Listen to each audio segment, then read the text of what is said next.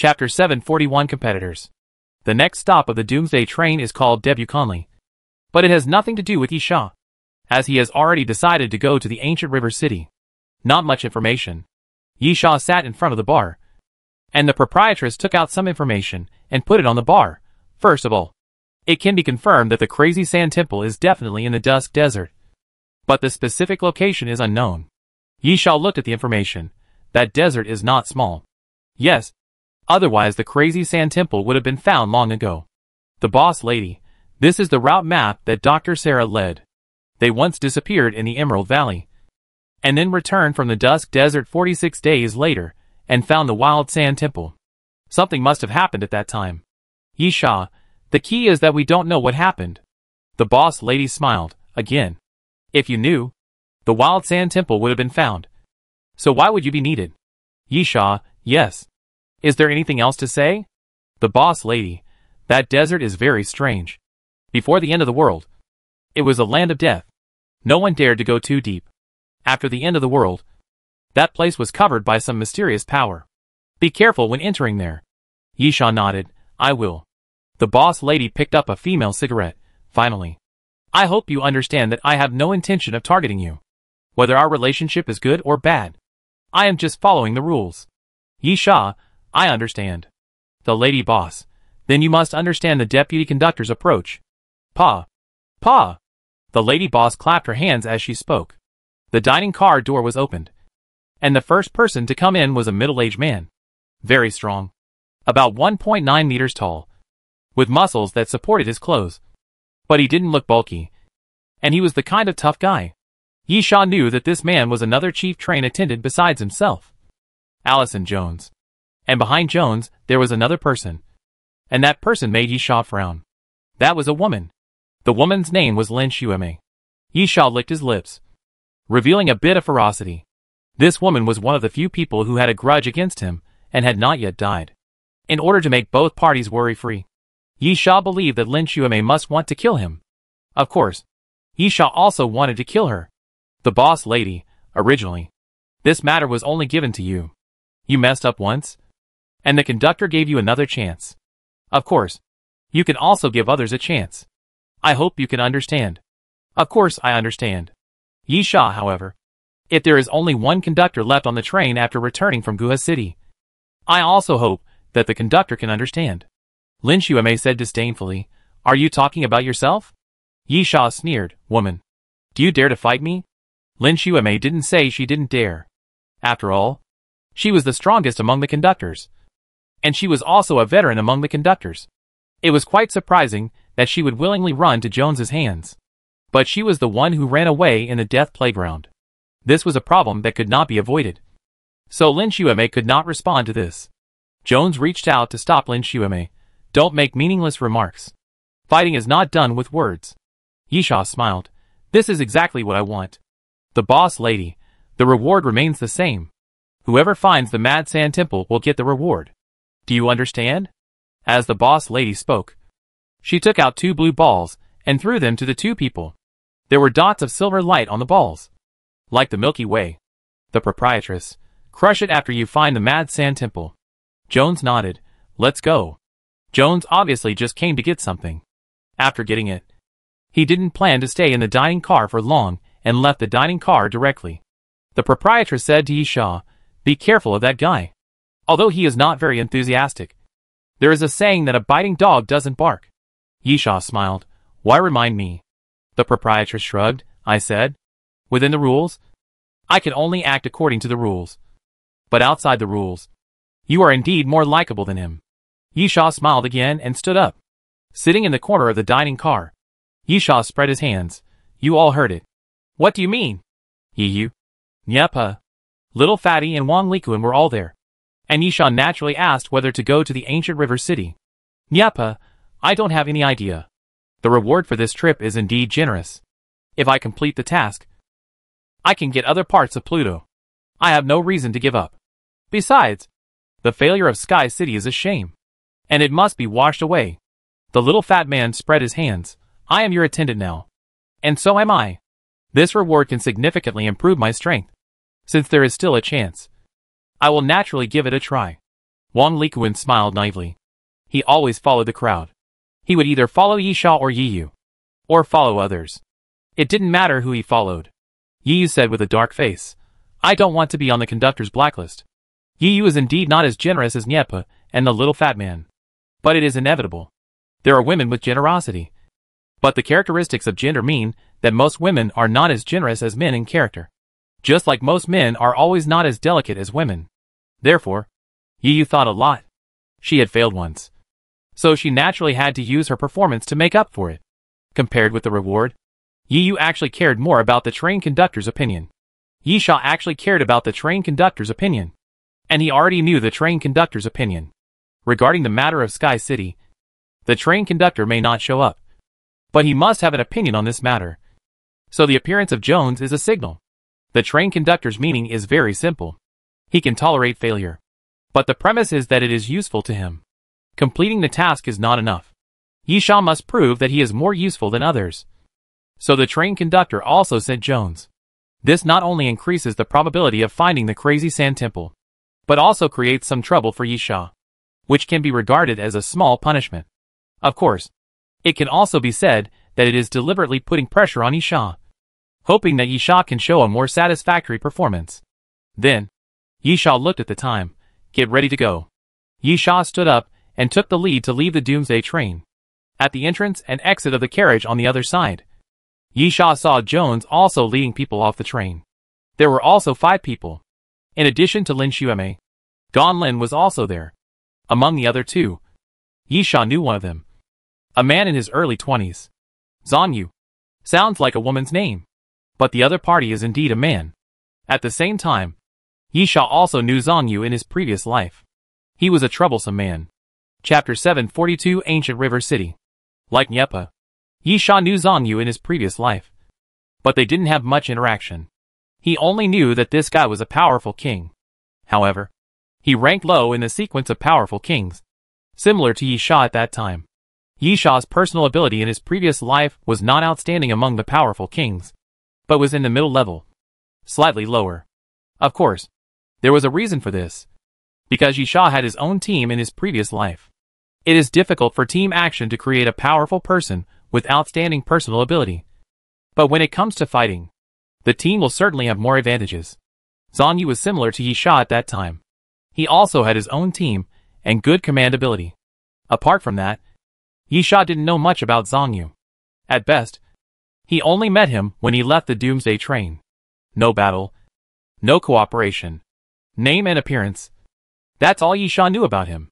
In this life, it was similar. Yi Sha had seen him in the City of Destruction. At the end of the battle, Zhang Yu was one of the few crew members who didn't rush out first, but waited silently, and then looked for an apostle worthy of his action. As for the other person, he was about 30 years old, with a scary look, and he looked like a bad guy. But Yi Sha had no impression of him, whether in the previous life or this life. Yi Yu, newcomer. Yi Sha, how did you know? Yi Yu snorted. The new woman you found told me. Yi Sha, Du Lingling? Yi Yu nodded. The first place in this death carriage battle is called Ferris Win. It is said that this guy was a prisoner on death row before the end of the world. I don't know about the others. The fat guy said sarcastically. He looks like someone who has been in prison. Yi Sha and the others did not lower their voices when they talked, which was clearly a provocation. Huayan was obviously an irritable person. He was about to walk towards Yi Sha and the others, but was stopped by Jones. Jones, don't waste your time on verbal disputes. If you want to fight, I believe you will have a chance. Can I understand that this is said to me? Yi Sha smiled. Then I look forward to meeting you after leaving the Doomsday train platform. Jones, I hope your expectations will come true. After Jones finished speaking, he waved his hand and gave up the original exit.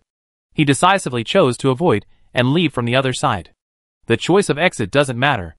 Even if you choose the same exit, you may not be in the same place after leaving.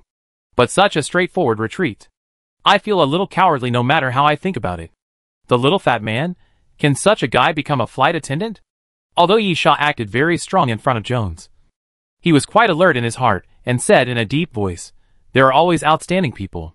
Let's go too. Yi Sha chose to leave the Doomsday train platform from the other side. The buildings in Guha City are very distinctive. due to geographical reasons. The buildings here are almost all in yellow-brown tones. Of course, there are towering buildings, but more are those full of ancient charm. In fact, Guha City is a civilized capital, which has nurtured more than 5,000 years of ancient civilization history. Of course, Yisha is proud of this. And the others standing with Yisha are also proud.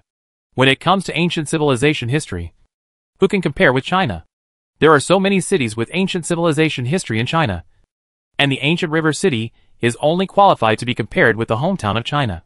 Yisha waved his hand. Go find a car. We have to go out of this city. Wang Likuan immediately said, I'll go. Wang Likuan would take the initiative to take on any troublesome and hard work, always feeling that doing more of these small things can enhance his role. Yisha nodded and said nothing, and took out the information given by the boss. Remember the route map that Dr. Sarah once mentioned? Yiyu nodded. Isn't that a lie? Yisha, yes. It was a lie. But it wasn't pure nonsense. At least some of the place names were correct. And I compared it with the information the boss lady gave me. I found that at least the first half of the route Dr. Sarah said was correct. Yepa, to the Emerald River Valley? Yisha nodded. This was Dr. Sarah's route map. At that time, he was invited to participate in the archaeological excavation of a newly unearthed small ruins. There were several mummies in it. The Temple of Crazy Sand was discovered unconsciously. Yepa looked at the map and drew a line with his hand. The route he took is different from the one he told us, but the destination is the same. The key is the Emerald River Valley. Yepa drew a circle while speaking. Yepa, Dr. Sarah lost contact on the third day after entering the Dusk Desert from the Emerald River Valley, and then returned on the 46th day and discovered the Mad Sand Temple. The key point is the route he took during the period of loss of contact. Yisha nodded. It's not just this problem. The Dusk Desert is very dangerous. It was like this before the end of the world. The environment there is harsh, and no one dares to go too deep. However, it is not to the point of losing contact after entering for 3 days. The little fat man nodded. It is very difficult to travel in the desert. In fact, you can't walk much in 3 days. You must be outside the Dusk Desert. Why did you lose contact? Yisha, this is a key point. As long as we can find the reason, we will probably find the location of the Crazy Sand Temple. Yepa thought for a while. There is another question. Dr. Sarah actually went to the Crazy Sand Temple twice. The first time was this time. He accidentally found the Crazy Sand Temple. The second time was when he took people from Comp to the Crazy Sand Temple. Yiyu, what's the point? The end of the world hadn't come yet. And Dr. Sarah was indeed an employee of Compu. In fact, Dr. Sarah was invited to participate in this archaeological excavation because the small ruins were originally discovered by the scientific expedition team invested by Compu. Yisha, he didn't mean who Dr. Sarah worked for at the time. After discovering the Crazy Sand Temple, as an employee of Compu, Dr. Sarah must have reported it. But the problem is that Dr. Sarah was able to find the Crazy Sand Temple the second time. This, Yiyu frowned, and understood the meaning a little. Yisha continued, considering that Dr. Sarah lost contact. It is very likely that she got lost in the desert. But since she got lost, how could she find the way again the second time? Little fatty, marking? Well, just ignore me. The possibility is too small. It is not easy to mark in the desert. Yepa, it seems unlikely to rely on technology. Yisha nodded. If it could rely on technology, the Mad Sand Temple would not be so difficult to find. It could be done directly by satellite aerial photography. Chapter 743, Sudden Attack. Use your eyes to confirm. Yisha, the first stop is Emerald River Valley. I believe we will be able to gain something after we get there, Yisha said, as he closed the information. At this time, Wang Likuan drove back. This car is good. There is no damage at all. Wang Likuan poked his head out of the driver's seat. It's just that it lacks oil. We need to find some on the way. Yisha nodded and motioned for everyone to get in the car. It was a 6-seater commercial vehicle. Enough for them. As for the Archon, he was in charge of driving the biomech and followed behind the car. After getting on the car, Yisha and Yepa sat at the back. Yepa suddenly said, by the way, I have something to tell you. Be careful of Doran. What? Yisha was stunned. Which Doran? Yepa, don't you know about this? Yisha, are you referring to the one we brought back from the Iron Fortress? Yepa nodded, yes. He is now a flight attendant. Yisha was surprised. Ah. Yisha actually brought back many people to Doomsday Train, such as the so-called Girl of Human Hope. And the doctor brought back from the jungle? Yisha didn't remember clearly. Anyway, after bringing them back to Doomsday Train, Yisha never saw them again, and never heard the boss's wife say anything. No one knew where they were, dead or alive. Dolan was the only exception. Yisha, how did you know? Yepa, before going to Sky City with you. I saw him when I was on a crew mission. Or should I say, he was one of the crew members on the mission. Although he didn't say anything after seeing me. God knows what he was thinking. Yisha bared his teeth. That guy is born with those weird abilities. If he becomes a crew member and gets something from the Doomsday Train, he might become incredibly powerful. Yepa, so I told you to be careful and guard against his revenge. Yisha nodded, indicating that he understood. Although this was quite surprising. The degree of surprise was just that. Those who were brought back to the Doomsday Train would definitely not die. Otherwise, why would they be brought back? Just kill them directly. Since they were brought back and alive, they must be resettled.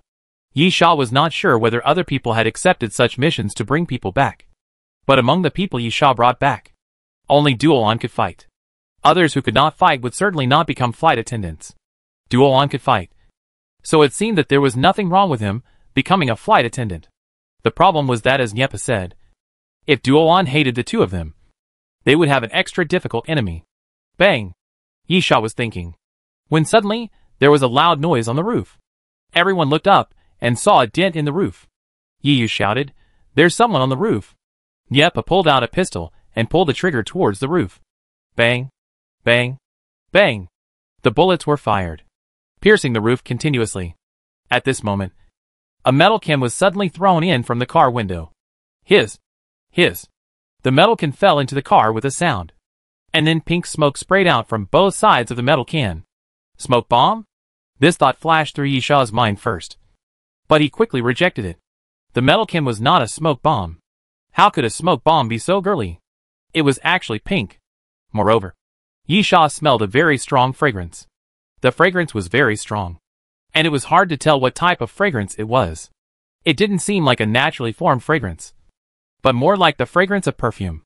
Almost in an instant, the smoke quickly filled the car body. Without Yisha's instructions, everyone pushed open the car door and got out. Yisha and Yepa reacted even faster, smashing the rear window of the car and jumping out. Yisha looked up and saw a man standing on the roof not far away.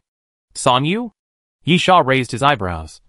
His left arm flashed, and the centipede sword quickly surrounded Yisha's left arm.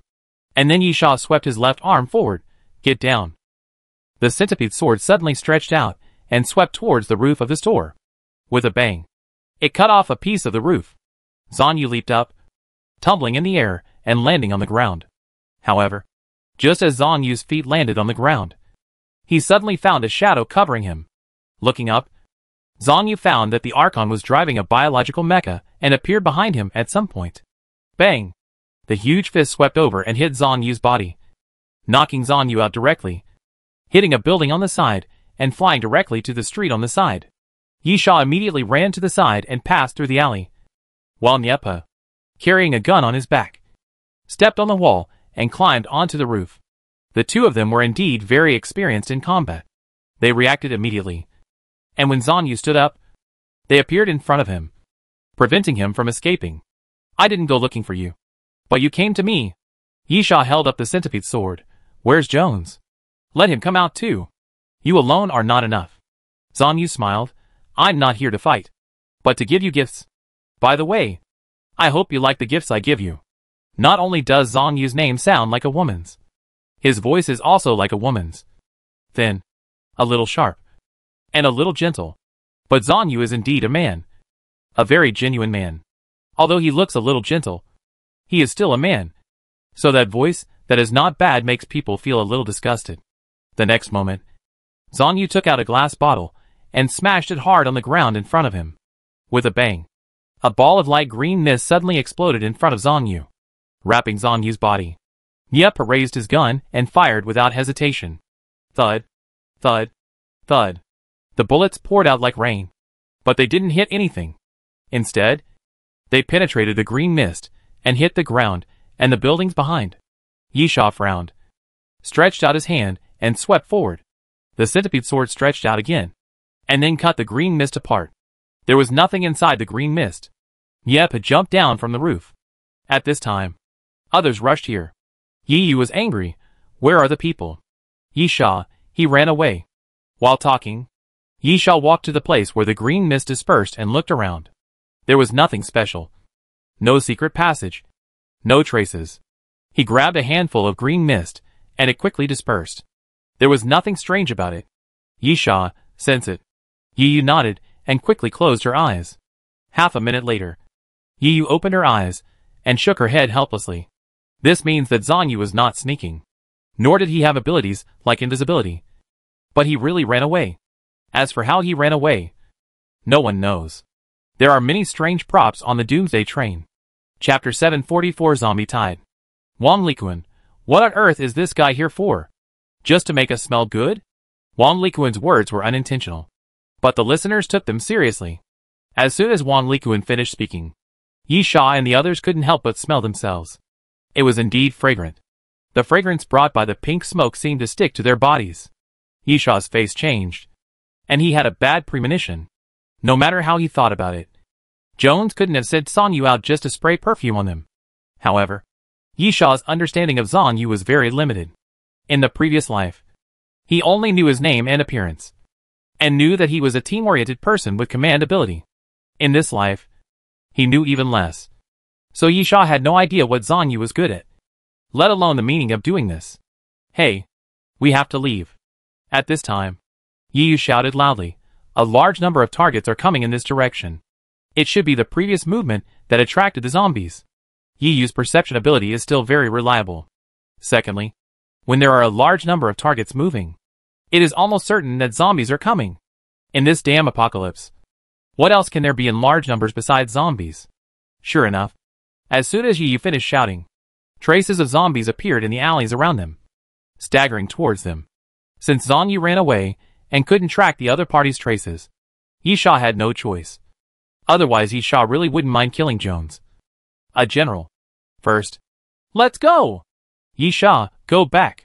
Nyepa climbed back to the roof by stepping on the wall, and then took a look at the alley. He immediately found that there were quite a lot of zombies, and the alley was densely packed. Raising his rifle, Nyepa fired into the alley without hesitation. The fat man cooperated with Nyepa in time and threw a grenade into the alley, blowing away the zombies. In terms of the ability to clear the way, the fat man's explosion was extremely powerful. With Nyepa shooting, the two of them cleared the alley in one round of attack. Yisha led the charge, crossed the alley and returned to the street on the other side, and then was dumbfounded. There were a lot of zombies on the street. At least 50 or 60. Densely packed. This was enough to surprise people. Although they encountered many zombies while driving forward, they were sporadic, and at most they encountered 3 or 5 at a distance. Now there were so many. What was worse was that the car overturned. A group of zombies surrounded the car they had used before, pushing and shoving it, and directly flipped the car over, and one wheel rolled to the corner of the street. Yisha patted his forehead. Go forward and find another car. Looking at the zombies coming in waves, Yisha was helpless, especially looking around. There was no usable car around. Wang Likuan took out the tower shield, and then smashed it twice with his fists, making a loud bang.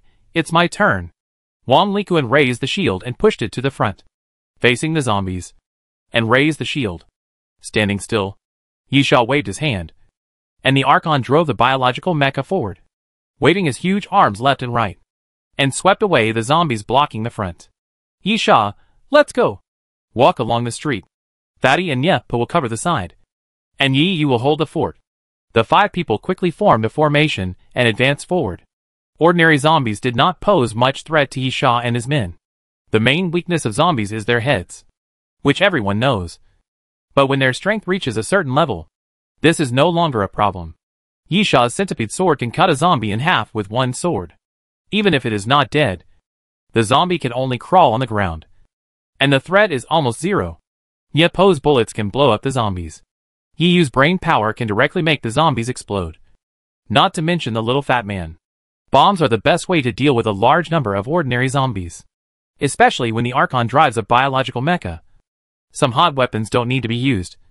and a fist can knock down a group of them. Of course, this mainly refers to ordinary zombies, because they have enough lethality. Even if they don't attack the head, they can be easily dealt with. But if it is a powerful mutant zombie, it will definitely not be so simple. Even so, Yi Sha and his companions' faces became more and more solemn, and it became more and more difficult to kill, because there were more and more zombies. Starting from in front of Yi Sha and his companions, they began to spread densely along the street. At the same time, zombies continued to appear in the surrounding buildings and alleys. Asshole. Yi Sha gritted his teeth and squeezed out a few words. Zombie tide. Yi Yu said bitterly, the fragrance is the fragrance on our bodies. The bastard just used the fragrance to attract the zombies. The others were silent.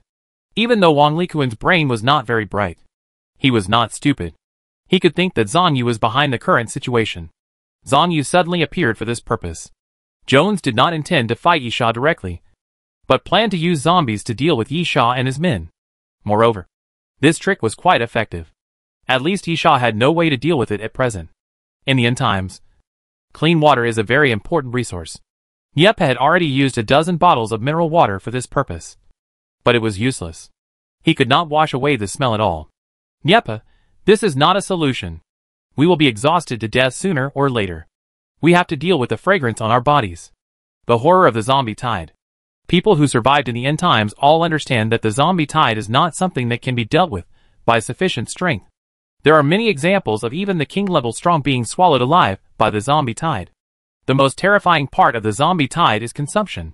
Endless zombies will wipe out people's hope bit by bit. In the end, only despair is left. Wang Likuan, how about throwing away the clothes?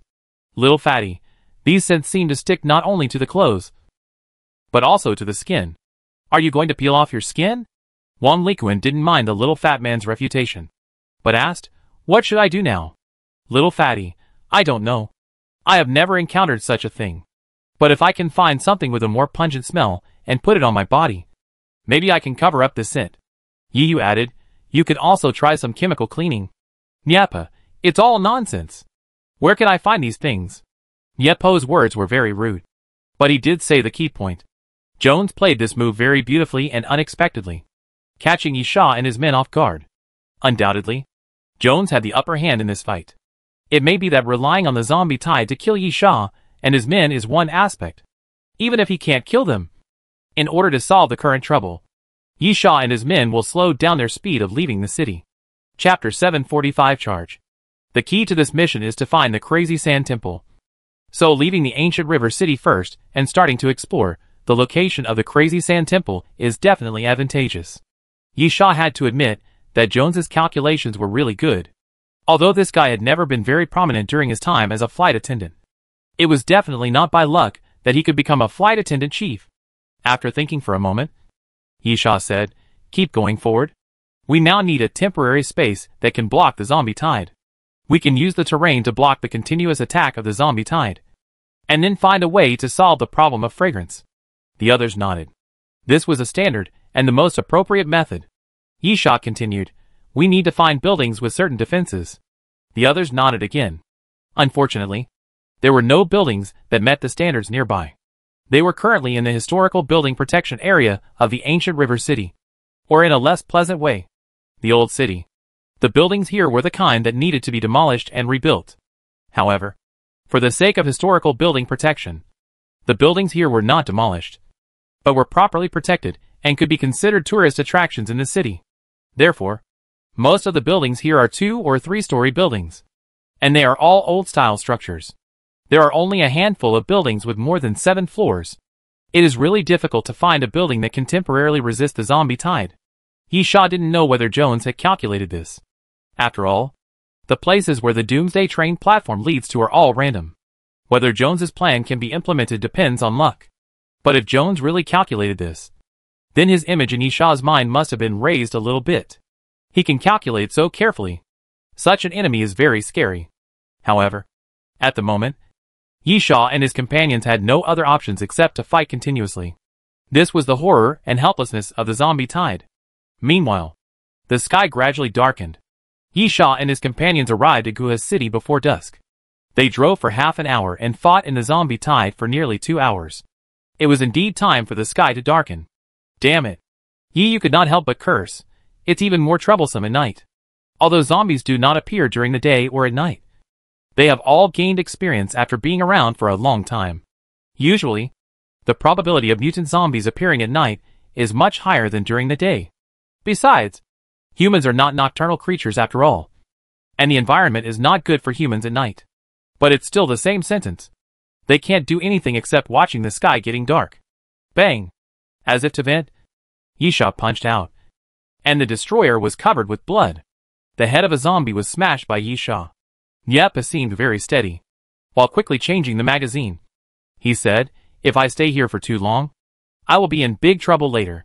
No one knows when I can go back. My ammunition is a big problem. The purpose of this mission is to find the crazy sand temple, and there is no time limit." Yepa is very experienced and brought more ammunition than usual, but he didn't expect that he would start to consume it like crazy just 2 hours after arriving in the ancient river city.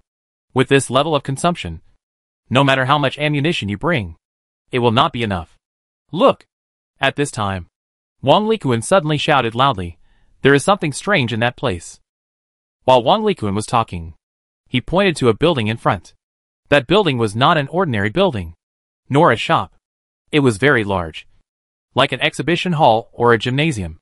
The reason why Wang Likuan was shouting was because no zombies entered the building. No, strictly speaking, they didn't even enter the front yard of the building. What was even more weird was that there was a black iron gate in the front yard, and the iron gate was still open. This was really weird. It was a zombie tide right now. There were dense zombies all around. Even if they pushed each other, some zombies might be pushed into that place. Besides, zombies have no thoughts. When they rush around randomly, they will break into any non-enclosed space. But there is not a single zombie in that place. Maybe we have found the right place. Yisha raised his eyebrows. "Let's go to that building." The little fat man grinned. "Is it time to show some real skills?" Yisha smiled. "It's time for you to show your skills." The little fat man is good at playing explosions. Now he must clear a gap from the zombie tide. No one is more suitable for this task than the little fat man. "Okay. The little fat man, just watch." As the little fat man spoke, he took out a metal stick. The metal stick was only 2 palms long, but the little fat man pulled it hard on both sides, and the metal stick stretched out to both sides, reaching about 1.5 meters. "Electromagnetic countercurrent," the little fat man shouted, and directly stuck the metal stick into the ground. 5 blue lights and shadows appeared around the metal stick, like a 5-sided rectangular screen, and then surrounded the metal stick and began to spin wildly. At the same time, along with the rotation of the 5 light curtains, 5 blue electric currents rushed out in all directions. The electric current seemed alive. After hitting a zombie, it suddenly exploded and turned into a large piece of broken electric current that wrapped around the zombie's body, electrocuting the zombie into charcoal. Then it did not stop, and the broken electric current continued to move forward, dispersing and hitting other zombies. It continued to spread like this. In the blink of an eye, all the zombies within 100 meters in front were wrapped in fine electric currents and then electrocuted into charcoal. Suddenly, there was a gap in front of them, and the zombies fell down together in unison. Yisha's eyes lit up. Chain lightning. "Yes!" The little fat man pulled out the metal stick. "This is something produced by the treasure list. The price-performance ratio is not outstanding at the moment, but it is a combination item. 3 pieces are a set. It's amazing to have 2 pieces left. The total value is 200 gold skull coins." While talking, Yisha and his men did not slow down at all. They sprinted forward quickly.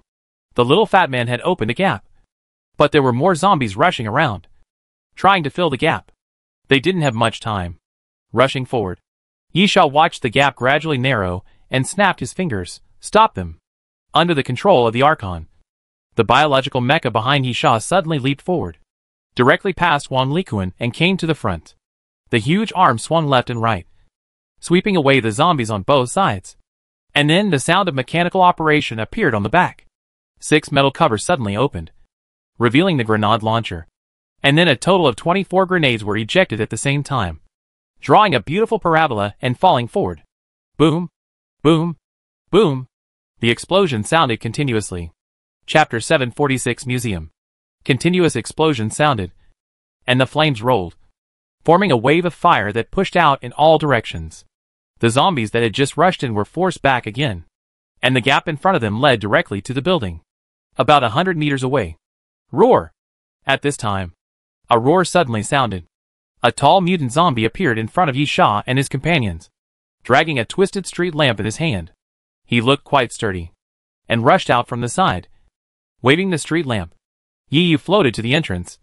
Niep showed his flexibility and dodged from below. Wang Likuan roared and went up with his shield raised. His value of existence is not to be timid, but to be tough. With a bang, the pole of the street lamp collided with Wang Likuan's tower shield. And then, there was a loud noise. Even though Wang Likuan had been injected with the zombie virus and his strength was very terrifying, he was knocked to the ground.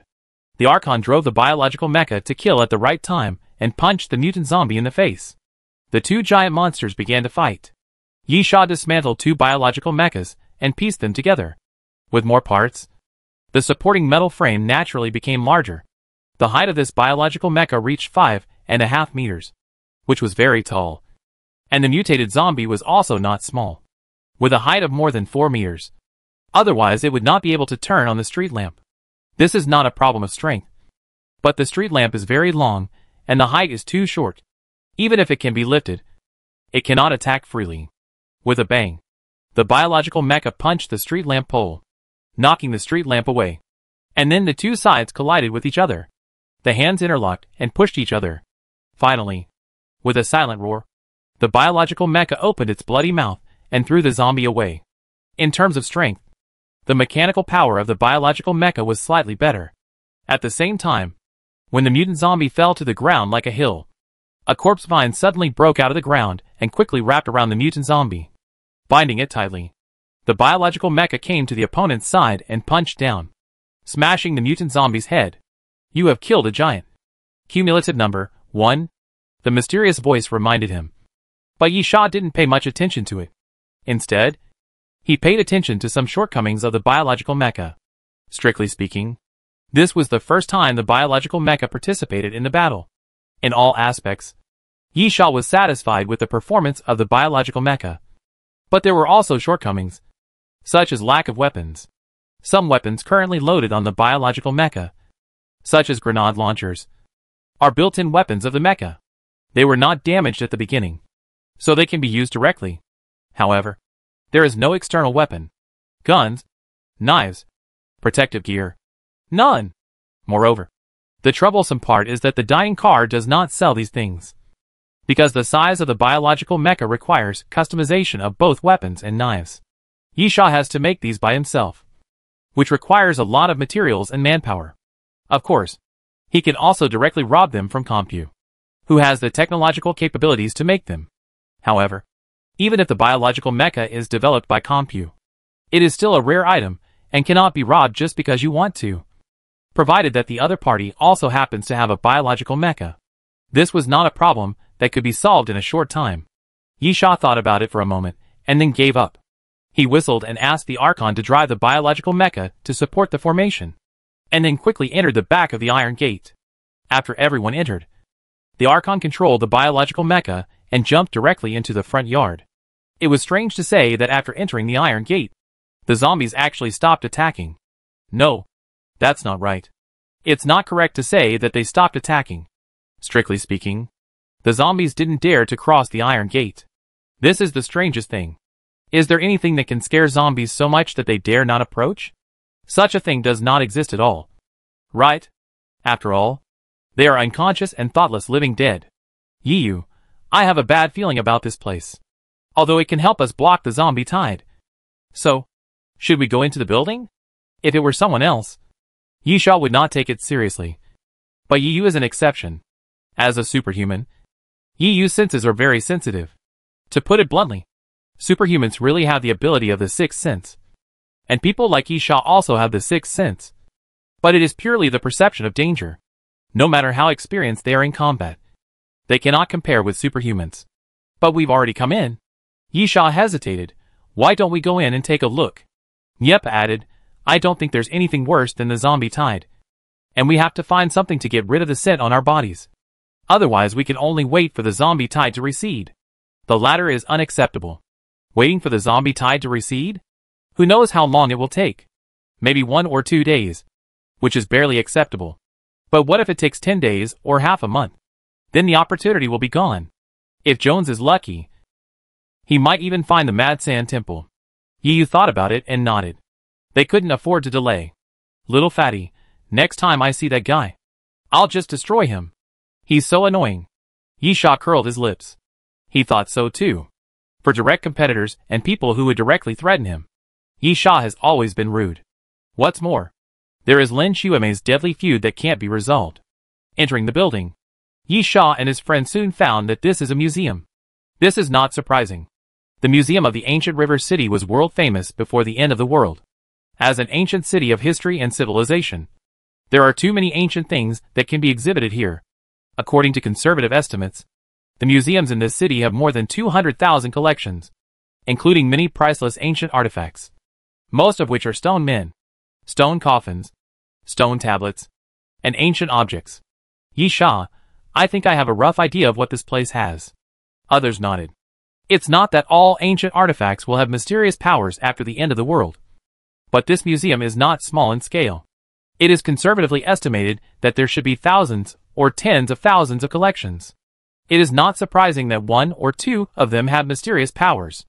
Yiyu, although those things can be obtained and can improve strength, don't look for them deliberately. Because if you want to get them, it is usually accompanied by trouble. We can't delay now. And there is only one goal. Yisha nodded, yes. The Temple of Crazy Sand. The mission of the Temple of Crazy Sand must be completed. And we can't lose. We can only win. We must overwhelm Jones, so that we can show our value to the train conductor. And the failure of Sky City will be allowed. Otherwise, even if we can continue to stay on the Doomsday train, life will not be easy. Chapter 747 Mummy. In this case, Yisha still agrees with Yiyu. Don't make things complicated. Nothing is more important than the Crazy Sand Temple right now. It would be bad if you were trapped here by accident. The little fat man added, be careful of the coffin. Yisha nodded. The mummies in the ancient river city are quite famous. And that thing is a corpse. Who knows if the zombie virus can affect mummies? Especially since Yisha has seen zombies. He thinks the probability is quite high. Nyapa, it's not that there is no good news. If it's a museum, there are chemicals specifically used for cleaning. Right? Maybe they can remove the fragrance? As for whether it will hurt the body, no one cares. At most, it will be a skin injury. Even if it is poisonous, they have a way to solve it. The fat man nodded and reassured everyone, yes. I'll find it. The fat man has extraordinary attainments in chemistry. He is an explosion madman who can make bombs with Coke cans and soap. Of course, he knows a lot about chemicals. Yisha, Nyepa, go with him. The others should take a rest for now. Don't go too deep here. The museum has 2 sides, divided into exhibition halls one by one. The structure is still very simple. After Nyepa and the little fat man nodded, they began to look for the sign. Their goal is the basement.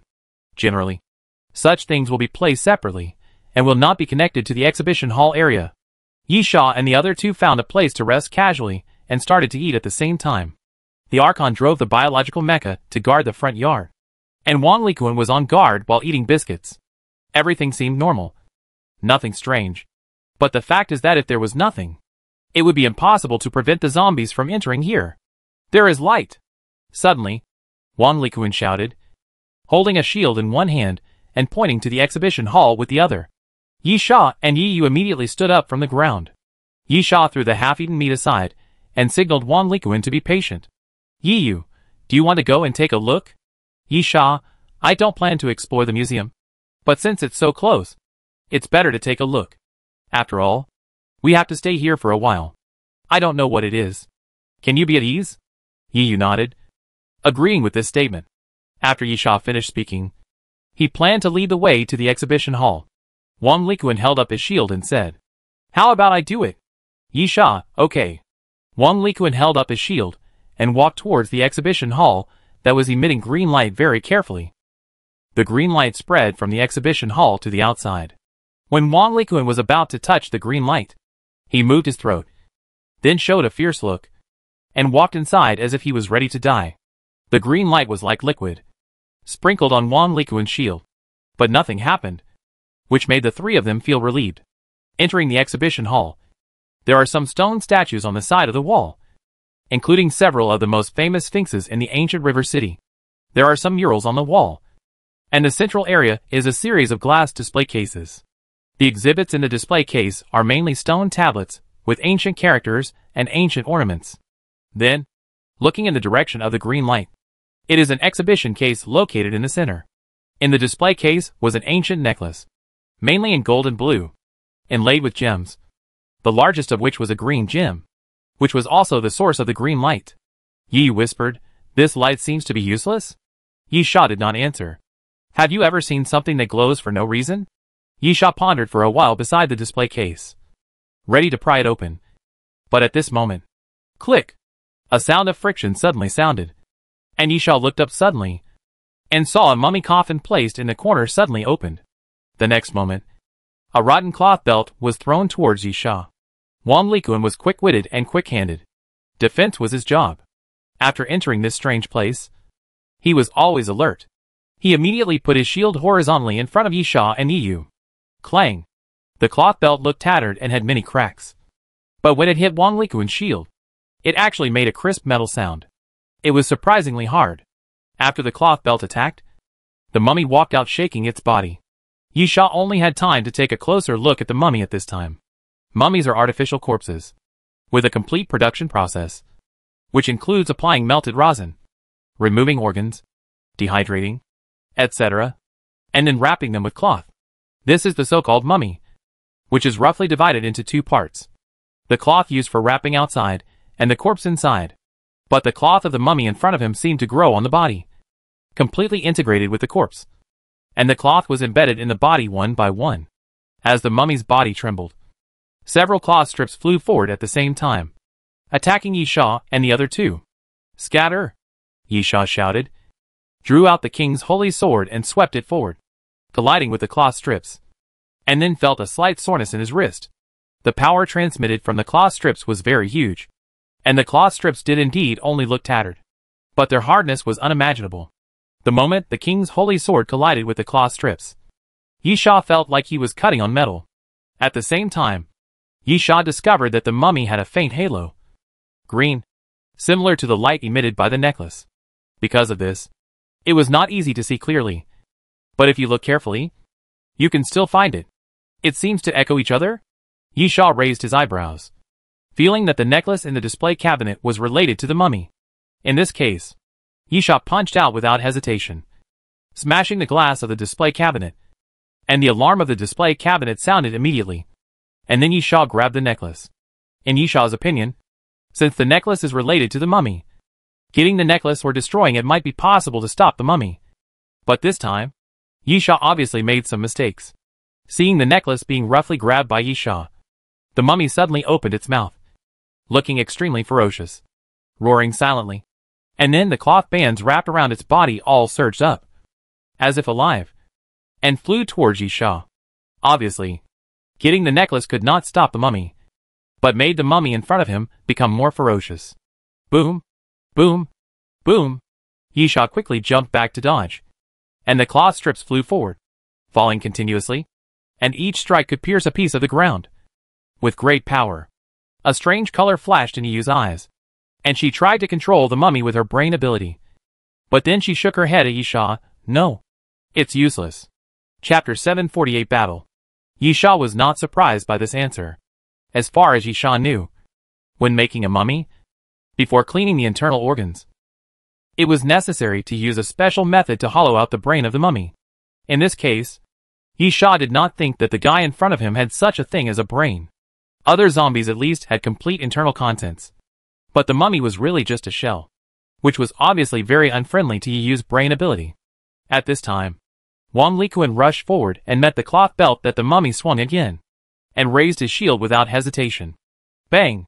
The cloth belt hit the shield. This time, Wang Likuan was well prepared. He just took 2 steps back and took the cloth belt. Yi Sha also rushed out at this time, swung the king's holy sword, and the sword tip stuck to the cloth belt, and rushed forward quickly. The sword tip brushed against the cloth belt, making a sound of metal friction, and countless golden sparks bloomed. The next moment, Yisha came to the front of the mummy and swept the sword with force. Clang! The king's holy sword slashed the mummy's neck, leaving a mark and making a metallic collision sound. The mummy suddenly turned his body sideways and punched Yisha. Yisha reached forward and a layer of nitrogen armor surrounded him, blocking the mummy's fist. But at this moment, the mummy suddenly opened its mouth and sprayed a mouthful of black liquid towards Yisha. Hiss! The black liquid was extremely corrosive. It fell on Yisha's body, constantly emitting white smoke, and it quickly burned through the nitrogen armor. Shield strike. Wang Liquid rushed up at this time, went around the back of the mummy, and directly hit the mummy's head with his shield. With a bang, the mummy was smashed away. The mummy rolled on the ground continuously, then shook its body, stood up from the ground again, opened its big mouth, and roared silently at Yisha and others. Damn! What is this thing? At this time, the little fat man shouting came from outside the exhibition hall. And then the sound of gunfire followed. Obviously Nyep opened fire. Yisha said to Yiyu, check the situation. Yiyu ran to the entrance of the exhibition hall and saw, there are other mummies. Yisha frowned, retreat first and join them. Yisha and the other two quickly left the exhibition hall, and saw the little fat man and Nyep struggling with the other three mummies in the hall. When the little fat man saw Yisha, he couldn't help but, where did this come from? Yisha, did you find anything?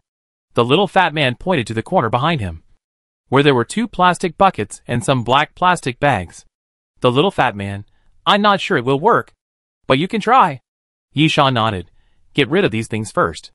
At the same time, the mummies had surrounded them, and 4 mummies released cloth strips at the same time, sweeping towards everyone. As immovable as a mountain. Iron Wall City. Wang Liquan walked directly to the front and smashed the tower shield hard to the ground. The tower shield was very huge. Even if it was smashed vertically on the ground, it could exceed Wang Liquan's waist and approach Wang Liquan's chest. You know, Wang Liquan is not short. He is definitely a big man. If the shield was placed in front of Yisha, it would probably cover Yisha's chest. However, even if the tower shield was large enough, it was impossible to block all the attacks from the cloth strips. There were more than a dozen cloth strips, covering an area of at least 3 or 4 meters in diameter. However, Wang Liquan blocked them. There seemed to be invisible shields around the tower shield, like a wall, blocking all the flying cloth strips. Obviously, Wang Liquan's defense was quite successful, which also gave others a chance. Niepa pulled out a large silver revolver. The diameter of the barrel was as big as a bottle of mineral water, and pointed it at the head of a staggering mummy. Bang!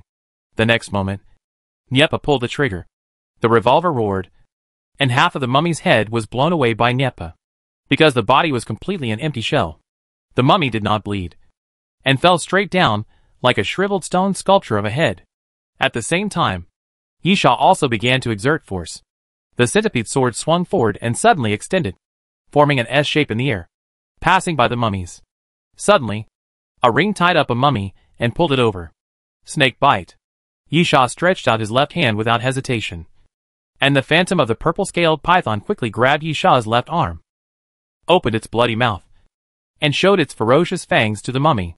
Bang! Yisha raised his hand and pinched the mummy's head, crushing it. 2 of the 4 mummies were destroyed in the blink of an eye. On the other side, Wang Liquan seemed to have used some ability or skill to conduct a large-scale defense. Now that it failed, Wang Liquan hit the mummy with a shield strike. Wang Liquan's attack method was very monotonous. Nothing more than shield strikes and collisions. But it must be said that it was very effective. And the auxiliary effect was obvious. After a shield strike knocked down a mummy, the fat man immediately rushed out from the back and stuffed a grenade into the mummy's open mouth. With a loud bang, the mummy was blown away. 3 of the 4 mummies were destroyed, and the last one left was the one that was originally in the exhibition hall. And it was also the strongest of all the mummies. The mummy opened its mouth and roared silently again. And then the cloth strips on its body flew forward again. Yisha and his companions were naturally cautious. But unexpectedly, the cloth strips did not roll towards any of them, but went towards the 3 silent mummies on the ground. The cloth rolled up the bodies of 3 mummies and dragged them over. Then, the mummy opened its mouth and bit one of them. Crack! Crack! The mummy's body was as crispy as fried beans, and a piece was bitten off. Then, the mummy started chewing and quickly ate the body of its companion. Yi Sha and his companions were also dumbfounded. It was not uncommon for zombies to kill and eat each other. But they were all special. For example, the meat tree, rather than swallowing. It would be more correct to say that it was swallowing in fusion. But the scene in front of him was really swallowing. The remaining mummy just ate his 3 companions. This made everyone stunned for a moment. And then Yi Sha was the first to react and shouted, "No! Stop him!" Yi Sha directly swung the centipede sword forward and slashed at the mummy fiercely. Chapter 749 Swallowing.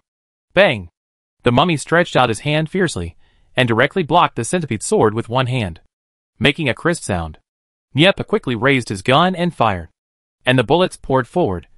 But at this moment, the cloth wrapped around the mummy suddenly loosened, and then kept circling around the mummy's body, forming a big ball. Niepa's bullets hit the big ball formed by the cloth belt, and it kept exploding. But it could never blow up the big ball. Crack! Crack! The chewing sound continued to be heard from the cloth ball. Roar! Suddenly, a roar sounded, and then the cloth ball slowly cracked, and the mummy appeared in front of everyone again. The bodies of the 3 mummies on the ground were bitten to pieces, with gaps everywhere. At the same time, the mummy was no longer roaring silently, but roaring loudly. Along with the roar, the mummy's body began to swell. The mummy was a dried corpse, and the shriveled body was like a withered branch.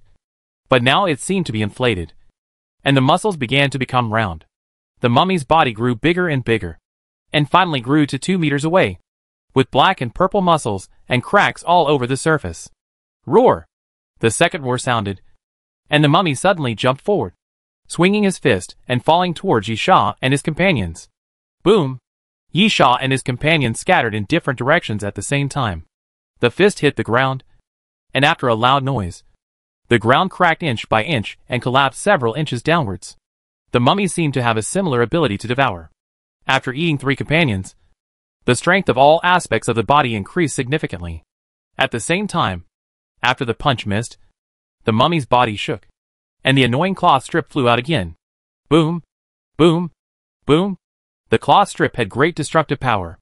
It blasted a big hole in the wall when it hit the wall, and chopped the pillar when it swept across the pillar. Everything seemed vulnerable to the cloth strip. At the same time, Yi Sha felt a light in his pocket, which was the green light released by the necklace. At the same time, with the appearance of the green light, the mummy became more irritable, roaring continuously, and did not attack others, but rushed towards Yi Sha. Bang!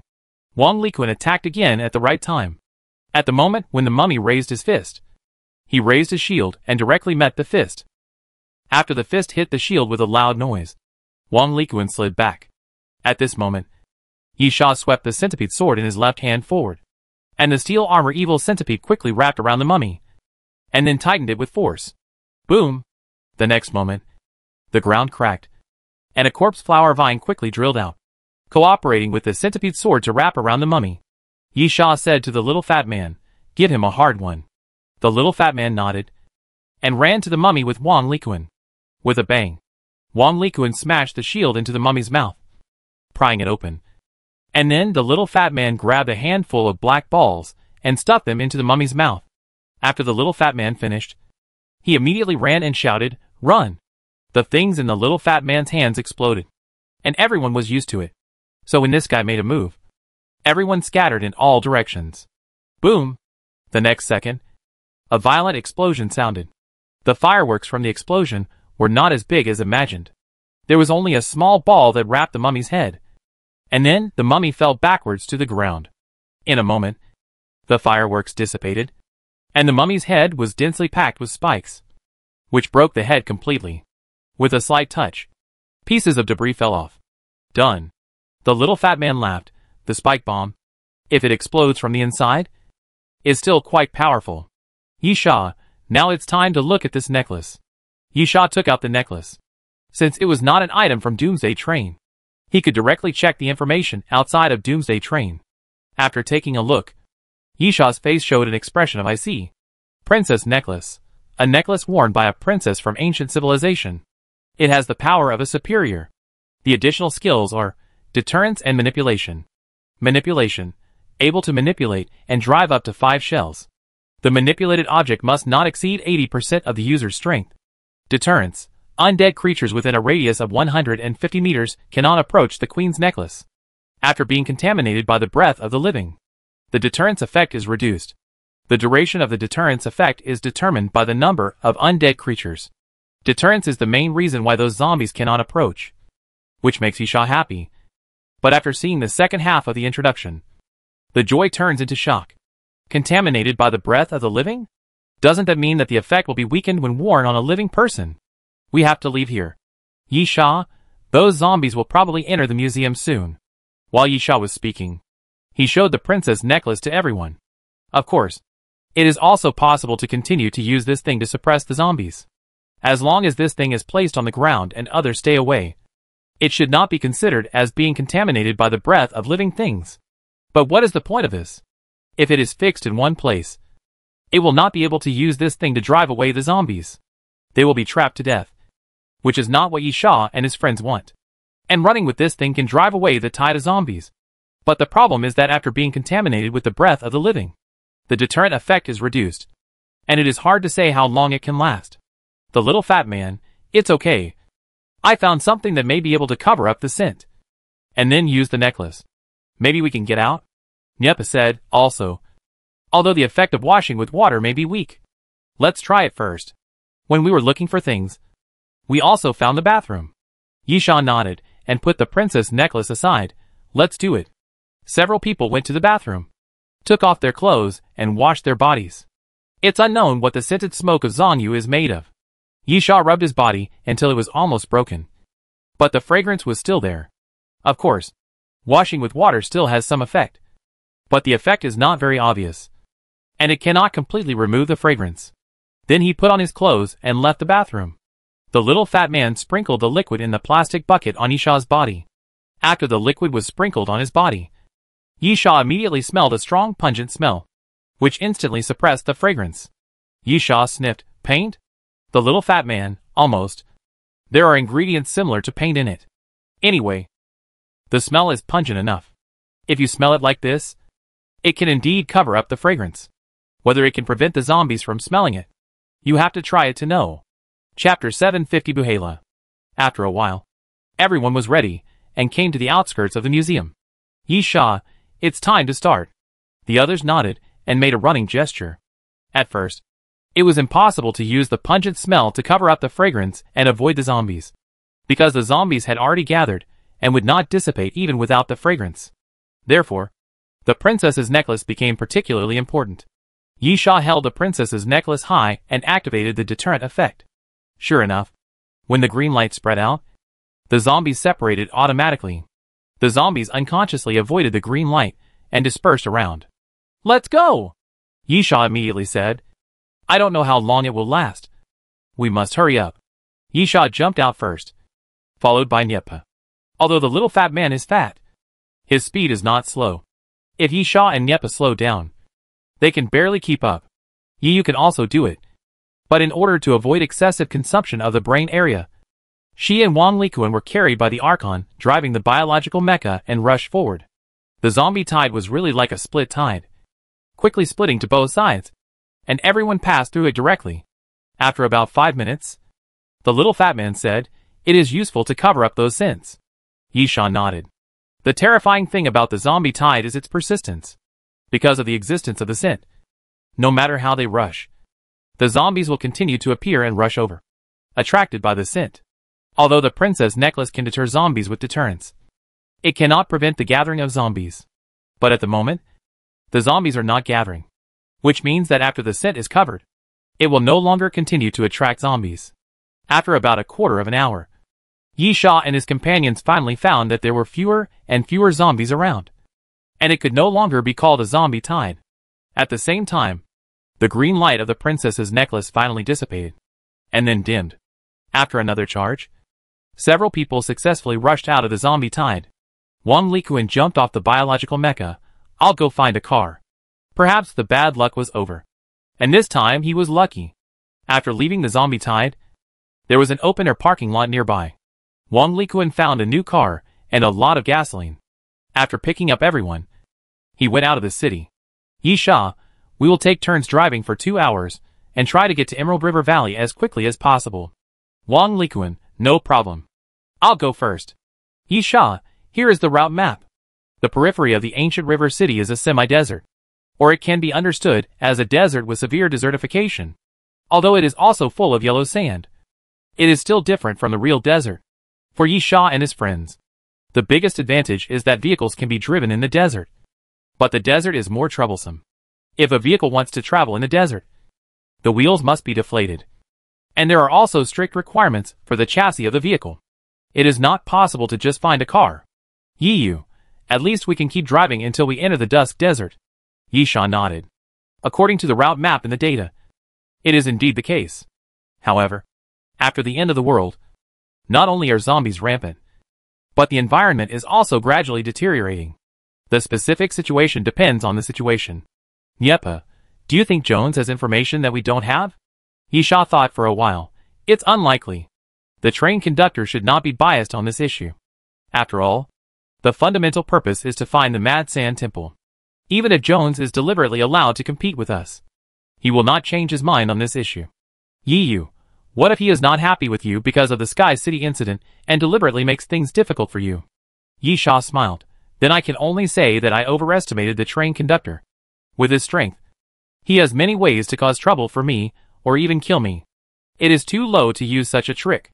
Yi Yu nodded, and the others did not speak, sleeping peacefully to recuperate.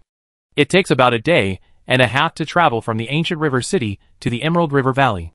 There are some scenic spots outside the city, which are mainly ancient ruins. This is the characteristic of the ancient river city. However, the ancient ruins that will be developed into tourist attractions are basically empty shells, and there is no chance of any good things in them. Otherwise, the ancient river city is actually a very good place to explore treasures. From those old antiques, you may find some things like the princess's necklace, but it is better to go to the museum to find treasures than to explore the ruins that have already been developed. There have never been many zombies in the desert. Or in other words, the worse the environment, the fewer zombies there are. Even for those monsters that have long died, it is not an easy task to fight against the power of nature. At noon the next day, Yi Sha and his companions arrived at the Emerald River Valley. There is no river in the Emerald River Valley. There is a holy river that runs through the city in the ancient river city, and the Emerald River Valley is one of the branches of the holy river. However, it has dried up countless years ago, but the name has never changed, because there are several ruins and scenic spots around the Emerald River Valley. There is a once famous town called Bahala on the edge of the Emerald River Valley. Of course, it must have become a zombie settlement now. We will arrive at Bahala in half an hour. Yi Sha pointed at the map to enter the Dusk Desert. Bahala is the only resting place. The archaeological team led by Dr. Sarah arrived at Bahala first. And our goal is here. Yi Sha drew a circle on the map while speaking. Inside the town? Nyapa, what is this place for? Yi Sha, the logistics support department of the archaeological team. At that time, Dr. Sarah led a group of people into the Dusk Desert, and another group of people stayed here to provide logistical support. They were probably responsible for communication, satellite tracking, and some analysis work, etc. Nyapa nodded. It's worth a look. But Jones must have the information. Right? Yi Sha nodded, showing some helplessness. The theme of this battle is to find the Temple of Crazy Sand. So it is definitely not enough to just be able to fight or be strong enough. Time is more important for both. If Jones gets there first and really finds any useful clues, he will definitely destroy the clues after knowing it. Because if Yi Sha gets there first, he will definitely destroy them. Nyapa, that's quite disadvantageous for us. Yi Sha, yes. But even so, why don't we go and take a look? Nyapa said nothing more.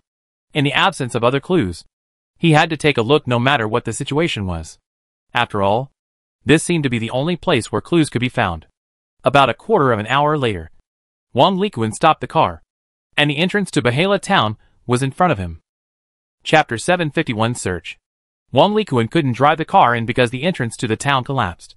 Yi Sha, let's walk. The others nodded and got out of the car. Yi Sha said to the Archon, wait outside and pay attention to the situation.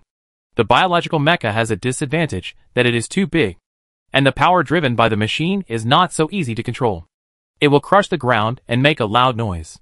Before, because of the zombie tide, there were zombies everywhere regardless of whether there was any movement. Then when we entered the desert, the density of zombies was not high, and we were not worried about attracting zombies. But Yisha felt that we should be more careful in the town. First of all, this town has a large population, about 20,000 people, and it relies on tourism for development. In other words, there must have been many tourists staying in the town before the end of the world. The biological mechas move around freely, which can easily attract many zombies. In this case, let's guard the door first. Yisha only wants to find clues and doesn't want to fight with zombies. Anyway, most of them are ordinary zombies, and there is no benefit in killing them.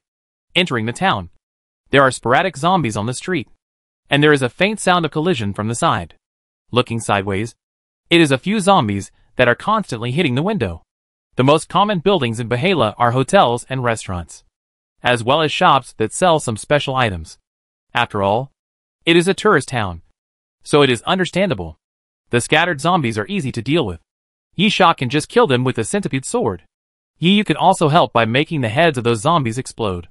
Nyepa decisively did not take action. Firstly, to save some bullets, and secondly because the gunshots were too obvious. As for the little fat man, he dared not take action to avoid the explosion and cause trouble. The progress was quite smooth, without any trouble. Too many zombies, or mutant zombies. About half an hour later, Nyepa stood in front of a hotel. Is this the location? Yisha looked at the map. Well, according to the information, Dr. Sarah's archaeological team rented this hotel as a logistics support department. As Yisha spoke, he reached out and touched the door. Creak! The wooden door opened inwards, making a harsh sound. It was not locked. Yisha looked down and did not see any zombies. This is a fairly large hotel, with a lobby behind the main entrance and a restaurant on the side. The archaeological team has obviously made some modifications to the hotel, connecting the main entrance to the restaurant and turning it into a workspace, while the bedrooms upstairs are still bedrooms.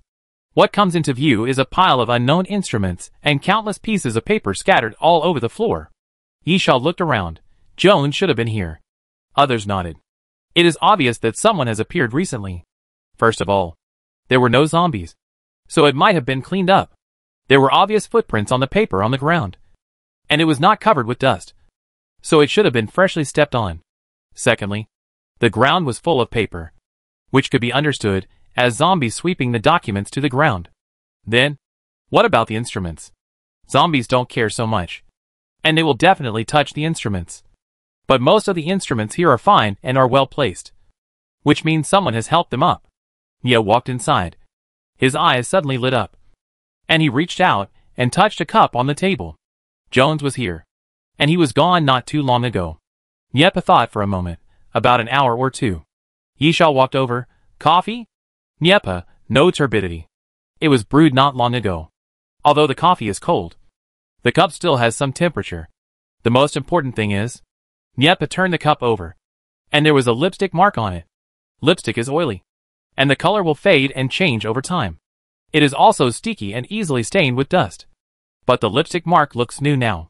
Lin Chueme or Gon Lin, Yisha murmured. And then, since Jones has been here, there is little possibility of danger here. Search separately. Don't just look for things related to the Mad Sand Temple. Look for anything that has been destroyed or taken away. The others nodded and quickly spread out to search for useful clues. Yisha thought about it and walked upstairs. The clues may not necessarily be in the workplace, but in the bedroom. However, before going upstairs, Yisha searched the counter first. The reason for flipping the counter was to confirm which room was the best in the hotel, because people of status and leaders would definitely stay in better rooms. Of course, these people knew more and were more likely to find clues. So, after flipping the hotel counter, Yisha jumped directly over the second floor and came to the third floor. There were fewer doors here, which meant that the rooms here must be larger in terms of size. Room 302. Yisha looked at the door number. This is it. Yisha pushed the door and found it was not open. So he broke the door lock and entered. This is a suite, facing south, with good ventilation, good sunlight, a small balcony, and facing the street without noise. It is naturally incomparable to a big hotel. but in terms of the scale of a small hotel, this is the best room. The room is dirty, but not messy. It is dirty because it has been a long time, and no one has cleaned it. There is nothing worth mentioning in the living room. So Yi Sha went directly to the bedroom. The bedroom was simply furnished with a bed, 2 bedside tables, a table, and a chair. On the table was an old-fashioned computer, which was probably not in use because the monitor had been moved to the ground on one side. But the table was in use, with some things piled on it. Yi Sha sat down in front of the table, and the first thing that caught his eye was a photo frame. A family of 4. 2 middle-aged couples in their 40s, a man in his 20s, and a little girl of 6 or 7 years old. Yi Sha guessed that the middle-aged man should be the owner of this bedroom. As for why it was not the middle-aged woman, it was because the clothing storage cabinet in the corner of the bedroom was full of men's clothes. Yi Sha flipped through the things on the table, and then his eyes lit up. What caught Yi Sha's attention first were a few sketches. The sketches were not of people, but animals. But they were quite strange. Those animals seemed to be imaginary. For example, a scorpion with a human face on the end of its tail, a monster with a wolf head and a human body, an eagle head and a human body, a snake with 3 heads and 9 tails, and a painting of something that Yi Sha recognized. The body of a lion, the head of a griffin, and the wings on its back are a very famous legendary creature in the West. Is it just a hobby? Yi Sha murmured, or is there some meaning? Yi Sha thought about it, and felt that it was not easy to confirm. The key lies in the timeline. If it was after the end of the world, it would not be strange for the monster in the sketch to appear. It is also a mutation. Perhaps an ancient species or something. But according to the timeline, Dr. Sarah brought the archaeological team to the Emerald River Valley before the end of the world. Chapter 752 Diary. Yi Sha thought about it, but could not come to a conclusion. So he folded the sketches and put them aside. Then Yi Sha confirmed the other party's identity. Under a sketch, there was a certificate. Alan Murdoch Lancer, archaeologist, deputy leader. Yi Sha suddenly showed a look of realization. It turned out to be him. Seeing the photo, Yi Sha did not have any impression. But he remembered the name. Before the end of the world, Lancer was a very famous archaeologist. Yi Sha happened to see him in some magazines. Lancer was a young genius who completed college courses at the age of 15 and obtained a double doctorate at the age of 20. Yi Sha knew the reason because Lancer had studied in China and studied the restoration of ancient cultural relics. Because Lancer was already well known at the time, he often appeared in Chinese newspapers and made headlines several times. However, Lancer's main focus was on pyramids. In his 22 years of work experience, Lancer had discovered 1 small-scale pyramid, 3 medium-sized pyramids, and an ancient king mummy. Regarding the pyramids, Yi Sha was not surprised.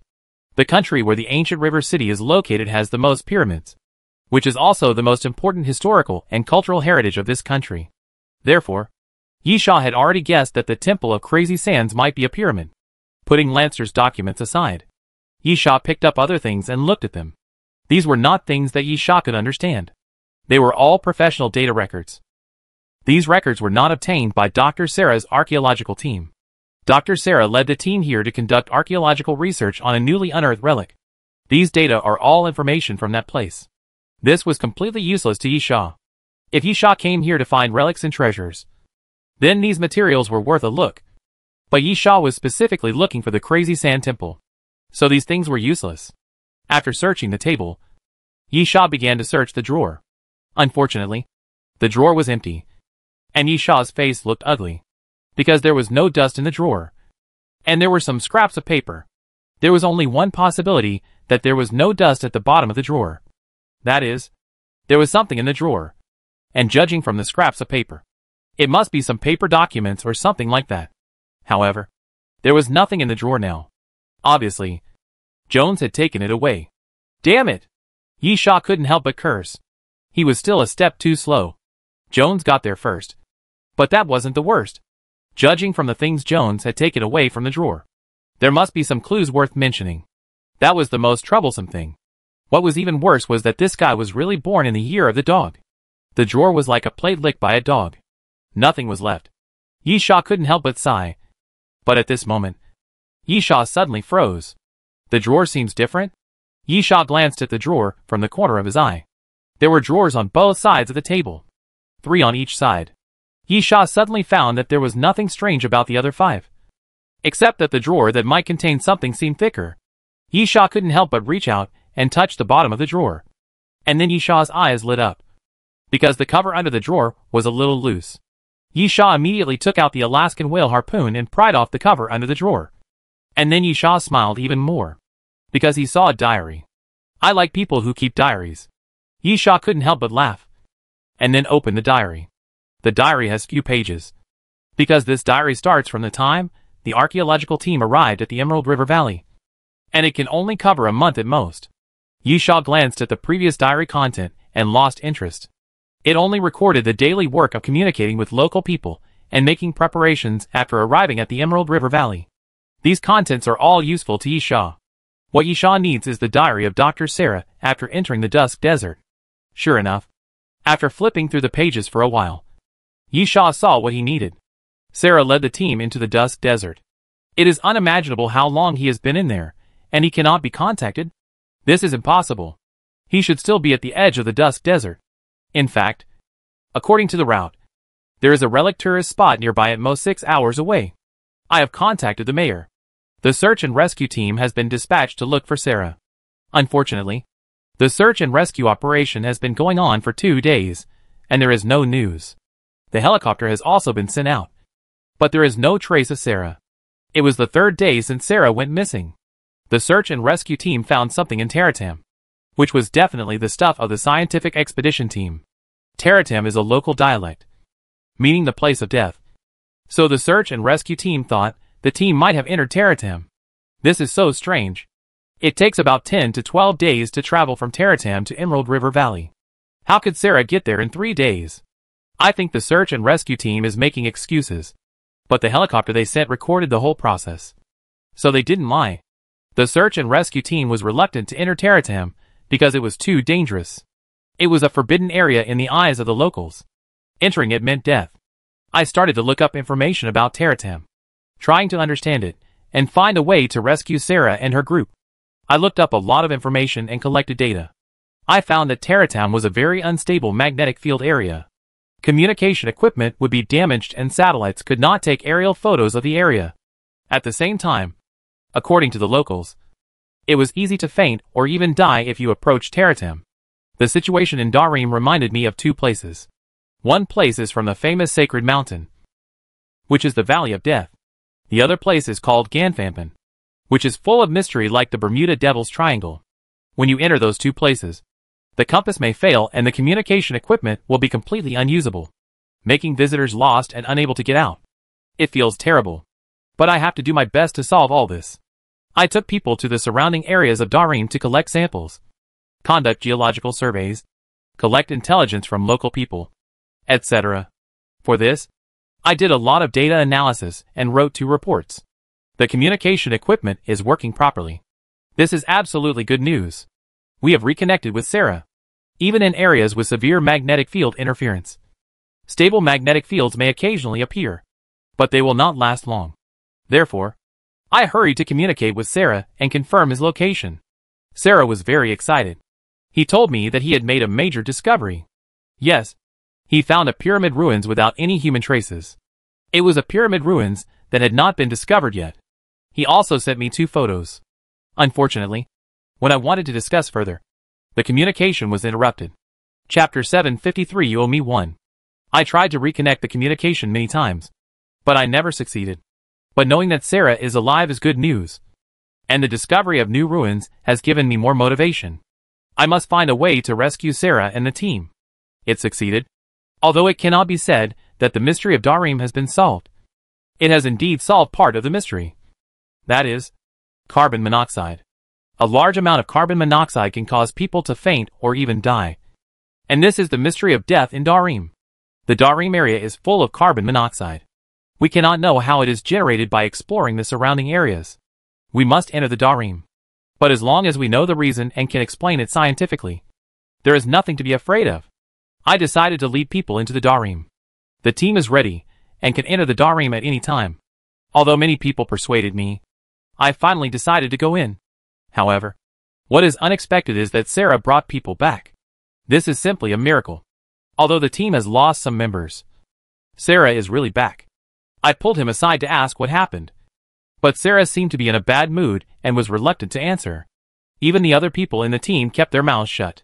Sarah has been back for 3 days and has never been willing to talk about what happened. Finally, I asked about the ruins. Sarah's expression was very strange. He seemed to be afraid and was completely unwilling to mention it. But he couldn't help but say it. I have reported the matter to the company. The company invests a large amount of money every year to support the scientific expedition team. So naturally, Sarah is not allowed to hide anything. Sarah was reporting to the company but refused to let me sit in. This made me angry. We have known each other for 12 years. And he treated me like this? Was he afraid that I would steal his credit? Am I such a person? I think it is necessary to talk to Sarah. The red fire eagle burned the sky. The underworld wolf wandered in the dark night. The power of death was reviving. The roar of the giant beast appeared in the desert. And the emperor who ruled everything would eventually return. I pestered Sarah, hoping that he could give me an explanation. But he only told me 5 sentences and refused to say more. I was helpless. At the same time, the company's people finally arrived. This time there were more people, more equipment, and an armed force escort. It was said that they were an elite combat team transferred from the Asian branch, codenamed Xiaolong. At my strong request, I will follow the team into the desert to explore the pyramid ruins. Sarah was very angry and tried to stop me from going. We had a quarrel and finally parted unhappily. After entering the desert and moving continuously, I finally saw the place. My mood is hard to describe. Everything is too spectacular. This is a very majestic pyramid, looming in the wind and sand. I feel like I am in a dream. I finally understand why Sarah is reluctant to tell everything. The legend is real. This is really a tragedy. Me, my dear wife, Lauret, and Elizabeth, my children, I may not be able to go back. I regret it. The diary ends here. Especially the last 2 pages. The paper has obvious creases. It should be written in a panic and urgency. So the paper is wrinkled. Especially the last page. There are only 4 words I regret it. And those 4 words are not written with a pen, but written in blood by biting a finger. And at the back of this page, there is a piece of paper, which says, "You owe me one." Yi Sha held his chin. His eyes were a little solemn. And he murmured for a long time, "Gone Lin." Since Jones had already searched this place once, why would he leave a diary? To be honest, if the wooden board at the bottom of the drawer is pulled up and the diary is placed inside, even if it is a secret compartment, this secret compartment is too obvious. After all, as long as the eyesight is not bad, most people can find the trick by comparing the 2 drawers at the same time. Because, after putting a diary under it, the height difference inside the drawer is too obvious. Especially the cover is a bit loose. Now the answer is revealed. Looking at the piece of paper that says "You owe me one," although it is not signed, Yi Sha dares to confirm 100% that this diary was left for him by Gone Lin on purpose. That woman. Yi Sha frowned and murmured softly when he thought of Gone Lin. Yi Sha did not think that he had the ability to see through people's hearts. But he thought he was smart and could see through many things. For example, Yi used previous little tricks and tricks. Yi Sha easily understood the intention. But Yi Sha felt somewhat powerless towards Gone Lin. He really couldn't guess what this woman was thinking. However, the facts prove that no matter what this woman did, she would not suffer any loss most of the time. Especially since Yi Sha had seen this woman weak and incompetent before. Thinking about the contrast between before and after, Yi Sha had to admit that this woman was really scary. He turned the piece of paper over and over again, and finally raised his hand to tear it off. Then, Yi Sha raised the corner of his mouth. "I'll owe you this once." Yi Sha didn't know what Gone Lin was thinking. But he was sure of 2 things. First, Gone Lin was not the kind of person who would willingly work for Jones. She usually used others to work for her, which was what she was best at. With Gone Lin around, Yi Sha always had a feeling that Jones's position as the chief steward would be unsettled. Second, getting the diary would be beneficial to him. Yi Sha got a lot of information from the diary, and it seemed that there was nothing disadvantageous to him at the moment. Therefore, even if Gone Lin had a plan, it was probably for Jones. Yi Sha sneered when he thought of this. Although he couldn't guess what Gone Lin was planning, the biggest possibility was that he was going to use him to deal with Jones, and didn't want him to fall behind here. Of course, this was also a good thing for Yisha, because Yisha didn't want to fall behind like this. Secondly, since Jones was sent to cause trouble for him, he was an enemy. If he was an enemy, he should be killed. Yisha put away the diary, and was ready to see if there was anything else worth mentioning. But at this moment, there was a sudden noise outside the house. Yisha was stunned for a moment, then quickly stood up, ran out of the house, came to the corner of the stairs, and looked down along the gap in the stairs. The sound came from below. Yisha shouted, "What happened?" "Those bastards." The fat man cursed. They didn't kill all the zombies in the hotel, but concentrated them in one place. Yisha had already walked down from upstairs at this time. And then he saw the fat man and Yepa pushing a door hard. From the gap in the door, several zombies stretched out their arms and kept dancing. Chapter 754 Leaving. Yisha immediately understood what was going on. After entering the hotel, Yisha and his companions did not see any trace of zombies at all, and thought that they were killed by Jones. But now that he thinks about it carefully, it is still quite strange. If they were killed, then where are the bodies? Zombies die, and there are also bodies.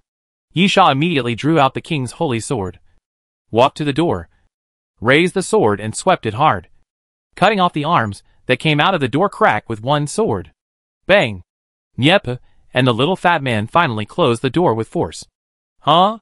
The little fat man breathed a sigh of relief.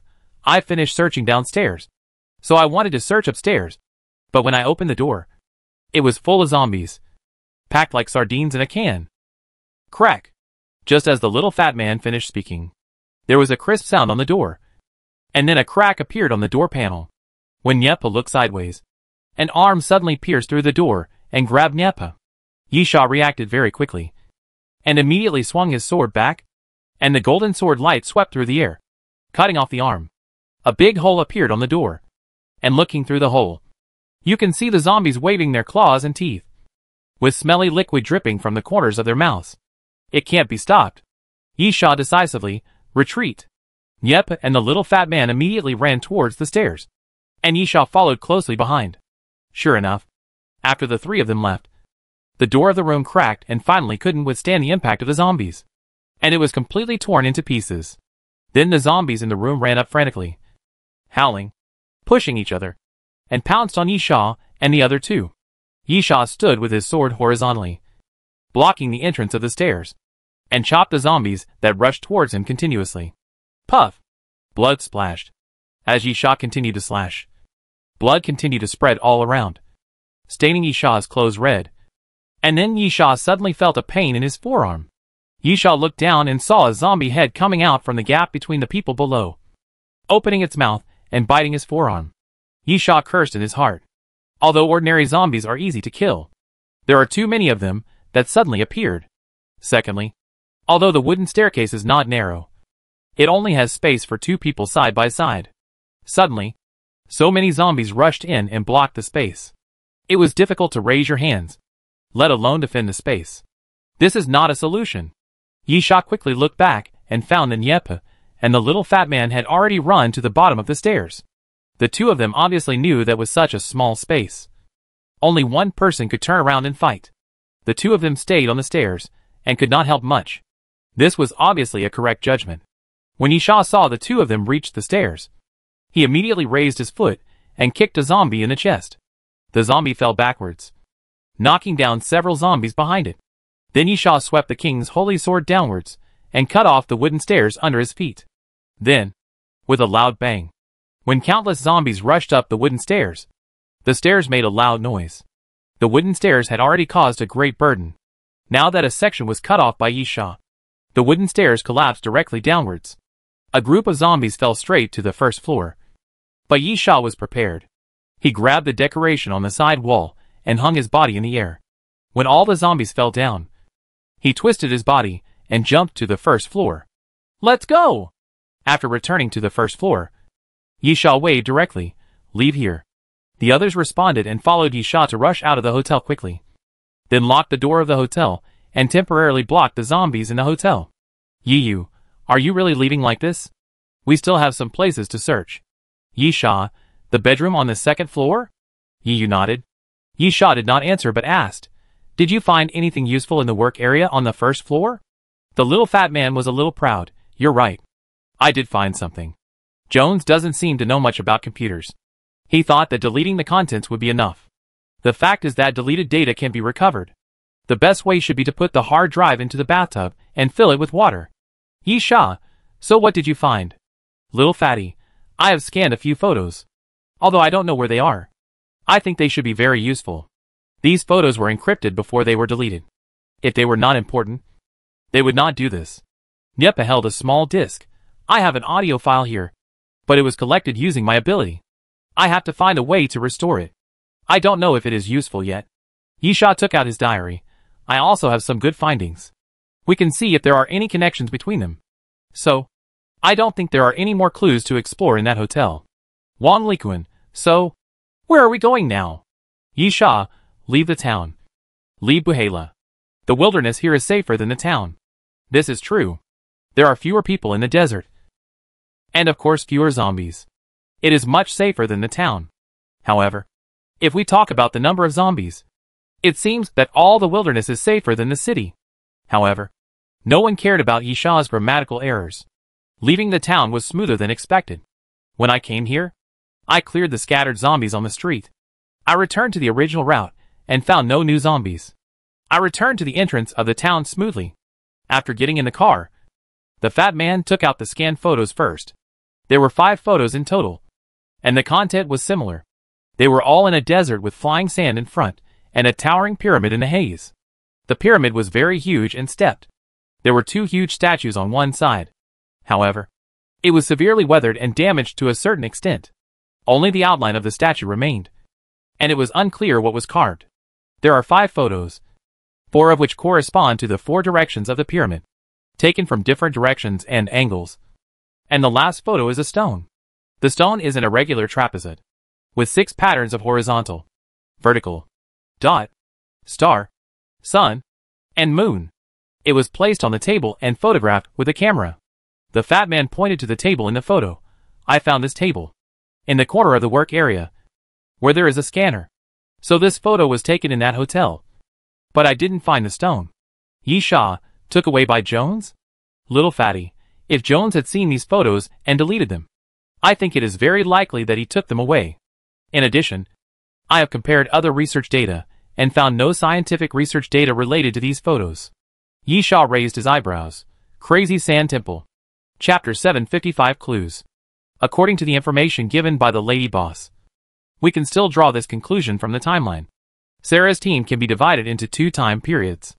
The first time period is when they arrived here, but they did not come for the Wild Sand Temple at that time, but had other archaeological missions. Most of the information in the hotel is related to that archaeological mission. The second time period is when Sarah lost contact and found the Wild Sand Temple and returned. At this time, as Sarah reported the situation to Compu officially established the project and began to prepare to explore the Wild Sand Temple. Of course, the unfortunate thing is that the end of the world came before we even started exploring. So, after staggering the 2 time periods, the information found in the hotel that is not related to the first time period must be related to the Crazy Sand Temple. In this case, the pyramid in the photo is very likely to be the Crazy Sand Temple. Nyepa took the small disc and put it into the player. It has been repaired, but only a small section of the audio is intact. About 10 seconds. Just listen to it, Nyepa said as he chose to play. Sarah, I think you've been acting strange since you came back. We've been friends for so many years.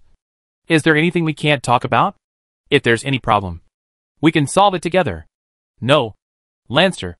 If you consider me a friend, don't worry about it. But you've reported the matter to the company.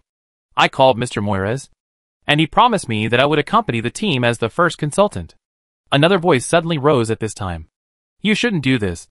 Damn it. You know? You will regret it. No. I have devoted my life to finding new pyramid ruins. I will regret it if I don't go there. Even if you will die? Don't you think about your family? Your children? Your wife? You don't believe it? Come. Look at my hands. Look at my arms. Do you want to become like this? Damn it. Damn it. Damn it. Sulla. The next moment, the audio turned into noise. Nyepa turned off the device. No more. Stop here.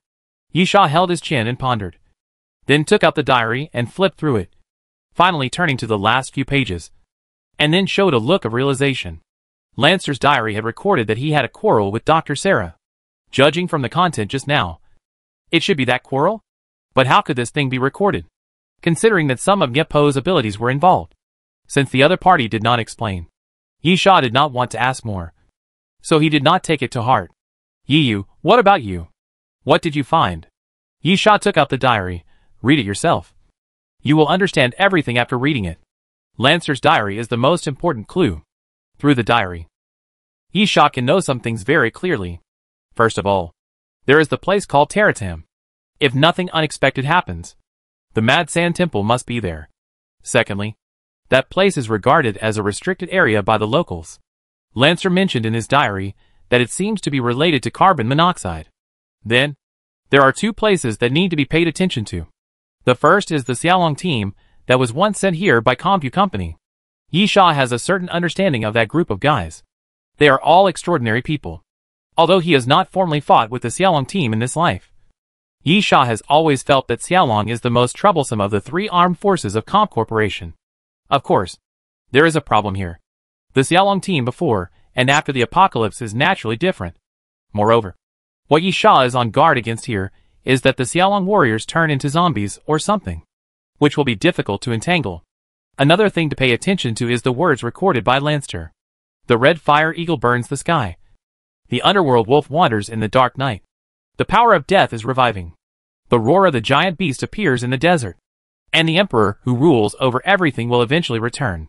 This is what Sarah told Lancer. Yisha doesn't think it's a deliberate trick. There must be some meaning in it.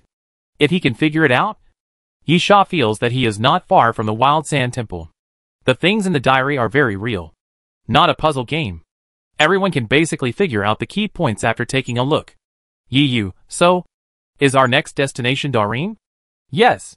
Yisha took out his PDA and tried to connect to the internet. Then cursed, damn it. Obviously, there was no internet signal in this damn place. And the satellite connection failed. The little fat man patted his chest. What are you checking? You ask me. I know that place. Yisha was puzzled. Why do you know?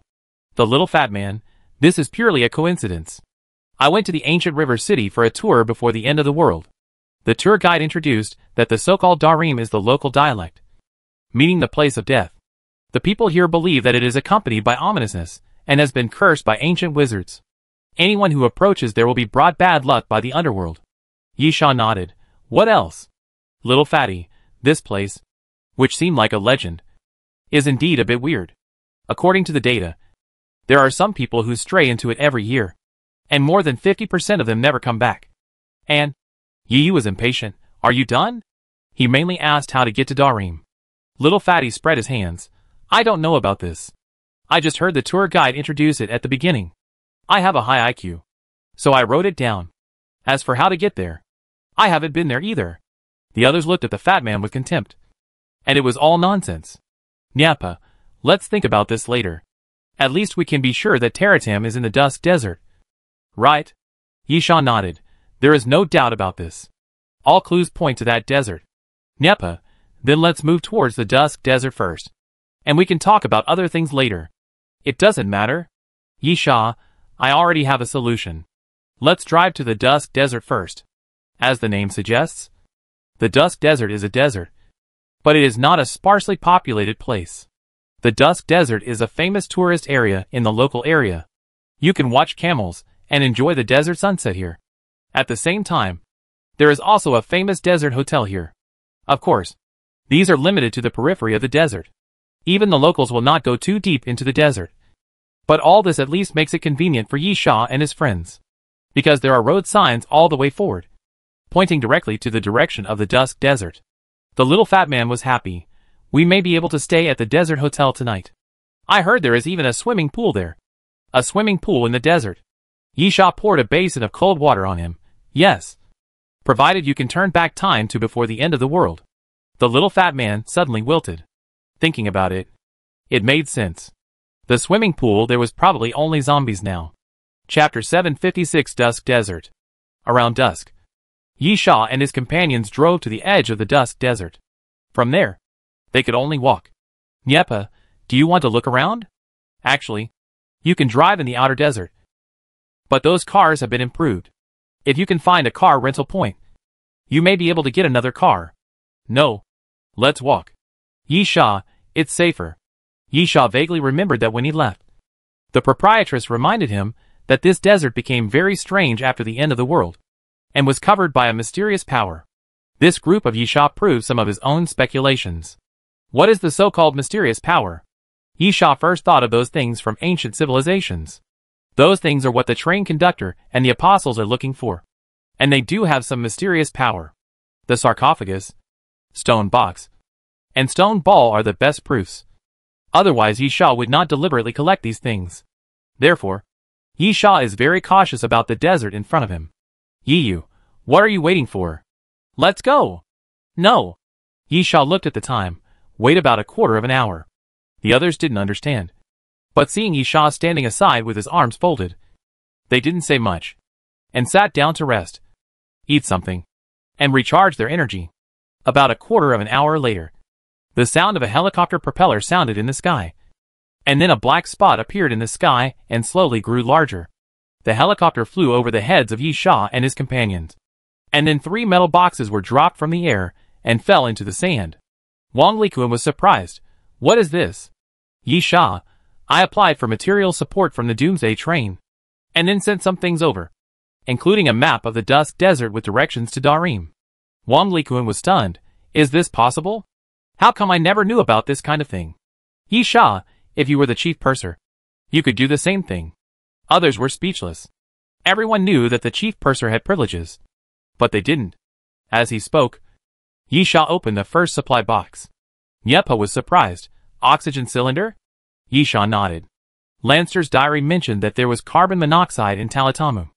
Yisha believed that Lancer had investigated Talatamu and should have more detailed information. But that information must be in Jones's hands. Although the diary mentioned this matter, it was just a passing mention. Yisha could not know more. But it was necessary to make some preparations in advance. The second supply box was a biochemical suit. Yisha asked the boss's wife to bring it over to prevent any accidents. There was also a map of the Dusk Desert in it. The third supply box contained some necessities for desert survival. Yisha and his companions all brought some similar items, but they were not complete, such as tents, clothes, warm sleeping bags, etc. The temperature difference between day and night in the desert is quite large. Yisha, everyone take your things and go. The others immediately started to move. After getting ready, Yisha took the lead to enter the desert area. After entering the desert area, Yisha took out the compass to identify the direction and found that the compass was normal. But if you enter Taratam, it might not be normal. This can also be regarded as a way to identify the area. Nyepa walked beside Yisha, changed into a windbreaker to protect himself from the sand, and wrapped his face with a scarf, according to the map. It will take at least 10 days or half a month to go deep into the dim desert and reach Taratam. Yisha nodded. Nyepa continued, moreover, this is the time estimated by our standards. Dr. Sarah was an ordinary person before the end of the world. According to the standards of ordinary people, it will take more time. Yisha, you want to talk about Dr. Sarah's 3-day loss of contact? Yes. This is a key point. Nyepa, secondly, according to the data, Dr. Sarah returned from the Dusk Desert after 46 days. If we follow the standard of ordinary people, this number of days to go to Taratam and then come back is also very tight. Yisha nodded. Based on our standard, it takes 10 days and half a month to go there, and a round trip is about a month. If converted to the standard of ordinary people, it is indeed very tight. But even if we know there is a problem, we can't do anything. Nyepa was puzzled. Huh? Yisha, there are only so many clues. We can only rush to Taratam first. Besides, Jones has already gone there first. Nyepa joked. The boss lady told you? Isn't she afraid of breaking the rules of fair competition this time? Yisha smiled. I didn't ask her where Jones was going, but I asked her if Jones called for the same material support. Nye smiled. It's a tricky way, but it's also good news. Since the destination is the same, it means our speculation is correct. Yisha nodded. Although Gonlin managed to leave the diary, Yisha obviously had less information and clues than Jones. After all, The contents recorded in the diary were just general contents. The fact is that according to the diary, it can be seen that Lancer had conducted research on Terrinuli. Secondly, he had communicated with Dr. Sarah. Even if Dr. Sarah didn't tell him much, there must be some. Therefore, those research materials on Terrinuli must be in Jones's hands. Did Lancer have any records about the Mad Sand Temple? If there were any records, they must be in Jones's hands. However, Yisha didn't think it would be that simple.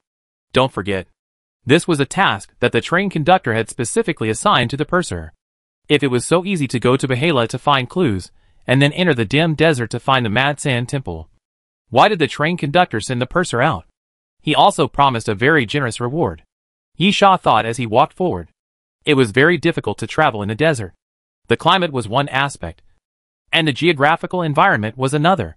The sand was very soft, and when you stepped on it, your feet would sink a little, which made walking require more effort and physical strength. Fortunately, with the physical fitness of Yisha and his companions, this effect is very weak. Even Yiyu's physical fitness is not comparable to that of ordinary people. After walking for 2 or 3 hours, there was no trouble. Yisha's vigilance was slightly relaxed. Although the proprietress had reminded him that this desert was dangerous, there was really nothing unusual at the moment. Yisha guessed that the proprietress might be referring to the depths of the dim desert. Perhaps near Darim? Let's camp. While thinking, Yisha waved his hand. Let's rest here today and continue on our journey tomorrow morning. The others nodded. Although Jones got there first, everyone knew that this matter could not be rushed. What they needed more was patience and hibernation. Chapter 757 Scorpion Group. You need to choose a location to camp in the desert. It must be a hard sandy ground. You can't camp on the sand dunes. So, since he happened to pass by a suitable place for camping, Yisha camped there. Wang Likuan quickly set up everyone's tents, while others prepared some food, lit a campfire, and set up a camping pot. It was not a pleasure, since there was time and no rush. Everyone wanted to eat something hot. They couldn't stand eating compressed biscuits all the time. The sky in the desert darkens very quickly. After a while of working, it was dark. Yisha, we will take turns to keep watch every 2 hours. Wang Likuan volunteered. I'll do it. Wang Likuan was the most active in this kind of hard work, and he would usually keep watch until he fell asleep. Otherwise Wang Likuan would not change people. Yisha did not refuse, and nodded to let Wang Likuan keep watch first.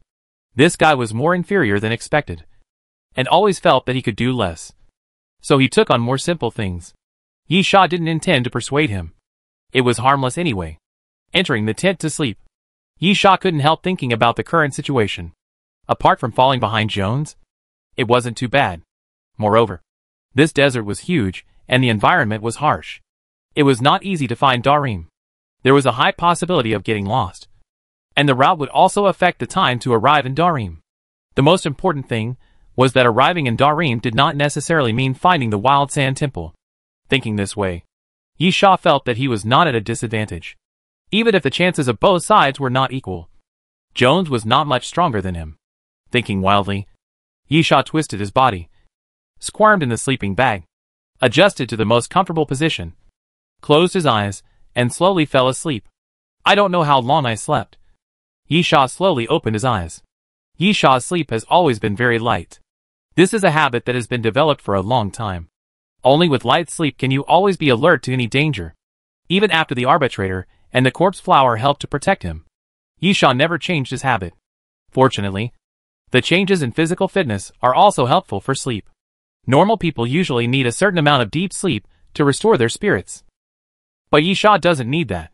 Even if the sleep is very shallow and the sleep time is not long, it is enough to restore energy. Looking outside through the transparent part of the tent, it was still dark and it was still early for dawn. Stretching, Yisha walked out of the tent, and then saw Nyep adding things to the campfire. Nyapa, it's not your turn to change shifts yet. Sleep a little longer? Anyway, everyone is awake. Yisha sat down by the campfire. Nothing happened. Nyapa, nothing. Very quiet. Compared to zombies or ancient species, I think it's better to worry about the environment. Yisha, do you have any experience? Nyapa, not really. I went into the desert to perform missions before the end of the world, so I know a little bit. Yisha saluted, while Nyapa rubbed 2 fingers together and made a gesture of counting money. Yisha suddenly realized that this guy was a mercenary before the end of the world. No wonder he was so good at using guns, and his skills were not bad either. Nyeppa, man cannot defeat nature. No matter how strong we are. If we encounter a black sandstorm, we may be finished. So, we have to pay attention to the weather. Yisha, how to pay attention? Nyeppa, look at the sky. As the saying goes, don't go out if the morning glow is bright. But the evening glow can travel thousands of miles. Let's take a look at dawn. If the sky is really red, we have to make some preparations in advance. Otherwise it may be bad. Yisha nodded, indicating that he would pay attention. Nyeppa stood up. Since you're here, I will go to sleep first. Yisha, go ahead. I'll watch. As Yisha was speaking, the sand at his feet suddenly began to flow. And then a corpse flower vine as thick as a forearm suddenly emerged and swayed around Yisha. Yisha immediately showed a look of vigilance. And immediately stood up. He stretched out his left hand. And the steel-armored evil centipede around his waist quickly crawled into Yisha's palm and turned into a centipede sword. Seeing Yisha's vigilant look, Nyeppa couldn't help but ask, is there a problem? Yisha nodded, yes. Yisha said it with certainty. Because the corpse flower was giving a warning. Corpse flowers were entrenched underground. And the area that could be explored was very wide. Since the corpse flower said there was a problem. There must be a problem. After looking at the corpse flower vines, Yisha pointed forward and said, there is a problem with that sand dune. As soon as Yisha finished speaking, the top of the sand dune, the yellow sand, flowed down like liquid. No one was walking on the sand dune. And there was no strong wind around. And the yellow sand just slid down, which itself explained the problem. Then, a black scorpion suddenly emerged from the sand dune. The scorpion was very big as a fist. But if this was considered dangerous, Yisha couldn't help but look at the corpse flower vine. At this time, the corpse flower vine shook violently from side to side. And then the sand dune made a hiss sound, and small holes kept breaking on the side of the sand dune. One by one, black scorpions kept coming out. And in the blink of an eye, the sand dune turned black, because it was covered with a large army of scorpions as black as ink. Yisha immediately said, wake up the others and retreat. Nyeppa nodded and immediately went to pat the tent to wake up the others, while Yisha grabbed the centipede sword, bypassed the tent, and slowly approached the sand dune. Yisha did not attack rashly, but first observed the scorpions. The first thing to be clear about was whether the scorpions were aggressive. If they were not aggressive, they should not attack first. Otherwise it would be bad to cause unnecessary trouble. But the facts proved that Yisha really thought too much this time. Those scorpions were not only aggressive, but also very aggressive. After coming out of the sand dunes, they immediately rushed towards the tent. Some scorpions that had arrived in front of Yisha suddenly jumped up from the ground and stabbed at Yisha with their tails. Yisha immediately held the centipede sword horizontally to block the scorpions. And then, he didn't hesitate and swept forward with the sword. Since the scorpions would attack whether they attacked first or not, Yisha naturally had nothing to worry about. The centipede sword swept out, suddenly stretched out, and hit the sand dune fiercely. With a loud bang, the sand dune was broken into pieces by Yisha's sword. But Yisha didn't show any joy on his face, but took a breath of cold air. Dense black scorpions. The inside of the sand dune was full of scorpions, piled up like a small mountain, as if to kill people with trypophobia. It was like poking a scorpion nest. Chapter 758 Breakout. Yisha stopped attacking and saw that everyone else had come out of the tent. He immediately retreated and waved his hand. Leave. Let's not talk about the strength of the scorpions for now. When there are too many of anything, it will become very scary. There is still some truth in the saying that ants can kill elephants. Arriving at the campfire, Yisha raised his sword and stabbed the campfire away, and the burning stick fell into the scorpion group. Unfortunately, the scorpion group did not seem to be afraid of fire. Facing the burning fire, they calmly began to circle around, and then continued to swim forward, heading towards the direction of Yisha and his companions. Damn it! Yi looked at the scorpion dazedly, and suddenly all sleepiness disappeared. Staring, what the hell is this thing? While Yi was talking, he reacted quickly, and 3 colors of light flashed in his eyes. And then the black scorpion suddenly exploded. The little fat man put on his clothes and ran out. Sand scorpions? How can there be so many? Yisha, retreat first. The scorpion swarm made people's scalps numb. Yi Yu's brain ability seemed to be very effective on the scorpion swarm. With just a glance, the scorpions in the scorpion swarm exploded crazily, and hundreds of scorpions could be killed at a time. But it was useless. The number of scorpions was greater than expected, and they appeared faster. As soon as Yi Yu made a group of scorpions explode, new scorpions emerged from the sand. Niepa suddenly looked down and felt a slight sound under his feet. Then he stepped down hard, making a big hole in the ground. After lifting his foot, he could see the bodies of several scorpions below. Niepa, it's not just that sand dune. There are scorpions everywhere in this damn place. Yisha nodded with a gloomy expression. And at the same time, he was a little confused. The corpse flowers had been lurking underground, just like a scorpion tide. And the corpse flowers should have discovered it immediately. Why did they wait until they had set up camp, and then gave the alarm in the middle of the night? Maybe the scorpion tide is deeper, and these guys only come out at night? Yisha murmured. This was the only possibility. If the scorpion group lurked deeper than the corpse flowers, it would indeed be undetectable at first, until these guys started to drill into the ground. Boom! At this time, a loud roar suddenly appeared, and two corpse flower vines broke out of the ground and swayed in the air. The vines were densely covered with black scorpions, which were constantly eating the corpse flower vines.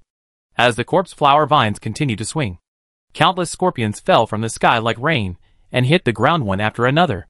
Hey, there are also behind us. The little fat man shouted loudly. There are also scorpion groups in the sand behind us. Yisha looked back and saw a black line appeared not far away. Countless black scorpions drilled out of the sand and formed a line. Yisha decisively said, "Kill them!" The Archon drove the biomech, took a step forward, pressed his arms on the ground, and bent his body. Click, click, behind the biomech. There was a sound of mechanical rotation. The metal cover kept moving to the sides, and then the grenades were fired continuously. Boom, boom, boom. The grenade landed, and there were continuous explosions. The flames pushed to the surroundings, and the scorpion group was blown apart. The black scorpions were covered with flames and emitted a burning smell. The little fat man took out the metal stick again and thrust it into the sand. The 5 light and shadow barriers quickly began to rotate rapidly around the metal stick. Electromagnetic countercurrent. With a shout from the little fat man, arcs of electricity suddenly flashed in the light and shadow and rushed out in all directions, covering a large group of scorpions. What is the most terrifying thing about chain lightning? It's the number.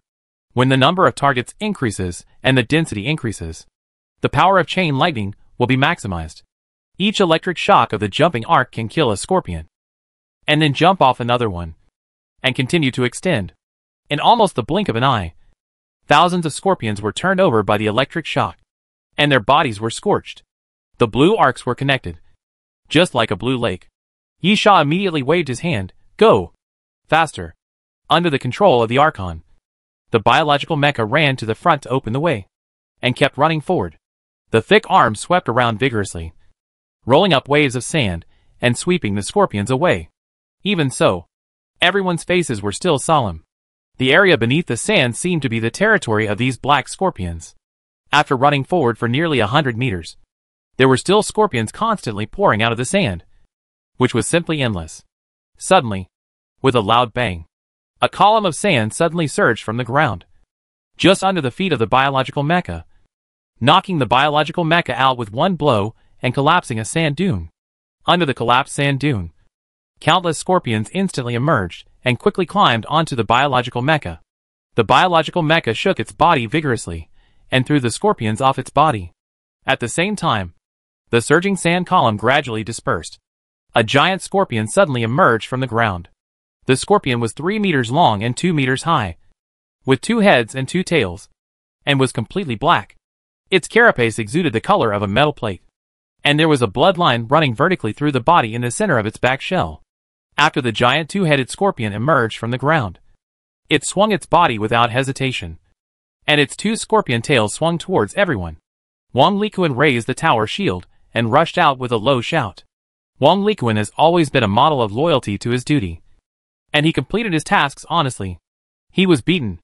Bang! The scorpion's tail hit Wang Likuan's tower shield, and the huge force made Wang Likuan retreat half a step.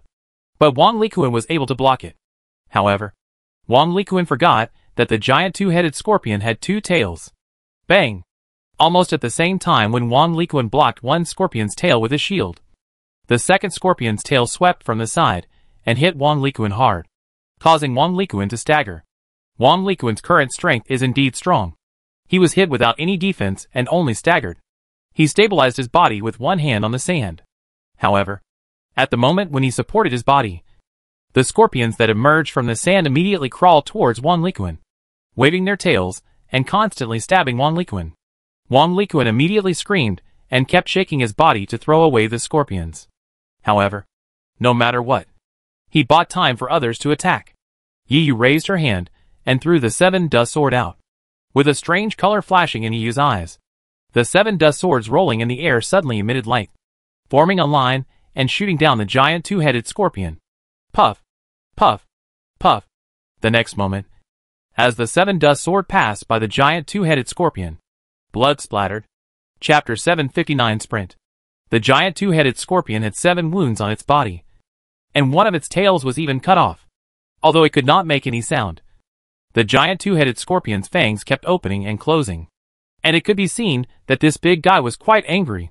At this time, Nyepa had somehow circled behind the giant two-headed scorpion, suddenly jumped onto its back, took out a large revolver, and pointed it at the giant two-headed scorpion's head. Bang! The gunshot rang out, accompanied by the flash of fire from the muzzle, and the giant two-headed scorpion's head exploded directly. Nyepa jumped down from the giant two-headed scorpion and waved his hand. Keep going. Yisha held the centipede sword horizontally. I'm afraid it won't be that easy.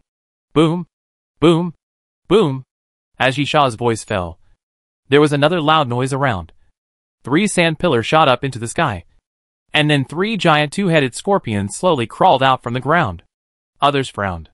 The giant two-headed scorpion should be an ancient species, and ancient species are quite rare, which is something everyone knows.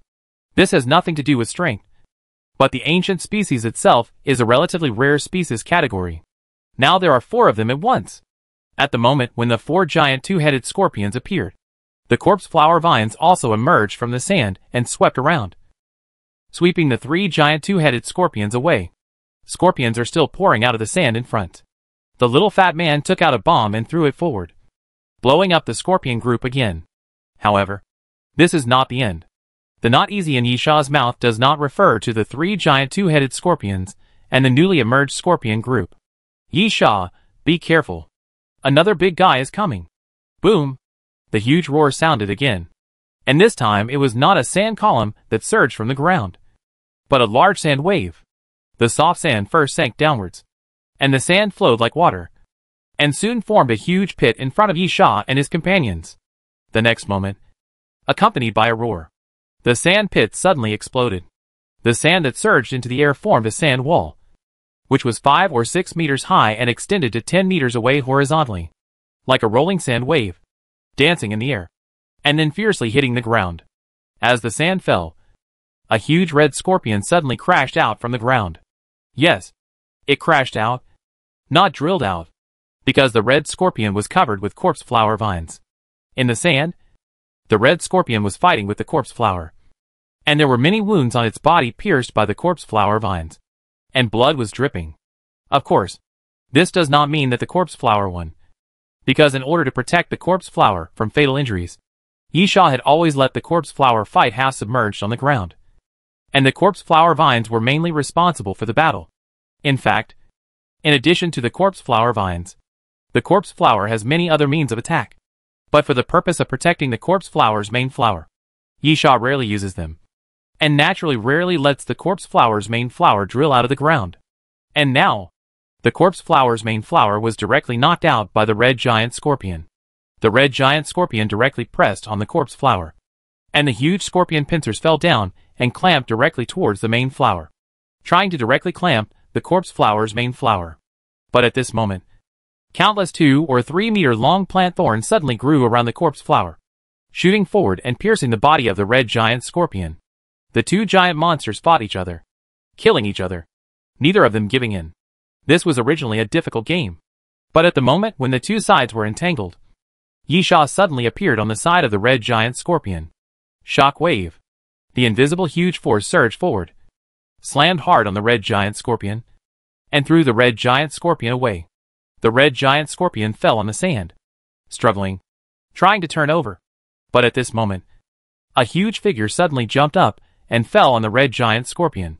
It was the Archon driving the biological mecha and jumped directly onto the red giant scorpion.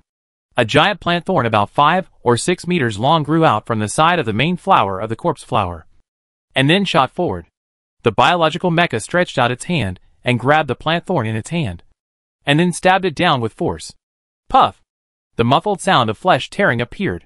The plant thorn pierced into the belly of the red giant scorpion, completely piercing the body of the red giant scorpion and directly nailing it to the ground. You killed the ancient blood scorpion. Cumulative number 1. Blood pattern shell. A mysterious voice sounded in Yisha's ears, and then he snapped his fingers. The corpse flower vines quickly wrapped around the body of the red giant scorpion, dug out a piece of its back shell, and then the main flower opened its mouth and swallowed the back shell. After killing the red giant scorpion, the passage ahead was still not open. Those black scorpions continued to emerge from the ground, making Yisha and his companions feel like they were encountering a zombie tide. The feeling that no matter how hard they tried, they could never kill them all was really terrible. However, the scorpion tide is not endless. After 2 hours of fighting, Yisha and his companions ran at least 3 or 4 miles. The scorpions around them finally became fewer, and no longer emerged from the sand.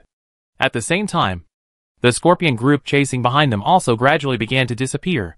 After running desperately for about a quarter of an hour, everyone breathed a sigh of relief and completely escaped from the scorpion group. It's really deadly. The little fat man lay on the ground without any style, gasping for breath. I'm so tired. Yiyu took a long breath and took out a water bottle to pour some water into her mouth.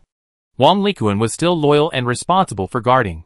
He took the initiative to climb up the sand dune, holding a shield and looking around, confirming again whether the scorpion group had caught up. Yisha snapped his fingers, and a corpse flower vine emerged from Yisha's feet. The news was good. There were no scorpions under this piece of sand. The corpse flower had already sneaked deeper into the ground to confirm. Only Nyepa looked at the sky with a frown. Yisha walked to Nyepa. What's wrong? Nyepa, remember what I told you last night? Look at the sky. After a long battle, the sky has brightened. The sun is rising, illuminating the sky, and a patch of morning glow covers the sky, making it look red, as if it is dripping blood. Yisha smiled. Although there is a saying that morning glow does not go out, and evening glow travels thousands of miles. It is a folk proverb after all, and it may not be accurate. Nyepa shook his head. It's hard to say. In fact, the saying that if you don't go out when there is morning glow, you can travel thousands of miles when there is evening glow has a certain scientific basis. Morning glow indicates that there is a lot of water flowing to the local area, and after sunrise, the temperature continues to rise, and the convection of airflow accelerates, so it is easy to form thunderstorms. However, this also needs to take into account the reasons of geography and wind direction, and it cannot be completely accurate. So Yisha is not as worried as Nyepa. Chapter 760 Sandstorm. Not worrying doesn't mean not taking it seriously. Murish Pyramid. Yisha took out a map and pointed to a place on it. It's about 30 kilometers away from us. If the weather is not right, we can get there in advance. The place Yisha pointed out was actually a tourist spot, where there was a small pyramid and an ancient ruin. If the weather is really bad as Nyepa said, then going to this place is obviously a good choice. At least there is a place to shelter from the wind and rain. No one else had any objections. Although the place Yisha pointed out was not on the shortest route. It was only 3 or 4 kilometers away from the planned route, which did not delay much time. Moreover, except for Yisha who was more cautious, no one else took Nyepa's concern seriously. We are still on the outskirts of the dim desert, which can be seen from the tourist attractions around us. The outskirts of the desert are still relatively safe. Even if the weather really changes, it generally does not affect the outer areas. However, this is just common sense. Many things in the end times cannot be explained by common sense. Or to be more direct, Nyepa's worries came true. And it was worse than imagined. At noon, the wind blew. The wind came very suddenly and unexpectedly. It suddenly appeared, and then kept getting bigger. The raised yellow sand rolled up a yellow dragon. Yisha and others put on windshields at the first time, and then wrapped scarves and clothes around their necks to cover their mouths and noses. Those who were blown by the wind and sand could no longer open their mouths. If they did, they would be immediately filled with sand. This terrible situation lasted until the afternoon. After several hours, it was relieved to a certain extent. The wind gradually became smaller, and only a slight breeze blew, blowing the yellow sand continuously. Yi Sha and his companions had consumed a lot of physical strength. They walked in the wind and the ground was sandy. Even though Yi Sha and his companions had physical fitness far superior to that of ordinary people, they still consumed too much energy. Anyway, Yi Sha felt that walking for 2 or 3 hours was more tiring than fighting with those mutant zombies of equal strength. Therefore, when the wind died down, Yi Sha asked everyone to take a short break, eat, drink water, and recover their strength. The little fat man was the most straightforward and gave himself a shot of cell activation agent. Although this thing is mainly used to treat injuries, it can promote cell activity and accelerate metabolism, which is also helpful for recovering physical strength. Niepa held the map and said to Yi Sha, "We have to speed up. No one knows whether this gust of wind will pass or there will be stronger winds. We must hurry to the pyramids and ruins, so that even if there is a sandstorm, we can avoid it." Yi Sha nodded. "There are still 10 kilometers. We should be in time." Niepa nodded, then closed the map. "Also, there is one thing. I don't know if I think too much." Yi Sha was puzzled. "Huh?" "Niepa, when Dr. Sarah led the team into the Dusk Desert, they lost contact after 3 days. Right?" Yi Sha nodded. "Niepa, although we have been in the desert for less than 3 days, our speed is several times that of a normal person. If you calculate carefully, the distance we have walked should be about the same as the distance walked in 3 days normally." Yi Sha was stunned for a moment, then laughed. "Is this probably overthinking? If it's only a 3-day journey, people will find the crazy sand temple like Dr. Sarah did. Then, there are too many people who find the crazy sand temple. Don't forget, this place is not out of the tourist area yet, and there were still many people coming and going before the end of the world." Niepa nodded. "I just said it casually." At this time, a breeze blew across the sand dunes, and some fine sand was swept into the air. Under the sand dunes, some yellow sand rolled up, circling around the ground, forming a small tornado the size of a palm. And then after a stronger wind surged, it was immediately dispersed. The sky in the distance gradually turned dark yellow. The clear sky just now seemed to darken in an instant. The wind came too fast, and more fine sand was blown into the air by the wind. Niepa and Yi Sha's faces suddenly changed, and the same thought emerged in their heads at the same time. Big trouble. The wind came too suddenly. Almost in an instant, it began to rage around. As soon as Yi Sha opened and closed his eyes, he found that the visibility around him became extremely low, and it was all filled with yellow sand. "Go!" Yi Sha covered his mouth with his clothes and shouted through his clothes, "Stand up! Stand up! Hurry up and leave here!" Although they didn't take it seriously before, Yi Yu and the little fat man were not blind. Seeing the wind sweeping around them, which was stronger than the strong wind that had appeared before, they knew that Niepo's worry was indeed justified. Without any hesitation, the two immediately got up from the ground and followed Yi Sha's footsteps. Wang Likuan held up the tower shield and withstood the wind and sand. "I will lead the way." Wang Likuan walked forward, leaving footprints in the sand, and then the wind blew over, and those footprints were buried in an instant. The wind blew harder and harder, and the sand was raging everywhere, and it was dark yellow everywhere. The surroundings were completely blurred.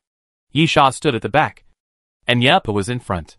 Going forward, Yi Sha could only see the vague outline of the figure. Niepa gestured to Yi Sha in front. This was not just a strong wind, but the most worried thing had happened. "The black sandstorm is coming." Yi Sha nodded, but he didn't speak, and he couldn't speak. If he spoke, he would have a mouthful of sand. All he could do was to guard from behind to prevent anyone from falling behind. And then, there would be no way to find them back. At this time, 2 strong arms blocked Yi Sha's sides. Yi Sha looked back and saw that it was the Archon driving the biomech and lowering his body to help Yi Sha block the wind and sand. Yi Sha nodded, then took a step and continued to move forward. From time to time, he looked down and watched the dim wind and sand sweep by. Yi Sha now deeply realized that Niepo's previous words were indeed reasonable. Although their strength is strong enough, they are still insignificant in the face of the power of nature. It is difficult for human power to compete with nature. Continuing forward, the wind and sand became stronger and stronger.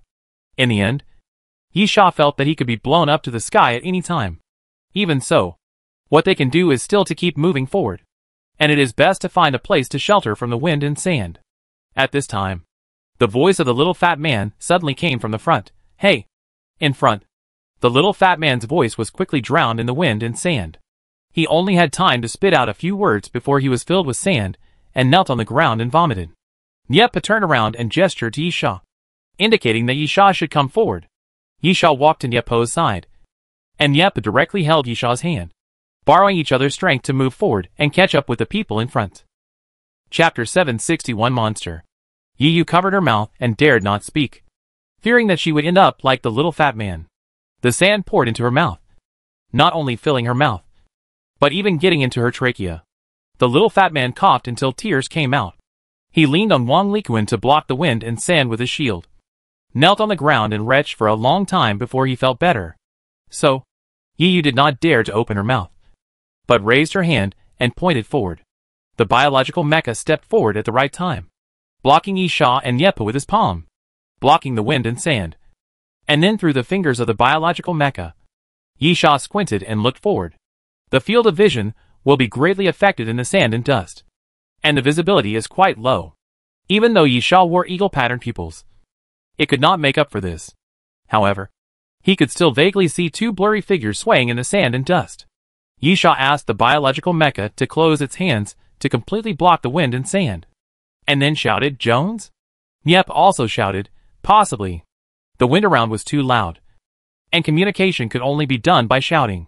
At the moment, the people who appeared in the desert were either zombies or Jones and his gang. Wang Likuan held up a shield to block the wind and sand and shouted, the enemy is coming.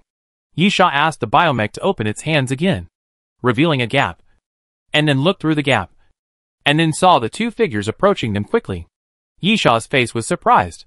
The speed of the two figures was quite fast, and it seemed that the violent sandstorm could not bring much impact to the other party. It's not Jones. As the two figures kept approaching, Yi Sha's eyes were slightly stern, prepare for battle. Although visibility in the dust was extremely low, Yi Sha's vision was undoubtedly the best. Because of his eagle-patterned pupils, his vision was even better than that of Niepa, a gun master who was good at sniping. Others could only vaguely see the outline, but Yi Sha had seen the other person clearly. They were two monsters, and Yi Sha had seen the other person before. Strictly speaking, Yi Sha did not see the entity, but had seen the other person in a sketch. Yes, Lancer's sketch. Eagle head, human body, black skin, naked upper body, gold jewelry hanging on the chest, wore skirt woven from iron leaves, holding a golden spear in the hand. It looked exactly like a sketch drawn by Lancer, with a slight difference in that the two monsters with eagle heads and human bodies in front of him had obvious signs of festering, with pits and pits on their bodies, and some wounds vaguely showing white bones. Zombification. Yi Sha thought about it, and soon realized that the sketches drawn by Lancer should have been before the end of the world. But now it is the end of the world. The zombie virus is sweeping the earth, and the two monsters in front of him have not been spared.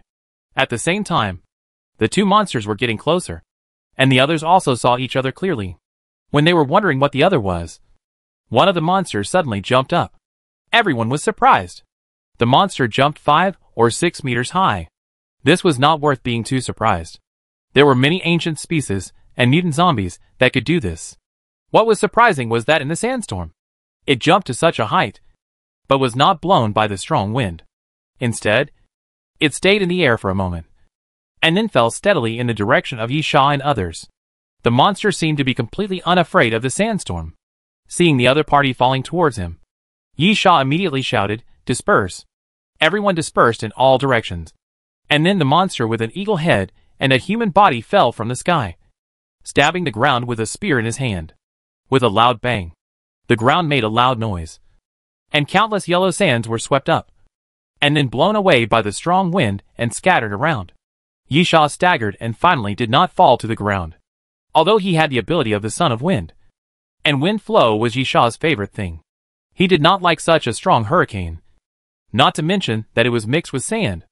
At the same time, the monster with an eagle head and a human body missed the first attack.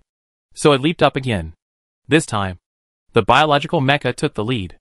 Before the monster with an eagle head and a human body launched an attack, the Archon manipulated the biological mecha to take a step forward, waving his fist, and punched the monster hard. Bang! The opponent was knocked out by a clean punch, and hit the ground like a cannonball, smashing a deep pit in the sand. The fat man was stunned for a moment. He was struggling with the hurricane in a mess, and fell several times. Before he could react, there was a loud noise next to him, and a big pit appeared directly. After a moment, the little fat man came back to his senses and figured out what was going on. He was immediately excited and took out a metal pipe and threw it into the sand pit.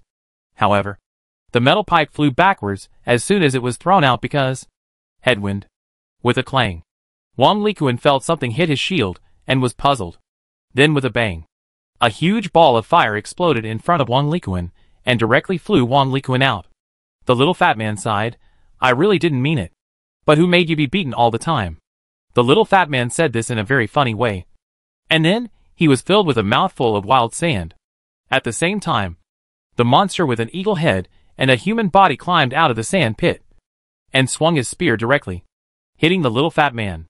The little fat man was like a rolling ball, flying and crashing into the sand dunes on the side. At the same time, the second monster with an eagle head and a human body also entered the battlefield at this time, raised his spear, and killed Yisha directly. Clang! Yisha suddenly drew his sword, and the king's holy sword collided with the spear, stirring up a circle of sparks and making a crisp sound of collision. Yisha held the sword in one hand, blocked the opponent's spear, and stretched out his left hand, and the steel-armored evil centipede turned into a centipede sword and fell into Yisha's palm. The next moment, Yisha raised the sword and slashed. Puff! The centipede sword fell forward and swept across the opponent's chest. A stream of black blood fell from the monster with an eagle head and a snake body. At the same time, black smoke continued to flow from the wound. The monster kept shaking its body, appearing to be in great pain. On the other side, Nyep also took advantage of the situation to meet the remaining monster, took out a rifle and fired, but found that his shooting skills had become extremely bad. After half a box of bullets was used up, he didn't hit a single shot. Obviously, the crazy sandstorm also has an impact on the trajectory. Nyep showed a helpless expression, then quickly ran forward, chose to fight in close combat, came to the front of the monster, bit his body suddenly, dodged the opponent's spear, and then hit the opponent's face with the butt of the gun, knocking the monster to the ground. Spear fighting? In the wind and sand, Yisha and Nyep entangled with each other, and fought in the flying yellow sand. Chapter 762, Guardian of the Underworld. Yisha and Nyep actually didn't think that the monster with an eagle's head and a human body was very powerful. However, Yisha and Nyep were entangled with each other, and the fight became more and more difficult. The biggest reason was the environment. They were in a sandstorm. Under the strong wind, the ground under their feet was soft sand. Every step they took was one deep and one shallow. The strong wind blew on their faces, sometimes strong and sometimes weak. Not only could they be blown down at any time, but they increased their strength to attack in order to resist the wind flow, but found that the next gust of wind was not as strong as they imagined, and ended up chopping the air with their sword. In addition, the flying dust also caused Yisha and Nyep a great pain. The impact on their vision was too great. Occasionally, a gust of dust would pass by their position, blurring their vision even if they were close at hand. Yisha was slightly better. Because of his eagle-patterned pupils, Yisha's dynamic vision was very good, and his vision capture ability was very strong. He could also capture the opponent's movements in an instant and attack and defend in the dust. Nyep was in a bad situation. Although he knew how to fight with a gun, he was not good at close combat. Moreover, fighting with a gun also required the coordination of firing. When the wind and sand swept by, he was blinded from time to time, and he was actually covered with a lot of wounds. The two knew their dilemma, but there was no good way to solve it. However, there was always someone who could solve it. Suddenly, the crazy wind and sand swept away like a curtain, and it suddenly swung to both sides. The crazy wind and sand that was originally flying wildly actually rolled back into the air and condensed into a ball in the air, like a huge roof. In that crazy sandstorm, a vacuum zone actually appeared. The seemingly unstoppable nature was actually stopped. Yisha looked back in surprise, and saw Yiyu's double pupils, emitting 7 color streamers. But her face was pale and bloodless, almost transparent. Yiyu gritted her teeth. Hurry! I can't hold on for long. At this time, Yisha could best appreciate the horror of the brain's ability, which could even do such a thing. Turning around, Yisha roared and pounced madly on the monster with an eagle's head and a human body, with Yiyu temporarily holding on. Without the influence of the sandstorm, Yisha and Yep were able to exert their full strength. But both knew that although Yiyu could help them create a vacuum zone to allow them to exert their full strength, it would not last too long. The domain of the king. Yisha did not hesitate to hold the king's holy sword horizontally and directly activate the domain ability. The king's holy sword radiated a golden glow, and countless golden halos spread out in all directions, forming a circle of light. The next moment, Yisha rushed forward and raised his sword to cut. The monster with an eagle head and a human body raised his spear to block in front of him. But the king's holy sword seemed to penetrate the spear and directly cut the opponent's shoulder fiercely. Black blood spilled on the ground, and wisps of black smoke continued to flow out of the opponent's wound. Yisha raised his foot fiercely and kicked the opponent in the chest. The moment he kicked the opponent away, he immediately rushed forward and stabbed the king's holy sword forward with force. Puff! The muffled sound of the sword blade entering the flesh appeared again, and Yisha pierced through the opponent's chest with a sword, piercing the monster with an eagle head and a human body. The next moment, Yisha shouted fiercely, leaped up, and the king's holy sword swept forward again. At this moment, Yisha also suddenly withdrew the king's domain to ensure that his sword could hit the target according to his will. Puff! Blood flew. The eagle head flew into the air, rolled, and fell back to the ground, spilling blood all over the ground. The headless body also suddenly fell backwards. You have killed the underworld guard. Cumulative number 1. A mysterious voice reminded Yisha's ears, which made Yisha stunned. The main reason for his stunness was that the monster with an eagle head and a human body was actually called the underworld guard. Yisha still remembered that in Lancer's diary, there was a sentence in that strange passage, the underworld wolf wanders in the dark night. Does this mean that the monster in front of him has some connection with that passage? If that passage is related to the Crazy Sand Temple, then is the monster in front of him related to the Crazy Sand Temple? On the other side, Nyeppa finally showed his strength. He used the rifle in his hand as a stick and swung it hard, hitting the opponent's spear. It seemed to be just an ordinary collision. But at this moment, Nyeppa suddenly pulled the trigger and fired suddenly, and the bullet shot through the thigh of the underworld guard. Gun fighting is not a fighting technique that uses guns as close combat weapons. The terrifying thing about gun fighting is that while fighting in close combat, you will still shoot suddenly and shoot the opponent at close range. The biggest feature of gun fighting is that it is impossible to defend against it. Seeing the underworld guard in front of him half kneeling on the ground because of his injury, Nyeppa took the opportunity to raise his gun and hit the opponent's head with the butt of the gun, knocking the underworld guard to the ground completely. Bang! The next moment, the rifle turned along Nyeppa's wrist, and after half a circle, the muzzle turned downward. Nyeppa pulled the trigger and pulled it again without hesitation. Along with the sound of the gun, a fist-sized blood hole was directly blown out of the underworld guard's head, and the dirty blood that flowed out stained the yellow sand. After killing the 2 underworld guards, Yisha and Nyeppa both breathed a sigh of relief. Yiyu also breathed a sigh of relief. Seeing the 2 underworld guards dead, she no longer had to struggle to hold on. It was not easy to use the power of the brain to forcibly withstand the violent wind and sand. The moment Yiyu pushed away the wind and sand and chose to fight against the natural forces, her brain entered a state of intense consumption and began to overdraw. Now that she breathed a sigh of relief, Yiyu naturally didn't have to struggle to hold on. No! Yisha watched Yiyu fall to the ground, and immediately shouted, looking at the sky with a trace of horror. The sandstorm had not dissipated, but was held back by Yiyu. So the sand and hurricane had been gathering around them, and the wind and sand became thicker and thicker, and the wind became more and more violent. Now that Yiyu had withdrawn his brain power, the invisible wall around him naturally collapsed, and the wind and sand fell from the sky like a tsunami, covering the sky and the sun. At this moment, Yisha felt as if the surroundings were suddenly plunged into darkness, because the entire sky was covered by the falling sand and dust. Yi Yu also came to her senses, and knew that she had caused a big trouble.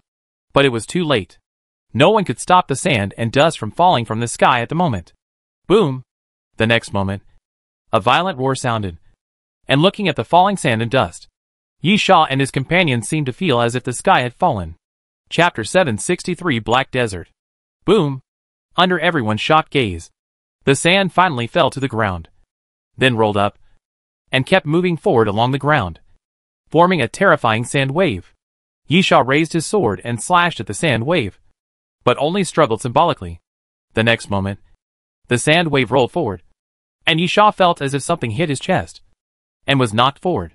Then the falling sand buried Yi Sha instantly. Pooh! Pooh! Yi Sha opened his mouth to spit out the sand in his mouth, but was immediately filled with new sand. The surging sand was really like a wave, pushing Yi Sha back and forth, and he felt like he was drifting with the current. At this time, a big hand suddenly grabbed Yi Sha. Yi Sha looked up and saw that it was the Archon who came behind Yi Sha without knowing when. Grabbed Yi Sha with both hands, and then huddled up to protect Yi Sha. Then, the corpse flower also emerged from nowhere, and its thick vines circled around the body of the biomech, wrapping it tightly. Boom! At the same time, the next layer of sand waves rose to a height of 40 to 50 meters, taller and larger than before, covering the sky and falling fiercely towards the bottom. This time, the corpse flower and the biomech were both blown away by the sand and dust, and there was a violent gust of wind blowing around, blowing the flying Yi Sha away again. Yi Sha looked out through the gap of the biomech. The sky had turned into a dark black color without knowing when. The heavy clouds were very low, and it was gray. You could vaguely see a flash of blue light in it. Boom! Thunder suddenly sounded, and lightning as thick as a bucket fell from the sky continuously, blasting the ground and blasting sand columns into the sky. At the same time, the storms around were more violent and crazy. The sand waves that hit the ground and were raised again also came to Yi Sha again at this time. The sand wave was unprecedentedly huge, like a giant hand, slapping down towards Yi Sha fiercely. The biological mecha was slapped back to the ground from the air, crashing like a meteorite. And then the overwhelming sand fell, this time, completely burying Yi Sha, the corpse flower, and the biological mecha. The surroundings suddenly became extremely quiet. I don't know how long it took. Yi Sha woke up slowly, tried to lift his eyelids, but felt itchy on his eyelids, and his body seemed to be squeezed by something heavy. There was no light around, and it was pitch black. Where is this? Yi Sha tried to move his body, and then heard the sound of flowing sand, and finally remembered where he was. He was still buried in the yellow sand. The next moment, Yi Sha's muscles tensed. Boom! A column of sand suddenly surged above the undulating sand dunes, and then a piece of the sand dune exploded, and the whole dune collapsed to the side. Slowly, an arm stretched out from the broken place of the sand dune, and Yi Sha crawled out of the sand dune bit by bit. Who? Yi Sha took off the oxygen mask on his face and breathed in big gulps. Before entering the yellow desert, Yi Sha asked the boss's wife to send a batch of oxygen cylinders in preparation for entering Teratam, because according to Lancer's diary, that place might be filled with a lot of carbon monoxide. Then, breathing might become a problem. So Yi Sha prepared a box of oxygen cylinders and carried them into the desert. But he didn't expect that he would use them in advance. Moreover, thanks to the oxygen cylinders, otherwise, without knowing how long he had been buried, Yi Sha really couldn't guarantee that he could survive. After all, no matter how strong your physical fitness is, you still need to breathe. After panting for a while, Yi Sha raised his head and looked around. And then, he was stunned. The desert turned black. There were rolling sand dunes everywhere. And the sand on those dunes was not the common yellow and white, but the color of black ink. This is a dark desert. The only other color in the black desert is grayish-white, because there are dead bones everywhere. There were the dead bones of cattle and sheep, and many human skeletons, half buried in the sand, becoming the only embellishment of this black desert. Yi Sha raised his head and looked at the sky. The sandstorm seemed to have stopped, but the heavy clouds had not dissipated. They were just no longer so low, but the whole sky was still gray and lifeless. After a moment of silence, Yi Sha stood up on the sand dune and shouted around. He shouted for Nyepa, for the little fat man, for Yi Yu, and for Wang Liquan. Unfortunately, Yi Sha didn't get any response at all. What a hell of a place. Yisha couldn't help but sit back on the sand dune again. But at this moment, a crackling sound suddenly came from the top of the sand dune, and a corpse flower vine suddenly emerged and wrapped around Yisha's wrist. Yisha was slightly stunned, then laughed. This is good news. Yisha reached out and touched the corpse flower vine. Go and look around. Yisha, see who is still alive, and tell me where they are. Oh, and there is a biological mecha that is probably buried in a deeper place. Find it and dig it out. The corpse flower vine shook and quickly dived into the ground. After giving the corpse flower instructions, Yisha stood up, took out the water bottle he carried with him, took a sip, and then slid down the sand dune. This place seemed different from the previous place. Or to be more direct, it was not a place at all. At least the color of the sand could tell that. Thinking of the sand, Yisha couldn't help but bend down, hold a handful of sand, and then watch the sand slip through his fingers. For some reason, Yisha always felt that the sand was weird, from the feel and appearance. Except for the black color. The sand seems to be no different from ordinary sand. It is very soft and feels very delicate when it slides from the fingertips. But Yisha just has a strange feeling. Like a lifeless thing. Lifeless. Of course, this is a bit contradictory. Sand is dead, and deserted places like the desert are lifeless. So, Yisha actually doesn't know how to describe his feelings. The only thing that was clear was that Yisha hated this feeling very much. And this feeling made him very uncomfortable. Taking a deep breath, brushing off the sand on his hands, Yisha began to move forward. While walking, he took up the compass, and then saw that the needle was spinning rapidly, and it could not point to the direction at all. Strong magnetic field interference? Yisha was stunned at first, and then he was happy. Since there was a strong magnetic field, it meant that he had entered Terratam? Chapter 764 Enemies Meet. Yisha actually felt that his idea was absurd. It would take at least 10 days to half a month to reach the Terratam area from entering the Dusk Desert. No matter how terrible the sandstorm was, it couldn't blow him so far away in an instant and blow him directly into the Terratam area. Right? Wait a minute. Suddenly, Yisha took a breath and suddenly remembered something that shocked him. Yisha remembered that Nyepa once told him that although they had only entered the Dusk Desert for less than a day, with their speed, they had walked about the same distance as ordinary people for 3 days. Dr. Sarah lost contact 3 days after entering the Dusk Desert. Sandstorm. Black Desert. Strong magnetic field. 3 days of journey. Toridamu. Crazy Sand Temple. Yisha felt that all this was too coincidental. But from another perspective, it was precisely because of the coincidence that everything seemed to overlap, which made Yisha involuntarily associate it this way.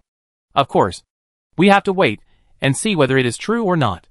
Yisha took a deep breath, looked up and looked around. Let's find someone first.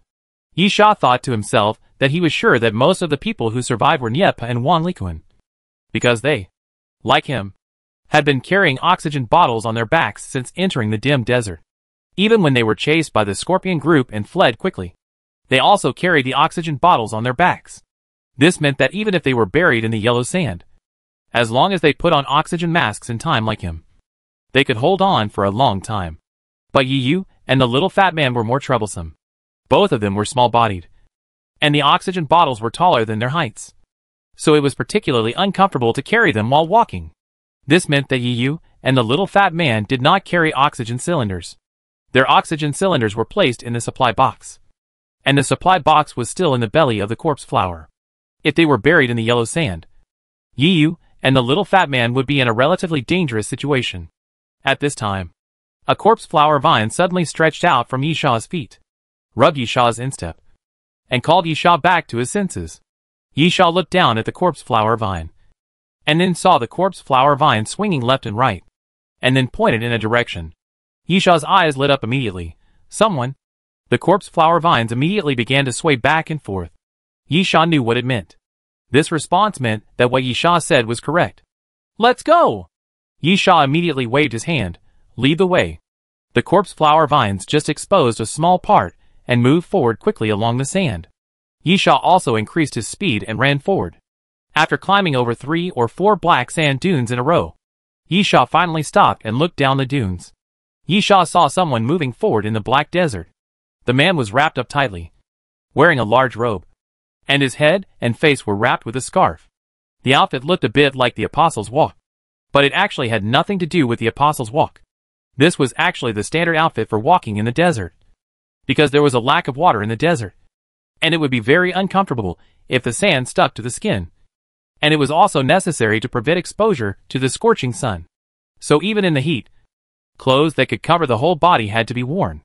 Covering the head and face was to prevent the blowing sand from sticking to the hair and pouring directly into the mouth. Therefore, the attire doesn't explain anything. Yi Sha himself is also dressed in that way.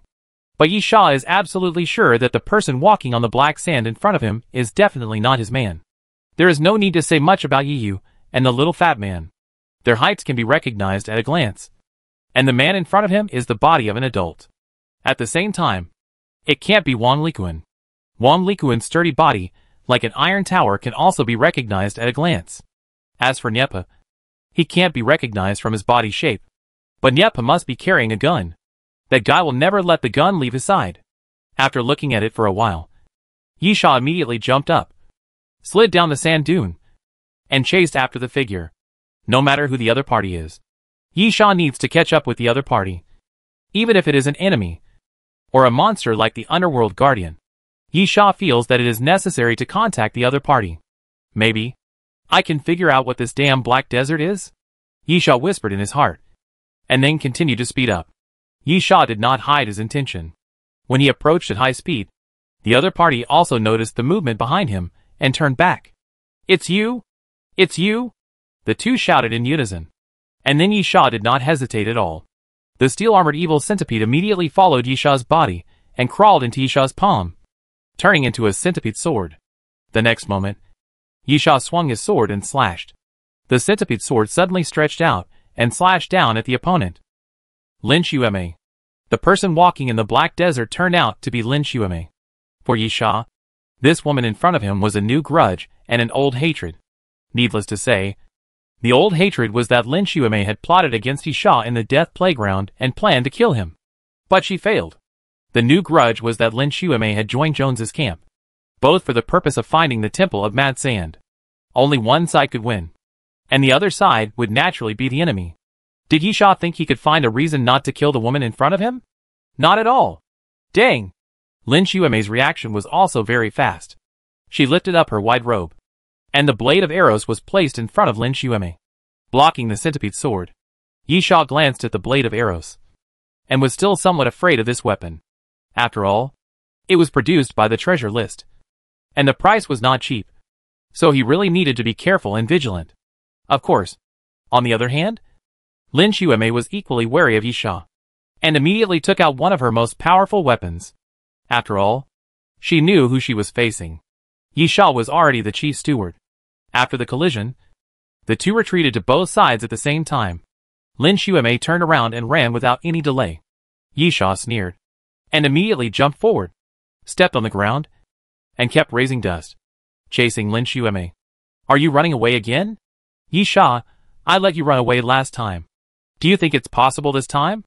Lin Xueme didn't answer, but swung the arrow's blade directly. The arrow's blade is a short blade, about half a meter including the handle. But don't think that this is the attack distance of the arrow's blade. Yi Sha had seen the attack of the arrow's blade before, and the real shape of this short blade is a whip blade. Sure enough, the crescent-shaped blade of the arrow's blade was pulled apart, turning into a long flat whip blade, sweeping towards Yi Sha. Yi Sha did not hesitate to hold the centipede sword horizontally and block the arrow's blade. Chapter 765, Pursuit. Dang! The centipede sword and the arrow's blade collided, making a crisp sound again. But what followed was the sharp scream of the steel-armored evil centipede. One of the feet of the steel-armored evil centipede was cut off. In fact, the centipede sword formed by the steel-armored evil centipede is very similar to the arrow's blade. Both can be extended to attack, and are actually whip blades. But the grade is indeed quite different. The arrow's blade is an item on the treasure list, and the steel-armored evil centipede is also a rare alien creature. But it is definitely not qualified to be on the treasure list. Therefore, the strength and sharpness of the centipede sword cannot be compared with the blade of arrows. "Go back," Yi Sha muttered, and the body of the steel-armored evil centipede relaxed, quickly retreated, and wrapped around Yi Sha's waist. Yisha slowly drew out the king's holy sword. Isn't it just a weapon on the treasure list? I have it. Clang. Facing the blade of arrows, Yisha slashed forward again without hesitation. The king's holy sword collided with the blade of arrows, making a crisp sound, and then bounced the blade of arrows away. The king's sword is a rather contradictory weapon, because the king's sword is an overrated weapon. However, the king's sword is also an underrated weapon. The reason why the king's sword is overrated is that the tragedy king and the magic sword cannot be used at will because the cost of using them is too high. Without using the tragedy king and the magic sword, the king's sword does not open the king's domain, so it is really not very useful. The reason why the king's sword is underestimated is because of its price. If it were not for the fact that the tragedy king and the magic sword were too restrictive, which led to the low practicality of the king's sword, the price of the king's sword would actually be far more than 50 gold skull coins. Therefore, apart from the abilities of tragedy king and magic sword, the king's holy sword, as an ordinary sword, actually has a good foundation. That is, the texture, solidity, and sharpness. If we don't consider using tragedy king and magic sword, the attackability of the king's holy sword is indeed a bit worse. But the defense is not bad. At least it is hard enough, and will not be easily damaged. The blade of arrows is much more expensive than the king's holy sword, but it can't cut a halfway gap on the blade of the king's holy sword. Which is the best proof. Clang. The two weapons collided again, and the blade of arrows was directly bounced away by the holy sword of the king. In terms of strength, there is a clear gap between Lin Xueme and Yisha. After the continuous collision of weapons, Lin Xueme already felt a slight pain in her arm.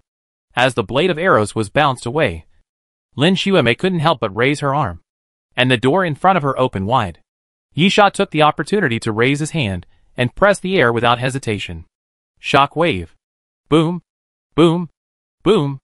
Yisha had a ferocious face, and he used up the number of times the shock wave was used at once, and bombarded Lin Xueme continuously. The sand dunes ahead kept exploding, and columns of sand shot up into the sky.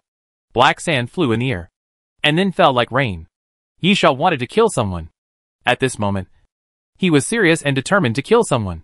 Kill the woman in front of him. Lin Xueme's reaction was good.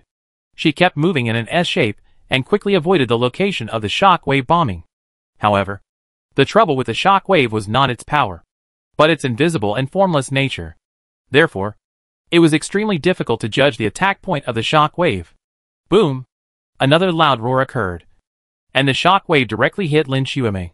And then the dust flew, and Lin Xueme was directly blown away. Lin Xueme's left arm was faintly oozing blood, and it was obvious that she was injured. But the injury was not serious. After gritting her teeth, she got up and continued to run forward. Is all you can do running? Yisha's voice came from behind, holding the gun with one hand, and his left hand suddenly raised in front of him, and the destroyer made a mechanical rotation sound. Gun form. After the destroyer quickly switched forms, Yisha stretched his hand forward without hesitation, and sparks kept flying from the position of his fingers, and bullets began to fly forward. Lin Xueme slid violently, bringing up a cloud of dust, and then swung the blade of arrows. The blade of arrows quickly stretched out and turned into a whip blade, but did not attack. Instead, it wrapped around Lin Xueme's body like a snake and kept spinning. The bullets hit the blade of arrows, making a continuous clanging sound, and were completely blocked by the blade of arrows. Yisha couldn't help but frown. The arrow's blade was indeed a very good weapon. It was both offensive and defensive. It could attack and defend. The short blade form was fast, and the whip blade form had a long attack distance. The most important thing was that the bullets fired by the destroyer's gun form had a penetrating effect. The bullets were customized from the boss lady, and the penetration effect was also improved. However, not even a single bullet penetrated the defense of the arrow's blade. Obviously, the arrow's blade must have a defensive effect that could resist the penetration effect. Railgun form. After Yisha frowned, he immediately shouted and switched to the form of the destroyer, similar to the arrow's blade, which is versatile and can cope with various combat situations, but lacks a fatal blow. Yisha also has it. That is, the destroyer gloves. Countless metal plates on the destroyer quickly flipped up, spread out to both sides, and began to reassemble. Almost in the blink of an eye, it turned into a golden gun barrel and was worn on Yisha's hand. The next moment, Yisha took aim and quickly fired forward. The pulse bombs flew forward continuously. Lin Xuemei was still very wary of Yisha. After all, they had fought before, and Yisha was now the chief steward. Regardless of whether this chief steward was real or not, he was the chief steward after all, which was a symbol of strength. Unfortunately, Lin Xuemei's arrow's blade had been used in front of Yisha, but Yisha's World Destroyer gloves were shown in front of Lin Xuemei for the first time. Therefore, Yisha probably knew what Lin Xuemei could do with a blade of arrows. But Lin Xuemei didn't know the function of the destroyer. Because of this, even though Lin Xuemei was extremely vigilant, she didn't know what the pulse bombs were used for until the pulse bombs landed and began to flash blue light. And it was obviously too late to avoid them at this time. Boom, boom, boom. The pulse bombs exploded continuously, although Yisha did not use the overlapping area to superimpose the power of the explosion. The pulse bombs launched were connected into one piece, and the explosion areas were connected to each other, expanding the explosion range, making it impossible for Lin Xuemei to avoid it. Then, with the blue light of the explosion connected into a light and shadow, Lin Xuemei was blown away again. Chapter 766 Confrontation. The blade of arrows can block bullets and swords, but it cannot block the impact of explosions. It has no way to deal with invisible forces. Lin Xuemei's body was blown away by the impact of the explosion like a cannonball, and hit a sand dune hard. With a bang, the sand dune was directly hit by Lin Xuemei's body, and then the black sand above collapsed downwards and continued to flow around. After a while, an arm stretched out from the huge sand pit, and Lin Xuemei climbed out again. Yisha was not surprised that this level could not kill the opponent, but Lin Xuemei did look a bit embarrassed. In this confrontation, she was obviously the one who suffered a loss, and her body was covered with blood. Wiping the sand off her face, Lin Xuemei suddenly untied the wide robe and threw it aside. Oh! Yisha licked the corner of his mouth, revealing a bit of ferocity. Have you finally decided to fight seriously? Lin Xuemei did not reply, but took out a gun. Yisha was a little surprised. He guessed that Lin Xuemei was serious, and that the other party might take out a gun. But this gun was not the same gun. Lin Xuemei had an electromagnetic pistol in her hand, which was quite powerful. Yisha had seen it before.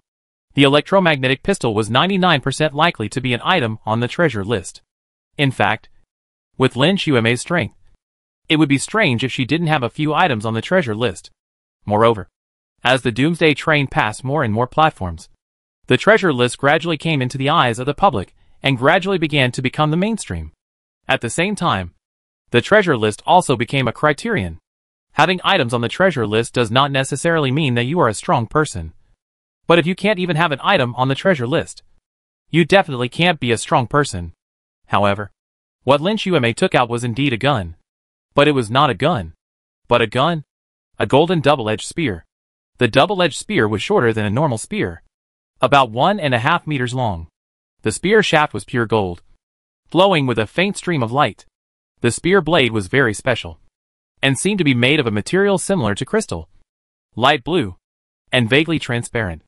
Yisha frowned slightly, and then asked, Ares' blade? Yisha knew the double-edged spear, which had nothing to do with his previous life, but he had seen it in the treasure list. After all, Yisha was also a big spender on the treasure list, and Yisha had read the treasure list in the boss's hand many times. Of course, Yisha didn't know the specific effect of Ares' blade. After all, he had no intention to buy it. He could only see the name, picture, brief introduction and price in the treasure list. That Ares' blade is worth 180 gold skull coins. This price is very telling. At least this thing is already considered a high-end item in the treasure list. However, I remember that Ares' equipment seems to be a set of 3. Yisha grinned. If there is only one piece, even if the value is not low, it is difficult to exert its full power. Yisha has experienced this principle on the World Destroyer. Usually, the effects of items that can be upgraded or in sets are better than those of single items of the same value. However, the more troublesome thing is that before upgrading to the ultimate form or owning a set, the practicality of the items is usually lower than their value, which can be considered as both advantages and disadvantages. In simple terms, single items of the same value represent the present, and single set items or upgradable items of the same value represent the future. Lin Xuemei snorted coldly. So what? It's enough to deal with you, Lin Xueme said as she raised the Ares blade and slashed it forward. A blue light suddenly appeared on the crystal spear blade on one side.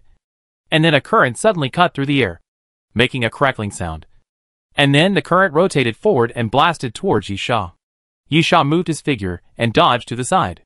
The circular arc of electricity hit the sand dune behind him and cut the sand dune directly. However, Lin Xueme's attack was not over yet. At the moment when Yisha dodged, Lin Xueme's wrist shook, and the other end of the Ares blade thrust forward. The green blade suddenly emitted heat and quickly turned into a fiery red. As the blade moved forward, a crescent-shaped fire blade came forward. One thunder and one fire. The two attacks were actually connected. When Yisha dodged the thunder arc, the fire blade could not dodge, because when his feet stood firm, the fire blade had already arrived in front of him. Yisha frowned, then stood still to meet the fire blade. Bang! Yisha's body surface showed nitrogen armor, then collided with the fire blade, and then the fire blade was smashed to pieces. Yisha wiped his chest with disdain. Are you tickling me? Lin Xueme was shocked. The last time they met, Yisha was far from being so powerful. His growth rate was too fast. No wonder he became a flight attendant. However, the shock was only for a moment. Lin Xueme knew that she had no way out. At the moment when Yisha used his body to block the fire blade, the arrow's blade had already slashed forward. Yisha immediately stretched out his hand and pushed forward. Catch the dragon and let the crane fly. Second style of letting the crane fly. The invisible thrust was pushed out from Yisha's palm, directly pushing away the flying arrow's blade. Although it did not push the arrow's blade back, it made the arrow's blade deviate from its direction. Boom! The arrow's blade hit the sand, and a wall of black sand was lifted up. When the arrow's blade hit the ground, Yisha had already jumped forward. The distance of 10 meters was almost fleeting. Yisha came to Lin Xueme, clenched his fist, and the destroyer had been switched to melee form. Bang! A punch! Yisha's punch pushed the fist wind to both sides, and the sand on both sides suddenly raised sand waves, which continued to sweep to both sides, then accompanied by a loud bang. Sand waves were also raised in front of Yisha, covering Lin Xueme. The next moment, a big hole was broken in the sand wave, and Lin Xueme turned over and came out. Ares' battle blade was swung forward continuously, and the lightning arcs and fire blades seen before continued to attack Yisha. Yisha raised his eyebrows. Usually, the more powerful the attack, the greater the limitation. The power of the lightning arc and the fire blade is not bad, but it can be easily blocked by the nitrogen armor, which is indeed only average. Therefore, it is not surprising that they can be used continuously. After all, quantity makes up for quality. Taking a deep breath, facing the lightning and fire that kept flying, Yisha did not choose to dodge, but appeared extremely tough. After wrapping his body with nitrogen armor again, he rushed forward directly. Bang! Bang! Bang! The lightning arc and the fire blade kept hitting Yisha's body, but they could only make Yisha's body shake slightly. The nitrogen armor did become thinner due to the continuous attacks. But before that, Yisha had rushed to Lin Xueme again. Chapter 767 Fight. I really don't know why Jones chose you, Yisha deliberately provoked. Intending to anger Lin Xueme, you are not as strong as you imagined. Right? Yisha said as he raised his fist, and the sound of mechanical operation came from the World Destruction Glove. Lin Xueme grasped the arrow's blade without hesitation, and the next moment, the arrow's blade suddenly spread out, and then the blades were spliced together to form a metal shield, blocking in front of Lin Xueme and protecting her. Yisha, however, looked nonchalant, with his mouth curled up in a sinister smile. Heavy punch. Electric arcs suddenly surged from both sides of the World Destroyer gloves, and the hydraulic system was running frantically, causing white gas to spurt out from the end of the World Destroyer gloves. Then, a punch. Yisha's fist hit the shield formed by the blade of arrows. And then with a bang, the shield made a loud noise and directly pressed down on Lin Xueme. Lin Xueme opened her mouth and spurted out a mouthful of blood, which was scattered all over the ground, like a blooming plum blossom. And then she was blown away, sticking to the sand, rolling up a wave of sand, sliding more than 10 meters along the ground, and hitting a sand dune, and then barely stabilized her body. Yisha tilted his head. The blade of arrows was more useful than he thought. If it had hit her directly, Lin Xueme would probably not be able to get up now. However, the shield formed by the blade of arrows absorbed most of the damage. But the impact could not be absorbed. Lin Xueme looked miserable. But it was just a hard injury. So, Yi Sha did not delay at all. Stepped forward again, and walked towards Lin Xueme. Lin Xueme gritted her teeth, raised the Ares blade, and stabbed it hard at the ground. Yi Sha felt something was wrong at this moment, and his steps stopped abruptly. He immediately dodged to the side. Then, on the ground where Yi Sha had stood before, the sand rumbled, and then the sand swelled, and a pillar of fire burst out from the ground. This move is hard to defend against, and can be used for sneak attacks, but stabbing the Ares blade into the ground in front of Yi Sha, even a fool would know that it must not be without intention. Yi Sha curled his lips. This mistake was a bit low level. With Lin Xueme's level, she shouldn't have made such a mistake. It can only be said that Lin Xueme's emotions were messed up, and she began to become anxious. That's good. An opponent who loses his cool is always easier to deal with. Yi Sha walked towards Lin Xueme and continued to deliberately provoke her. When I was on a mission with you, I was just a rookie. But now, I'm already the chief steward. And you haven't made any progress. Don't you feel ashamed? Yi Sha didn't know what Lin Xueme was thinking. But Lin Xueme's face didn't show any emotion. Instead, she quickly got up from the ground and turned around and ran. Run again? Yi Sha laughed. What else can you do besides running when you can't win? Yi Sha's figure flashed, and he quickly chased after Lin Xueme. Lin Xueme likes to run. And there is a reason. This woman is very fast. Since speed is an advantage, there is no reason not to use it. Unfortunately, Yi Sha is faster. The moment Lin Xueme rushed out, Yi Sha followed closely behind her, and then kept closing the distance, raised his palm like a knife, and slashed forward. Nitrogen slash. Boom! The invisible slash landed behind Lin Xueme, followed by a roar. A sand column rushed up behind Lin Xueme, causing her to stagger, but she quickly held onto the ground and continued to run forward. Yi Sha snorted coldly. I want to see how long you can run. Yi Sha made up his mind to kill Lin Xueme. New and old grudges were one aspect, and the other was for the crazy sand temple. Yi Sha didn't know how a sandstorm brought him here, but it was very likely that the crazy sand temple was in this black desert. So, since I am here and Lin Xueme is here too, does that mean that others are here too? Is Jones here too? Did they just happen to be caught in that horrible sandstorm and get separated? If this guess is correct, then Yi Sha needs to kill Lin Xueme even more. Although Yi Sha has repeatedly provoked Lin Xueme to anger her, the woman in front of him is actually quite strong. Killing her is equivalent to cutting off Jones's arm, which will obviously reduce the combat power of Jones's side. To put it another way, what was the reason why Lin Xueme was so obsessed with escaping? If she just wanted to escape from Yi Sha, it would be better if she could confirm the location of others and find helpers after escaping. Then Yi Sha would be at a disadvantage. No matter how she thought about it, Lin Xueme had to die here. Thinking of this, a trace of ferocity flashed across Yi Sha's face, which looked even more ferocious. And then he looked at the sky. The sky was always gray, as if covered with a thick gray veil. However, Yi Sha vaguely remembered that it was almost evening when he encountered the sandstorm. If he calculated the time, it should be night now. Moreover, the temperature was very cold. Everyone knew that the desert was extremely hot during the day, but extremely cold at night. You can't run away. Yi Sha took out the night owl dagger, turned it over in his hand, and couldn't help but smile. It really worked, which meant that it was indeed night now, and the effect of the night owl could only be exerted at night.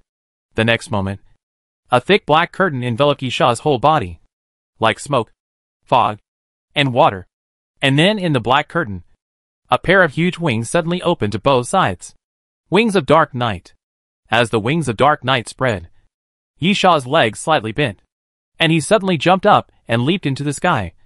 His speed suddenly increased, catching up with Lin Xueme from the air. Lin Xueme's face showed shock, and then quickly became solemn. She watched Yi Sha swooping down from the air, and suddenly raised the Ares blade and stabbed it fiercely into the ground. Boom! A muffled sound came from the sand, and a pillar of fire shot up into the sky, rushing out into the sky, as if trying to knock Yi Sha down. But Yi Sha was extremely agile.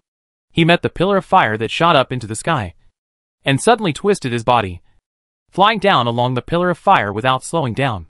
Lin Xueme swung the Ares blade again, and an arc of electricity broke through the blade, spinning in the air to form a circle, cutting towards Yisha. Yisha sneered, and had no intention of dodging at all. He raised his fist, and was about to hit it. He planned to show his strong side to defeat Lin Xueme's confidence. But at this moment, boom! The huge roar sounded again, which made Yisha and Lin Xueme stunned. Yisha's fist had not fallen yet, and the destroyer had not collided with the arc of electricity swung by the Ares blade. The roar was really a bit abrupt. And then a sand dune collapsed with the roar. Chapter 768, Stone Statue in the Underworld. In the cracked sand dune, a huge stone hand suddenly stretched out and grabbed towards the air. Yisha immediately and decisively changed his target. His fist was no longer aimed at Lin Xueme, but at the stone hand. The stone hand was extremely huge, with an arm about 5 or 6 meters long and a diameter of at least 1.5 meters. The palm was spread out, and the palm was nearly 3 meters long, and it was directly grasped towards Yisha. The next moment, Yisha's fist directly hit the palm of the stone hand. Heavy punch. Boom! A huge sound came, and Yisha's fist hit the stone hand. It seemed extremely small, but the power was extremely huge. After the stone hand was hit, it collapsed downwards and hit the sand, bringing up a large wave of sand. At the same time, the sand rolled and flowed where the stone hand stretched out, slowly spreading to the surroundings. And then a huge stone statue emerged. The statue was only half of the body, extremely huge, about 10 meters away, with a human body and a dog face. Very ferocious. The huge size of the statue was not beyond Yisha's expectation. After all, the huge size of the arm showed that the thing buried under the sand must be a huge monster. At this time, Lin Xueme was also surprised. Underworld stone statue. Yisha couldn't help but look at Lin Xueme. This woman seemed to know what this thing that suddenly appeared was. Moreover, the name of the statue was Underworld Stone Statue. What was the connection with the Underworld Guard? Yisha didn't have time to think about it, because the huge arm was swinging towards him again. And this time it was not just attacking Yisha. The other hand of the Underworld Stone Statue fell fiercely towards Lin Xueme, attacking both of them at the same time. The wings of the Dark Knight behind Yisha kept flapping. And then, he twisted his body and swooped down along the huge arm. On the other side, Lin Xueme did not dare to neglect it. The palm was too huge, and the arm was too huge. A casual sweep could cover a large area, and it was not easy to dodge. Lin Xueme decisively swung the Ares blade, and a lightning arc surged forward and hit the huge palm. Although it did not bounce the palm away, it deviated slightly. Then Lin Xueme suddenly laid down on the sand. The wind whistled, and the giant palm passed by Lin Xueme's body. After the giant palm passed by, Lin Xueme stood up and shouted at Yisha, "Let's work together to kill this guy." Yisha sneered, "Will I listen to you?" Lin Xueme looked a little anxious, a little irritable and crazy, and shouted at Yisha, "If we don't kill this guy, more monsters from the underworld will be attracted. Then none of us can escape, and we can only die here. Yisha, I say it again. Why should I listen to you?" If Yisha believed Lin Xueme's random shouts, then Yisha would only feel that he was too stupid. "Lin Xueme, you want to fight, right? Kill this guy. I will fight with you." As Lin Xueme spoke, she quickly ran to the side, with no intention of running away. Yisha's pursuit speed was terrifying, and now there was this big guy. It would be even more impossible to escape. Lin Xueme was now ready to fight to the death. The next moment, thunder and fire. Lin Xueme waved the Ares blade, slashing out lightning arcs and fire blades continuously, and crashed into the Hades stone statue. Yisha glanced at Lin Xueme coldly. Lin Xueme's behavior was consistent with what she said. Even so, Yisha still didn't believe what Lin Xueme said. However, the huge monster suddenly appeared in front of him to disrupt the situation, which was indeed troublesome, because Yisha had just landed, and the huge palm fell down again. Boom! Yisha jumped back, and the palm hit the ground, collapsing a sand dune. At the same time, Yisha landed in the distance, sliding on the sand, but his brows were tightly locked, and his mind was full of thoughts. Thinking about the current situation, Yisha still thought that Lin Xueme was diverting his attention, and using this guy who suddenly appeared to make him give up chasing her temporarily. But the fact is that it is indeed a bit troublesome for Yi Sha to kill Lin Xuemei now. The stone statue of the underworld attacks indiscriminately, and the way of attack is very monotonous, just waving its two huge arms. But it must be said that it is already very difficult to deal with. Looking at the huge size of the stone statue of the underworld, you can know how powerful it is. If you are really hit, it is definitely not a joke. Moreover, it has a large coverage area and is not so easy to dodge. This made the underworld stone statue like a wall, blocking Yi Sha and Lin Xuemei. Even if Yi Sha was crazy and ignored the attack of the underworld stone statue to kill Lin Xuemei, it was not so easy. Lin Xuemei was not a fool, standing there and letting Yi Sha chop her as he wanted. Boom! At this time, the underworld stone statue's giant palm came again, swept across the sand, rolled up a wave of sand, and swept towards Yi Sha. It seems, Yi Sha murmured, there is really no way. Yi Sha put his fingers into his mouth and whistled. Then, at the moment when the giant palm of the Hades statue was about to sweep in front of him, boom! Boom! Two corpse flower vines broke out of the ground, drilled two large holes in the ground, and then went towards the Hades statue, tightly entangling the arms of the Hades statue. A huge monster. Let an equally huge monster entangle it. What Yi Sha had to do was simple. Kill the Hades statue. Positioning blast. Yi Sha raised his hand. The destroyer switched to the form of a railgun, and then the pulse bombs were fired continuously, hitting the chest of the Hades statue. Boom! The stacked pulse bombs exploded simultaneously, and the chest of the Hades stone statue was covered with a blue shadow. With the sound of the explosion, the body of the Hades stone statue fell backwards. Boom! The second loud noise appeared, but it was the sound of the Hades stone statue falling to the ground. Large waves of sand rolled around and even spread into the air, making the sky full of wind and sand again. Yi Sha had been paying attention to Lin Xuemei. This woman didn't seem to have any new moves. Instead, she seemed to be relieved, which made Yi Sha relax his vigilance to some extent. But at this moment, the body of the Hades stone statue twisted again, and then under the surprised gaze of Lin Xuemei and Yi Sha, the Hades stone statue slowly stood up again. A large piece of the Hades stone statue's chest was directly blown off by the pulse bomb, with a pit that was sunken inward and continued to drop stone chips. However, the Hades stone statue was not dead yet, and it did climb up again, and the two huge arms opened and swept towards Yi Sha and Lin Xuemei again. Damn it! Yi Sha felt the whistling wind around him, and couldn't help but curse. Chapter 769 Sniper Kill. Bang!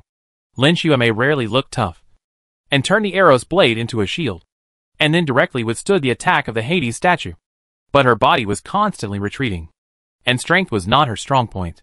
Yi Sha was very calm, watching the huge arm sweeping over, and there was no need for Yi Sha to take action. The corpse flower vine suddenly emerged from the ground again, tightly entangled the arm of the Hades statue, and stopped the Hades statue's attack. Yi Sha looked at the pit on the chest of the Hades statue, and had to say that this big guy was indeed harder than imagined.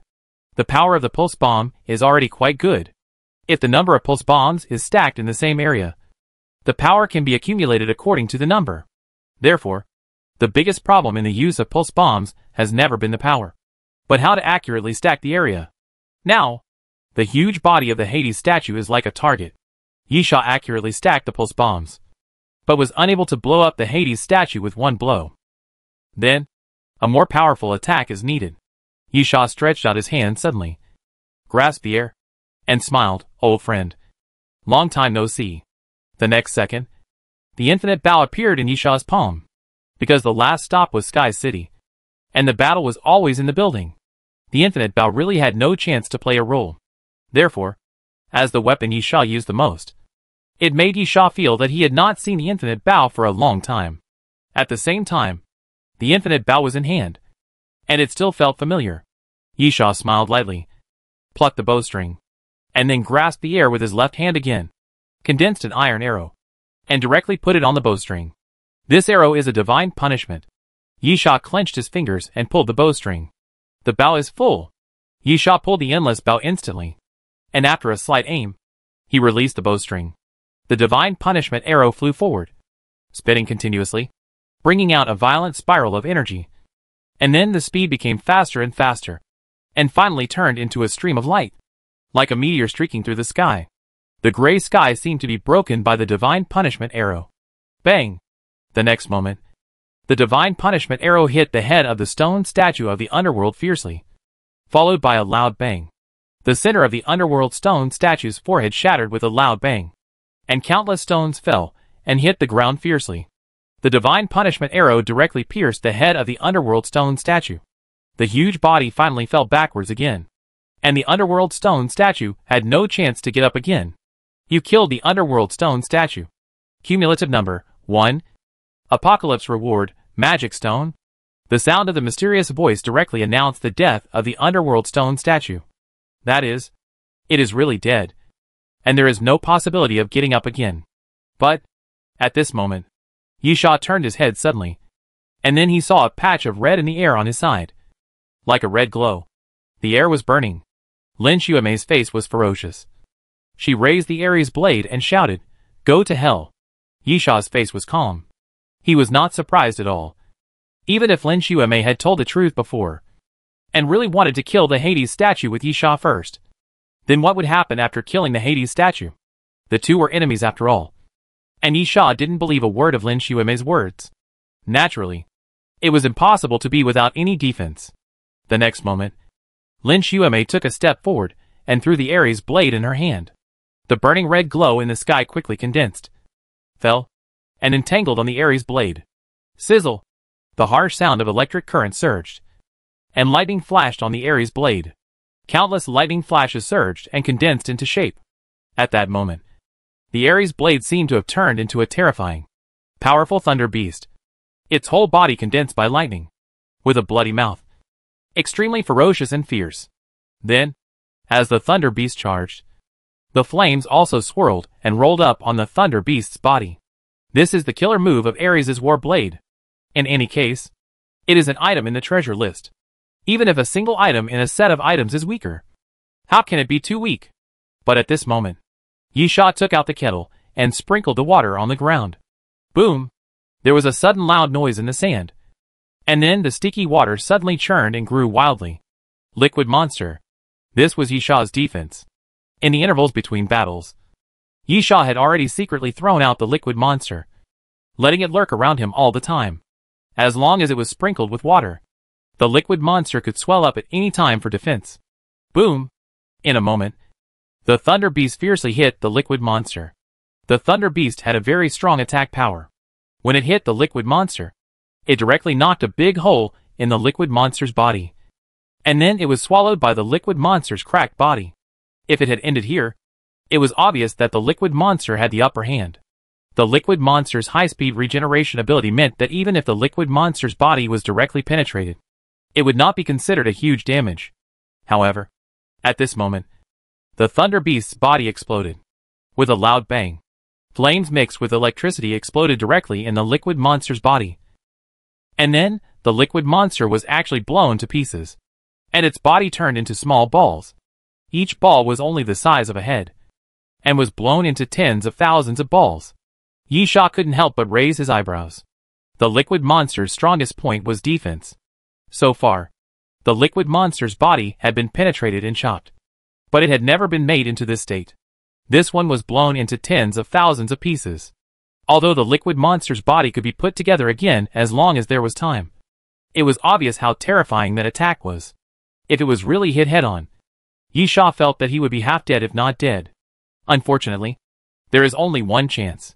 Yisha turned around and raised his head to Lin Xuemei. "You missed it." Lin Xuemei's face was solemn, and she suddenly turned around and ran. This was her usual method, retreating if she missed a shot. But, bang! This time, Lin Xuemei had no chance to retreat. A crisp gunshot suddenly sounded, and a splash of blood suddenly appeared at the temple. Her pupils suddenly contracted, revealing an unbelievable look, and then her body fell to the side. With a plop, Lin Xuemei fell in the sand, with her eyes open, but no sound, looking like she would die with her eyes open. There was a fist-sized blood hole on the side of her head, and almost half of her head was blown off. Yisha was also distracted for a moment, because this was not done by him. Nyapa! Yisha curled the corner of his mouth, and then looked to the side.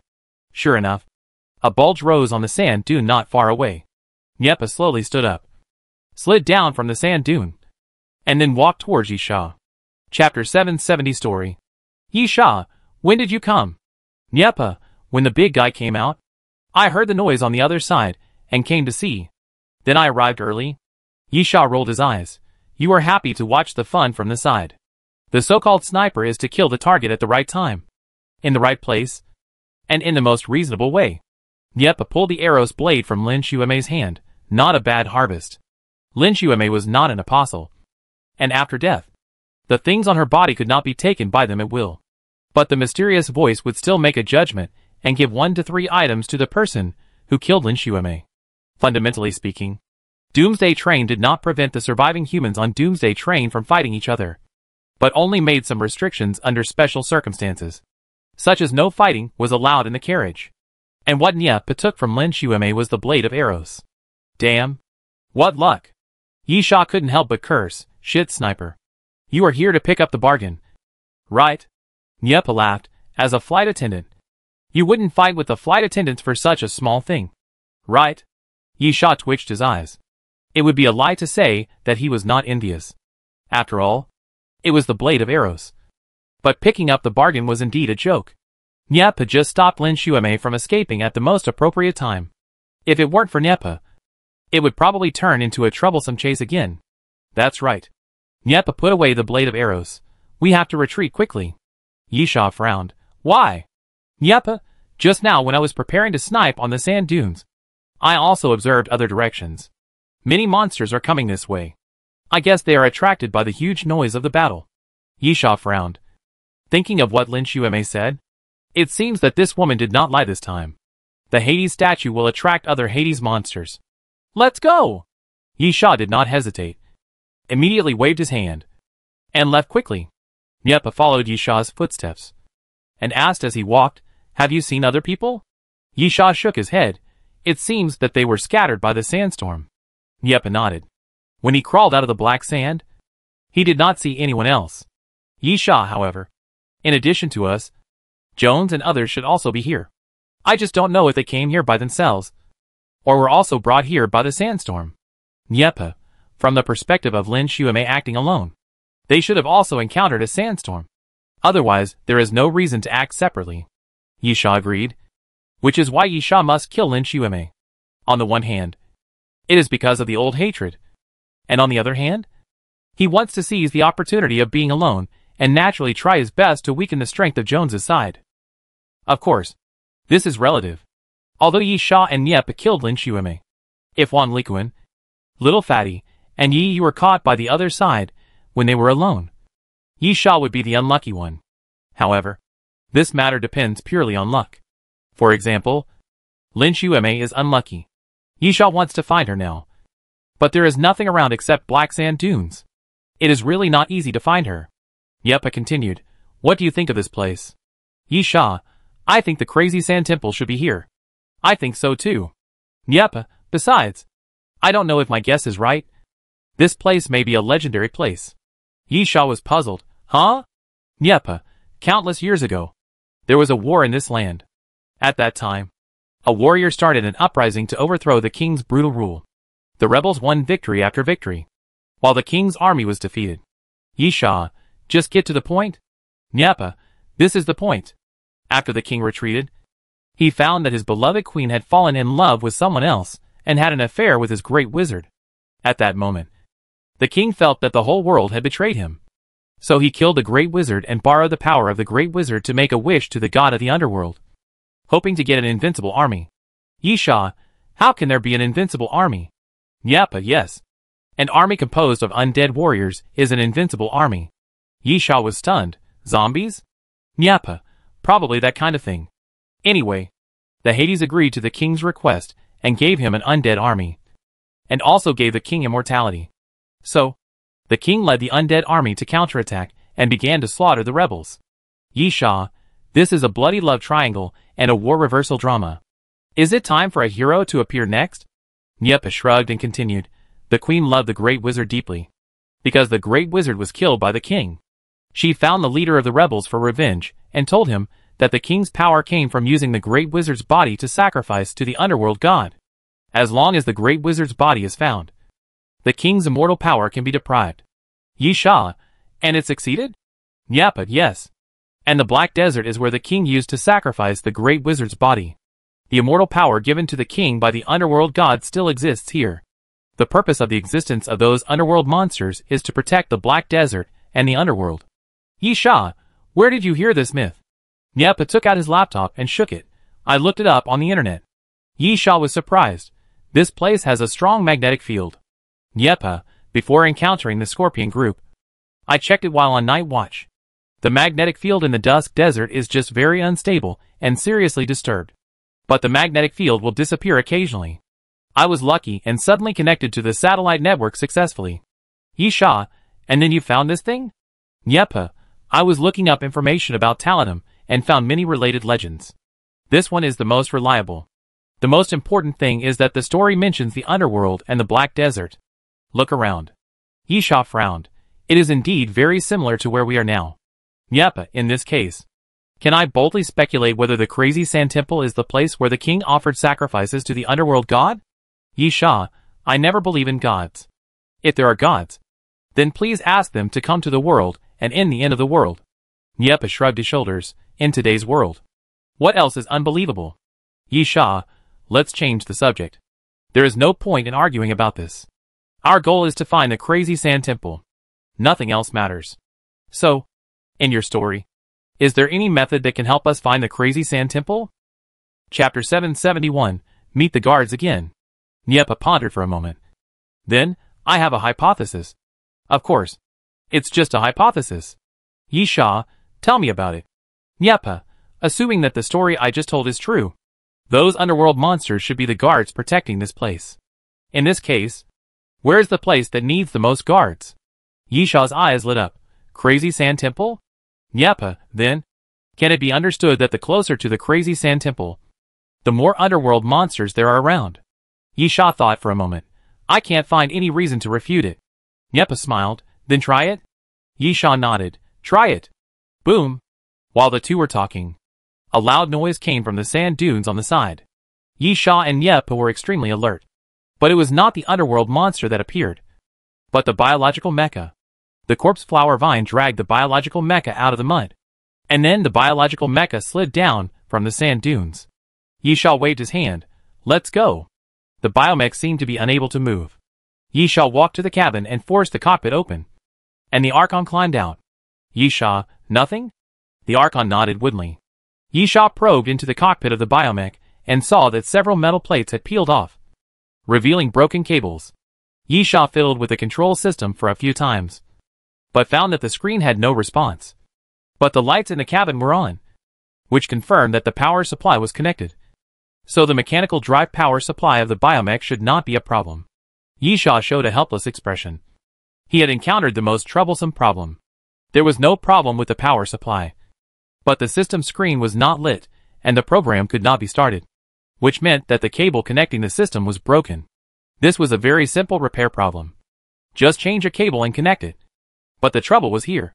To change the cable, the biomech had to be disassembled, and then the biomech had to be sent back to the workshop, which was not a job that could be done with bare hands.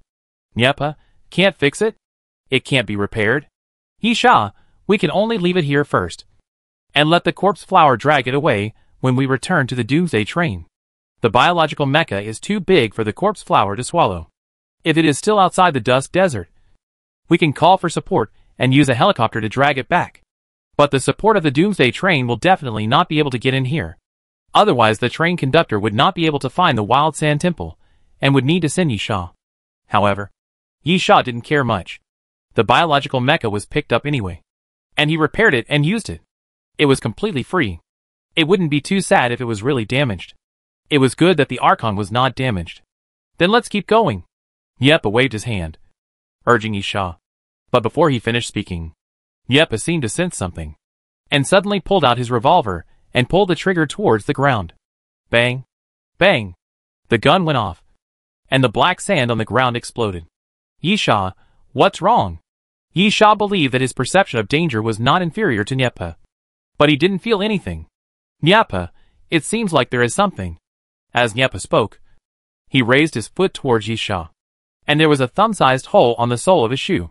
At the same time, Nyepo's face changed, and a dark blue color suddenly appeared on his face, and his lips quickly turned purple. Nyepo's face changed, and he quickly reached into his waist bag, took out a syringe, pierced his neck, and injected a tube of antidote into his body. Be careful. Nyepa, there is something. Yisha looked at the corpse flower, and the corpse flower swayed its vines, indicating that it had not found anything.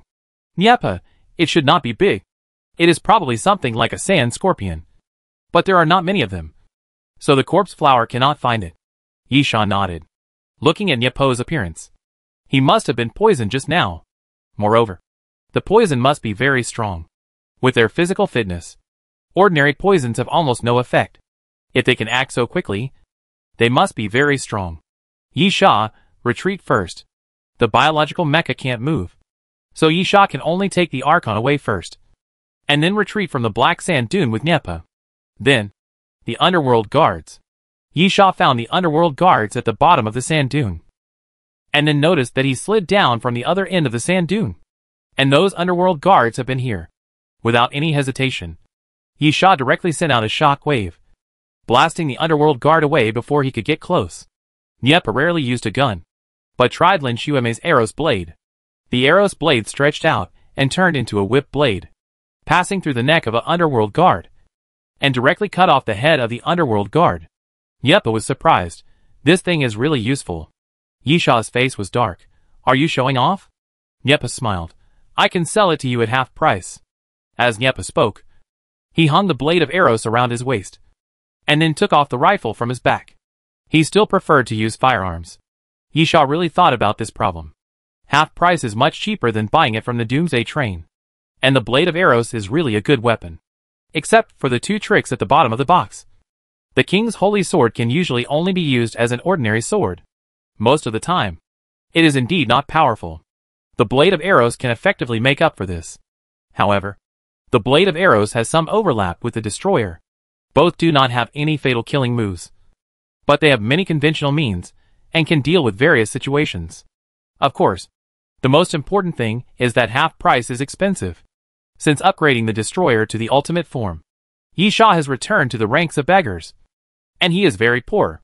Therefore, this thought only flashed through Yisha's mind, and he didn't care too much. After all, not being able to afford it is a sure kill, and it makes people have no thoughts at all. Moreover, Yisha didn't have much time to think carefully, because there were too many Hades guards. There were more than a dozen Hades guards on the other side of the sand dunes.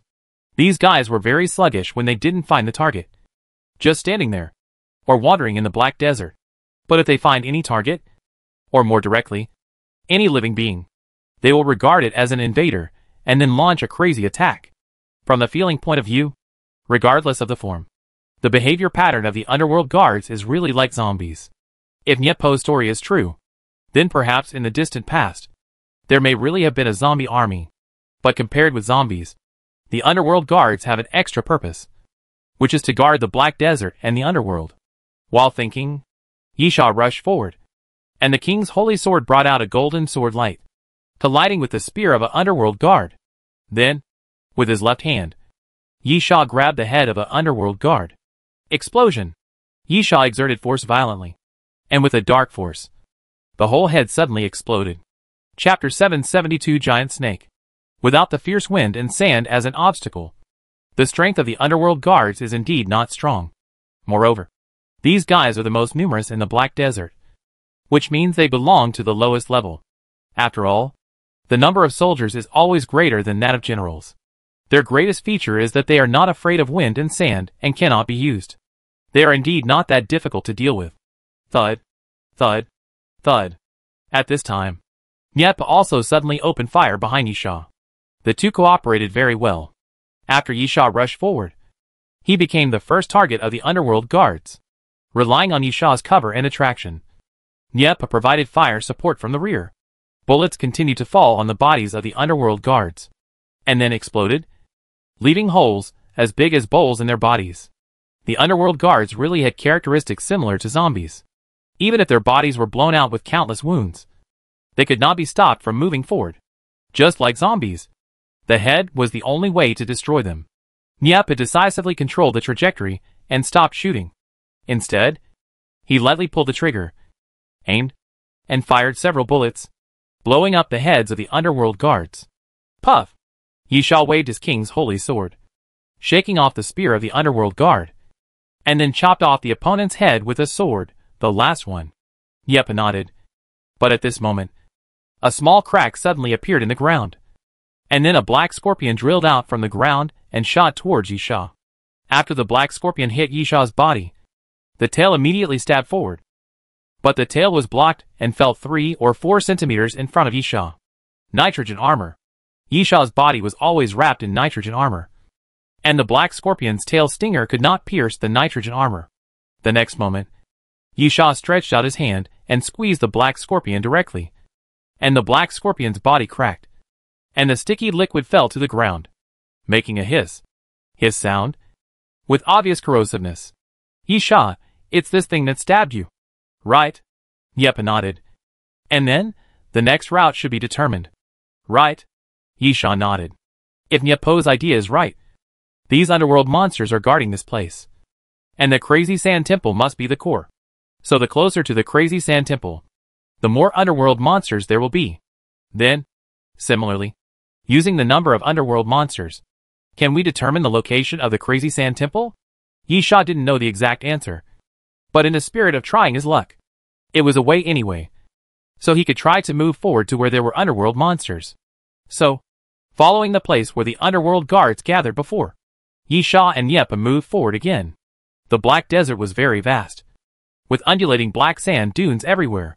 This was definitely not the periphery of the desert, but the real core area of the desert. Usually there are some wastelands on the outskirts of the desert, but here there is black sand everywhere. Nyapa, actually, I doubt whether we are still in the Dusk Desert. Yisha, what do you mean? Nyapa looked at the sky. I don't know how to explain it. It's just my feeling. It seems like another space here.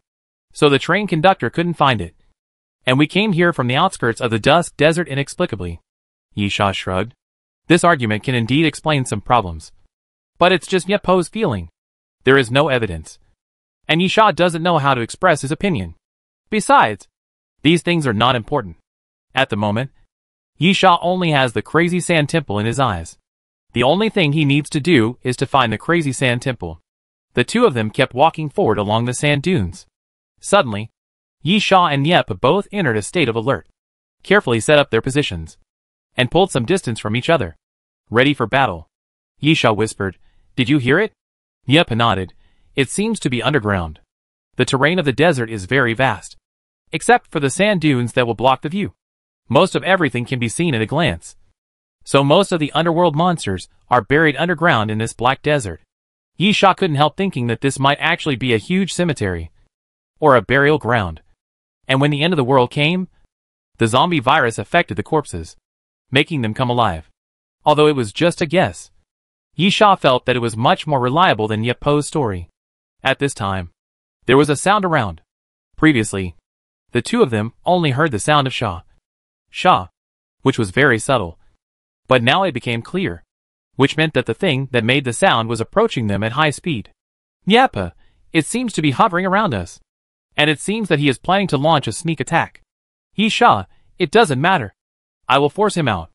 Yisha's toes gently slid across the sand, then stepped hard, and then waited quietly. About 5 or 6 minutes later, a loud roar suddenly sounded in the sand. The huge force lifted a large piece of sand into the air, and then scattered around, and a sand rain fell. The corpse flower vine first drilled out from under the sand, dancing in the air, and suddenly a crack appeared on the top, spewing a large number of plant thorns downwards, constantly piercing into the sand. And then the corpse flower vine fell down fiercely. Boom! As the corpse flower vines fell to the ground, a loud noise resounded, shaking away a large area of sand. And then the Sha sound appeared again. This time, it was a rattlesnake that broke through the sand dune from below. However, the rattlesnake was a bit huge. The diameter of the body was at least 2 meters, and the body length was about 10 meters away. The Sha sound was the sound made by the rattlesnake's tail shaking. In addition, The body of the rattlesnake also showed obvious signs of corpse transformation. Many parts of the body were ulcerated, and the scales were peeling off, especially on the back. There was a 5 or 6 meter long crack, as if the snake's body was cut open. Without Yisha's order, the corpse flower has always been a trustworthy pioneer in dealing with such a behemoth. The moment the rattlesnake came out from the ground, the corpse flower vines rushed out first. The corpse flower vines quickly wrapped around the rattlesnake's body and twisted together. The giant rattlesnake opened its bloody mouth, revealing 2 sharp fangs, and bit directly at the corpse flower. Puff! The 2 fangs nailed into the body of the corpse flower. And then with a strong pull, the corpse flower vine was torn off. However, the corpse flower has more than one vine. The moment the corpse flower vine was torn off, the second vine immediately broke out of the ground and whipped the giant rattlesnake hard. Chapter 773, Killing the Snake. After the corpse swallowed the seeds of the corpse flower of the South China Psychic bloodline, there was no obvious change in its physical characteristics, but its strength was obviously improved a lot. I don't know if it has not yet evolved completely. The collision directly knocked the rattlesnake to the ground, and then when the corpse flower vine was about to surge forward again, the rattlesnake suddenly rolled over, swept its tail, smashed a sand dune, and covered the corpse flower vine with sand. The corpse flower vines were knocked away by the overwhelming sand, and Yisha and Ye were not idle either, and quickly ran to both sides. Thump, thump, thump. Ye fired directly at the rattlesnake. For such a huge target, he didn't even need to aim, just pull the trigger hard. But Ye Po's brows gradually frowned, and he said to Yisha, "This guy's defense is so strong. Ye Po's firearms have strong destructive power, and the bullets are also specially made, which can cause small power explosions. But if combined with the penetrating power of the bullets are shot into the target's body and then exploded. Such small power explosions are also considerable. However, the bullets could not penetrate the rattlesnake's body, as its scales were extremely hard." Yisha also swung his sword at the rattlesnake's body from the other side, but the collision made Yisha feel as if he had hit something metal, and the king's holy sword could not break the rattlesnake's scales at all. Yisha looked up. Perhaps he could start with the festering flesh on the rattlesnake's body, which was not covered with hard snake scales. But even if he pierced through the rattlesnake's body from there, could he really kill the giant snake? Obviously, all the underworld monsters seemed to have been affected by the zombie virus, with signs of corpse transformation and zombie characteristics. Therefore, Yisha still set his target on the rattlesnake's head. Slowly, Yisha stretched out his hand and clenched it, and the infinite bow appeared in his hand again. At the same time, black desert, black sand dunes. Zanyu put down the telescope. "I didn't expect them to be here too, which is a bit beyond my plan." Jones said calmly, "It's okay. They must have been swept into the black sandstorm. They are lucky." "Yeah," Zanyu agreed. "Okay. The underworld is here. In that case, let them lead the way." "Jones, have you contacted the others?" Zanyu shook his head. "The magnetic field here is very unstable, and the interference is quite serious. We can't establish communication. But we prepared in advance. We bought carrier pigeons when we left the Doomsday train. Although the method is a bit old, it can still send messages, but it takes more time." Jones nodded and didn't continue speaking. He spoke very little and was very low-key. Otherwise, he wouldn't have been a senior flight attendant, but remained unknown until he became the chief flight attendant. "Zanyu, speaking of other people, are you really not going to consider it again? I'm worried about that woman. No one can guess what she's thinking." "Jones, you think too much." "Zanyu, that woman is dangerous." "Jones again, you think too much." Zanyu shrugged. He thought Jones was good in all aspects, mature and calm, and very low-key. This was the reason why everyone had always ignored Jones before. But this was exactly why Zanyu chose to join. Having no strength, but keeping a low profile is really keeping a low profile. Having strength, but keeping a low profile is called forbearance. In Zanyu's opinion, Jones belongs to the latter. And such a person is very scary. And Zanyu's ability has also been valued by Jones. Unfortunately, the two have never reached a consensus on the issue of that woman. "Well," Zanyu muttered in his heart, and then picked up the telescope again to look into the distance. "In any case, the most important thing at the moment is undoubtedly the crazy sand temple, and everything else can be discussed later." After Yisha took out the infinite bow, he began to run quickly, came to the side of the rattlesnake, and suddenly drew the bowstring. Piercing arrow. Rattlesnakes have excellent defense, so the only thing that can effectively kill rattlesnakes is the piercing arrow. Puff! At the moment when the corpse flower vines entangled the rattlesnake and entangled this huge creature, Yisha suddenly made a move. The piercing arrow shot straight out without any parabola, and then hit the rattlesnake's head. A blood flower bloomed. However, compared with the huge body of the rattlesnake, this blood flower was too inconspicuous. Naturally, the damage to the rattlesnake was not as great as imagined, even if the arrow directly penetrated the rattlesnake's head. Yisha frowned, and then said to Nyapa, "Send me up." Nyapa nodded, and immediately ran towards Yisha. When he came in front of Yisha, he suddenly folded his hands. At the same time, Yisha also jumped up and stepped on Nyapo's palm. The two of them exerted force at the same time, and Yisha jumped into the air. At the moment when Yisha reached the top of his jump, the corpse flower vine suddenly rushed out diagonally, holding up Yisha's feet and exerting force again. The next moment, Yisha was sent to the back of the rattlesnake by the corpse flower vines. The huge crack on the back of the rattlesnake was undoubtedly the most obvious weakness. Yisha ran on the back of the rattlesnake without hesitation. Railgun form. While running, Yisha raised his arm violently, and the destroyer quickly changed its form, making a mechanical rotation sound, and then turned into the appearance of a gun barrel. Positioning blast. Yisha aimed the gun barrel at the wound on the rattlesnake's back, and then fired pulse bombs continuously. Puff, puff, puff.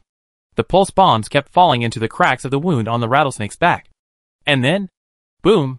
Several overlapping explosions sounded at the same time, and a huge roar came from the rattlesnake's body, followed by the unique blue light when the pulse bomb exploded, which emanated from the rattlesnake's body. The next moment, the rattlesnake twitched continuously, and the huge snake body rose up, and then hit it heavily, knocking down 7 or 8 black sand dunes in succession. Slowly, the rattlesnake lost its voice and completely stopped moving. There was no blood, no exploded body, but Yisha knew that everything inside the rattlesnake was blown to pieces. The pulse bomb would not produce an explosion with a large range, but the power of a small-scale explosion was extremely terrifying. You killed the underworld demon snake. Cumulative number 1. Apocalypse reward, Demon Snake Fong. The mysterious voice sounded at this time, which was the best proof. Yisha came to the head of the underworld demon snake, and then prepared to saw off the fangs of the underworld demon snake. But at this moment, Nyapa suddenly shouted at Yisha, "Be careful of your head." Chapter 774 Demon Eagle. Yisha was stunned when he heard Nyapo shout. Then he looked up at the sky and was startled. A huge black dot was falling from the sky, approaching Yisha quickly, and then slowly its outline became clear. It was a huge underworld demon eagle. The underworld demon eagle was even bigger than the underworld demon snake. After a pair of wings were spread out, the wingspan was at least 25 meters. Just from the wingspan, you can tell how huge the underworld demon eagle's body is. The most important thing is that despite its huge body, the speed of the underworld demon eagle is surprisingly fast. No, it should be said that it is so fast that it is terrifying. In a hurry, Yisha immediately ran back and jumped from the head of the underworld demon snake to the body of the underworld demon snake. The next moment, with a muffled sound of puff, rain began to fall from the sky. A bloody rain. The claws of the underworld demon eagle fell, and it was just a blow. The head of the underworld demon snake was actually crushed by a blow, and the scattered blood was like a heavy rain. In just a blink of an eye, Yisha's body was stained with blood. Yisha stretched out his hand to block it, then wiped the blood off his face. Looking up, the Dark Earth Demon Eagle grabbed the Dark Earth Demon Snake's head and flew back to the sky. But it turned at low altitude and quickly swooped down again. The speed of the Dark Earth Demon Eagle was so terrifying that after Yisha took a look, he found that he couldn't dodge it. Puff! Yisha only had time to protect his body with the nitrogen armor, and the Dark Earth Demon Eagle's claws fell again, not only splitting the Dark Earth Demon Snake's body in two with one blow, but also grabbing Yisha's body and flying into the air. Boom! The corpse flower vines immediately emerged from the ground and flew into the air, trying to drag the underworld demon eagle, while Nyapa quickly opened fire. However, the underworld demon eagle was too fast. and the corpse flower vines could not catch up with the underworld demon eagle at all, and then stretched to its longest length. In fact, no matter how long the corpse flower vines were, they could not reach the air. Nieppe also encountered the same dilemma. Although he reacted quickly, the underworld demon eagle was faster. After quickly raising its altitude, it was directly beyond the range of the guns, and those bullets could not reach the underworld demon eagle at all. At the same time, the Archon also reacted quickly. The Archon reacted the fastest, but he did not attack like Corpse Flower and Nieppe, but chased forward immediately. If Yisha saw the Archon's performance, he would definitely be a little surprised. First of all, in terms of judgment, the Archon's judgment was even better than Corpse Flower and Nieppe. The moment he judged that he could not attack, he directly chose to chase. But it is not too surprising that the Archon has such judgment. After all, the Archon evolved from the Arbitrator, and the Arbitrator is a war weapon manufactured by Comp Corporation. Fighting is everything to the Arbitrator, so the driver in the Arbitrator's body has a nearly perfect fighting program, and the Archon inherited this fighting program. Moreover, the difference is that the Arbitrator is only the executor of the program, while the Archon is now a pure mechanical zombie, a new organic organism, a new species, and a new alien creature. That fighting program is no longer an electronic driver, but is perfectly engraved in the Archon's body. Therefore, it is not surprising that the Archon has such accurate battle judgment. What is really surprising is the Archon's speed. Although the physical fitness has greatly improved from the Arbitrator to the Archon, it will definitely bring about changes in strength. But such an obvious speed increase is definitely unexpected. Or, it should be said in another way. Yisha thought that the sarcophagus only brought changes to the Arbitrator as a species evolution. But it is obviously not just that. The power of ancient civilization contained in the sarcophagus was stronger and more mysterious than Yisha had imagined. And the Archon was affected by this power, and was much stronger than Yisha had imagined. Unfortunately, Yisha was still fighting with the Dark Earth Demon Eagle in the air, and did not see the Archon's performance at this moment. Damn it! Feeling the whistling wind around him, Yisha's face was scratched and hurt. And then he tried hard to climb out of the Dark Earth Demon Eagle's claws. The Dark Earth Demon Eagle has a huge body, and naturally huge claws, which makes it impossible for the Dark Earth Demon Eagle to completely close its claws, giving Yisha a chance to break free. However, looking down, there were little bumps on the dark desert, which were continuous black sand dunes, but now they became extremely small. Jumping from such a height is undoubtedly no different from seeking death. No matter how strong the physical fitness is, it can't withstand it. Yisha took out the Night Owl and took a look. In addition to using it as an ordinary dagger, the Night Owl's night attack state can no longer be activated. Unable to enter the night attack state, the other effects of the Night Owl naturally cannot be used. Obviously, although the sky is still gray, it is actually past nighttime. Yisha gritted his teeth, grabbed the claws of the Dark Earth Demon Eagle, and then climbed onto its back. The next moment, when Yisha climbed onto the Dark Earth Demon Eagle's back, he drew out the King's Holy Sword without hesitation and stabbed it fiercely on its back. Fast speed is obviously the characteristic of the Dark Earth Demon Eagle, judging from the fact that it can easily tear the body of the Dark Earth Demon Snake. The Dark Earth Demon Eagle's lethality is also terrifying. However, the Dark Earth Demon Eagle's defense is obviously not as troublesome as the Dark Earth Demon Snake. With a PU sound, the King's Holy Sword fell, but it pierced the body of the Underworld Demon Eagle cleanly and neatly, all the way to the hilt, and blood continued to flow out of the wound. Perhaps it felt the pain. A sharp eagle cry suddenly sounded, and then the Underworld Demon Eagle's huge body continued to swing. Yisha stumbled, but still held the hilt of the King's Holy Sword tightly. As the Underworld Demon Eagle suddenly swooped down, Yisha hung on the back of the Underworld Demon Eagle. Die! Yisha's face was ferocious, and after a low shout, he suddenly exerted force. The King's Holy Sword immediately cut the back of the Underworld Demon Eagle, leaving a huge wound on its back. Injured again, the Underworld Demon Eagle obviously became more angry, and its body kept turning over and gliding in the air, as if it wanted to throw the insect behind it off. Yisha gritted his teeth and grabbed the King's Holy Sword again. But at this time, below the Underworld Demon Eagle, a black ball of light floated into the air at some point, and hit the bottom of the Underworld Demon Eagle's body fiercely. The next moment, the black ball of light exploded, turning into a black shadow that wrapped up the Underworld Demon Eagle. The underworld demon eagle fell rapidly downwards, as if struck by lightning. Chapter 775 A Stone Road. The body of the underworld demon eagle seemed to be out of control. Or it was bound by some force. And began to fall rapidly. It was not until it was about to hit the ground that the underworld demon eagle seemed to struggle out, spread its wings, and forcibly stabilized its body. But it was too low. The corpse flower vine suddenly surged out from the ground. And at the moment when the underworld demon eagle was about to take off again, they forcibly tied up the underworld demon eagle's body, dragged the underworld demon eagle down from the air, and smashed it to the ground.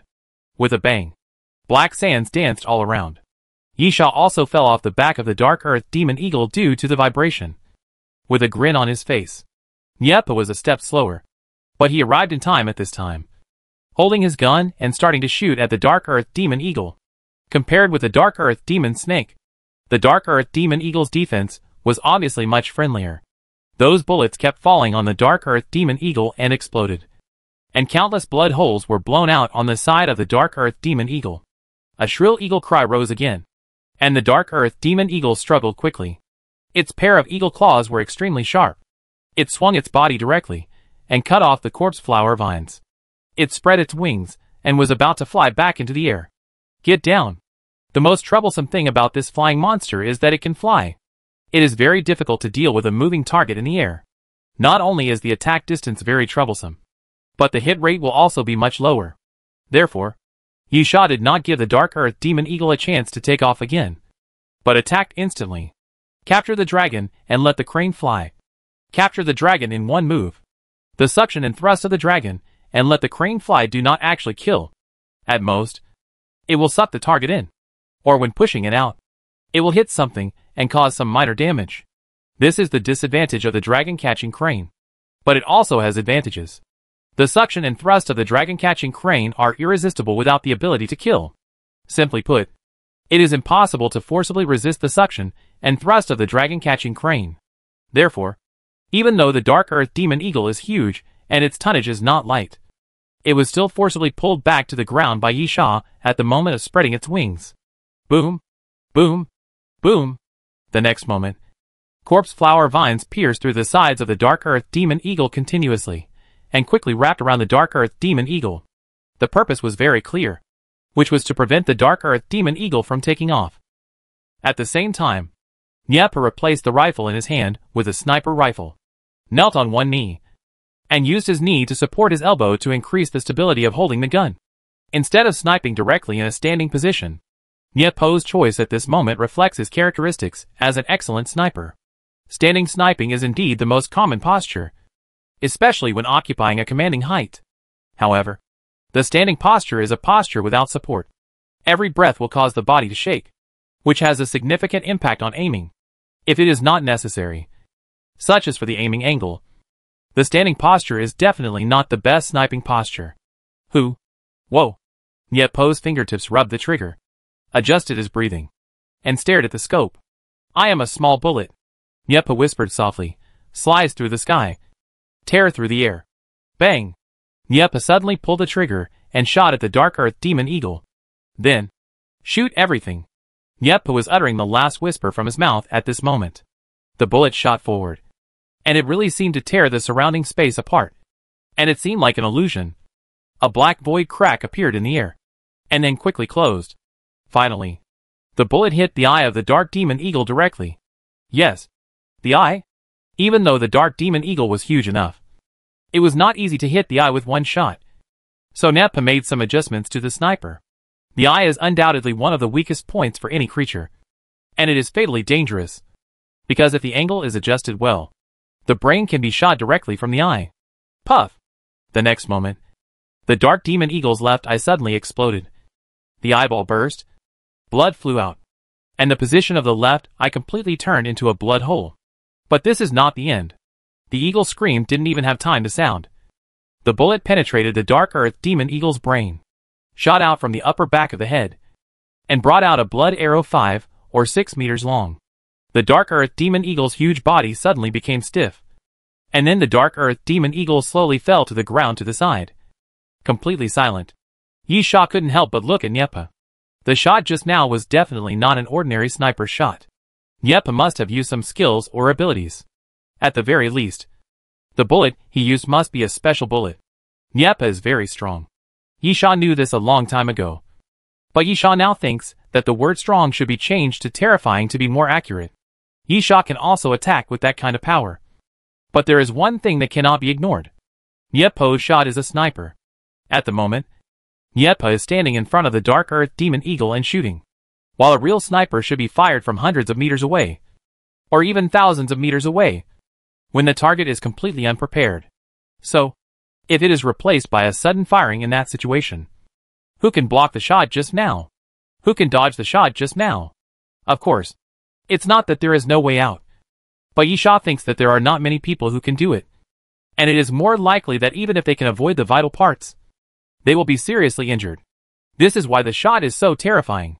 While Yisha was thinking, Niepa had already climbed onto the corpse of the underworld demon eagle and plucked an eagle feather from the back of the neck of the underworld demon eagle. The underworld demon eagle is black all over, except for the neck feather, which is white. The feather that Niepa plucked came from there, most likely because he got the hint from the mysterious voice. Niepa got his reward, and then shouted to Yisha, "Hey, look down." Yisha was stunned for a moment, then looked down, and then showed a look of surprise. There was a stone path under his feet. The stone path was paved with black square stone slabs, the same color as the surrounding black sand. At the same time, Yisha immediately participated in the battle after falling from the air, so Yisha did not notice it at the first time. However, after just one look, Yisha knew that there was something strange about the stone path. The stone road was not wide. It was square, just enough for two people to stand side by side. The strange thing was that there was no black sand on the stone road. Not even a grain of black sand. It meandered forward among the rolling sand dunes, leading to the distance. Niepa squatted on the ground, grabbed a handful of sand, and casually sprinkled it on the black stone road. Then the sand seemed to come alive, rolling and moving to the sides, gathering in the sand on both sides, while the stone road was still clean. Chapter 776 Black Pyramid. Even a fool would know that there must be something strange about the underworld. Normally, it is impossible to build a stone road in the desert without being buried by sand. Even if the sand on both sides of the stone road is carefully cleared during construction. There is a natural phenomenon in this world called wind. There are often strong winds in the desert, which are called sandstorms, and when the wind blows, the stone road is buried. So, the existence of that stone road itself is not ordinary. After Niepa tried it, it naturally showed more magic. Niepa only felt that the stone road was strange. But Yisha saw more.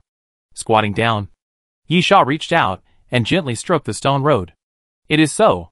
Yisha looked at the stone road and thought of Noah's steel, the stone ball, the stone coffin, and the stone box.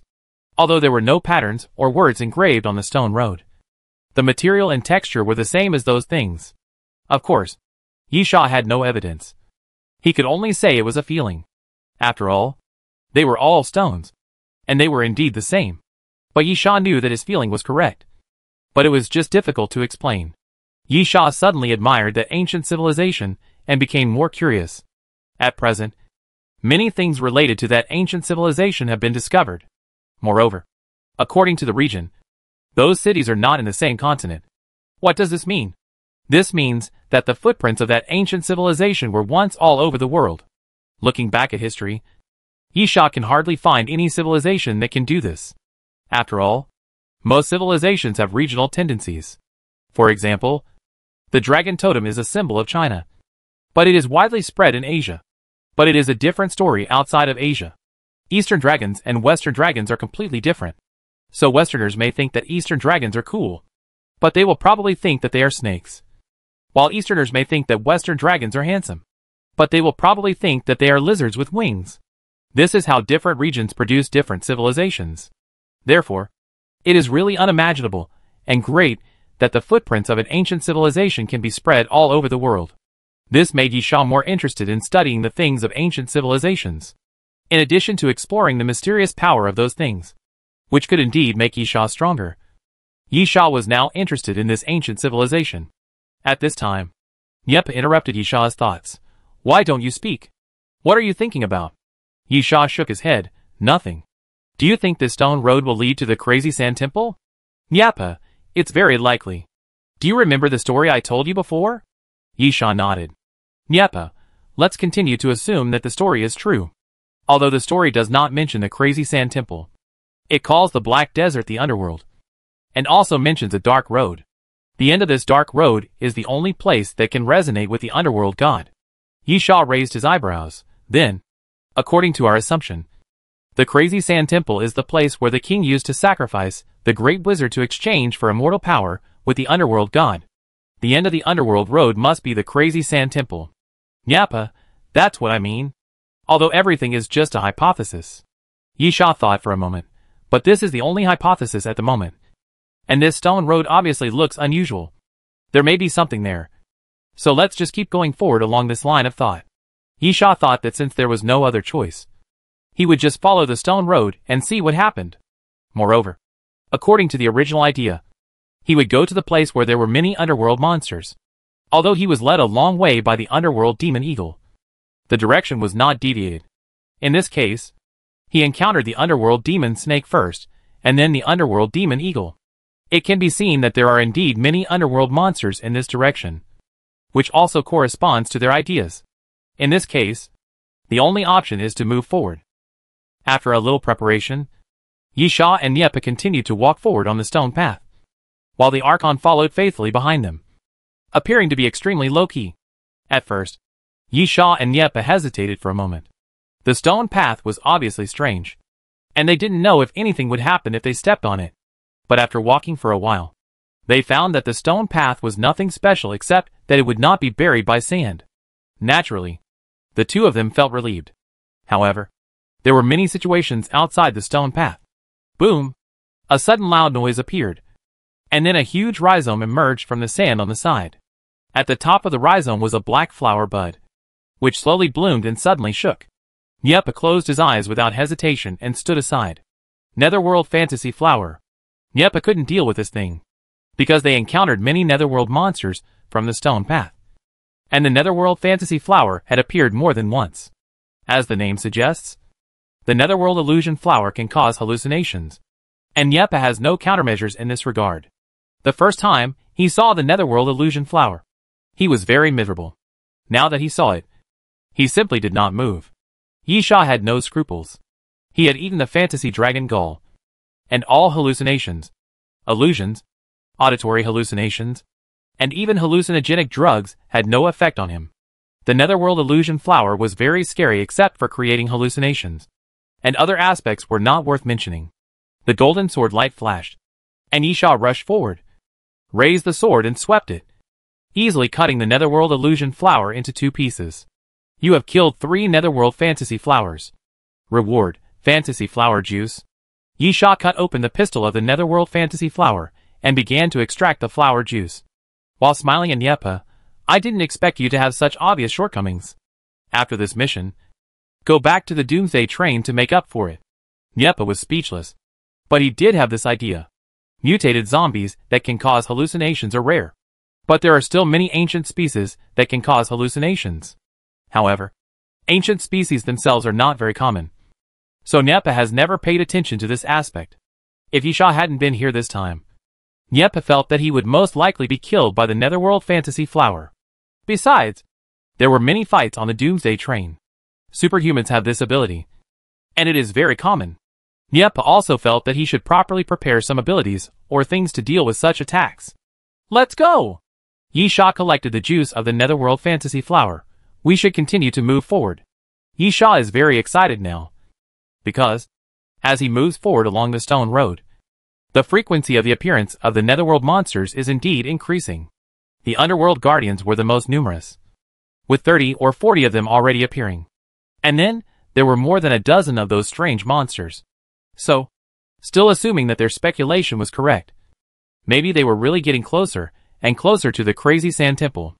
Then, Yisha and Nyapa really saw a black pyramid. Chapter 777, Unimpeded Journey. At the end of the stone road, between the undulating black sand dunes, Yisha suddenly found a different sand dune. Other sand dunes were undulating, with arc-shaped tops, but that strange dune had a pointed top. Yisha followed Nyapa, who also had excitement in his eyes. And then Nieppe took out a high-power telescope, and a black pyramid appeared in front of him. Crazy Sand Temple. Nieppe almost shouted these 4 words. Excitedly, we finally found it. That is the Crazy Sand Temple. This may not be a matter that can be concluded, but it is undeniable that they finally got something. Yisha was equally excited, because the Black Pyramid was very likely to be the Mad Sand Temple. Go! Yisha, no need to hold back. Go full speed ahead. Yisha and Nieppe did not continue to move forward slowly, alert to the surroundings, but suddenly accelerated and started running forward, because the target was within reach. The Black Pyramid was about 1 kilometer away from them, and there should be more underworld monsters around. But this was not a problem. Nothing was more important than getting close to the Black Pyramid. He ran forward for about several hundred meters. Suddenly, there was a loud roar, and a huge monster suddenly appeared behind a sand dune. It was a giant black centipede, more than 20 meters long. The underworld giant centipede. Nieppe looked at the underworld giant centipede. No need to save strength. Right? Yisha nodded.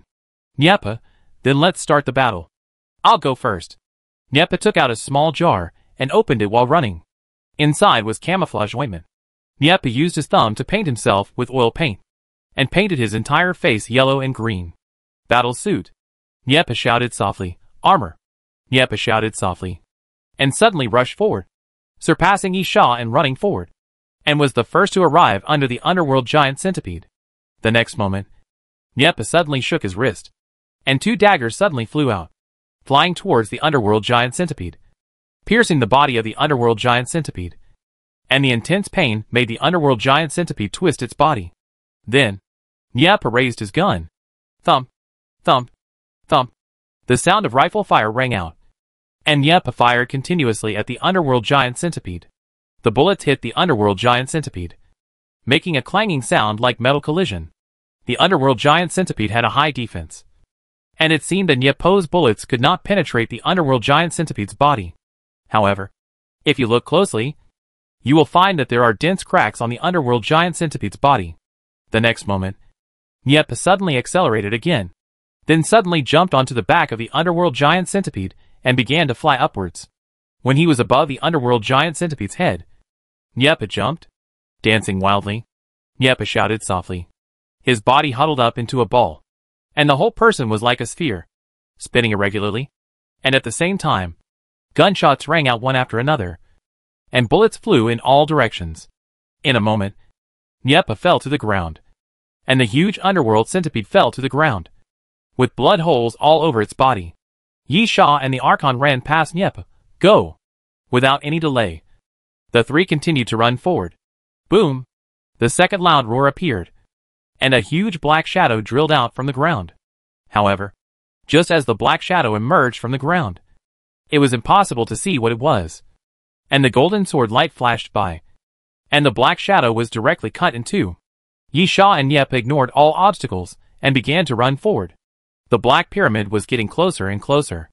At first, it was just a black outline, and then it became clearer and clearer until it appeared completely in front of him. It was a very huge pyramid, with a height of about 100 meters, and the distance between Yisha and the other 2 and the Black Pyramid was constantly shortening. 500 meters. Yisha suddenly stopped, and then Nieppe and the Archon also stopped. On that stone road, there was a stone sculpture. The stone sculpture was about 2 meters tall, in human form, and was a warrior wearing armor. The carved armor looked very strange, with the upper body somewhat like the armor worn by medieval Western knights, with an arc on the chest and a bulge, but the lower body was a battle skirt. The weapon of the statue was even more interesting, with a crossbow behind it. This is really a rare thing. There are many stone weapons, such as stone swords, stone spears, and stone hammers. But what is the meaning of a crossbow? Can a crossbow be pulled open? It may just be a decoration. Yisha and Nieppe couldn't help but think so, because the crossbow is not the only weapon of the statue. At the waist of the statue, there is a knife, which is very narrow, a bit like a tang sword, a bit like a samurai sword, and a bit like a Western Navy sword, because it is made of stone. There are no decorations and embellishments, so it is really difficult to distinguish. At the same time, the stone statue was holding a spear in its hand. which was much longer than ordinary spears, at least more than 3 meters. Yisha and Niepa did not think that the stone statue was just there for beauty. After all, they had seen several stone statues in the underworld. Most importantly, they both felt pressure at the same time. Inexplicable pressure. Just when they arrived in front of the stone statue, it suddenly appeared, which was also the reason why Yisha suddenly stopped. Yisha waved the king's holy sword, drew a sword flower, and then said to Niepa, "It seems that we can't pass quickly this time." Niepa nodded, and then the two of them, in tacit understanding, began to distance themselves from each other, and then slowly approached the stone statue. Step by step, both of them showed their caution. At a distance of 10 meters, they took a step forward and entered the 10-meter range. This seemed to be the distance to wake up the stone statue of the underworld. The statue's eyes suddenly opened, shook off some stone chips, and then the underworld stone statue did not pause at all, and suddenly jumped forward. The stone statue of the underworld leaped a great distance, its body almost touching the ground, and then it leaped to Yisha's front, swinging the stone spear at its hand towards Yisha. This was a battle axe-like swing, raising the stone spear, then drawing an arc, and smashing it directly towards the front. A pure power contest. Yisha immediately held the king's holy sword horizontally in front of him. And then, dang! First there was an extremely crisp collision sound, and then a loud noise came from under Yisha's feet. The stone road under his feet suddenly cracked, and then Yisha's body was half a foot shorter, and his calves sank directly into the ground. Yisha was startled at first, then quickly raised his left hand, pressed against the sword, and used both hands to resist the power from the stone spear, because the power of the underworld stone statue in front of him was unimaginably terrifying. Chapter 778, Stone Statue in the Underworld. Duh, duh, duh, duh, duh.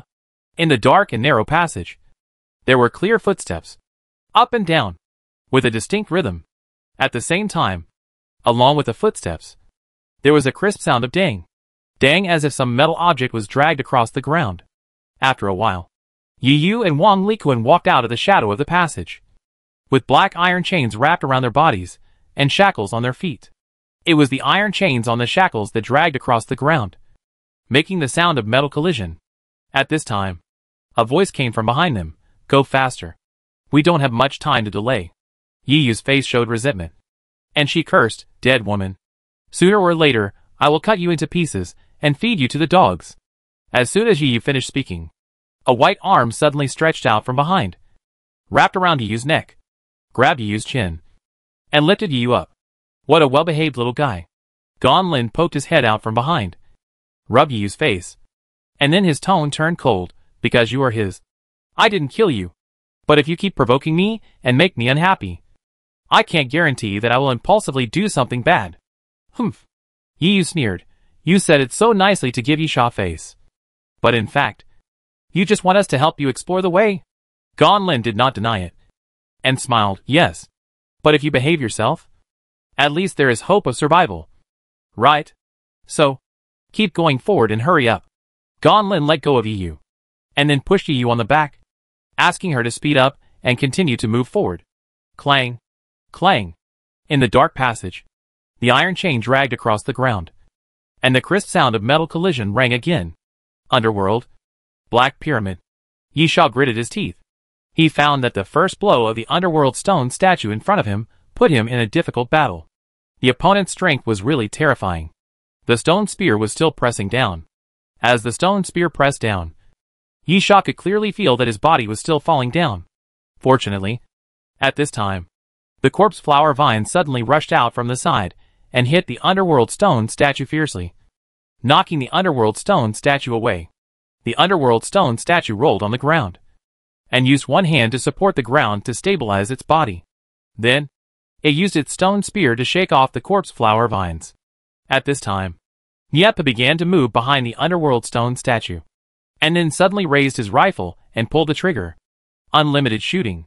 The bullets in Niepa's rifle seemed to have endless bullets, and began to sweep forward continuously. The bullets kept hitting the underworld stone statue, making a dull sound.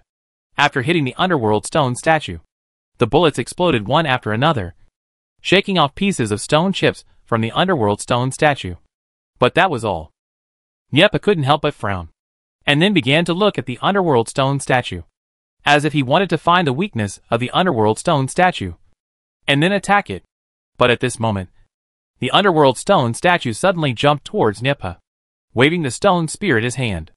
Nyepa showed a look of shock on his face, and then instinctively held his rifle horizontally. He could only do this because the underworld stone statue was faster than he thought. Bang! The stone spear in the hand of the underworld stone statue hit Nyepo's rifle. Feeling the huge force coming from the gun body, Nyepo's expression was a little distorted. And then the whole person flew backwards, like a cannonball. Boom! Nyepo's body hit a sand dune on the side, knocking a hole in it. And then the black sand dune collapsed, and the black fine sand flowed in all directions like water. The stone statue of Hades stood still, and the face of the statue was dead, so it naturally did not make any expression. But it always made people feel mocking. And at this time, Yisha suddenly came behind the stone statue of Hades. Yisha did not use the holy sword of the king, but used his fist. Nyepo's bullets are not comparable to ordinary bullets, and their power is very good. Therefore, when Yisha saw that Nyepo's bullets did not cause any damage to the body of the Hades stone statue, he knew that his king's holy sword would definitely have no effect, unless he used the tragedy king or the magic sword. The power of the king's holy sword would not be as strong as Nyepo's bullets. However, Yisha also had his own way to deal with this kind of guy with a solid body. Bang! Yisha punched the underworld stone statue on its back, causing it to stagger. Then, when the underworld stone statue turned around and prepared to fight back, Yisha's aura suddenly changed, and he suddenly became fierce, the supreme martial artist in heaven and earth, facing the stone spear that suddenly swept over by the underworld stone statue. Yisha did not rely on strength to block it as before, but sneered and suddenly stretched out his hand to support the stone spear. The stone spear suddenly changed its trajectory and flew out, brushing Yisha's shoulder. Obviously, Yisha used his clever strength to easily resolve the attack. This is another terrifying thing about the supreme martial arts besides the bright and dark forces. That underworld stone statue is very strong. Not only is its power terrifying, but its speed is also very fast. It is difficult for normal enemies to dodge, and thus, resist the attacks of the underworld stone statue. However, using the skills of the ancient martial arts of the supreme martial arts, this can be done. At the same time, after the stone spear brushed Yisha's shoulder and stabbed past, Yisha did not delay at all, and took a half step forward, his body almost sticking to the underworld stone statue. But Jiquin, stick to the mountain. Yisha's shoulder shook forward and hit the chest of the underworld stone statue. The underworld stone statue took several steps back, but it was not hit too hard. But, crack!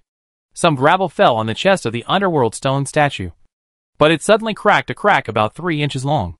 Yisha stretched his hands forward and backward, took a horse stance, opened his posture, and hooked his finger at the underworld stone statue. It is not known whether the underworld stone statue can understand Yisha's provocative action, but after stabilizing its body, it did rush towards Yisha again, shook its wrist, and the stone spear in its hand stabbed forward continuously. Yisha raised his eyebrows. So fast! There was nothing special about the stabbing of the underworld stone statue. It was just a frontal stabbing with the stone spear pushed out horizontally. However, because the stabbing speed of the underworld stone statue was really fast, each stabbing would leave an afterimage, and before the afterimage dissipated, the next stabbing of the underworld stone statue appeared. This made the afterimages look dense, as if the underworld stone statue could stab 7 or 8 spears at the same time. In this way, it was extremely difficult to dodge the stabbing of the underworld stone statue, because it was difficult to judge the landing point of the stone spear. However, in the state of martial arts supreme, Yisha's fighting skills were by no means comparable to the normal state. With just a glance, Yisha found the only shortcoming of the fast stabbing. Chapter 779 Confrontation. With a hook of his toes, Yisha kicked up a piece of black sand and threw it towards the underworld stone statue. The next moment, Yisha lowered his body and squatted on the ground. He suddenly kicked out and swept towards the lower 3 parts of the underworld stone statue. This is the only disadvantage of the rapid stab. The range of the stab cannot cover the lower body. Bang! Yisha hooked his foot on the ankle of the underworld stone statue and pulled it to the ground. Then, Yisha did not stand up, but did a forward flip with the strength of one foot, while the other foot was always stretched straight. A tomahawk-like flip chop. Yisha's heel hit the chest of the stone statue again, and accurately hit the crack on the chest of the stone statue. Obviously, Yisha did it on purpose. The crack cracked again, and then it cracked even bigger. The stone statue didn't seem to care at all.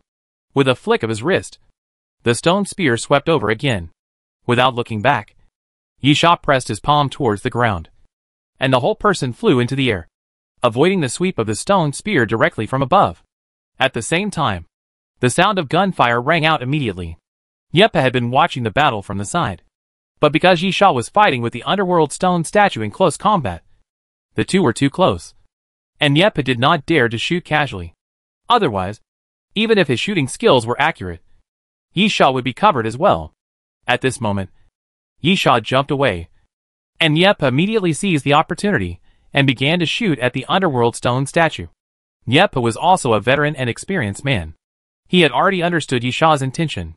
His continuous attacks were all directed at the cracks in the chest of the underworld stone statue. It was obvious that he wanted to concentrate the attack on one point and destroy the defense of the underworld stone statue.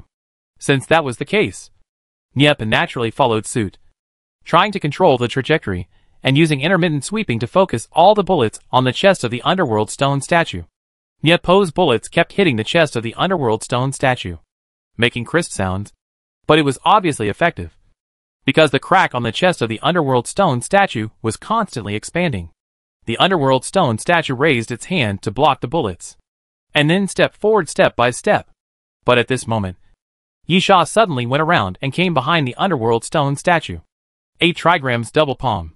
Yisha's 2 palms came out at the same time, hitting the back of the netherworld stone statue hard, and blasting the netherworld stone statue away. Although the attack was on the back, not the crack on the chest, it is always a good thing to be able to form an effective attack. The netherworld stone statue was caught off guard and was slapped away by Yisha's palm.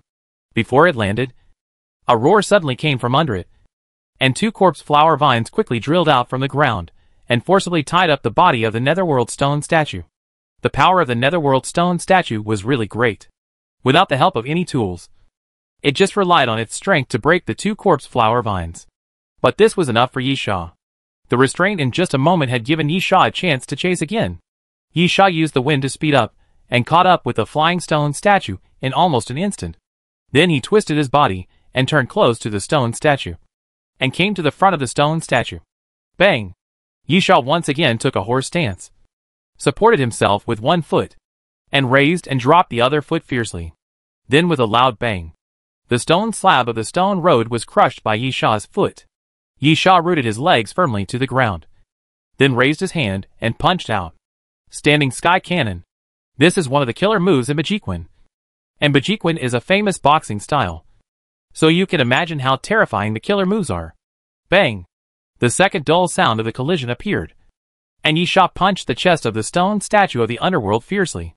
With a click. This time it was not just a crack, but along the previous crack, countless small cracks spread out like a spider web. The chest of the underworld stone statue was obviously broken and sunken inwards. And then the underworld stone statue flew backwards, smashing a sand dune into pieces and being buried by black sand. Yepa came up from behind with a gun, but before he could say anything, Yisha reached out to stop him. Don't be careless. It's not over yet. The underworld stone statue is not finished yet. Yisha was extremely sure of this, because there was no mysterious voice in his ears, which meant that the underworld stone statue was definitely not killed. Sure enough, there was a sudden noise under the black sand, and then slowly, an arm of the Hades stone statue suddenly emerged, slowly pushed the black sand away, and then stood up from the sand. Yisha raised his eyebrows. This guy. The chest of the Hades stone statue had been completely smashed by Yisha's punch, but the cracked rock was just a shell. As the Hades stone statue emerged from the sand, it stepped forward. Crack, crack. The stone statue of Hades kept moving forward, one step at a time. With each step forward, several cracks appeared on its body, and then pieces of stone began to peel off and fell to the ground. The stone pieces were just the shell of the stone statue of Hades. After a while, the true form of the stone statue of Hades was revealed. It was a warrior wearing armor, but the face exposed under the helmet had turned into a mummy. This was the true form of the stone statue of Hades. The guy in front of him was not a statue. Yi Sha couldn't help but narrow his eyes. The previous attack obviously only broke the stone pieces on the surface of the underworld stone statue, and did not hurt the main body of the underworld stone statue. But Yi Sha suddenly laughed. It doesn't matter.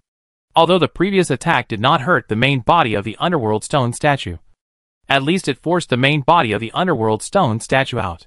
Then, the next attack can directly kill the underworld stone statue. Yi Sha thought so. But it was not Yi Sha who attacked first. The speed of the underworld stone statue was getting faster and faster. And finally it changed from walking to running, and rushed directly towards Yi Sha and Nieppe. So fast. Although the two had already marveled at the speed of the underworld stone statue before, they obviously had to marvel again. Because after taking off the stone pieces that disguised it as a statue, whether it was because of the reduced weight or because the movement was not restricted by the stone pieces, the underworld stone statue became faster. Bang! Yi Sha quickly crossed his arms in front of him, and then the stone spear of the underworld stone statue. No, it should be called a spear now. Pierced Yi Sha's forearm fiercely. Yi Sha wore the world destroyer on both hands, and he blocked the spear. But the power from the spear tip made Yi Sha grimace. After the underworld stone statue took off the stone shell, not only did its speed become faster, but its strength also increased significantly, making it more terrifying than before. Chapter 780 Fighting. Yi Sha was pushed back by the spear.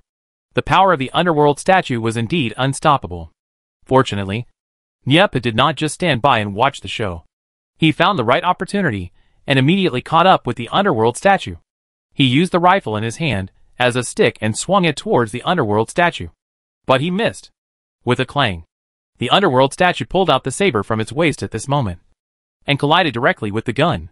Then the underworld statue suddenly raised its leg, and swept it hard on Nieppe's waist. Bang! Nieppe flew out again. Although he was not unable to fight in close combat due to his gun fighting skills, his close combat ability was indeed much worse than his gun skills. On the other side, Yi Sha gritted his teeth, and his muscles suddenly swelled up, becoming sharp and angular, like granite, and he suddenly became stronger. Strong force. After Yi Sha used the strong force, his strength naturally increased significantly. Although Yi Sha's figure was not lacking in muscle lines, because he paid more attention to agility and speed, his figure could only be said to be well proportioned. Now, Yi Sha has the figure of a completely muscular man. Ha! With a light shout, Yi Sha's arms suddenly exerted force, and the muscles of his legs suddenly tightened, forcibly pushing down the spear of the underworld stone statue, and then suddenly stretched out his hand to grab the wrist of the underworld stone statue, and then slashed the spear with one blow. With a clang, the hand of the underworld stone statue loosened, and the spear fell to the ground. Yi Sha sneered. Even if the underworld stone statue showed its true form, its speed and strength had been significantly improved. But in terms of fighting skills, as long as he was still in the state of martial arts supreme, he was not afraid of the underworld stone statue at all. In the previous attack, Yi Sha used his cleverness accurately. Otherwise, with the strength of the underworld statue, it would be almost impossible to make the underworld statue drop its weapon. However, the underworld statue has other weapons. Seeing the spear fall to the ground, the underworld statue had no intention of picking it up, and directly swung the saber towards Yi Sha. Defense form. Currently, the world destroyer is in one of the melee forms. Yi Sha directly switched to the defense form under the melee form, strengthened the solidity of the world destroyer, and improved the defense, and then directly took the sword of the underworld statue. With a clang, a crisp sound of clashes rang out. Yi Sha felt the huge force coming from the sword, turned his wrist, and cleverly used his strength to remove the force, then raised his palm to become a knife, and directly hit the chest of the underworld stone statue with one palm. Explosive force. Yi Sha's palm was pressed against the chest of the underworld stone statue, seemingly only pushing the underworld stone statue back half a step. But Yi Sha sent his hidden strength into the body of the underworld stone statue, and this palm could directly shatter the organs of the underworld stone statue. But the underworld stone statue swung the sword without stopping. Yi Sha was startled, and then a shadow of fine scales appeared on his body. Hard armor. With a bang, the underworld stone statue slashed Yi Sha's body with a sword. Although it did not cut through the hard scales, the huge force sent Yi Sha flying cleanly. After Yisha flew out, Nyepa, who was waiting for an opportunity, and the corpse flower vine attacked at the same time. Nyepa held the trigger and moved sideways, shooting at the underworld stone statue continuously.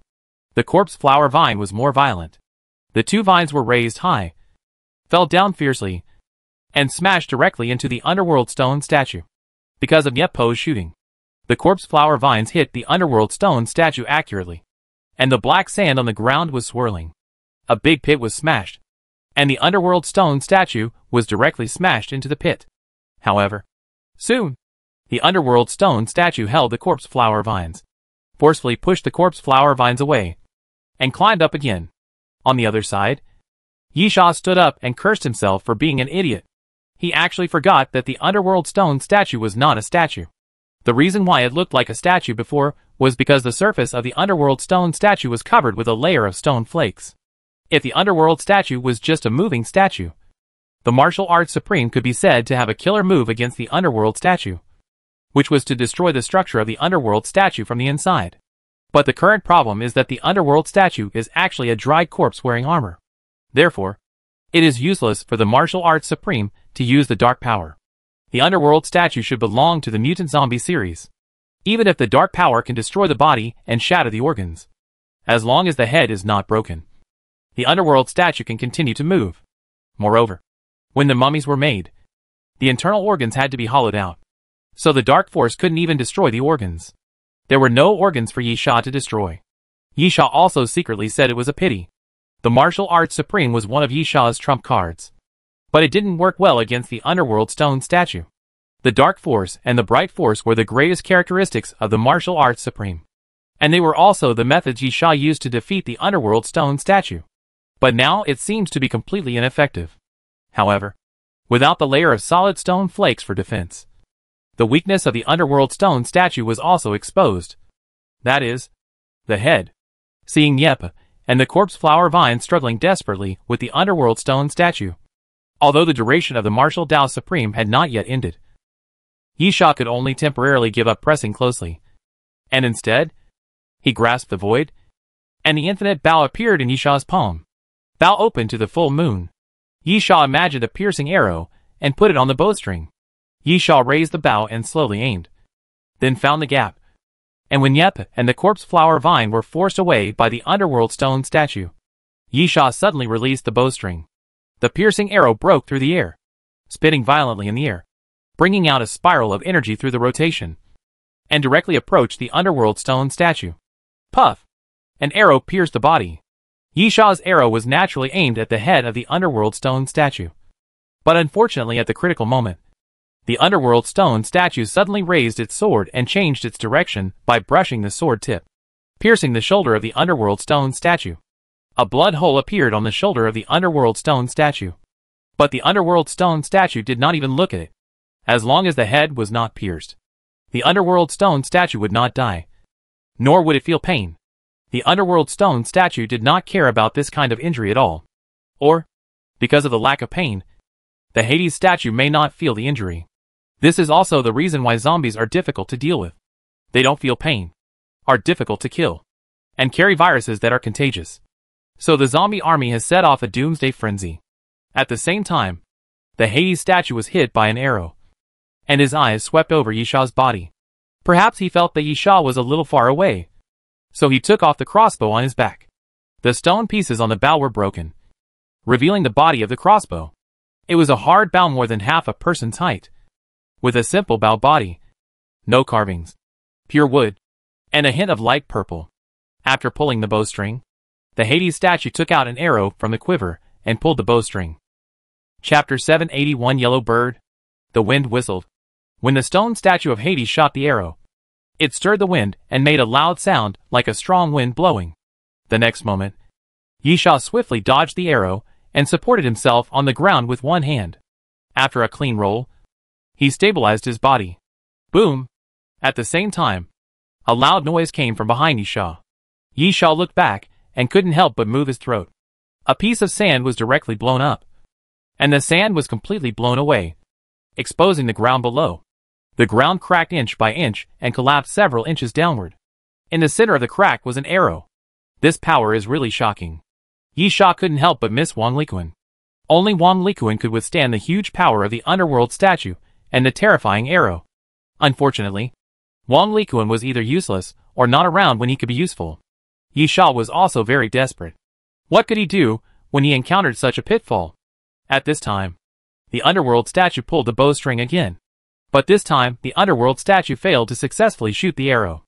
Nyep appeared behind the underworld stone statue with a ferocious face, and smashed the back of the underworld stone statue with the butt of his gun, causing the underworld stone statue to stagger. The underworld stone statue immediately swung its sword, and Nyep blocked it with his gun, then bit his wrist at a small angle, aimed the muzzle at the neck of the underworld stone statue, and then pulled the trigger. With a bang, the bullet grazed the neck of the underworld stone statue, and the shriveled flesh and blood was like weathering, and it shattered directly after being hit by the bullet. This is the characteristic of gun fighting. While fighting in close combat, shooting unexpectedly. However, since it was just a scratch, the shot was not fatal, but it was a heavy blow to the underworld statue. After all, the neck is also a zombie's vital point. The underworld statue opened its mouth and roared silently, then raised its knee fiercely and hit Nyepo's lower abdomen. Nyepo's face changed instantly, and he felt his stomach churning. He spit out a mouthful of blood and almost vomited out bitter bile. The underworld statue did not stop, and hit Nyepo with his knee again, trying to push him away, making Nyepo experience the feeling of churning again. But at this moment, a vine of corpse flower suddenly sprang out from behind the underworld stone statue and suddenly strangled the neck of the underworld stone statue. It is actually difficult for corpse flower to cause damage to the underworld stone statue without the main flower. The attack method of corpse flower is to smash it with vines, or to entangle it, and these two attack methods are very weak to the underworld stone statue. However, the neck of the underworld stone statue was broken by Nyepa, which is another matter. As the vine tightened, the broken side neck made a crackling sound, and the dry flesh began to break continuously.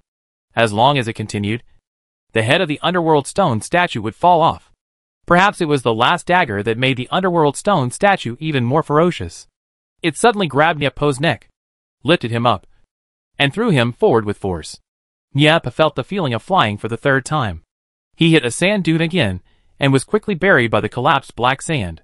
Then the underworld stone statue stretched out its hand, grabbed the corpse flower vines, and while pulling the corpse flower vines apart, it exerted force so hard that it even pulled half of the corpse flower's body out from the ground. The underworld stone statue tilted its head, and cracks appeared on more than half of its body, as if it would break at any time. But the underworld stone statue still showed its fierce side. But at this moment, Yi Sha came behind the underworld stone statue. The underworld stone statue felt the strong wind coming from behind it, and twisted its body violently. But it was too late. The golden sword light swept forward and fiercely chopped the neck of the underworld stone statue. Crack! Accompanied by a crisp sound, the underworld stone statue punched Yi Sha in the chest, knocking Yi Sha away with a punch, and fell fiercely into the sand. But at this moment, the neck of the underworld statue was completely broken, and the head finally fell to the ground and sank directly into the sand. You killed the underworld demon general. Cumulative number 1. Apocalypse reward, magic armor. A mysterious voice sounded in Yi Sha's ears, and Yi Sha finally breathed a sigh of relief. Since the mysterious voice appeared, it naturally means that the other party is really dead, and the underworld demon general should be the real name of the underworld statue. Yi Sha slowly crawled out of the sand, covering his chest that was hit, still aching, wondering if his bones were broken.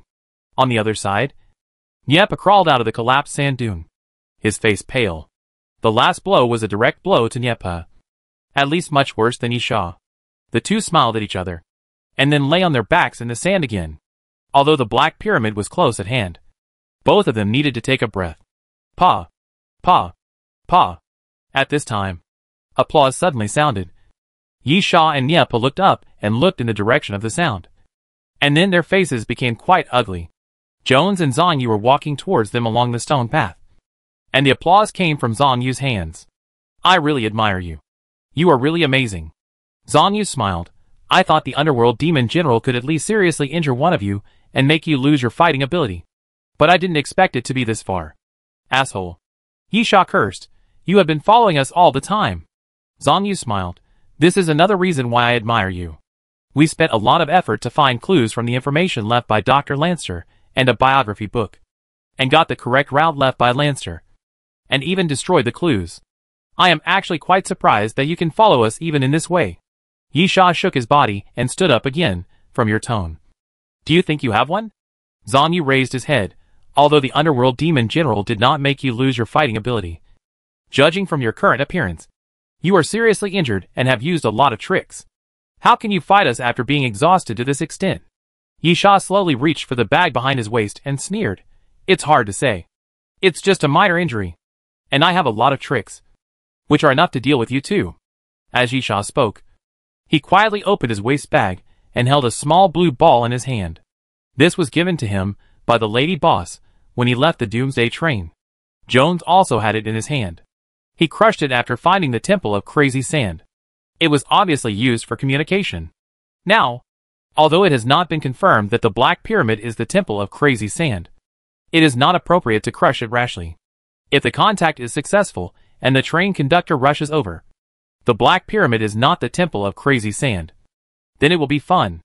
However, the possibility that the Black Pyramid is the Temple of Crazy Sand is very high, and Yisha is willing to take a gamble.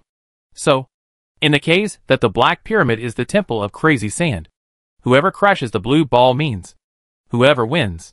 Chapter 782 Action. Yisha talked to Zhang Yu in order to attract his attention and crush the blue ball. But at this moment, Yisha just wanted to use force and found that his right hand could not move. Yisha looked sideways and found that there was a tentacle wrapped around his right wrist. The tentacle looked like a piece of rotten meat put together, with a layer of bloody film on the outside. It quietly emerged from the ground and tightly wrapped around Yisha's wrist. Zhang Yu smiled and waved his finger. I guess what you were going to do. Don't worry. You have no chance. The atmosphere in the field became solemn. None of the four spoke, and there was a stalemate. Suddenly, Yisha took the lead and violently broke the tentacle, trying to continue to crush the blue ball.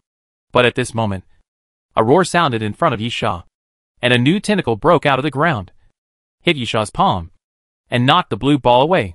On the other side, Yepa suddenly raised his gun and shot at Jones and Zhang Yu.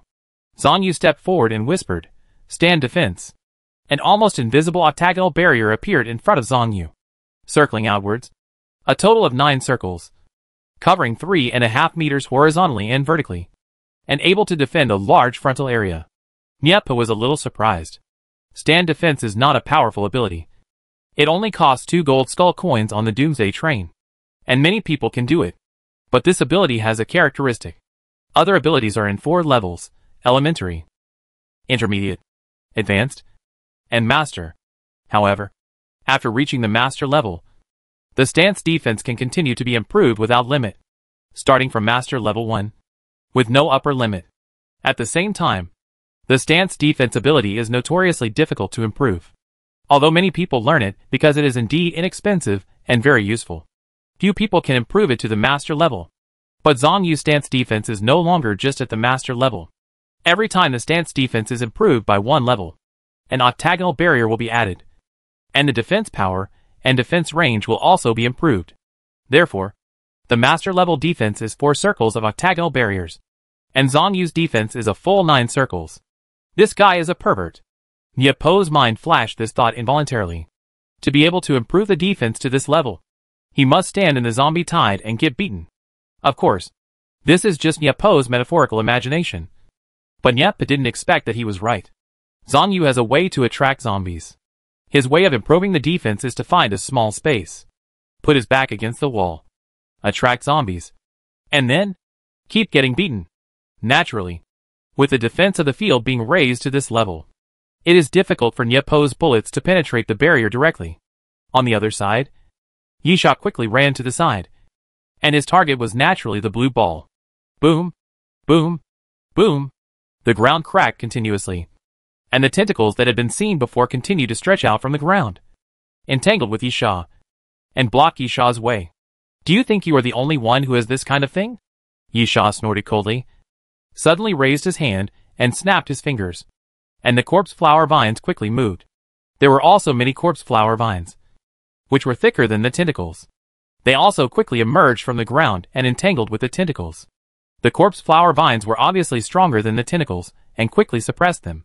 But Yisha still had no chance, because Jones had already come to Yisha. Bang! Jones punched out with a straight punch, but Yisha raised his arm to catch it. Yisha said in a low voice, "You should have taken the opportunity to crush that thing and notified Doomsday Train. Maybe you will be the winner." You also said, "It's just maybe. Jones, I prefer to be safe. Even if I am 90% confident that the Black Pyramid is the Temple of Crazy Sand, I will not make a decision easily if it is not a 100% choice. So, I am currently trying to remove the word maybe." Jones suddenly exerted force. The muscles in his arms tightened, and with a violent shock, Yisha retreated 2 steps. "Heal you." Jones looked at Yisha, "Then go to the Black Pyramid and take a look. You can confirm whether it is the Temple of Crazy Sand.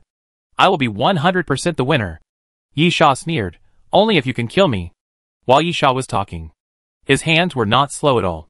At the moment Jones took a step, he raised his palm like a knife and chopped down at Jones. Nitrogen Slash. Nitrogen Slash is invisible and formless. It is very difficult to dodge for those who see it for the first time.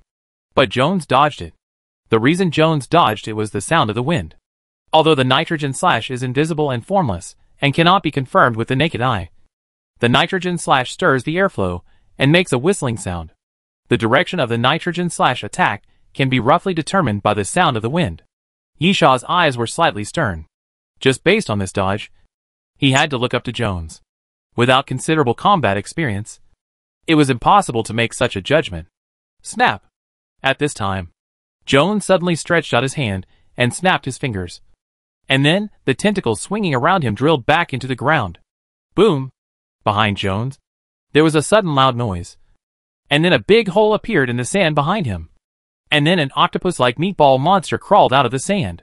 The center of the monster was a meatball, the size of a wash basin, without eyes, ears, nose or mouth, and surrounded by dense tentacles, at least 20 or 30 in number, dancing up and down continuously, forming waves.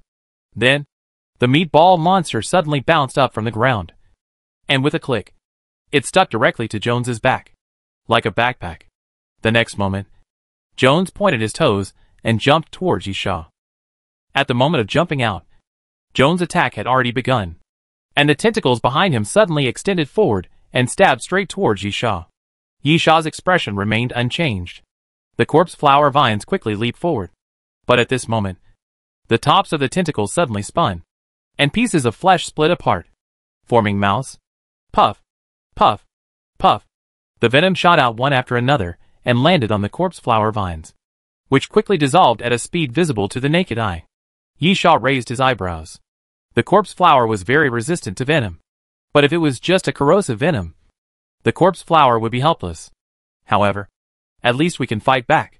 At Yisha's signal, a corpse flower vine that was almost completely corroded suddenly exploded, and then a cloud of green poisonous mist exploded and quickly rushed towards Jones. "It's just poison. Who can't do it?" Yisha sneered in his heart, thinking so. But he was quickly startled and said to himself that it was not good. Chapter 783 Confrontation. The reason why Yisha secretly cried out that it was not good was because Jones was gone. The poisonous fog sprayed by the corpse flower vines covered a large area, but it was not very thick. Jones' figure could be seen through the poisonous fog, but in just a moment, Jones' figure disappeared. Yisha secretly cursed himself in his heart, knowing that he had given Jones the opportunity to move, because the poisonous fog obscured Yisha's vision, and the poisonous fog actually did not cause any harm to Jones, because the speed of the poisonous fog was too slow. Yisha was just responding to Jones's tactics and counterattacking. At the same time, Yisha suddenly felt a strong wind rising above his head. He looked up and saw Jones had jumped over his head without him noticing. The tentacles behind Jones stabbed downwards, bringing up the whistling wind. The attack pattern of those tentacles was very similar to that of the corpse flower vines, but they were far inferior to the corpse flower vines in terms of speed, strength, and even number. However, they were still better than the corpse flower vines in some ways. That's flexibility. The corpse flower vines are much thicker than those tentacles, which allows them to crush those tentacles in terms of strength. But because they are too thick, their flexibility is not as good as those tentacles. Yi Sha looked at the tentacles swimming around, and knew that the corpse flower vines were too late to defend. In this case, he could only do it himself. Nitrogen armor. Hard armor, Yi Sha shouted, and put on 2 layers of protection on his body, and then planned to take Jones's attack head-on. Boom! The tentacles suddenly gathered together, twisted into a strand, and attacked with 1 point. Then, there was a loud noise. The sand and soil flew up where Yi Sha stood, and a piece of the ground collapsed directly. After completing the attack, Jones did not fall back to the ground. The tentacles pierced into the ground for support, holding Jones up in the air. Then, at this moment, nitrogen slash. The diffused sand broke open, and a nitrogen slash swept into the air. Jones seemed to have anticipated this, and knew that such an attack would not have much effect on Yi Sha. He entered a defensive posture early on, and dodged the nitrogen slash with a sudden move. The next moment, Yi Sha and Jones attacked each other at the same time. Yi Sha had some wounds on his body, but they were not caused by Jones, but by the battle with the underworld demon general. At the moment, some blood beads floated on those wounds, densely packed, about 20 or 30, each the size of a fingernail. Jones took out his weapon, which was a rather gorgeous and somewhat strange broadsword. The handle was pure white and flat. The blade was straight, and the upper half was in an arc shape extending to both sides, and the entire blade was engraved with golden lines. The intersection of the handle and the blade was a circle, and in the center of the circle was a fist-sized ruby, emitting red light, extremely dazzling. The next moment, the blood beads floating around Yi Sha's body suddenly turned into blood thorns and flew towards Jones. And Jones met the blood thorns and swung forward fiercely. The ruby suddenly emitted a brilliant light, and the blade passed by. A red blade light overflowed, and collided fiercely with the blood thorn. With a boom, the sky was filled with a roar caused by the collision. Jones's blade light turned into pieces of broken glass-like fragments and scattered downwards. But Yi Sha did not get any good results either, and the blood thorns that flew out of his body were directly shattered. In this round, the two were evenly matched. Then, the tentacles supporting Jones' body suddenly softened, and Jones fell from the air, holding a big knife in his hand, and stabbed at Yi Sha. Clang! Yi Sha drew out the king's holy sword and tried to block the knife. But at this moment, the middle of the knife split apart. Yi Sha was stunned. And then, puff! The blade swept across Yi Sha's shoulder, leaving a trail of blood. Yi Sha's mood was mixed, and he didn't know what to say. The knife, that looked so gorgeous and majestic, turned out to be a pair of scissors. Yi Sha thought to himself that it was no wonder that the knife looked so strange, because knives are rarely symmetrical. But Jones's knife is symmetrical, and if the knife is actually a pair of scissors, it would be understandable. Clang! After one strike, Jones closed the handle of the knife, and the knife changed from scissors to a broadsword, and then swung it at Yi Sha. The red blade light reappeared. Yi Sha reacted very quickly, leaning back, almost bending like an arch, and the red blade light passed by Yi Sha's chest. The next moment, when the blade light passed by, Yi Sha suddenly raised his head and sneered, "Found a flaw." Yi Sha's body straightened again and leaned back instantly, while Jones kept swinging. The broadsword was still on the side because of the sweep, which means that Jones was currently in a defenseless state. The king's holy sword shone with brilliant golden light, and then Yi Sha raised his hand fiercely and swept the sword towards Jones' waist. But, crack! The sword in Jones's hand suddenly made a crisp sound, and then the center suddenly cracked, splitting into 2 single-edged swords, and then Jones twisted his body fiercely. Dang! As Jones twisted his body, the king's holy sword collided with the single-edged sword, making a crisp sound of collision. Feeling the force from the sword blade, Yi Sha jumped back. TSK. Yi Sha looked at Jones. Can it be transformed into a double sword? It's such a troublesome weapon. While speaking, Yi Sha took a deep breath and held the king's holy sword upright in front of him. In that case, Yi Sha, I'll show some skills too. The next moment, a brilliant golden light burst out from the king's holy sword, which quickly spread to the surroundings, and then turned into halos, which quickly spread to the surroundings, forming a golden halo. The domain of the king. The golden light spread all over the land, and Yi Sha pointed his toes and flew forward. The king's holy sword shone with golden light and swung forward. Jones put the 2 swords together, turning them into a broadsword again, and then swung them across his chest. It was a very correct and common defense method. But Yisha raised the corners of his mouth and showed a smile. "Your defense," Yisha shouted softly, "unbreakable." As Yisha spoke, the king's holy sword swung forward and fell. Puff! Joan's shoulder suddenly cracked, and blood suddenly spilled out, falling to the ground, dyeing the black sand red. Then, Yisha turned his body and brushed past Jones. In a moment, the two turned around at the same time, and Yisha waved his sword to shake off the blood on the blade.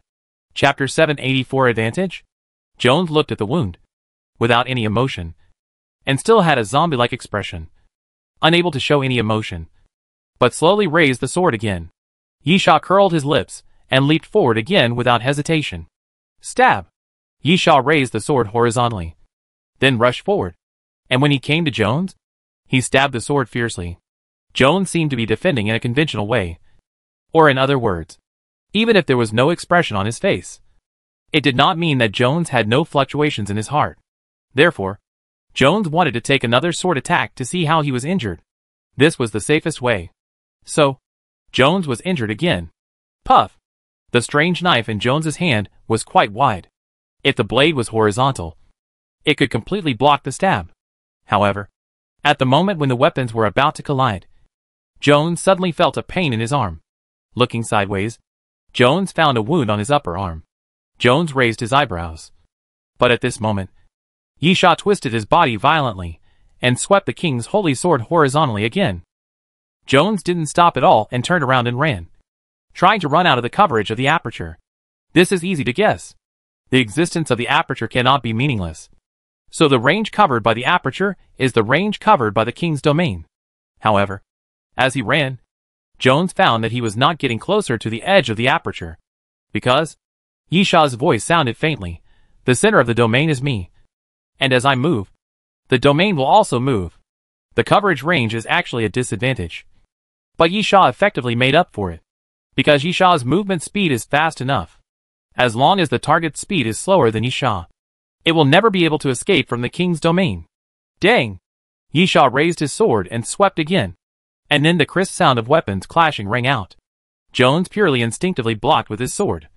But this time Jones' luck was obviously good, and he blocked the king's holy sword. Yisha didn't care.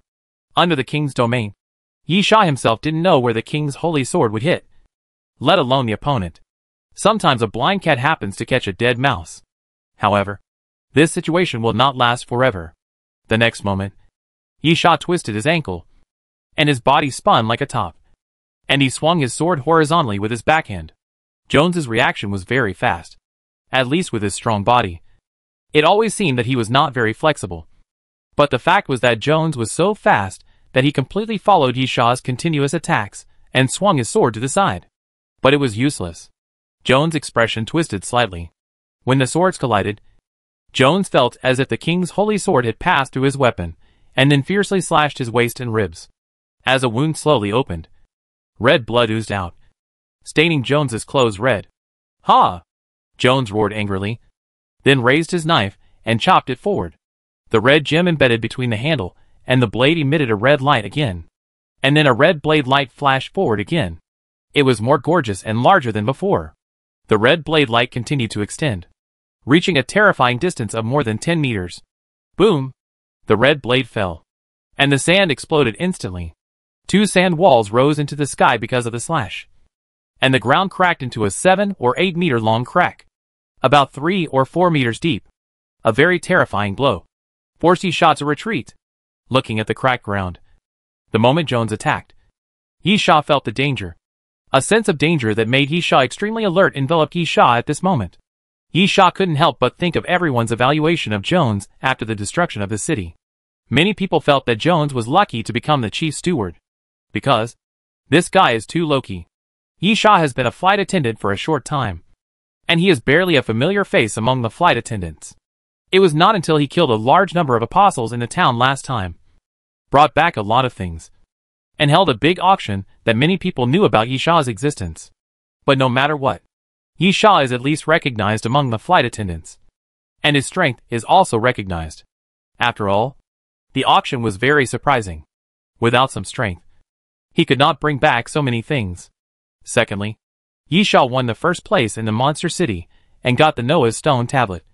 And he got it by beating Dick Martel and Lu Lin, two strong crew members. This made Yisha famous among the crew members, and his strength was recognized. However, because Yisha was alone most of the time, even if he had exchanges, it was limited to a small circle that he was familiar with, which led to the fact that Yisha's influence among the crew members did not spread. Jones was a senior crew member, and one of the first few to become a crew member. But not many people knew about Jones. This guy was as low-key as an invisible figure, and his recognition among the crew members was much worse than that of Yisha. So, after the destruction of the city, when the merit list was announced, everyone had the same idea that Jones was just lucky and killed a few more apostles, which made him the chief steward. And now, Yisha wanted to say, it's all bullshit. The man in front of him is obviously very strong. But, Yisha narrowed his eyes. No matter how strong Jones is, as long as he can't see through the king's domain, he still has the advantage. So, can Jones see through it? The answer is no. Whether you can see through the king's domain has little to do with your own strength. First of all, it is a great test of your eyesight. And secondly, it depends on whether you understand similar abilities. Although Jones had no expression on his face, it was clear from the fact that he forced Yisha back that he had not seen through the king's domain. But Jones also found a way to deal with it. As long as Yisha didn't get close to him, the strange sword wouldn't be able to attack him. On the contrary, what Yisha wanted to do was to get close to Jones. Stepping on the sand, Yisha suddenly ran forward at a high speed, splashing sand and dust. Jones still had no expression on his face, and the tentacles behind him suddenly stretched out and continuously blasted towards Yisha, obviously trying to prevent Yisha from getting close. Yisha didn't waste any words. He stretched out his left hand, and the steel-armored evil centipede crawled over Yisha's body and came to Yisha's palm, quickly turning into a centipede sword. The next moment, Yisha swept out with a sword, and the centipede sword quickly stretched out and entangled with those tentacles. At the same time, the vines around also rushed in quickly, tumbling in the sand, and soon approached those tentacles and launched an attack. Yisha took the opportunity to jump up and came to Jones again. You can't stop me, Yisha chuckled. Chapter 785 Seeing Through. Poof! Yisha's sword fell, and Jones's sword split into two swords, crossing them for defense, thereby expanding the range of defense. But it was still useless. Accompanied by a muffled groan, a wound appeared on Jones' thigh, causing Jones' body to tilt. And then watching Yisha fall, Jones immediately picked up a stream of sand with the tip of his sword. Yisha raised his arm to block, and taking advantage of this gap, Jones quickly retreated and distanced himself from Yisha again. Yisha fell back to the ground and looked at Jones. Do you know that your face is really annoying? Jones' zombie face is indeed annoying. His expressionless face always makes people feel like he is saying, I am the second best in the world, and the best is dead. But it is undeniable that such an opponent is very difficult to deal with. Expressionless face means inner peace. A calm opponent is always the most terrifying, and a person with anger inside cannot be completely expressionless. So, Jones is terrible. Even though Yisha was in an advantageous position, he still felt that the guy in front of him was very scary. And Yisha's deliberate provocation obviously could not shake Jones at all. This guy still seemed to have completely dead facial nerves. But Jones still responded to Yisha. Not with words, but with actions. Jones had 4 leather sheaths on his waist. After Jones opened them one by one, he pulled out 4 small knives, about 2 palms long, silver in color, inlaid with gold patterns, and thumb-sized red gems in the center of the handle and blade. Obviously, the 4 knives and the strange knife in Jones's hand are of the same model. Or in other words, a complete set. The next moment, Jones threw out 4 knives with a flick of his hand, and then floated directly to Jones' side. Just floating there. Yisha raised his eyebrows. Superhuman? Yisha quickly rejected this possibility. Superhumans can fight very few people, because they focus on training their brains and are relatively weak in other aspects. Moreover, it is not known whether brain ability will affect physical fitness. According to Yu, she once tried to take a large amount of physical fitness enhancement drugs to improve her physical fitness, which can be regarded as making up for the disadvantage of being unable to fight again after excessive consumption of brain. But the result is that Yi Yu's physical fitness enhancement potion is only 1/5 of the others. And when she is unlucky, it is only 1/10 of the effect. For example, after the physical fitness exceeds 10 points, it is very difficult to improve. Usually, a bottle of physical fitness enhancement potion increases the value by 2 decimal places. But Yi Yu's is even worse, and it is calculated directly from 3 decimal places.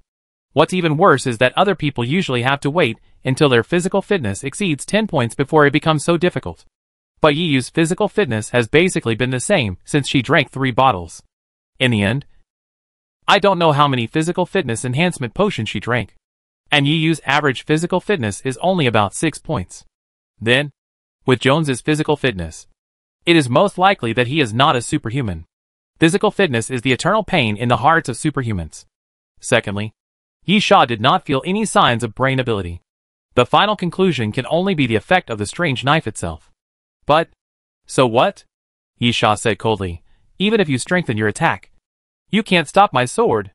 Yi Sha rushed forward again, then swept the king's holy sword to the left and right, bringing up 2 pieces of sand and dust to interfere with Jones's vision, and then stabbed Jones with a sword. Jones held the sword with both hands and swung the sword towards Yi Sha. But at the moment when the weapons collided, the king's holy sword in Yi Sha's hand seemed to pass through Jones's sword and pass through it directly. Yi Sha couldn't help but curl his lips. This sword was successful. But, puff, puff, the sound of a sharp weapon entering the flesh suddenly appeared. Yi Sha's pupils suddenly contracted, then expanded, then contracted again, and then expanded again. Yi Sha opened his mouth and spit out a mouthful of blood. He looked down and found that the 4 floating knives had pierced into his lower abdomen without knowing when. And the handles were gone. Jones said, I can't avoid your sword. But I don't need to avoid it. I just need to hit you before you hit me. Yi Sha gritted his teeth and swung at Jones in pain. But just as he raised his arm, Jones suddenly raised his foot and kicked Yi Sha in the ribs, kicking Yi Sha away.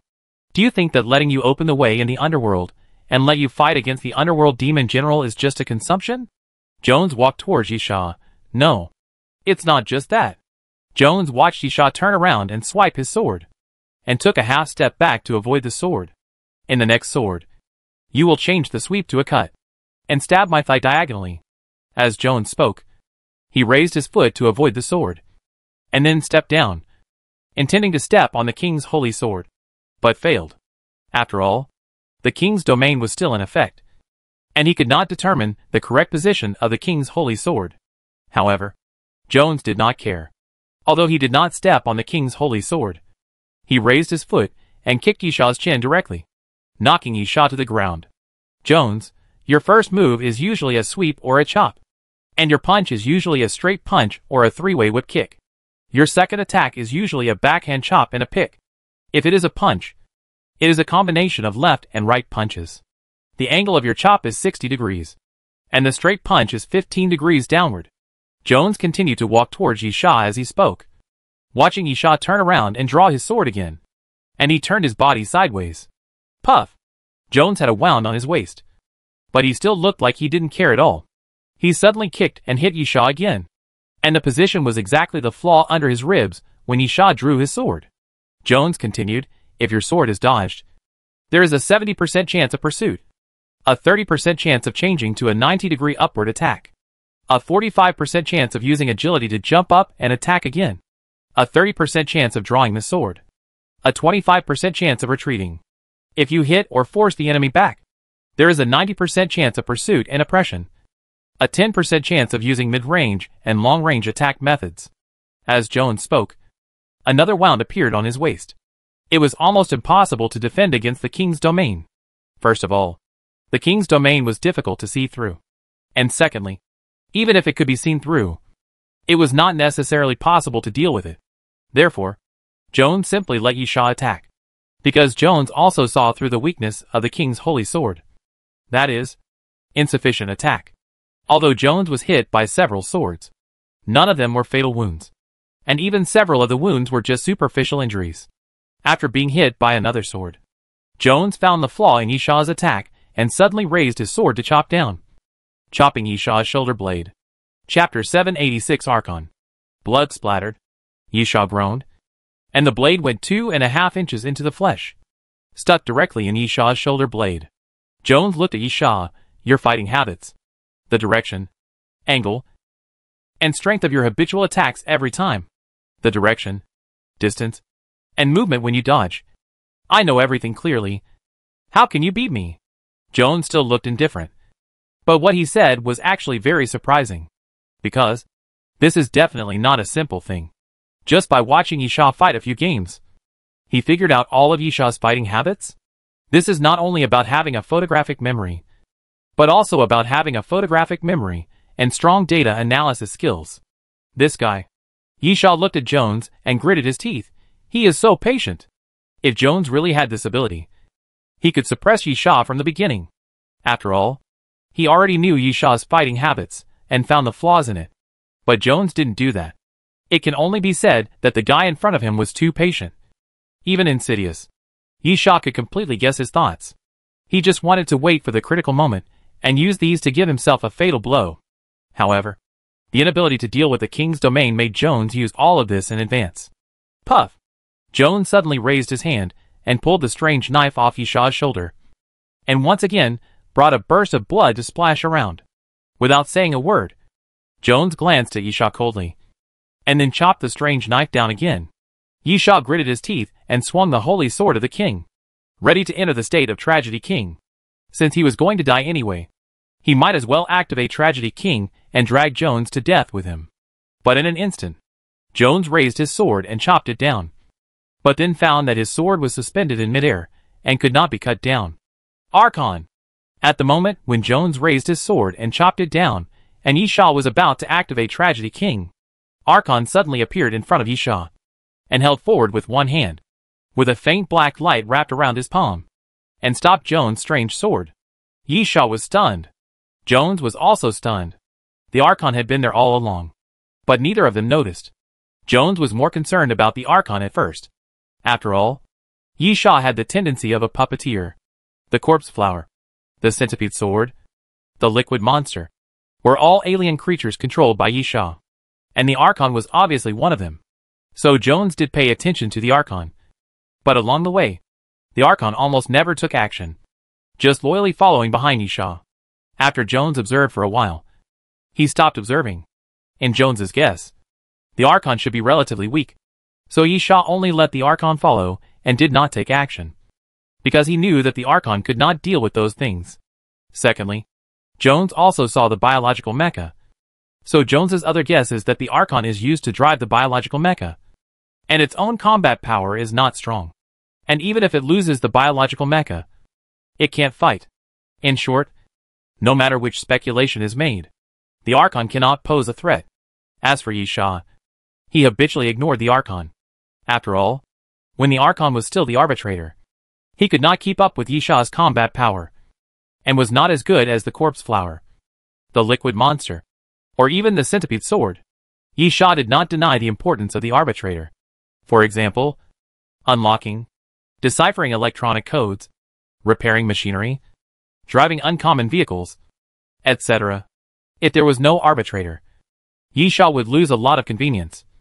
But the importance of the arbitrator was almost irrelevant to the battle. As Yishaw became stronger, the arbiter's combat ability became less and less necessary. Then, the arbiter evolved into the Archon. Yishaw knew that the Archon was much stronger than the arbiter in terms of physical fitness. In fact, in terms of strength alone, it was better than Yishaw. In other words, the Archon could help in the battle, but because the arbiter had been ignored for too long in this regard, Yishaw didn't even think of asking the Archon for help. The first thing he thought of was the corpse flower. If the corpse flower didn't work, he would do it himself.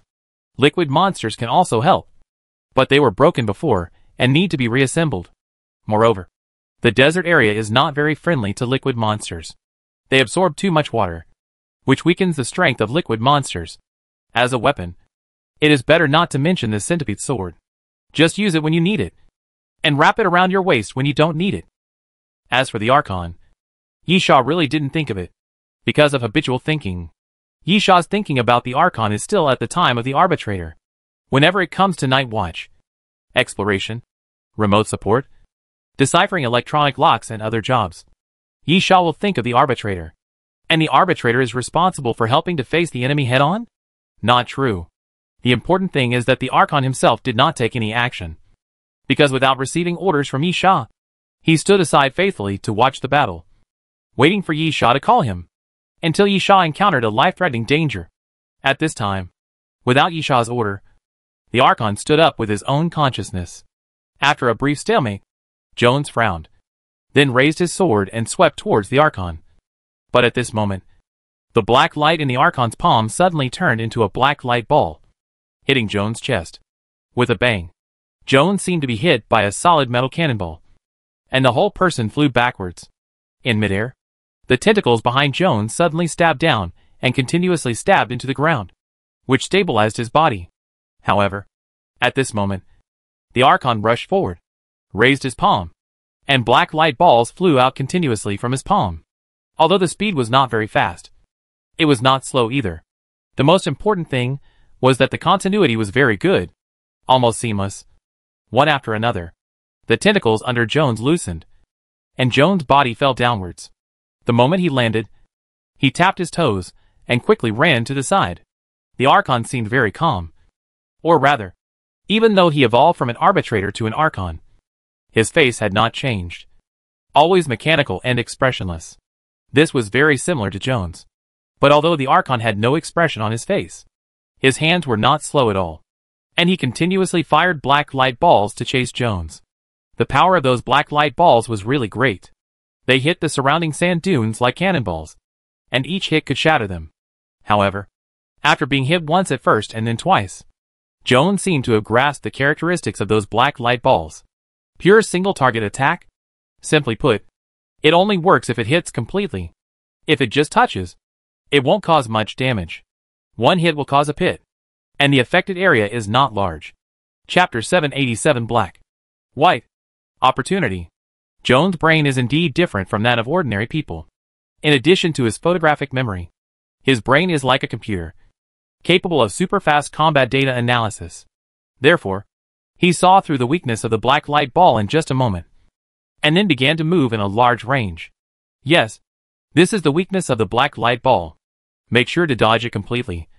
Instead of cherishing your physical strength, moving in a small range, and trying to save your physical strength, then the black light ball will not pose any threat. However, at the moment when Jones did this, the other hand of the Archon suddenly stretched out, with white light wrapped around his palm. The next moment, a white beam of light shot forward and hit Jones accurately, directly blasting Jones away. This attack came very suddenly. Jones was hit head-on, and the whole person was pushed out more than 10 meters by the white beam, and hit the ground hard. When he stood up, there was a big hole in his clothes on his chest, and it was a bloody mess. However, Jones had no chance to catch his breath, because, taking advantage of this moment, the Archon ran at high speed, leaped up, and came directly on top of Jones's head. Boom! The Archon fell from the air, stretched out his foot, and kicked downwards, followed by a loud roar. The dust flew up, the black sand on the ground was completely shaken away, and then the ground cracked inch by inch and collapsed downwards. Jones jumped out in the dust and avoided the attack. But then, the white beam appeared again and attacked Jones. Jones learned his lesson this time, and immediately dodged to the side to avoid the attack. However, at the moment when the white beam hit the ground, it suddenly exploded and turned into something like arcs, hitting Jones hard, and knocked Jones away again. In a moment, Jones supported the ground with his elbows, staggered to get up again, and wiped the blood from the corner of his mouth. The right hand uses the black light ball to attack the single body, and the left hand uses the white beam to splash attack. Jones licked his lips. So that's how it is. The attacks of the left and right hands are different, and they make up for each other's shortcomings. Jones was attacked continuously, and was seriously injured. But the zombie face was still calm. Seeing the Archon attacking again, Jones was not anxious, and quickly stood up and walked away. Jones was very calm, extremely calm, and began to observe the Archon. Observe the target, find the characteristics of the target, and then find the flaws from the characteristics. This is Jones's way of fighting. Just like Jones's character. Calm, steady, low-key, no violent roar, no frightening attack. Jones is always calm. using the simplest method to kill the opponent. Even such a fight makes Jones look like a strong man. And this is one of the reasons why Jones is so low-key. At the same time, it is also one of the reasons why Jones is so strong. However, after 5 minutes, Jones's face, which was almost expressionless, finally showed a trace of surprise. There is no flaw. Jones couldn't even find the Archon's fighting habits. In other words, the Archon had no fighting habits at all. He always made different adjustments according to different situations, and chose the best option to attack or defend. This is all thanks to the wealth left by the arbitrator. The Archon can't really be considered a machine, but a real alien creature. A new species of mechanical zombies. However, the Archon inherited the arbitrator's fighting program, and his thinking worked like a program. But the fighting program was no longer a program, but became the Archon's thinking. I have to say, this is very interesting. This is like a battle between the human brain and the computer. So far, the computer has won. It is undeniable that no matter how powerful Jones is, his computing ability cannot compare to the program. Therefore, he can't find any flaws in the Archon at all, because the Archon has no flaws. On the other side, Yisha rested for a while, injected himself with a cell activation agent, and with his intermediate regeneration ability, he finally recovered from his injuries. Then, looking at the Archon, Yisha was also extremely shocked. If it was just the Archon who was not at a disadvantage, Yisha would not be too surprised. After all, the Archon's sudden attack reminded Yisha of the physical data he had tested on the Archon, which was quite terrifying. His strength was better than Yisha, but he was slightly worse in other aspects. Overall, he was a little worse than Yisha, but not too much worse. He was already able to surpass many surviving humans on the Doomsday train, and he was completely at the level of a crew member. But the fact was that the Archon did not use his physical fitness to fight at all. The black light ball and white light beam were what surprised Yisha the most. What is that ability? Why does the Archon have such an ability? The only thing Yisha could think of was the sarcophagus. Physical fitness became stronger, which was an improvement that almost all creatures would get after evolution.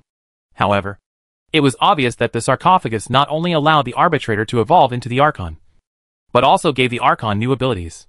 This made Yisha more eager to fully explore the mysterious power of the sarcophagus, and at the same time more interested in other things of ancient civilizations.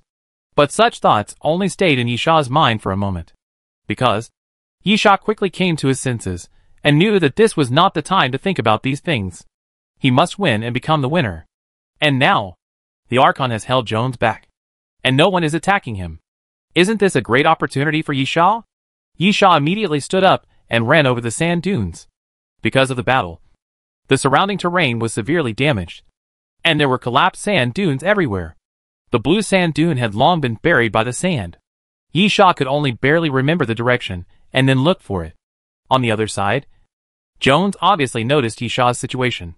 Seeing Yisha turning something in the sand, he immediately knew what Yisha wanted to do. Seeing the Archon entangled endlessly, another white beam came towards him. He gritted his teeth and stopped dodging, but chose to take it head-on. The tentacles behind Jones danced quickly, twisted into a ball, and rushed towards the white beam. Boom! The tentacles collided with the white beam, making a loud roar, and then several tentacles were blown off. But the white beam was also shattered, turning into a white halo that drifted away, scattered on the ground, and finally disappeared. This was a situation where both sides suffered losses, but Jones did gain some time. He raised his hand suddenly, raised his knife, and swung it in the direction of Yisha. And then the 4 knives floating in the air flew out at the same time, stabbing in the direction of Yisha at a high speed. But at this moment, a figure suddenly blocked the way. Puff, puff, puff, puff. The sound of the blade entering the flesh sounded, for flying knives were inserted into the body of the Archon, and the Archon used his body to block Jones' attack. Chapter 788. I am very upset. Jones' eyes were slightly stern. The Archon had brought him too many surprises and surprises. Those surprises and surprises had nothing to do with strength, but the Archon always appeared at the right time, in the right place, and then made the right choice, because these happened to be what Jones was best at, and the Archon did better than him. Even though Jones's control over his emotions was unimaginable, he still had a trace of anger. He was actually no match for an alien creature. Ah! Jones clenched his fists, cracked his knuckles, and growled. This was also the first time Jones growled since joining the battle. The first time he released his emotions, since he couldn't solve the battle in the most reasonable way. Then, just crush him. The tentacles behind Jones danced again, flying towards the Archon at a high speed. The Archon pulled out the knife stuck in his body, and quickly moved sideways to avoid it. But at this moment, the blood-red blade light fell on his head. The Archon pushed out the black ball of light, which collided with the blade light, followed by a loud bang. The blade light was shattered by one blow, but the force of the impact also sent the Archon flying. At the same time, the tentacles behind Jones exerted force again, moving from both sides and smashing down fiercely towards the Archon. Not only did they smash the Archon to the ground, but the tentacles kept waving and whipping the Archon. Bang, bang, bang. Huge noises appeared continuously, and the sand and dust spread out piece by piece. This was the first time Jones had fought so violently. But anyway, the Archon intercepted Jones and prevented him from attacking Yisha. Yisha was digging at the moment. It was not easy to find the blue ball in a large area of sand, but it would be a different story with the help of the corpse flower. After a while, a corpse flower vine emerged from the ground and blasted a big pit in the sand. The blue ball lay quietly in the middle of the sand pit. Yisha immediately rushed towards the sand pit. But at this moment, bang! A figure suddenly passed by Yisha's eyes, and then slammed down at his feet, stirring up a cloud of sand and dust. Nyepa? Yisha was stunned when he saw the figure. It was Nyepa without a doubt. Nyepa looked miserable at the moment. His body was covered in blood and wounds. His face was as pale as gold paper. When he looked at Yisha and was about to speak, he spat out a mouthful of blood. Even Nyepa's rifle was broken, with only half of the barrel left. Yisha did not hide his surprise. He faced Jones, and Nyepa naturally dealt with Zanyu. If we judge according to the memory of the previous life, Zanyu was a team commander, and Nyepa had always been a lone ranger. The personal combat power of the two was completely not at the same level. Nyepa was definitely capable of easily destroying Zanyu. But now Nyepa was the one who was destroyed? Is Zanyu so strong in this life? Yisha couldn't help but look up. But he saw not one figure, but two. Next to Zanyu, there stood a tall man with a fierce look, who looked like an unforgivable bastard. In fact, he was a prisoner on death row before the end of the world. Felice Win? Yisha murmured. It seemed that this was the name. A newcomer from the latest Death Car War, who won the first place, and was then taken in by Jones. Yisha licked his lips. This situation was a bit disadvantageous to his side. Sure enough, Yisha couldn't help but murmur, the last laugh is the real laugh? In terms of numbers, Yisha's side should have had an advantage, because Lin Shuime was killed by him and Nyepa. So it was a 5-on-4 situation. However, Wang Likuan, the little fat man, and Yi Yu were all missing. Although the opponent lost Lin Shuime, Gon Lin, that woman, ran away. But Huayan arrived. Zanyu jumped into the sand pit, flicked the blue ball with his toes, and smiled at Yisha. You want this? Then you have to try to knock us down first. Of course, you have to be on guard and don't end up like him. That he naturally refers to Nyepa. Yisha frowned, took out the needle gun, loaded it with cell activation agent, and then stabbed it into Nyepa's neck. Have a good rest. Yisha put Nyepa down, then stood up and walked towards Zanyu and Huayan, standing on the other side of the sand pit. I'm very irritable now. Yisha rubbed his hair and looked at Zanyu and Huayan. Why? There are always some annoying guys who like to stand in front of me. Huayan was very irritable, violent, and irritable, and he directly took Yisha's words as a provocation. Of course, Yisha was indeed provoking, and Yisha succeeded. Huayan was not Jones, and it was too easy to anger this guy. But Huayan had Zanyu by his side. Zanyu directly stretched out his hand and blocked Huayan, smiling and looking at Yisha without answering. Nyepa temporarily lost his fighting power, and the Archon entangled Jones. But Zanyu did not think that the Archon could beat Jones. It was just a temporary delay. Therefore, it was Yisha who should be anxious, not them. Zanyu might not be like Jones, who could control his emotions all the time and keep himself calm. But he analyzed the situation very clearly. Yisha took a deep breath. He wanted to provoke the other party, anger the other party, and then force the other party to focus on killing him. This would be an opportunity for him, because the only way to win is not to kill the other party. but to use the blue ball. But Zhang Yu didn't buy it. If the other party was determined to delay and wait for the Archon to decide the winner with Jones, or one attack and one defense, one responsible for fighting and the other responsible for guarding the blue ball, it would be a very unfavorable situation for Yi Sha. Appeal. Yi Sha, in that case, I have no choice but to kill you first. After he finished speaking, Yi Sha's body suddenly made a crackling sound, like popping beans, and then his body slowly stretched out. Blood threads continued to appear on his body, and golden scales soon grew out of Yi Sha's body. Dragon transformation. Roar! As the dragon horn pierced through Yi Sha's forehead, Yi Sha suddenly roared forward. A dragon roar shook the four directions. Along with the dragon roar, the black sand around flew up, and the black sand rolled and was blown away, and a hurricane raged forward, causing Zhang Yu and Huai En to retreat continuously. Zhang Yu's eyes were stern. Long Hua gave Zhang Yu a wake-up call. He didn't expect that Yi Sha still had a trick up his sleeve. Station defense. Zhang Yu shouted softly, and the octagonal barrier appeared in front of him again. However, the octagonal barrier of the position defense has been reduced from 9 circles to 2 circles. Obviously, the other 7 circles of barriers have been shattered by Nyepa. Chapter 789 Tyranny. A trifle. Yi Sha suddenly leaped forward. The sand pit was at least 3 to 5 meters in diameter. But Yi Sha jumped directly to the other side of the sand pit, curled his 5 fingers into claws, and pressed down on the octagonal barrier. Break it. He pressed his claws on the octagonal barrier, and felt that he had hit a wall. But Yi Sha had no intention of retreating. He suddenly exerted force on his wrist, and his dragon-like nails pierced directly into the octagonal barrier, and then toward the octagonal barrier directly. Zhang Yu's face showed horror. Even though Nyepa had broken 7 circles of the octagonal barrier, leaving only 2 circles, Zhang Yu still couldn't accept it being broken by Yi Sha. That's the right expression. Yi Sha said fiercely. You are much more interesting than that guy with a zombie face. Yi Sha said, as he reached out to grab Zhang Yu. But at this moment, a low roar came from Yi Sha's side. It was Huai En waving his fist and rushing towards Yi Sha. Yi Sha glanced at the opponent coldly, and suddenly, a stream of blood splashed from the lower back, and then a dragon tail grew directly from the lower back of Yi Sha. Get out of here! Bang!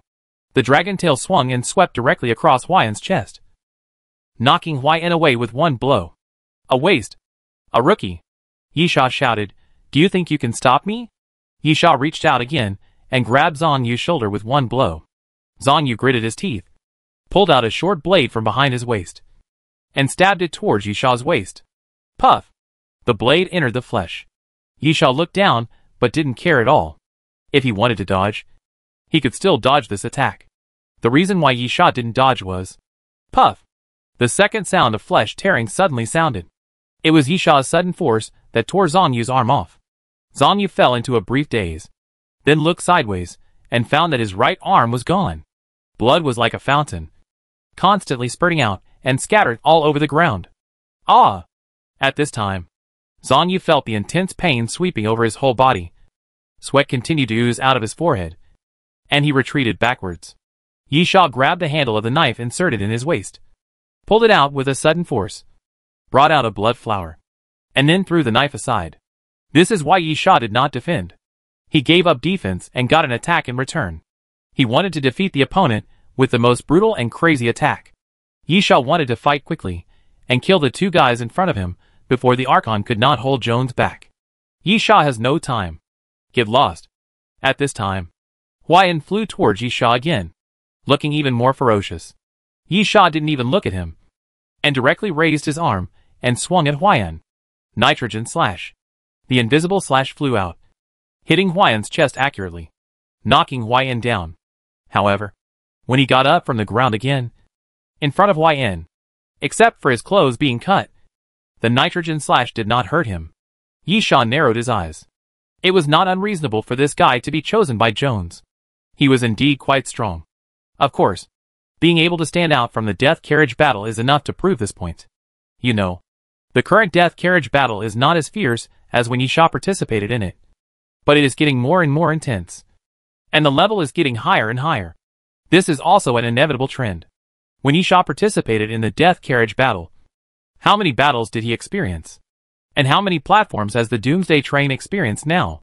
With the more platforms experienced, the stronger everyone's strength will be. And the death carriage battles they participate in will naturally gradually evolve into what they are now. But Yi Sha suddenly raised his hand towards Huai Yin. You are still not good enough.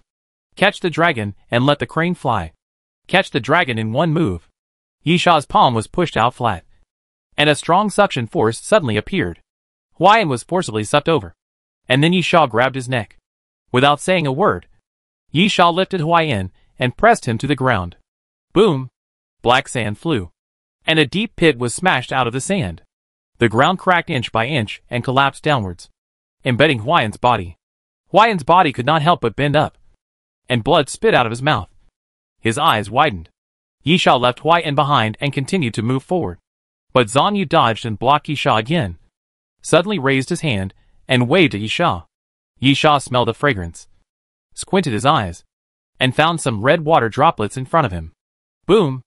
A huge fireball suddenly exploded in front of Yi Sha, and an explosion occurred inexplicably. And then Yi Sha was blown away by the impact of the explosion. Zhang Yu's face was pale, and the wound of his severed arm had been forcibly stopped from bleeding. But he had lost a lot of blood and an arm, which was definitely a serious injury. Of course, Zhang Yu was not that weak. Otherwise, he would not have killed Yepa with just one move of Huai Yin. And it was not so easy for Yi Sha to seriously injure Zhang Yu. However, Yi Sha was too happy to give up the trump card of dragon transformation. And the timing of the outbreak was too sudden, which caught Zhang Yu off guard, and did not give Zhang Yu any chance to react. This was a single strike that seriously injured Zhang Yu. But Zhang Yu's eyes were stern. Since I'm still standing, I won't let you pass. You keep pestering me. Yi Sha swept away the black sand on his body and got up from the ground. Since you won't let me go, then go and die. Yi Sha raised his palm and pressed it in the direction of Zhang Yu. The next second, the air in front of Yi Sha became hot, and even a trace of steam came out. How long Yenpa? Balls of dragon breath fire appeared in front of Yi Sha, and then quickly condensed together, turning into a huge fire dragon, flying forward with fangs and claws. Zhang Yu's face was solemn, and he quickly stepped back. Then he stretched out his remaining right hand, with a few small glass bottles between his fingers. Yi Sha narrowed his eyes. This guy's weapon was actually perfume. Zhang Yu's weapon was indeed perfume, which was contained in those small glass bottles. But since it could be used as a weapon, it must not be an ordinary perfume. Pop!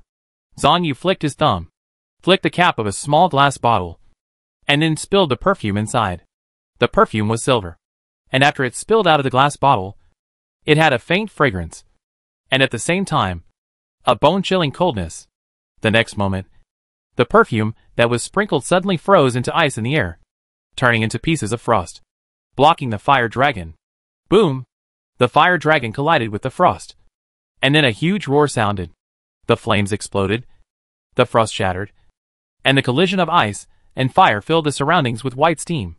Zhang Yu breathed a sigh of relief, finally making it through.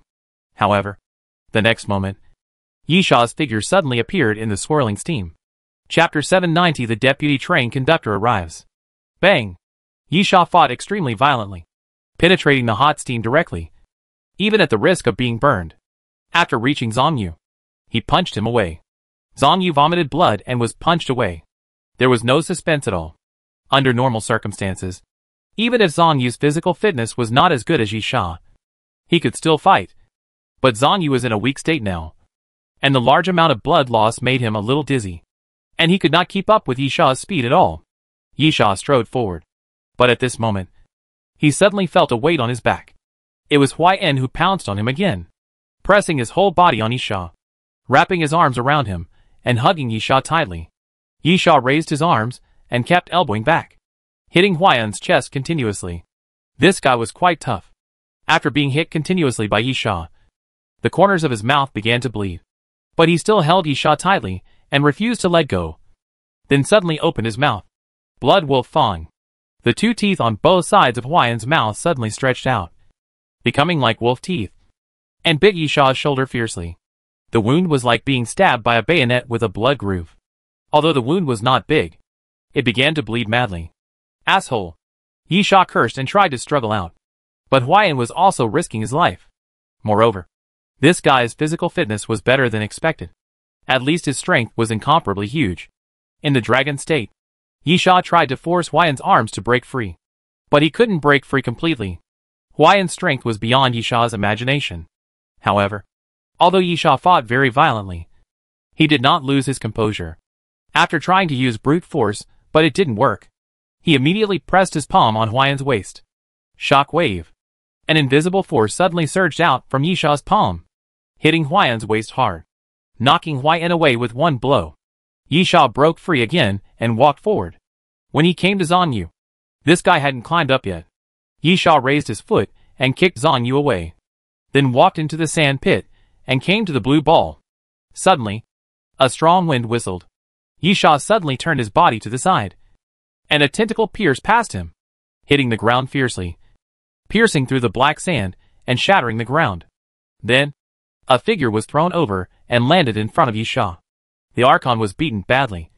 His left arm twisted behind his body, almost turning a full circle, and there was a huge wound on his chest, extending from the shoulder to the waist and ribs, which was cut by Jones with that strange knife. There were about a dozen other minor injuries, the most fatal of which was a cut on the side of the neck, which was only about 2 inches long, but very deep. The neck was a vital part, and even the smallest wound was very dangerous. Jones still had a blank expression on his face, and said in a deep voice, "You can't win." Yisha sneered and quickly bent down to pick up the blue ball. But at this moment, the tentacle suddenly cracked and exploded. Yisha felt a force coming towards him, and he was thrown out. At the same time, Jones rushed forward. With a clang, Jones swung his arms outward, and 2 arm blades appeared on the outside of Jones's forearms. The tentacle monster behind him suddenly peeled off, and then the clothes made a hissing sound and tore directly apart. Inside the clothes, there was actually a square metal backpack. Suddenly, 5 long blades popped out on each side of the metal backpack, forming a pair of blade wings. This is the complete form of Jones's strange knife, which is a set of several weapons. Obviously, at the last moment, Jones no longer concealed his strength and handed over his trump card. At the same time, a tube of light blue medicine appeared in Jones's palm. Without any hesitation, Jones raised his head and poured the medicine into his mouth. The next moment, the medicine took effect, and Jones' speed suddenly increased. Running quickly forward, Jones' mind was quickly calculating the distance between himself and the blue ball, the distance between Yisha and the blue ball, and of course the speed of both sides. Finally, Jones concluded that he could reach the sand pit half a second faster than Yisha. This was enough. Even if it was half a second, as long as Jones got ahead, he could prevent Yisha from running back to get the blue ball. However, at this moment, Jones looked up and saw a strange smile on Yisha's face. A bad feeling instantly surged into Jones' heart. Capture the dragon and let the crane fly. Capture the dragon in one move. Yisha was blown away by the impact of the tentacle self-explosion. But before he even landed, he stretched out his hand. A huge suction force appeared, sucking up the blue ball directly and heading towards Yisha's palm. Jones' heart skipped a beat. He really didn't expect there was such a trick. In this case, even if he took the wind potion and increased his speed, he couldn't catch up. What should I do? What should I do? What should I do? Jones was like crazy, asking himself in his heart. Crush it! At this time, Zhang Yu's hysterical shout suddenly sounded. Of course, this was not shouted at Yisha, asking Yisha to crush the blue ball, but at Jones. Zhang Yu once again demonstrated his advantage of accurately grasping the situation. Jones suddenly realized, and immediately slid forward, slowing down his speed, and reached into the waste bag behind him. He also had an identical blue ball, which he used to communicate with the Doomsday train. The next moment, crack! Crack! Yisha and Jones crushed the blue ball almost at the same time. The world seemed to suddenly become quiet and silent. Yisha and Jones looked at each other silently. And then in the crushed ball, blue light suddenly surged out, like mercury, a little sticky, flowing along the sand, and then gathered in the middle of the 2 people, and finally formed the shape of a door. Then a figure walked out of the door. It was not the conductor, but the deputy conductor Malfarian. Malfarian looked around and said directly, "Crazy Sand Temple?" Yisha pointed to the black pyramid in the distance and said, "I found it first." Jones still had that cold expression. Or no expression at all. And did not refute. He just looked at Malfarion. But that feeling made people even more uncomfortable.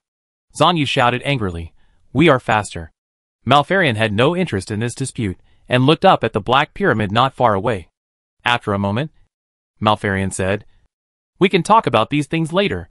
Follow me first." As Malfarion said this, he walked forward and said, "Except for the purser. Everyone else should go back to Doomsday Train to heal their injuries." Chapter 791 Apostle.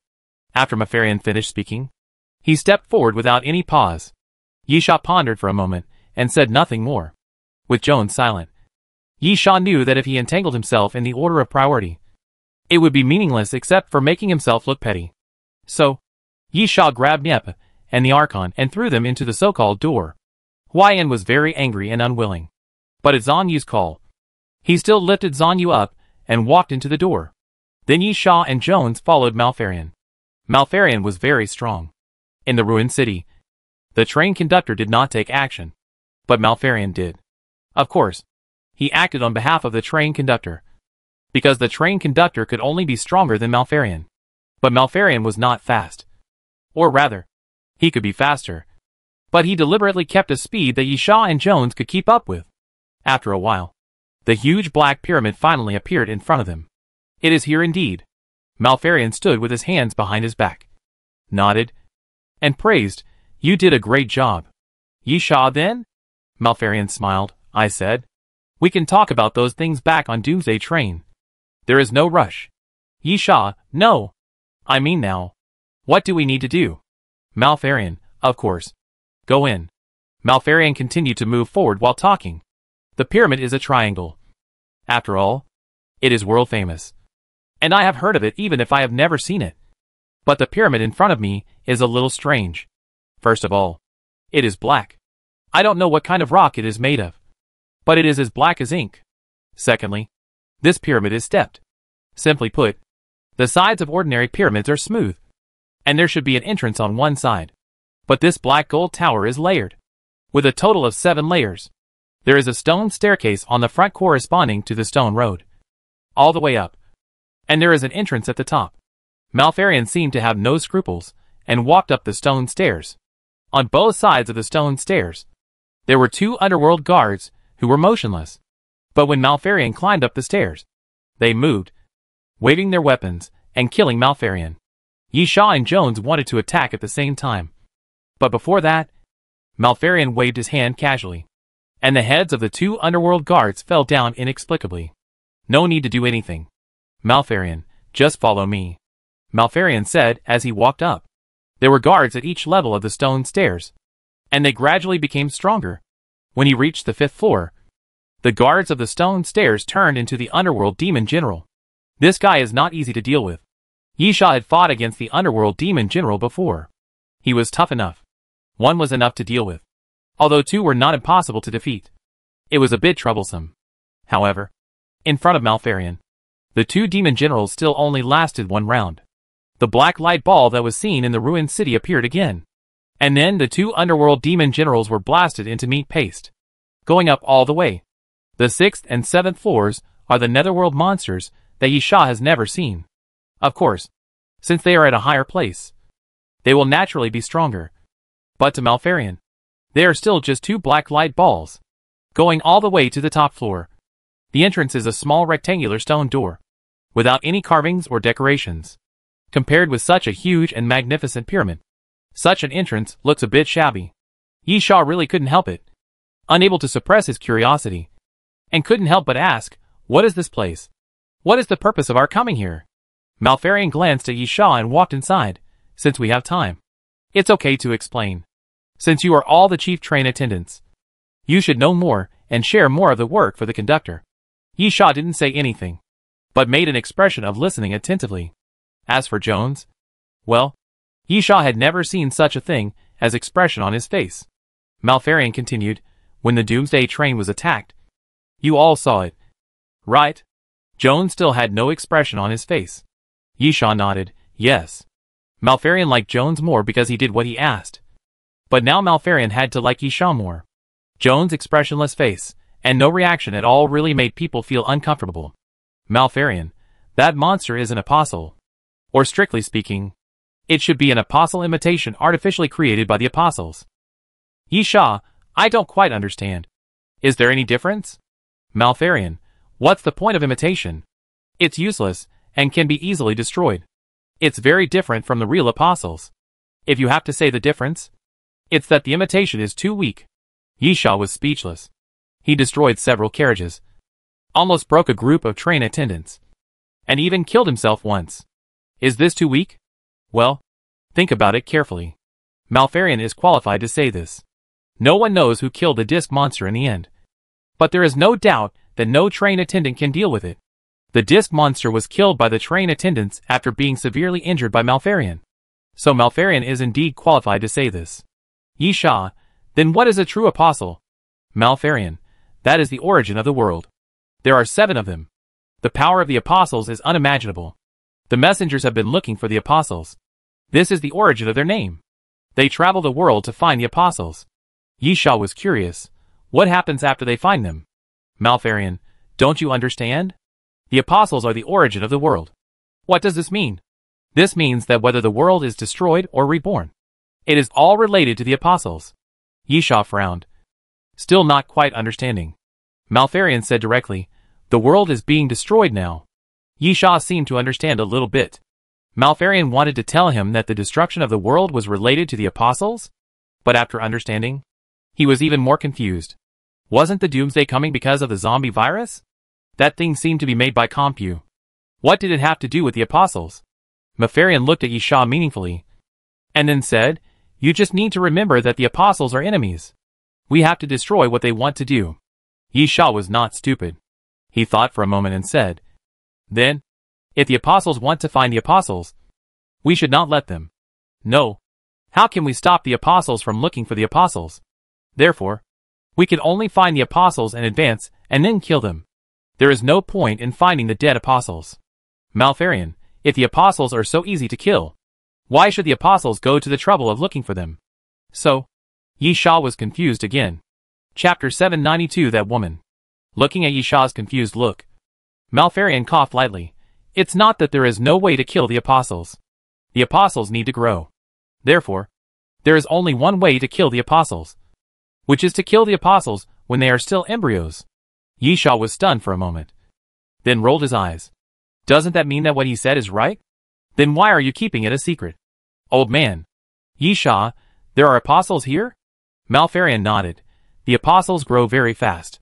It only takes 2 or 3 days to grow from embryos to complete bodies.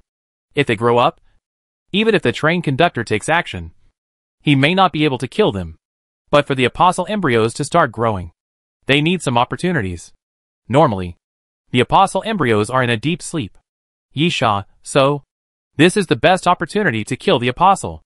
Malfarion, that's it. Yi Sha, it seems that we will have to do this kind of work many times in the future. By the way, since we are asked to find the Temple of Wild Sand, it means that the train conductor has never been here. In this case, how can he know that the apostle embryo is here? Malfarion, the apostle appeared in the world a long time ago.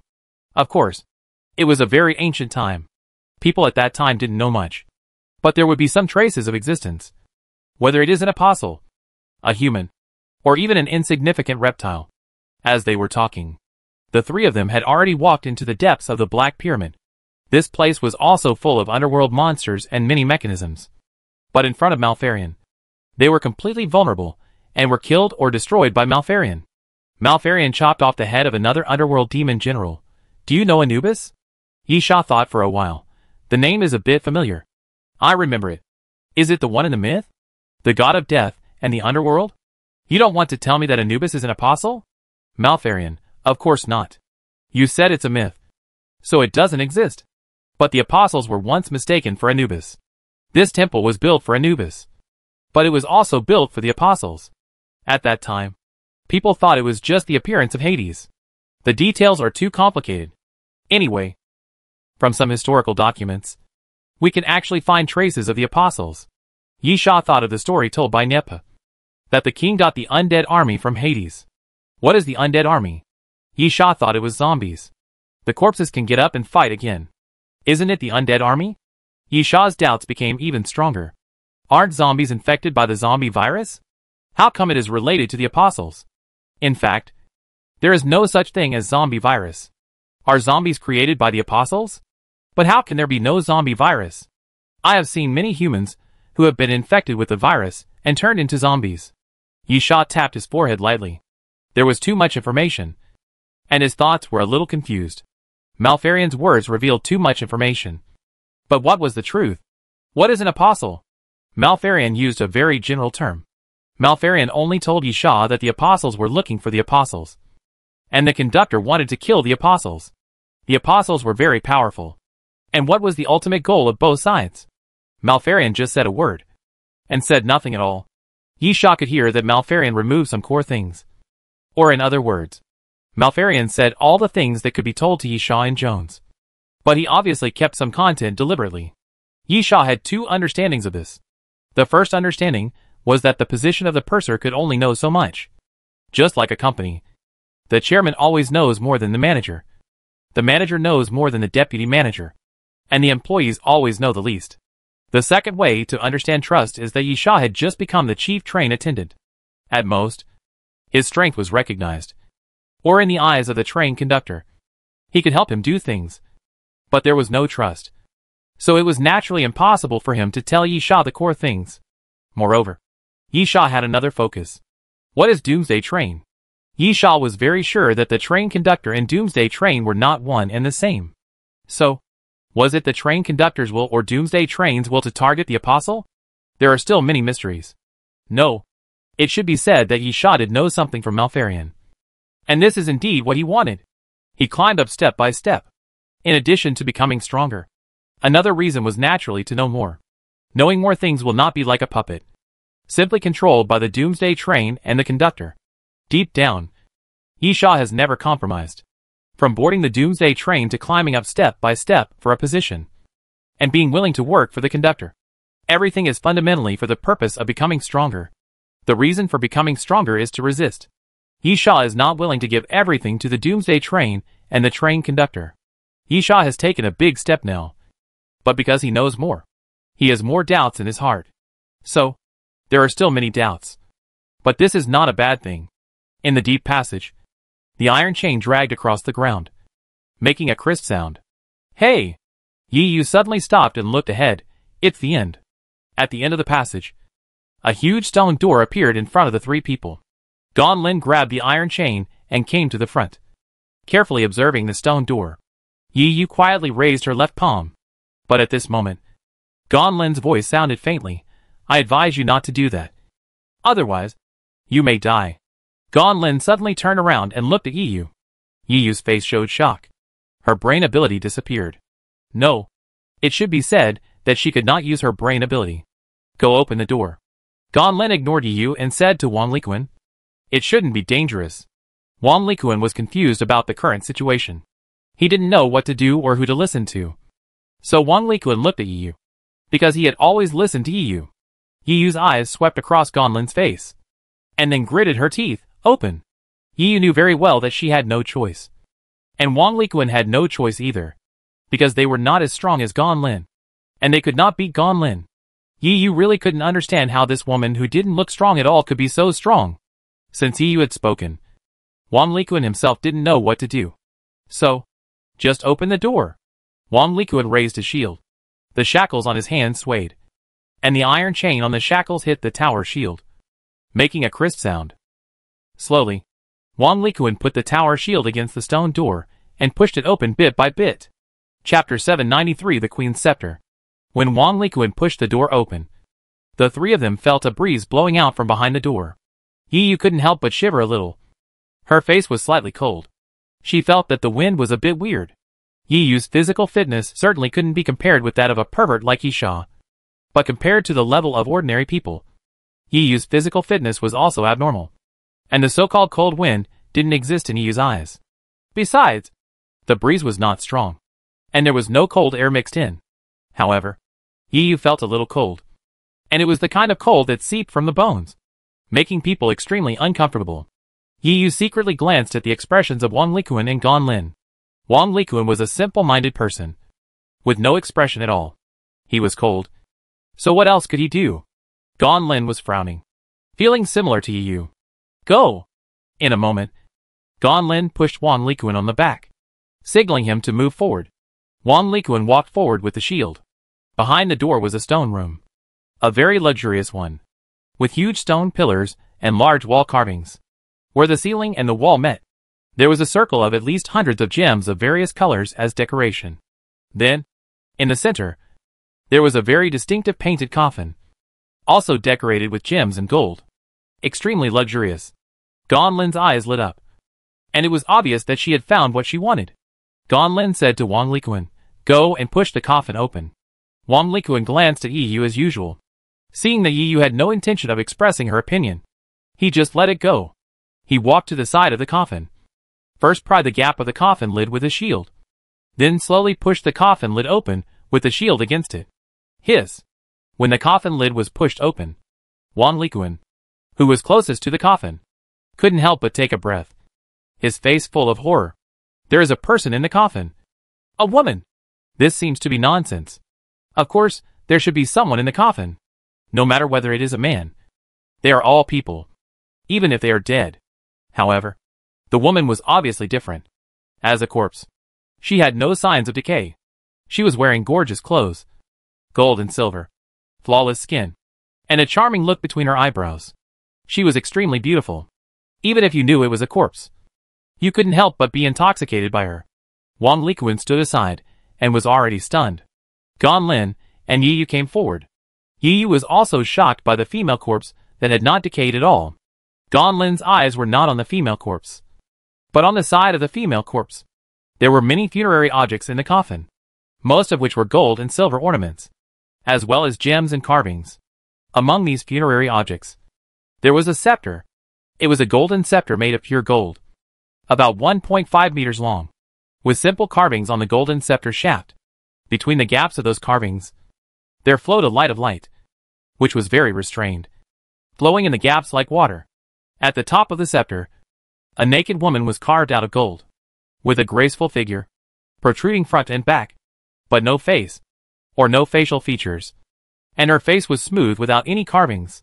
Behind the sculpture is a triangle also made of gold, with an eye in the center, revealing a sense of evil charm. Then around the triangle are 4 quarter arcs, which are not connected to each other and have gaps. If the gaps are filled, it will be a circle. At the same time, the 4 quarter arcs are engraved with some ancient characters, as well as patterns such as stars, sun, and moon, full of mystery and the charm of ancient culture. Cleopatra's scepter. Gan Lin reached out and grabbed the scepter, snatched it from the female corpse, and said excitedly, "Finally found it?" Gan Lin held up the scepter and looked around with joy. But at this moment, Wang Likuan suddenly screamed and sat down on the ground.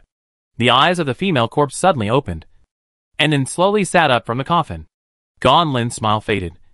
Holding the scepter, sure enough, it can't be taken away so easily. The next moment, the stone room suddenly shook violently, and with the ceiling cracking, countless broken stones fell down. Inner passage of the Wild Sand Temple. Malfarian, apostles all have their own characteristics. We don't know exactly how many apostles exist in the Wild Sand Temple. But, before Malfarian finished speaking, his expression suddenly changed, and he looked up in surprise. The passage is shaking. The surrounding walls, the ground, and the ceiling are all shaking at a speed visible to the naked eye. And countless stone chips are falling down through the gaps between the ceiling and the walls. Crack, crack. A crisp sound suddenly appeared, and then cracks continued to appear on the wall, spreading to the surroundings. Malfarian was surprised. Yisha was also surprised. And Jones, well, this guy had no expression. The reason for the surprise was, of course, that it started to tremble for no reason. And it looked quite strong. But the problem was that although Malfarian was advancing strongly all the way, with a posture of killing anyone who stood in his way, Malfarian knew very well that he was holding back. Malfarian's strength is not only his powerful and violent attacks, but also his precise control. His strength is always reflected in all aspects. Therefore, Malfarian is actually very cautious, always maintaining the intensity of his attacks to kill the underworld guards and destroy traps. but not to bring too much impact to the Temple of the Wild Sands. After all, with Malfarian's strength, it is not impossible to demolish this place by force.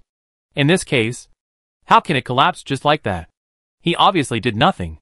Yisha looked confused. It couldn't be bad luck. Was it just a coincidence that there was an earthquake in this place? Jones had a zombie face, and it was hard to tell what he was thinking. Malfarian's expression was the most solemn, because he knew the most and naturally thought the most. So Malfarian first thought of the apostles, and then felt that this might be very big. If the apostles woke up and began to grow rapidly, it would indeed be possible to cause such a big commotion. No time to delay. Malfarian looked solemn, and waved to Yisha and Jones.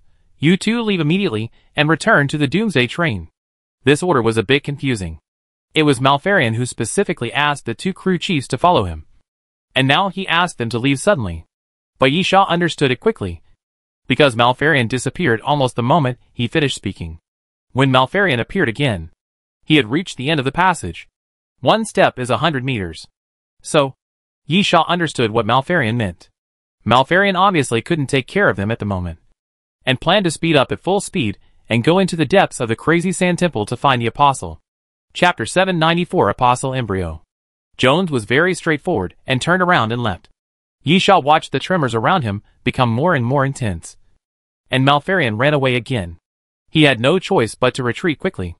Yisha actually wanted to see the apostle, and the history of the crazy sand temple was long, and there might be something good in it. But the current situation seemed that the crazy sand temple seemed to be shaky and would collapse at any time, and Yisha could only shake his head helplessly. Yisha did not communicate with Jones, and the two quickly returned the same way. In fact, it is not so easy to return by the original route. The passages inside the Mad Sand Temple are very messy, like a maze, and they are up and down. Obviously, the entire Black Pyramid is used. Malfarian used violence to force his way forward. Anyway, no matter whether it is a dead end or not, the underworld guards can't stop him. If one road is blocked, he will try another one. But it is not so easy for Yisha to recognize the way he came and then run back. Fortunately, there is Jones. This guy's computer-like brain circuit played a key role at this time. This guy could actually remember the future route completely. However, it was not easy to leave. Because of the collapse of the wall, the Hades guarding the passage also began to wander. When running through the passage behind him, a black Hades giant scorpion suddenly fell from the big hole in the ceiling. Yisha stretched out his hand without hesitation, and the steel-armored evil centipede climbed to Yisha's left hand. And then with Yisha's swing, it suddenly stretched out and slashed at the Hades giant scorpion. After one blow, blood flew. The sand temple, bottom floor. Malfarian fell madly. Since the sand temple had begun to collapse, Malfarian naturally had fewer concerns. He no longer advanced to the depths step by step, but continued to smash the floor and began to fall downwards. In Malfarian's view, since the entrance and exit of the Black Pyramid was at the top, it was naturally a top-down structure, and the depths of the sand temple must be at the bottom. Malfarian continued to descend, smashing the floor all the way. A circle of black light like smoke was wrapped around his body. Any underworld monster that dared to approach would be pierced by the black light if it came within 3 meters. Boom! The sound of the stone slab shattering sounded again, and Malfarian fell downwards. And then Malfarian found that he had reached the bottom floor. This was a huge space, at least as big as 2 football fields. However, apart from the round pillars that required 3 people to hug, there was not much here. Malfarian looked solemn, and then walked forward. At the end of this space, there was a huge stone altar, and in front of the altar, there was a huge pool of water. Malfarian walked towards the pool and the altar. The closer he got, the cooler he felt. It was not the kind of coldness brought by the drop in temperature, but a gloomy feeling. The coldness emanated from the bones, making people shiver involuntarily. Then, Malfarian suddenly saw some white shadows. Those white shadows came from the pool, and they kept floating out of the pool, rising up, like ghosts. Malfarian sneered, without any fear, and walked directly to the edge of the pool. The pool was not deep, about 2 or 3 meters, and the water was clear, and the bottom of the pool could be easily seen. Malfarian looked over and smiled. At the bottom of the pool, there was an oval meat ball. Although it was meat, it was white as jade. At the same time, A black shadow could be clearly seen in the meatball. The black shadow looked like a human baby. But its head was a bit big. Almost as big as its body. It also had a tail behind its buttocks. And its hands and feet were not human hands, but claw-shaped. Finally found you. Malfarion sneered. And directly condensed a ball of light, ready to smash it into the pool.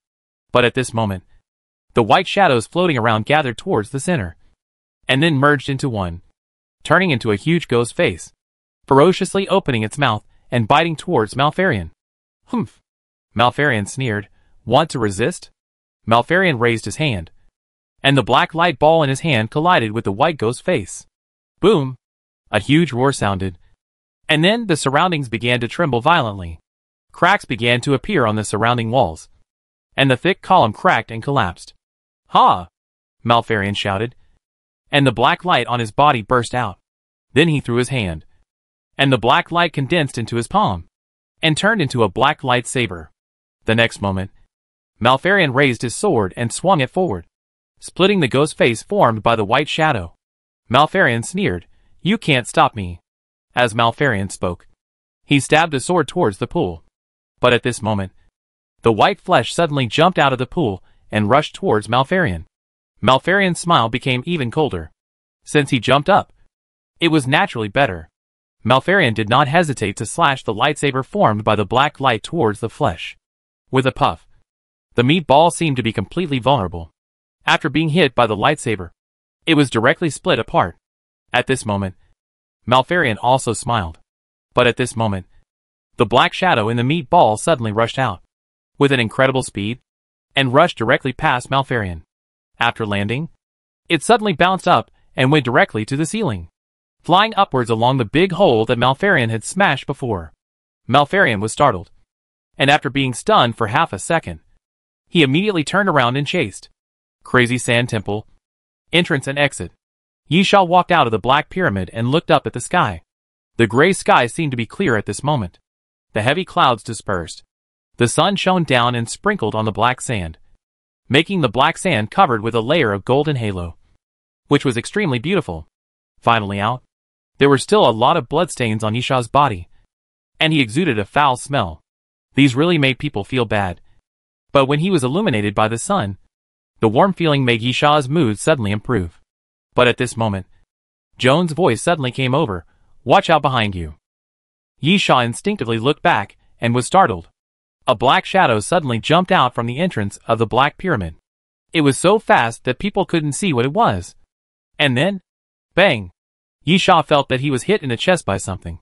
And then he stumbled and fell directly from the stone stairs. Chapter 795 Return.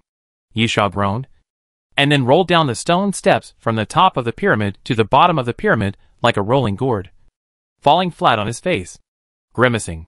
He was not injured. With Yisha's physical fitness, he would not be injured to this extent. But it was painful. After twisting his body, Yisha got up from the ground, and then kept touching his body, muttering, "What about the thing that hit me?" Bang! At this time, Jones jumped directly from the top of the pyramid, smashing a big hole in the ground, and looked at Yisha. "If you are fine, leave quickly. This place is really going to collapse." Yisha gritted his teeth and had the urge to kill this guy. But now they were not enemies.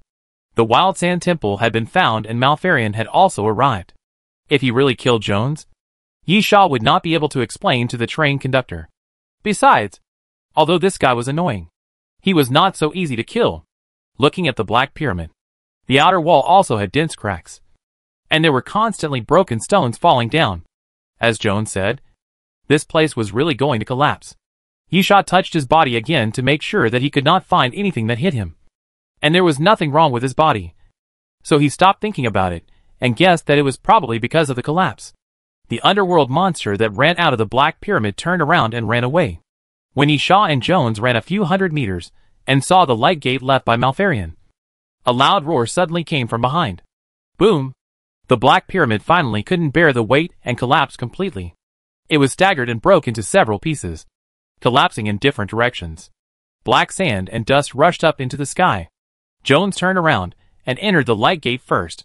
Yisha hesitated for a while, watching the Black Pyramid completely collapse and turn into a huge pile of rubble. then turned around and followed into the light gate. Behind the light gate was the Doomsday train platform. Yisha walked into the carriage and went directly to the dining car. The dining car was deserted. Probably because the people who went on the mission had not returned yet. Only 2 tables were occupied. Niepa sat at one table, and Zongyu and Huayan sat at the other. Jones, who had returned to the Doomsday train earlier, was nowhere to be seen. Yisha got a healing potion at the bar, and then sat down in front of Niepa. Niepa looked at Yisha after he sat down. How is it? Yisha, what do you mean? Niepa, win or lose. The others? Yisha shook his head. I don't know. Yisha was not perfunctory. But he really didn't know. The outcome depended on Malfarian's intention, as far as the situation at that time was concerned. At least it seemed to the naked eye that Yisha and Jones crushed the blue ball almost at the same time. As for the others, I don't know. They are probably still in the Black Desert.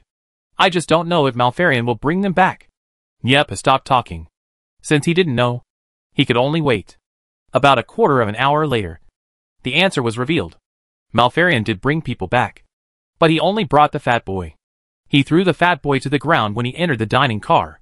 From this action, it can be seen that Malfarian is in a bad mood and his expression is not very good. You know, Malfarian looks like an old gentleman most of the time, with a smile on his face. Normally, Malfarian is rarely so irritable. Yisha speculated in his heart. It seems that Malfarian did not kill the apostle? Malfarian whispered a few words to the proprietress, then left with a gloomy face without looking back. It can be seen that he really didn't feel like dealing with Yisha and his friends. Yisha spread his hands to the proprietress, and the proprietress said, everyone has worked hard on this trip. Go and rest first. Zongyu nodded, got up and left with Huayan. Yisha said to the little fat man, how were you brought back? The little fat man looked confused. I don't know how I ran to a black desert. And then I saw a black stone road while walking. Before I understood what was going on, I was caught by the old man just now. Old man? That's the deputy conductor. You're really not afraid of death. Yisha thought about it. The fat guy was probably brought back along. It was probably because Malfarian happened to see him when he came back. So, Yisha said to the boss lady, I still have some people who haven't come back yet. The boss lady said indifferently, if they have the ability to come back, they will come back naturally. If they don't come back, it means they are not capable enough. Yisha choked up. Indeed, this is the rule of the Doomsday train. The strong ones survive. The weak should not die. Yisha said nothing more, and said to Niepa and the little fat man, let's go first. Yi Yu and Wang Likuan were nowhere to be seen. But the Crazy Sand Temple had collapsed. They couldn't go to the Crazy Sand Temple, so they should find a way to leave and go back to the ancient river city. As long as they don't encounter those powerful underworld monsters. With Yi Yu and Wang Likuan's abilities, it shouldn't be a big problem. Yisha thought so. Then left the dining car and returned to his own car. Entering the bathroom, Yisha took off his clothes, prepared to wash up, washed off the sand and blood, and then touched the red lines on his chest. These red lines were left behind when he came back from the City of Destruction. There were 6 of them in total. In the center where the 6 red lines converged, there was a small red gem that grew in his body. Now, through the mirror, Yisha looked at the red lines and couldn't help but frown. It seemed to be a little deeper than before, more like the color of blood. However, this thing didn't hurt, but it couldn't be washed off. Yisha could only force himself to ignore it. After a simple wash, Yisha threw himself on the bed, feeling the softness of the bed, and soon he began to snore. On the Doomsday train, in his own compartment, in his own bed. This was the only place where Yisha could sleep without any worries. And he did fall asleep quickly, because he was too tired. However, because of this, Yisha did not notice that when he fell asleep, some black smoke suddenly gushed out from the red lines on his chest, and then quickly condensed into a black shadow, like liquid, sliding down from the bed. The shadow fell to the ground, wandered around twice, and then quickly went towards the direction of the workshop. After entering the workshop, the shadow showed some excitement, but also seemed to be a little hesitant. It wandered on the ground for a long time before heading towards the sarcophagus. The shadow climbed up the sarcophagus, came to the lid of the coffin, and then slowly squeezed into the coffin along the gap of the coffin. Everything became silent again. The instrument that had been scanning the sarcophagus suddenly flashed, and the data on it jumped wildly. After a few seconds, it calmed down and became normal again, as if nothing had happened. Chapter 796 Storms from All Directions. Yi Sha didn't know how long he had slept. When he woke up, he saw everything familiar around him. After washing his face, Yi Sha left his personal compartment and headed for the dining car. The dining car was still very calm. It was probably a long time before the departure of this station. Everyone's tasks were not completed and no one had returned yet. Yi Sha sat down at the bar. The proprietress smiled and mixed a glass of wine and placed it in front of Yi Sha. Yi Sha, are Wang Liquan and you back? The lady boss shook her head. Yi Sha, then what about Jones and I? Let me make it clear first. I don't accept the idea of failure. The lady boss smiled. I didn't say you lost. Did I? Yi Sha, then I won. If you don't accept failure, you can only win. The lady boss smiled, but didn't answer the question directly. Instead, she said, the important thing is to find the Mad Sand Temple. Isn't it? Yi Sha laughed, and laughed a little sarcastically. It seems that the train conductor is also in need of people. Obviously, Jones's performance also satisfied the conductor. In the eyes of the conductor, winning or losing is not important. What is important is which of the two is useful to him. Or both are useful. After all, they are just pawns. Yi Sha whispered in his heart, his face a little ferocious, and then added in his heart, but it won't be like this forever. The boss lady, you won't suffer any loss. Yi Sha, in other words, my mission is completed? The boss lady nodded and put the tablet on the bar. The boss lady, you can have your own personal title. Do you want to start now? Yi Sha pondered for a moment, then nodded. The tablet screen was white, with nothing on it. But soon, a few ink spots appeared under the white background, and the ink slowly melted, forming 4 large cursive characters. Those 4 characters were 8 directions of wind and rain. At this moment, Yi Sha saw a look of horror on the boss lady's face. It was extremely shocking. Without any concealment, Yi Sha waited for a while, and found that the proprietress showed no signs of coming back to her senses. So he couldn't help but ask, what's the problem? The proprietress was called back to her senses, and after a moment of silence, she said, personal titles are generally generated based on the corresponding object, unique, and have some meanings, such as your strength, potential, or combat methods, things you are good at, etc. Yi Sha nodded. He knew this. In fact, this is also the most useful part of personal titles. For example, if a personal title is generated for his proficiency in using bows and arrows, then no matter what the title is called or what the effect of the title is, it can be concluded that Yi Sha will be greatly improved in long-range attacks or the use of bows and arrows. The proprietress pointed at the 4 words. These 4 words are not titles generated purely for you, but exist in the treasure list. They are unique, but cannot be purchased. Yi Sha frowned. I remember that there is no classification of titles in the treasure list. Yes, titles can only be obtained after completing specific things or tasks. The boss lady, but just because you can't buy it doesn't mean it doesn't exist. Yi Sha accepted this explanation, but he was not satisfied, since it was not customized for him. He didn't know if it was suitable for him. And it sounded worse. You are not satisfied? The boss lady seemed to see through Yi Sha's thoughts and said directly, the strength improvement brought by this title is definitely several times stronger than the title you expect. But this title is a bit special. Yi Sha became interested. What's the special method? The lady boss. This title is a set, corresponding to good and bad luck. The title of good luck is Tian Ping Dipping. The title of bad luck is by Bo Tao Tian. And the title of good luck is Ryu Dang Kong. How strong is the effect of this title? I can tell you that among the 4 titles, Ryu Dang Kong already has an owner, and his owner is Dongfang Yu. Yi Sha was stunned for a while, then surprised. Deputy train conductor? Yes, deputy train conductor. In addition to Malfarian, there was another deputy train captain. Although the train captain and Dongfang Yu did not take action during the destruction of the city, only Malfarian showed some ability. However, the position of deputy train captain itself represents strength. However, Yi Sha quickly calmed down. Good, bad, blessing. The boss lady mentioned 3 of them, but only did not say evil. Yi Sha then. The evil title is 8-sided wind and rain? The boss lady said seriously, yes. Eight-sided wind and rain means the gathering of wind and rain from all directions, which is a metaphor for the sudden change of the situation and turbulence. Therefore, it is a bad omen. Yi Sha understood what the boss lady meant. Usually, the generated personal titles are related to the goal. Even if eight-sided wind and rain is not tailor-made for Yi Sha, it is unique. After Yi Sha gets it, no one else can get it. So the meaning is the same. So, what is the connection between the title of eight-sided wind and rain and Yi Sha? It is undeniable that anyone who is not a fool will think of the environment or situation when seeing this title. In other words, my situation will be full of storms? In other words, I have a bad omen? No wonder the boss lady's face is so strange. After a long time, Yi Sha suddenly laughed. Does bad omen mean death? The boss lady was stunned. And then, maybe I will die. That means I may not die. Yi Sha, what's the big deal? Believe me, all those who want me to die will definitely die first. So whether there is a bad omen, what does it matter? Yes. So what? Yi Sha doesn't believe in fate. Yi Sha only believes in himself.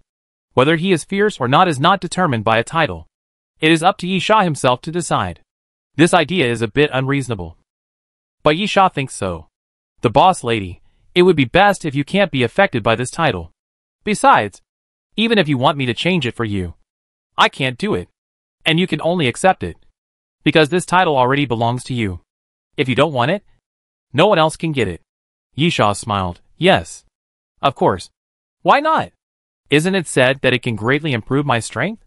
The boss lady, of course there is nothing wrong with this. I won't lie to you about this. While the boss lady was talking, she wiped the screen and the 4 ink characters disappeared. The boss lady took the tablet away. It already belongs to you. Yi Sha opened his personal information. And the 4 words 8 directions wind and rain had already appeared in his personal information. Chapter 797 Magic Armor. Yi Sha, human, male, 23 years old. Level, 4-star king. Privileges, member of the Death Carriage. Character data query. Special personal carriage use rights. Purser access rights. Sea area access rights. Crew command rights. Temporary rental rights of conventional materials. Dispatch rights. E-level data query rights. Title, 8-sided wind and rain. Position, purser. Strength, 232. Physical fitness, 215. Agility, 202. Mental strength, 173. Number of skull coins, 7 gold. 2 silver. 1 bronze. Weapons, endless bow, number of arrows, unlimited. Advanced tactics. Alaskan harpoon survival knife. Brilliant sword of the king. Night owl. Destroyer, ultimate form. Equipment, starry goggles. Radio wave exploration device. Water source purification device. Eagle pattern pupil. Princess necklace. Items, stab-proof vest. Tactical gloves. Tactical belt. Red flame bomb. Colorful clouds covering the moon. Shining stars. Antidote. Brilliant sword. Bomb. Death summon. Carrying puppets. Corpse flower. Complete form. Planted in space flower pots. Archon. Biochemical mechanical organism. Mutated organism. Carrier of alienated plant genes and plant viruses. Liquid monster. Mutated organism. Steel armored evil centipede. Alien organism. Transformed organism. Mutated organism. Mastered skills. Intermediate mixed martial arts mastery. Master archer mastery. Elementary automobile structure mastery. Elementary automobile mechanics mastery. Elementary mechanics mastery. Elementary biological gene mastery. Snake bite. Shock wave. Collapse. Wind chase.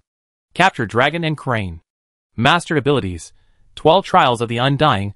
Hard armor strength. Virus devouring small chance. Martial arts supreme. Bloodthorn. Intermediate fantasy enhancement. Bloodthorn bomb. Adrenaline. Primary regeneration.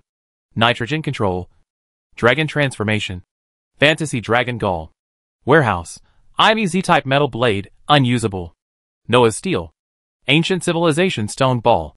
Ancient civilization stone coffin. Magic armor, unidentified. Yi Sha was shocked when he opened his personal information. His level jumped directly from 1 star to 4 stars? Just one more title made him jump to 3 stars? Yi Sha couldn't help but look down quickly, and found the title information of 8 directions wind and rain. 8 directions: wind and rain, personal title, God-given title, unique, feel the heavens and understand the earth. Control nature. From now on, wind and rain are your weapons. Wind is invisible. Rain is formless. You can transform everything and control it with mental power. That's it? That's it? Yisha looked confused. The title information of 8 directions: wind and rain was too general. From the literal meaning, it means controlling wind and rain. But what about the power? What about the range? And it's controlled by the mind? Is this a brain ability? To put it another way, if it is a brain ability, Yisha thinks that the title of 8 directions: wind and rain is quite bad. Why? Because you can do it too. You can control the wind and rain simply by using her brain ability. So, after all the hard work, she can do something that only superhumans can do without brain ability? It turns out that superhumans are the real ones. However, the level increase is another shot in the arm for Yisha.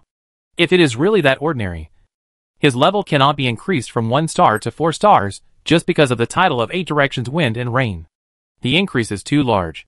The lady boss smiled. Believe me, you will know when you find a chance to try it. By the way, you have fought with Li Xuanhe, right? Yisha nodded. Lady boss, Li Xuanhe also has a personal title.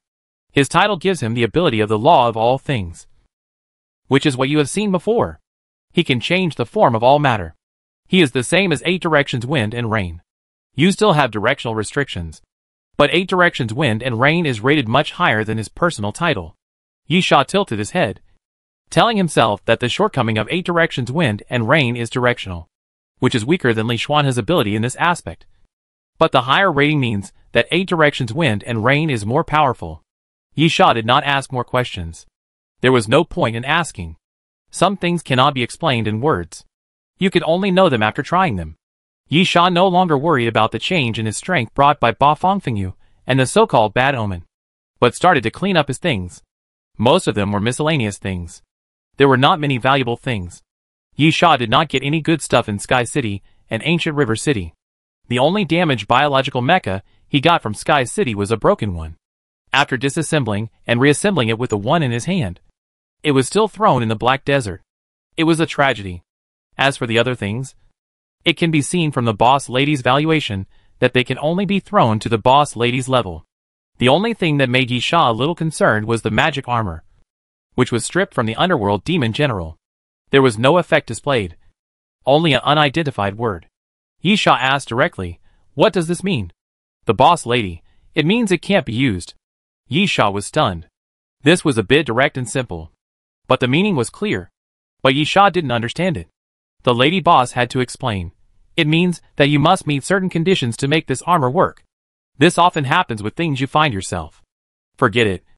Let's be more direct. Because I don't know what this thing is used for." Yisha thought about it, and thought that it was not the lady boss who didn't know, but Doomsday Train. For example, the bell he got when he and you were looking for the sarcophagus. He knew the effect as soon as he got it. The same is true for the princess necklace in the museum. But if Doomsday Train can't determine whether it has any effect, then it is in the unidentified state. Yisha scratched his head. How much would it be if I sold it directly? The answer given by the lady boss made Yisha despair. I don't even know what the effect is. How can I estimate the price? If you are willing to sell it as junk, I will buy it as junk. Then, Yisha thought for a while, I'd better keep it. After all, it was taken from the underworld demon general, so it doesn't feel too bad. But Yisha's expectations for this armor are not high. Although the underworld demon general is not weak, it is not so strong that it makes people tremble. Therefore, with the strength of the underworld demon general, Yisha thought about the value of this armor, and it felt like it was neither good nor bad. It would be a pity to throw it away as a rag, and keeping it would not make Yisha spend time trying to figure out what the effect of this armor is. It's quite useless, but I don't want to let it be a rag, so I'll keep it. Yisha put the things away, and then said to the boss lady, "If they come back, remember to notify me." The boss lady nodded. She knew who Yisha was talking about. To be honest, although Yisha had analyzed that Wang Likuan and Yu could come back, the premise was that they could get out of the Black Desert. So, in fact, the probability was only 50 to 50. And that desert was still quite scary. However, Wang Likuan and Yu really came back. And they came back together. Chapter 798 Mental Disability. Yi Yu and Wang Likuan looked miserable, with countless wounds on their bodies. The only thing to be thankful for was that they were still standing. Since they were standing, it meant they would not die. Yi Sha was relieved. Yi Sha was not a soft-hearted person, but he had his own principles. Since he had taken the two out, he should bring them back. If the two did not come back before the Doomsday train departed, Yi Sha would have to go to the ancient river city again. It has nothing to do with friendship, life and death, kindness, or anything else. It's purely responsibility. However, since the two of them came back by themselves, Yi Sha would have no more trouble. Anyway, as long as they were still alive, it would be difficult for them to die after returning to the Doomsday train. After receiving the healing potion from the proprietress, Yi Yu and Wang Likuan drank it. Although they didn't become full of energy, at least their injuries recovered at a speed visible to the naked eye. Yi Sha entered the Black Desert? Yi Yu nodded, then cursed, that damn woman. Yi Sha was stunned. Who? Yi Yu gritted her teeth. Gan Lin. Yi Yu got angry when she mentioned this name, and slammed her fist on the table. Wang Likuan, on the other hand, did not look angry, and helped to narrate. After listening, Yi Sha couldn't help but frown. The story was very simple. Wang Likuan and Yi Yu encountered Gan Lin, and then were forced to help her explore the way into the Crazy Sand Temple. Then the three of them found an uncorrupted female corpse and a scepter. But although the matter was simple, there were two things that surprised Yi Sha. The first was that Wang Likuan and Yi Yu could not be Gan Lin, and the second was that they were also in the Crazy Sand Temple. Moreover, from Wang Likuan's description, Gan Lin seemed to have a target in the Crazy Sand Temple. However, the female corpse, the scepter, Yi Sha thought about it carefully, and it seemed that they were not the same as what Malfarion was looking for. Yi Sha suddenly understood why Gan Lin left a diary for him. The woman wanted him to fight Jones, and she didn't want to join the battle at all. Yi Sha and Jones fought. She was the first person to enter the Mad Sand Temple, and could look for what she wanted without restraint. Sure enough, that woman would not do anything without reason. Yi Sha glanced at Yi Yu, who was still angry. You seem very unhappy? Yi Yu laughed angrily. Should I have a reason to be happy? In that case, then work hard. Climb higher. Become stronger. Whoever makes you unhappy, Yi Sha, then kill him. After Yi Sha finished speaking, he stood up and left. He just wanted to make sure that Wang Likuan and Yi Yu were not dead. As for other things, they were not very important. As for Gan Lin's growth, it was always unexpected. Yi Sha now admired that woman a little. When Wang Likuan and Yi Yu returned, many people had appeared in the dining car, which meant that the Doomsday train was about to depart. Yi Sha could rest at ease at the next stop. According to the privileges of the chief steward, Yi Sha had one exemption right every 2 missions, and could choose to stay on the Doomsday train. However, Yi Sha did not intend to use the right of exemption.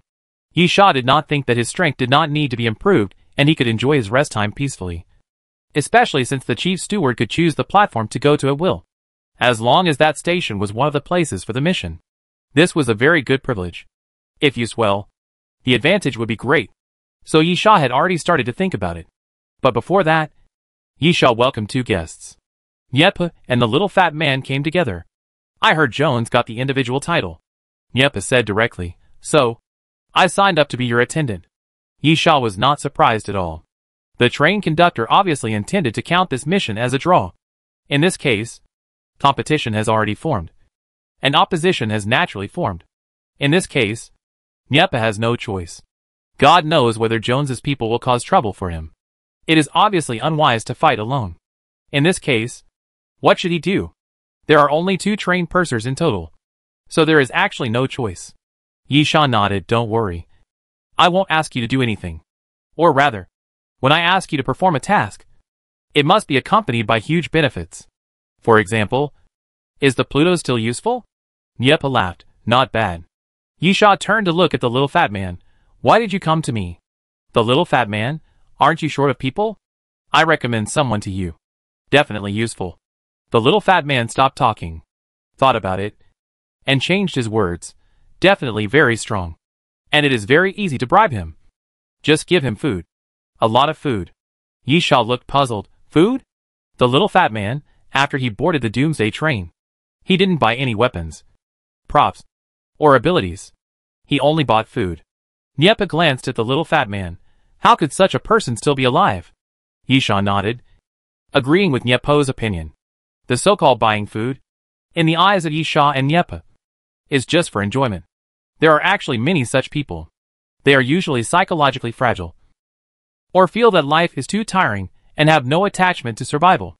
Therefore, these people choose to enjoy themselves in the moment, using food, drinks, and even skull coins to make deals with some women.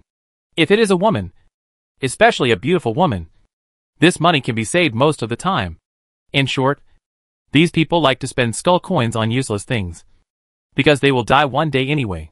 The little fat man waved his hand to explain, "It's not what you think. That guy is born to be a king." Yisha and Niepa looked at each other. "And then, what do you mean?" "Little fatty, that guy was very strong when he boarded the Doomsday train. And then he bought food, and ate until he became a king.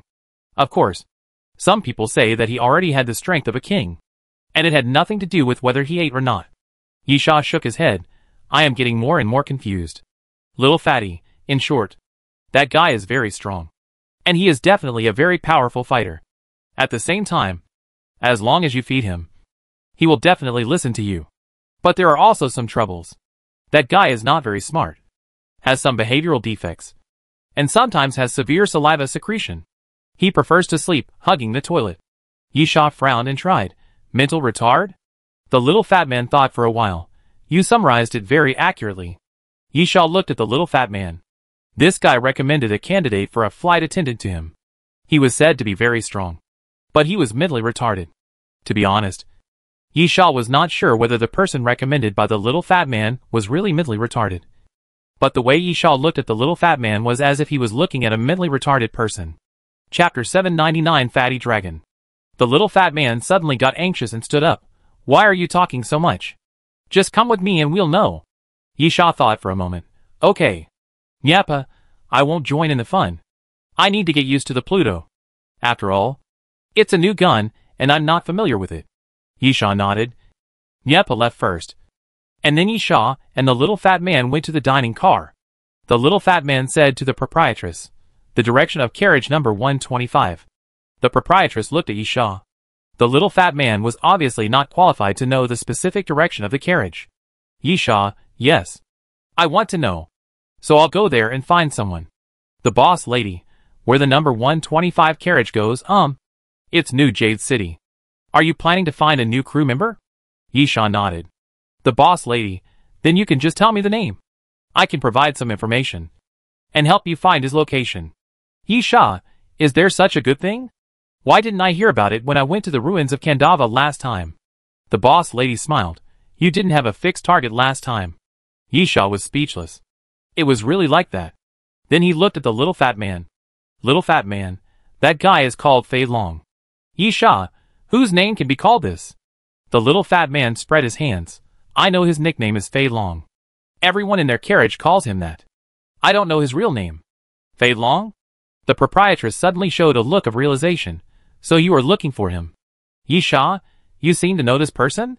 The proprietress nodded, and then seemed to be choosing words. After a while, she said, "That guy is an outlier. I don't know what words to use to describe him. The conductor once wanted to give him a chance to become a steward, but it ended up in nothing." "Yisha, why?" "Boss lady, because he is not easy to communicate with." Yisha's head was full of question marks.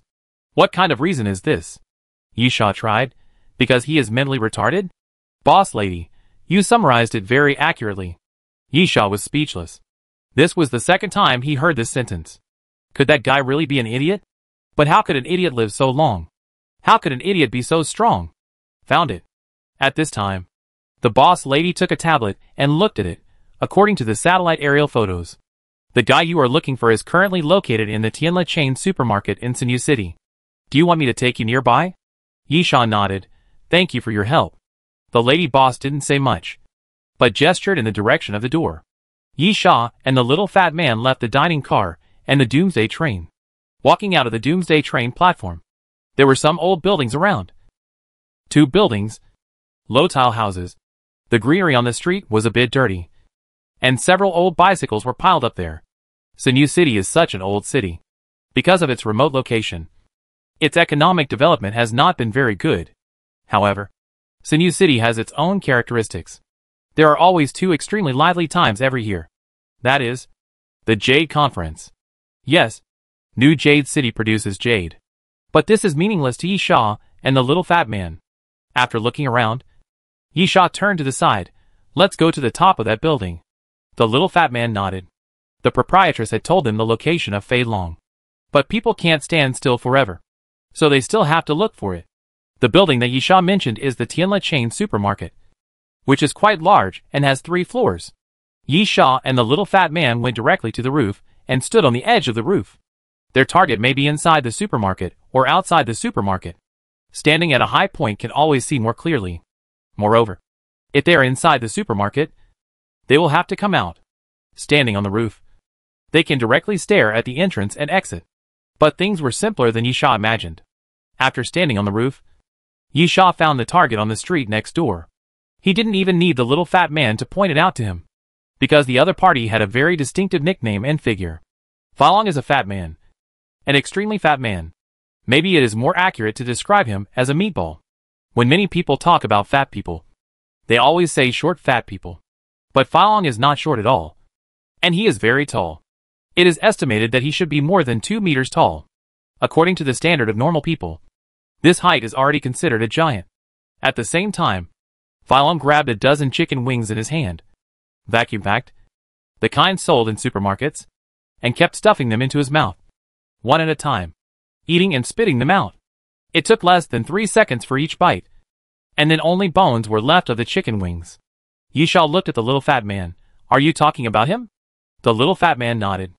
Yi Sha, I don't know if he can fight, but he is indeed a big eater, and he looks a little mentally retarded. Yi Sha felt that Fei Long was a little mentally retarded, and there was a reason for it. This guy was eating a lot, but there were 3 people standing in front of him, holding weapons and on the verge of a fight. The little fat man, those 3 people will die. Yi Sha shrugged his shoulders and said nothing. From the surface, a guy who weighed at least 400 kilograms and looked so fat that he couldn't even walk would not be very powerful. However, since the little fat man said so, Yi Sha didn't mind taking some time to take a look. Fei Long finished eating the chicken wings and pulled out 2 bags of popcorn from his backpack. After opening them, he didn't grab them, but tilted his head and started pouring them into his mouth. It seemed that he thought the popcorn tasted better. Fei Long chewed it and squinted his eyes. His small eyes, which were squeezed very thin by the meat, could not see clearly at this moment. After finally finishing the meal, Fei Long shook his head and took out a square metal device from his backpack. It seemed to be damaged, with some parts cracked and cables dragging out. Fei Long said in a muffled voice, Do you want this? Bring me something delicious to exchange. As long as I am satisfied, I can give it to you. The 3 people did not speak, but held weapons in their hands, slowly dispersed, and then slowly moved towards Fei Long. Little fatty, these 3 guys must be in the same compartment as Fei Long. Otherwise, they should try their best to find food and take it out. Maybe they can exchange it for something and successfully complete the task. Yi Sha did not answer, because in Yi Sha's opinion, the 3 men were quite experienced. With 3 against 1, they first surrounded Fei Long with a triangle formation, which was obviously correct. At this time, one of them suddenly attacked and went around Fei Long's back. Obviously, he took advantage of Fei Long's fat and lack of flexibility, and suddenly held the saber horizontally and stabbed Fei Long from behind. Puff! The blade cut through Fei Long's lower back, cutting a wound. Blood quickly oozed out. But there was little blood. The wound was not as deep as imagined. Fei Long's extremely thick fat turned out to be a good defense. It hurt so much. Fei Long turned his body and said angrily, If you don't give me food, you will die. While Fei Long was speaking, he raised his palm and slapped it down to the back. Chapter 800 I provide food. Bang! As Fei Long's palm fell, a sound similar to that of a watermelon bursting suddenly rang out. And then Yi Sha saw blood mixed with brain matter scattered all over the ground. Yi Sha smacked his lips. The fat man in front of him was so cruel. At the same time, the remaining 2 people were shocked at first, then furious, and after a few low curses, they rushed towards Fei Long together. Bang! Bang! Fei Long waved his arms without hesitation. And then, the world is quiet. Fei Long clapped his hands 3 times in total. So 3 people died? One of the remaining 2 was also hit on the head. So half of his head was directly cut off. And the part above the mouth disappeared without a trace, turning into a pile of rotten meat scattered around. The other was hit on the chest. And the chest was like mud, directly concave. And then countless bones pierced out from the back, carrying a pile of broken internal organs. Bloody and brutal. It makes people want to vomit. The simplest attack. But it caused the bloodiest result. Little fatty, how is it? Is this guy very fierce? Yi Sha licked the corner of his mouth. This guy is not very fierce, but abnormally fierce. After a moment, Yi Sha intervened slightly. Extreme physical evolution? Yi Sha dared to guarantee that even he could not compare with this physical fitness. It was too strong. Only those who went through the extreme physical evolution, took physical fitness potions crazily, and used all resources to strengthen the body, could reach this level. The little fat man shook his head. No. He probably doesn't have that concept. He just knows how to eat. Yi Sha was speechless, spreading his hands. How do you know this guy? The little fat man. I just became a flight attendant for the first time. I met him when I was on a mission. This guy wanted to steal my chocolate, so I gave it to him directly. He said he would kill someone for me, and he killed 1 person for every piece of chocolate. In the end, he killed 21 people. Yi Sha was even more speechless, wondering, is it really okay to just give him food? The little fat boy, yes. As long as he is given food, he will listen to you. As long as it is delicious and filling. Interesting. Yi Sha laughed. Let's go and meet this guy. The little fat boy nodded, jumped down from the top floor of the supermarket, and waved. Fei Long.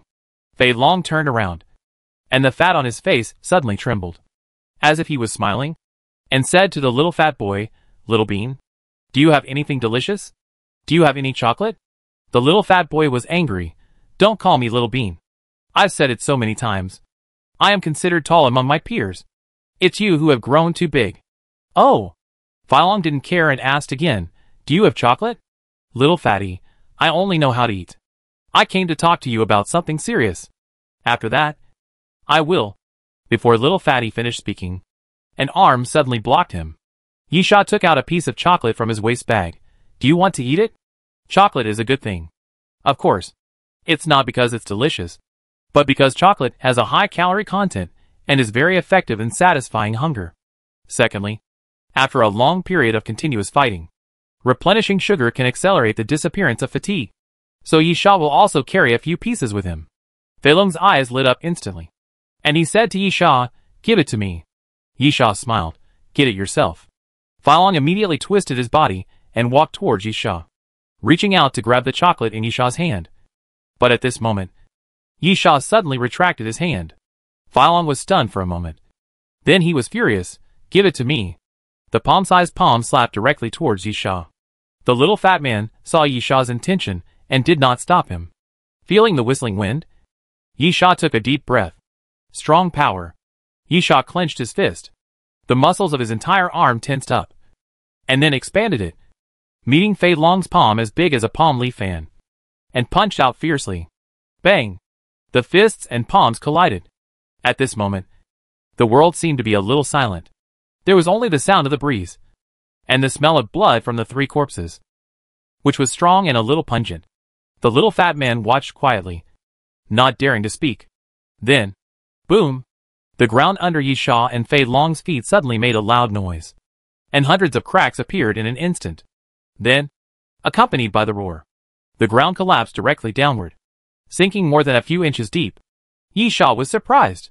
Fei Long was also surprised. Yi Sha was surprised that he used his strength and only fought a draw with the opponent. Fei Long was surprised that for the first time, someone didn't fly away after being slapped by him. So, Fei Long was very angry and raised his arm to slap a second time, with stronger force and more fierce force than before. But at this moment, Yi Sha suddenly pulled back, and threw the chocolate into Fei Long's palm. Fei Long was stunned, looking at the chocolate, not knowing whether he should slap it a second time. Why didn't he fight? However, it was okay to have something to eat, so he just peeled off the wrapper and threw the whole chocolate into his mouth. Yisha pulled down the corner of his mouth. The chocolate was at least the size of 2 palms. It was a pity that this guy could stuff it all into his mouth at once. The little fat man was proud. I didn't lie. Yisha nodded. Explain it. Okay. The little fat man ran to Fei Long and slapped him on the waist. Stop eating. Let me introduce you. He is Yisha, the chief steward. Do you want to be a steward? Fei Long said stupidly. What does a chief steward do? Can stewards eat delicious food? The little fat man rolled his eyes and began to explain what the chief steward meant by steward. After a quarter of an hour, the little fat man said, Do you understand? Fei Long simply said, I don't understand. The little fat man was so angry that he almost slapped this guy on the head. He finally understood what the boss lady meant by, because he is not easy to communicate with. The little fat man, let me tell you, there are many advantages to being a flight attendant. Yisha was getting a little impatient, and waved his hand to signal the little fat man to shut up and stand in front of Fei Long. From today on, follow me and listen to me. Fei Long was dumb. Why? Yisha opened his backpack and started throwing food out. After the ground was full, he said, I'll take care of the food. Eat until you're full. Fei Long grabbed the food and stuffed it into his backpack. He said happily, Okay, I'll follow you from today and listen to you. Yisha was speechless when he looked at Fei Long. He had never thought that it would be so easy to recruit a flight attendant. He didn't have to think about it at all. But it was undeniable that this guy was really strong. Although his brain wasn't very good. But it's good to be strong enough. It's okay to have a bad brain. It's more obedient to have a bad brain. Yisha, in that case, follow me. By the way, have you really never bought anything on the Doomsday train to improve your strength? Fei Long, yes. Yisha was curious. What did you buy? Fei Long, food. Yisha was speechless again. Chapter 801, Meet Again. The little fat man interrupted, Actually, I've studied this. He may be a different species of human. That is, a new human. Yisha was surprised. Those monsters? What will the zombie virus bring? Of course it's zombies. But this is not the only result. Another result is evolution. One direction of evolution is the emergence of brain capabilities. That is, superhumans like you. Another evolution is called a different species of human, with zombie characteristics appearing in the body, and all aspects of the flesh mutating into a form suitable for combat, becoming an organism born purely for combat. It is worth mentioning that Compu has been pursuing the ultimate warrior created by zombie virus, which is based on the template of human alien species, with zombie characteristics, but also with independent consciousness and thinking. However, Compu has not succeeded. Otherwise, if it can be artificially manufactured, human alien species will not be so rare. At present, Compu has developed some special viruses and drugs, which can only mutate in a short time or at a great cost. At the same time, not to mention the low success rate, after taking it for a certain period of time, it will still lose its independent consciousness and become a zombie. Yisha looked at Fei Long and said, No. The most obvious feature of the alien human is that they have become zombies. Some of the incompletely evolved ones have partial mutations, while the fully evolved ones usually cover the whole body and can also differentiate into phase mutation forms. But Fei Long obviously does not have any zombie features. If there is anything strange about this guy's body, it is that he is so fat. Normal people would have difficulty walking, but Fei Long can move freely. Little fatty, there are indeed no mutations on his body, but I think his organs may have mutated. Or more directly, his stomach. Yisha, so he can eat a lot? Little fatty, yes. He can eat a lot, because he is hungry most of the time. Moreover, I have estimated that his food intake is obviously more than the level of can eat a lot. The weight of food he consumes every day is almost 1/3 of his body weight, which is obviously abnormal. Yisha, the stomach can't hold it. Right? Little fatty, yes.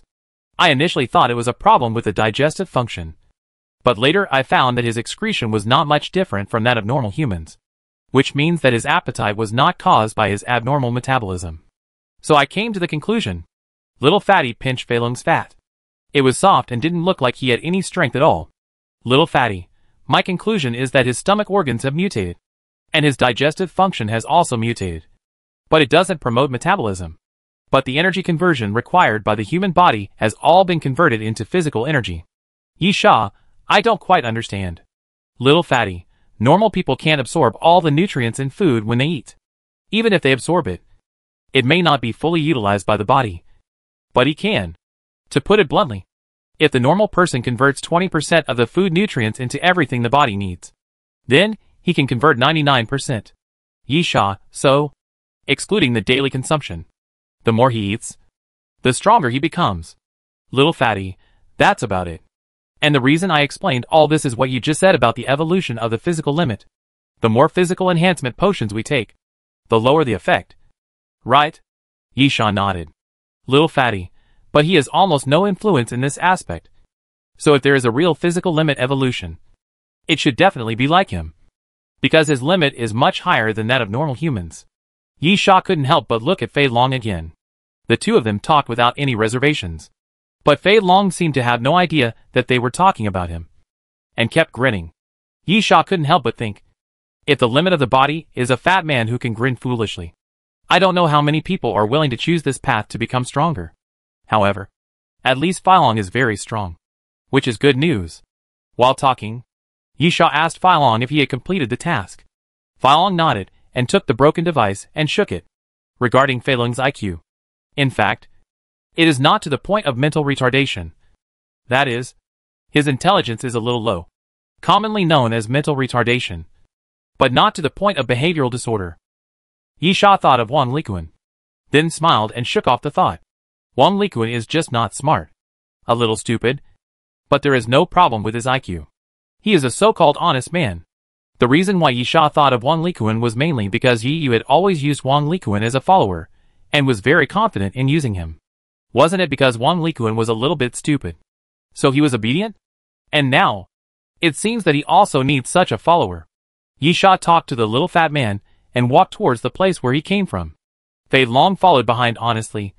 But at this time, Yisha suddenly stretched out his hand, stopped the little fat man, and then gestured to enter a building on the side of the street. Yisha signaled the little fat man and Fei Long to keep quiet, and stood against the wall, looking out the window, and saw a figure walking across the intersection not far away and heading to the other side. Yisha, take Fei Long back first. Tell the boss lady to arrange a flight attendant assessment for Fei Long. By the way, tell the boss lady to let Fei Long eat whatever he wants, and I will pay when I get back. Little fat man, is there any trouble? Yisha, it's a personal grudge. I don't need your help. Just take him back first. After Yisha finished speaking, he walked out of the building and quickly walked towards the intersection.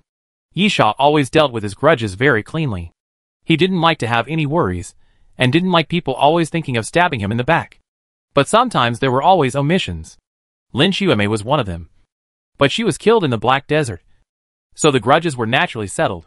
Duolon was not dead and became a flight attendant, so she was naturally one of them. However, the person Yisha saw was not Duolon, but Zheng Duoqing.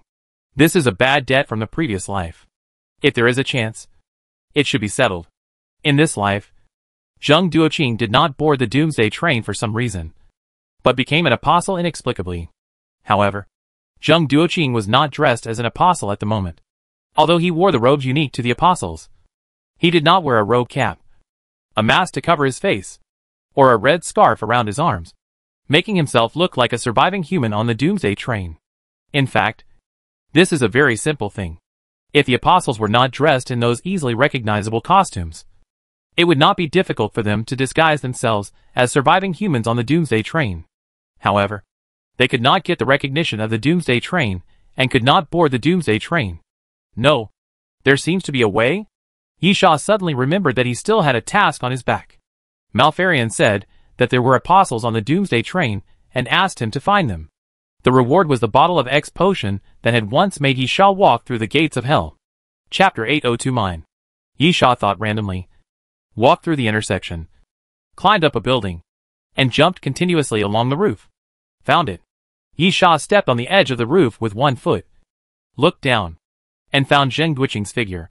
Yisha was very cautious, and did not dare to follow too closely, because, in addition to the identity of the apostle, which was different from the previous life, Zheng Duoqing was different from the previous life in that she was a superhuman.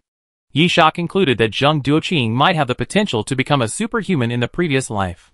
Her brain area was different from that of ordinary people. But she had no chance to evolve. And this life had such an opportunity. Among the normal abilities of superhumans, one is perception. Yisha has seen Yi use it many times, so he is very familiar with it. This ability seems troublesome to Yisha, but it is not completely unmanageable. Perception is divided into active and passive. In the active case, it is very terrifying, and the range can even be calculated from several kilometers. No one can hide.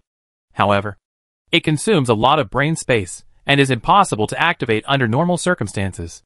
The passive range is relatively small, mainly depending on the strength of the brain. So Yisha dare not get too close, but keep a certain distance. From the current position of Yisha, it can be confirmed that it is safe at least, and Zheng Duoqing did not find Yisha's existence. Yisha followed and headed west. Zheng Duoqing's goal was to leave the city, because he walked towards the viaduct out of the city, and then under the viaduct, Yisha saw a gas station. When Zheng Duoqing arrived, several apostles walked out. There were 5 people in total, which made Yisha frown. He remembered that Zheng Duoqing was also a team of 5 people in the ruined city. This is normal. The physical fitness of superhumans is not strong enough. Once the brain function is not good or overconsumed, it is a dead word. Therefore, people are needed to cooperate or protect. But in the ruined city, 2 members of the team should have been killed by Yisha and Nyepa. Did they reorganize the team? Yisha murmured, and then thought of another apostle, a very powerful guy. And then Yisha's eyes fell on the last apostle. It's this guy. Yisha murmured again. Back then in the City of Destruction, Yisha almost killed Zheng Duoqing, but was disrupted at the last moment. The apostle who disrupted the situation was very powerful. The king's domain was almost never seen through by anyone.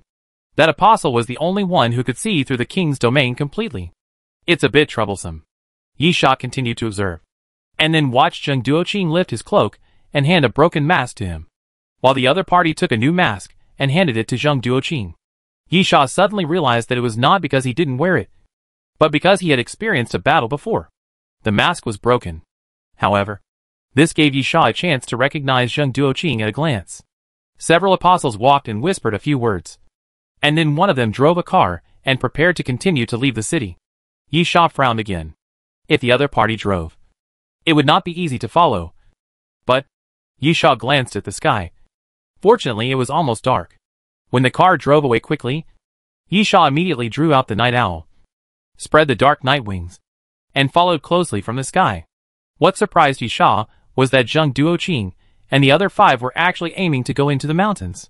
Strictly speaking, they were actually going to a mining area. The mining area had long been abandoned and cleaned up. There were many zombie corpses. The support at the entrance of the mine had obviously collapsed, but it was propped up again. After Zheng Duoqing and the other 5 arrived at the mining area, they went straight into the mine. Yisha waited for a while, and only entered the mining area after about 10 minutes. He came to the edge of the mine and looked deeper. Yisha only took a glance and showed some surprise. When mining jade, the raw stones are mined. The stone coat needs to be polished to see the jade inside. For a layman, the raw jade is almost the same as ordinary stones. However, this mine is completely different. The walls around are full of mottled jade, all of which are jadeite, which is simply impossible. Even if Yisha doesn't know much about this, he knows that jade mines are definitely not like this. Yisha approached the cave wall, carefully touched the jade block, and was surprised. There were words in the jade, words that Yisha couldn't understand. Very ancient, very mysterious, and most importantly, Yisha had seen them before. On the Noah's steel, the ancient civilization stone box, the stone ball, and the stone coffin. Sure enough, why didn't Yisha kill Zheng Duoqing right away? The reason was that it was speculated to be related to ancient civilization, and the appearance of the apostles could not be meaningless. Just like they had fought for the Noah's steel, the train conductor obviously wanted the things of the ancient civilization, and the apostles also wanted them. And this was the reason why Yisha followed Zheng Duoqing all the way. It's getting more and more interesting. Yisha took out a flashlight, illuminated the surroundings, and then slowly went deeper. But at this moment, the Doomsday train will depart in 48 hours. Those who have not returned to the Doomsday train, please return to the Doomsday train within the departure time. A mysterious voice suddenly sounded beside Yisha's ears. making Yisha stunned. And then cursed, "Damn it! Why at this time?" Yisha was a little annoyed. This was really unfortunate. But give up? Yisha absolutely refused. Yisha took out a strange-looking phone, which was given by the boss lady. It was the privilege of the purser. When necessary, the purser could call for logistical assistance. Just like in the dim desert, Yisha asked for oxygen cylinders and biochemical suits. However, the support was limited to some simple logistical supplies. So this time, Yisha was definitely not seeking support. "Hello?" The boss lady's voice came. "Need support?" "Yisha, no. I want to tell you that I can't get back to the Doomsday train before departure." The lady boss was stunned for a moment and said, "The departure time cannot be changed. This is the rule of Doomsday train. You know very well that the rules of Doomsday train cannot be violated. And no one can do it." "Yisha, I found something similar to Noah's steel." There was silence on the other end of the phone. After a moment, the lady boss said, "Can't you bring it back within the time limit?" Yisha rolled his eyes. "If I was sure I could go back within 48 hours, why would I call you? I also encountered the Apostles' Walk." The other end of the phone was silent again. This time for a long time. After a while, the proprietress's voice sounded again. "The next stop is Shuejiang City, which is closest to Sinew City. You can get on the train again there. The conductor means that you must bring back what the apostle wants at all costs." This is what Yisha wanted. And he nodded. "I will." Chapter 803 Doubts. Although it was only a short moment, Yisha had already weighed the pros and cons very well. First, without the boss lady to pass the message to the train conductor and get the train conductor's approval, Yisha could only give up the action and return directly to the Doomsday train. For now, Yisha is unwilling to leave the Doomsday train, because he is not strong enough and he still needs everything on the Doomsday train. Secondly, it is a trade-off in terms of interests. There are pros and cons to making this call. The advantage is that with the approval and guarantee of the train conductor, Yisha will not worry about not being able to board the Doomsday train. But the disadvantage is that no matter what Yisha finds, he has to hand it over to the train conductor.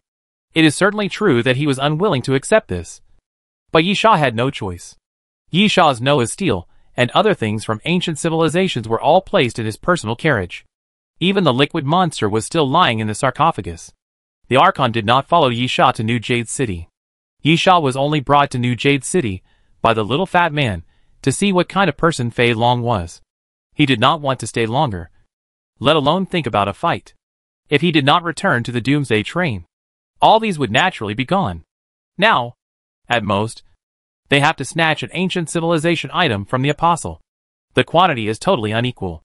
Do they have to discard several items on the Doomsday train for an ancient civilization item? Not to mention giving up the liquid monster and the Archon. Moreover, the conductor did not take the item for nothing. He still had to give benefits. Yisha was not worried about this. The conductor was very generous in this regard. As long as he could help the conductor get things done, the conductor would never be stingy with benefits. Therefore, under the premise of being able to return to the Doomsday train, it is not unacceptable to hand it over. After all, there are still benefits. Not to mention Zheng Duoqing. It would be fine if we didn't meet. But since we did, Yisha would naturally not allow this woman to live anymore. Yisha wanted to kill her. After hanging up the phone, Yisha didn't have to worry about the departure time and prepared to continue to go deeper into the mine. But at this moment, a crackling sound suddenly sounded in the mine, as if something was rubbing against the wall of the mine. The next moment, Yisha saw a flash of emerald green suddenly rushing out of the mine, and pieces of stone chips fell from the wall and rushed towards Yisha. Yisha wanted to hide, but there was nowhere to hide. The mine was really small. Bang! Yisha felt a tightness in his chest, and was hit by the emerald green light. Fortunately, he was near the entrance of the mine. After being hit, he flew out of the mine, and then he clawed on the ground with one hand to stabilize his body. Yisha looked up and saw the true form of the emerald green light, which turned out to be an emerald beast. The appearance of the strange beast was like a tiger, a leopard, and a jackal. Yisha couldn't tell what it was, not to mention that it wasn't a real beast, because its body was made of jade, emerald green, with a hint of transparency. What Yisha cared about most was the forehead of the strange beast. There was a word faintly visible inside the forehead. Ancient and mysterious. as if it was imprinted in his mind. Yisha silently stretched out his hand, and the steel-armored evil centipede quickly climbed onto Yisha's left arm and turned into a centipede sword. Yisha originally thought that the one coming was an apostle, but he didn't expect it to be a jade beast. Yisha was very interested in the words on the jade beast's forehead, but since it was aggressive, he had to kill it first, regardless of whether the jade beast could understand or not. Yisha stretched out his right hand and hooked his finger. Roar! A roar like a real beast shook the sky, and then the jade beast rushed forward and pounced on Yisha. Yisha moved his feet lightly, dodged the jade beast's attack, and after the jade beast landed, it moved its buttocks, and its emerald tail swept towards Yisha. Jade is very hard, so a tail made of jade should not be able to swing up. But the tail was swung up, as if it was soft, and it whipped towards Yisha fiercely. Clang! Yisha blocked the jade tail with his sword. His eyebrows and eyes showed no joy or sadness, but he was less vigilant. This jade beast is not very strong. Since it is not strong, then die! Yisha jumped up and swung the centipede sword in the air. The centipede sword suddenly became longer and twisted with the tail, crushing the jade tail into pieces. The next moment, Yisha waved the hilt of the sword, pulled back the centipede sword, and swung it again, and the centipede sword continued to fall. This time, he aimed at the body of the jade beast. Crack! When the centipede sword surrounded the body of the jade beast, the extremely sharp centipede scratched the body of the jade beast bit by bit, and the crisp sound of jade breaking rang out.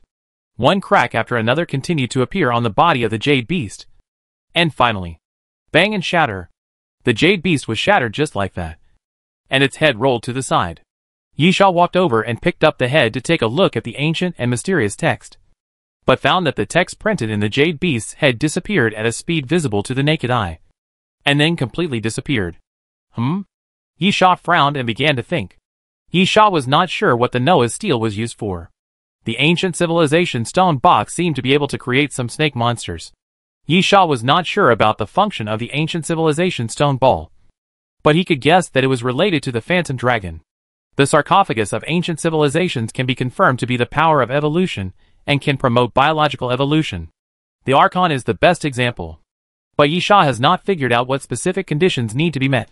So, is the power of the ancient civilization relics here to create these jade beasts? Yisha did not think too long, because there was a noise in the direction of the mine again. This time, 2 apostles came out. The other party was surprised when they saw Yisha, but Yisha was not surprised. The jade beast made a lot of noise when it came out, and it might even be forced out by the apostles. In this case, what's so strange about the apostles chasing after him? The 2 apostles reacted quickly, immediately went on alert, and took out their weapons. Yisha turned around and stood with his hands behind his back facing the 2 apostles. Yisha was very satisfied with the current situation, because the other party was a team of 5 people, and he was only 1 person. So the safest way was of course to defeat them one by one. However, how to separate the other party was a big problem. And now the other party had split up the team, and only 2 people appeared in front of him. This is a good result, isn't it? The 2 apostles slowly moved to the sides, and they seemed to want to double-team Yisha. Yisha grasped the centipede sword, then thought about it, and decided to forget it, because he wanted to try out his new ability. Wind and rain from all directions. There was no rain at this time, but there was wind. Yisha's eyes closed and then Yisha was surprised to find that his world seemed to have changed. Yisha spread his palms and was surprised. Is it this feeling? At the same time, the 2 apostles rushed towards Yisha in tacit understanding, aggressively, and attacked Yisha at the same time. But at this moment, Yisha did not move, but 2 sounds of sharp blades entering the flesh rang out. Chapter 804 Fusion. The 2 apostles suddenly fell backwards and hit the ground hard, looking down at their chests. The 2 apostles were shocked to see a cut on their chests, which was bleeding continuously. Swift wind like a blade. Yisha had a very mysterious feeling, as if at that moment, he had merged with the surrounding world. And the feeling was similar to when he used the dragon realm, and the whole person was integrated with nature. However, that feeling was far more mysterious than when he used the dragon realm. However, Yisha was not satisfied, and frowned and murmured, "It seems to be similar to nitrogen slash. Nitrogen slash, as a fantasy ability, should actually be called nitrogen control. Nitrogen control is divided into attack type, defense type, and auxiliary type. The effect of the attack type is nitrogen slash, which can condense nitrogen into a blade shape to attack within a maximum range of 75 meters. Cut off objects through huge pressure. And even high-density alloy armor can be cut into pieces. The defense type condenses into armor. The last auxiliary type is to use nitrogen to interfere with the airflow, and then control the flow of the airflow to create a storm, or a vortex airflow to enhance the power of the nitrogen blade. In essence, nitrogen control is actually part of controlling the wind flow, and then use the wind flow to attack, defend, and even create hurricanes and storms. Now, 8 Directions Wind and Rain is more direct, giving Yisha a more powerful fantasy ability. He does not need to use nitrogen to guide the wind flow. He can directly control the wind flow. Then, Yisha murmured, "Why is the power smaller than nitrogen slash?" Yisha suddenly became a little dull and stupid, looking at his hands, and then recalling the feeling just now. Yisha was sure that something was wrong. Taking nitrogen slash as the standard, the degree of control of wind flow by Bafongfengyu was indeed higher than that of nitrogen slash, because nitrogen slash still had to guide the wind flow, while Bafongfengyu did not. Taking a step back, how could the ability that allowed him to jump directly from King 1 star to King 4 star be so weak? Yisha didn't believe it. So, Yisha was thinking. But the 2 apostles obviously didn't intend to give Yisha something to think about. After looking at the wound on his chest, he rushed towards Yisha angrily. Yisha didn't even look at the other party, and directly slashed 2 streams of nitrogen at the 2. An apostle took the nitrogen slash with a knife, and there was a clang, a crisp sound of collision. And then the man felt a huge force coming from the blade, and the whole person was thrown back and hit the ground hard. The gravel under him was immediately crushed. Another apostle dodged sideways, and the nitrogen slash hit a boulder not far away that was half the height of a person. With a crack, the boulder broke into 2 halves. Sure enough, the power of the nitrogen slash is even greater. Yisha was puzzled. Why? What is the difference? Yisha thought about the difference between the 2. In terms of the results, they are similar. They are both fantasy attacks that use wind pressure to form invisible blades. But the nitrogen slash should be weaker. But the nitrogen slash caused more damage. If there are other differences, the nitrogen slash is more troublesome, because the nitrogen slash needs to use nitrogen to guide or disrupt the wind flow to form a wind blade, while the 8-way wind and rain does not need it. And it can be done with just a thought. Suddenly, Yisha's eyes lit up. So that's it. Yisha looked at the sky. I finally know what the mysterious feeling before was. While Yisha murmured, he stretched out his hand to touch the ground, and some stones broke. Yisha looked up at the 2 apostles and said, "Come on. Continue." The 2 apostles approached Yisha again, and their expressions hidden under the masks were even more angry, even a little ferocious, because Yisha's attitude seemed to be provocative, revealing contempt and ridicule. Although, Yisha was really in no mood to provoke, despise, and ridicule at the moment. Yisha only cared about the true meaning of Bafongfengyu. The next moment, the 2 apostles flew towards Yisha again. One of the apostles turned his knife over and dragged it along, the tip of the knife dragging across the ground, sparks continuously bursting out, making a tinkling sound, and then the hot flames wrapped around the blade. This was a very fierce knife, with great power, and it was obvious that the apostle had used some ability. Another apostle took out a needle gun, pointed it at his neck, and after stabbing it hard, he whimpered, and then his veins jumped violently, and then he roared and leaped towards Yisha. The ground beneath his feet cracked. The apostle stepped on the ground and jumped up, like a beast, flying towards Yisha. Obviously, the 2 apostles were really strong. However, Yisha still did not look up, as if he did not see the 2 apostles, and even closed his eyes.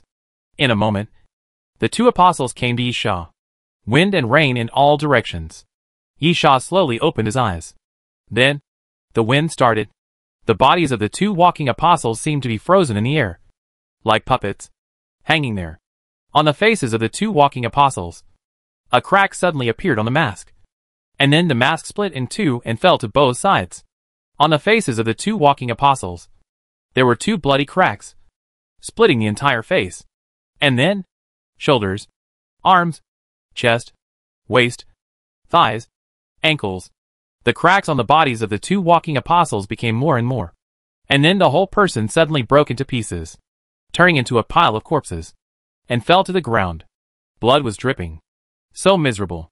Yisha never looked at the two apostles walking, nor at the corpses, but the corners of his mouth curled up. Yisha finally understood the use of 8 directions wind and rain. Or rather, 8 directions wind and rain has no use.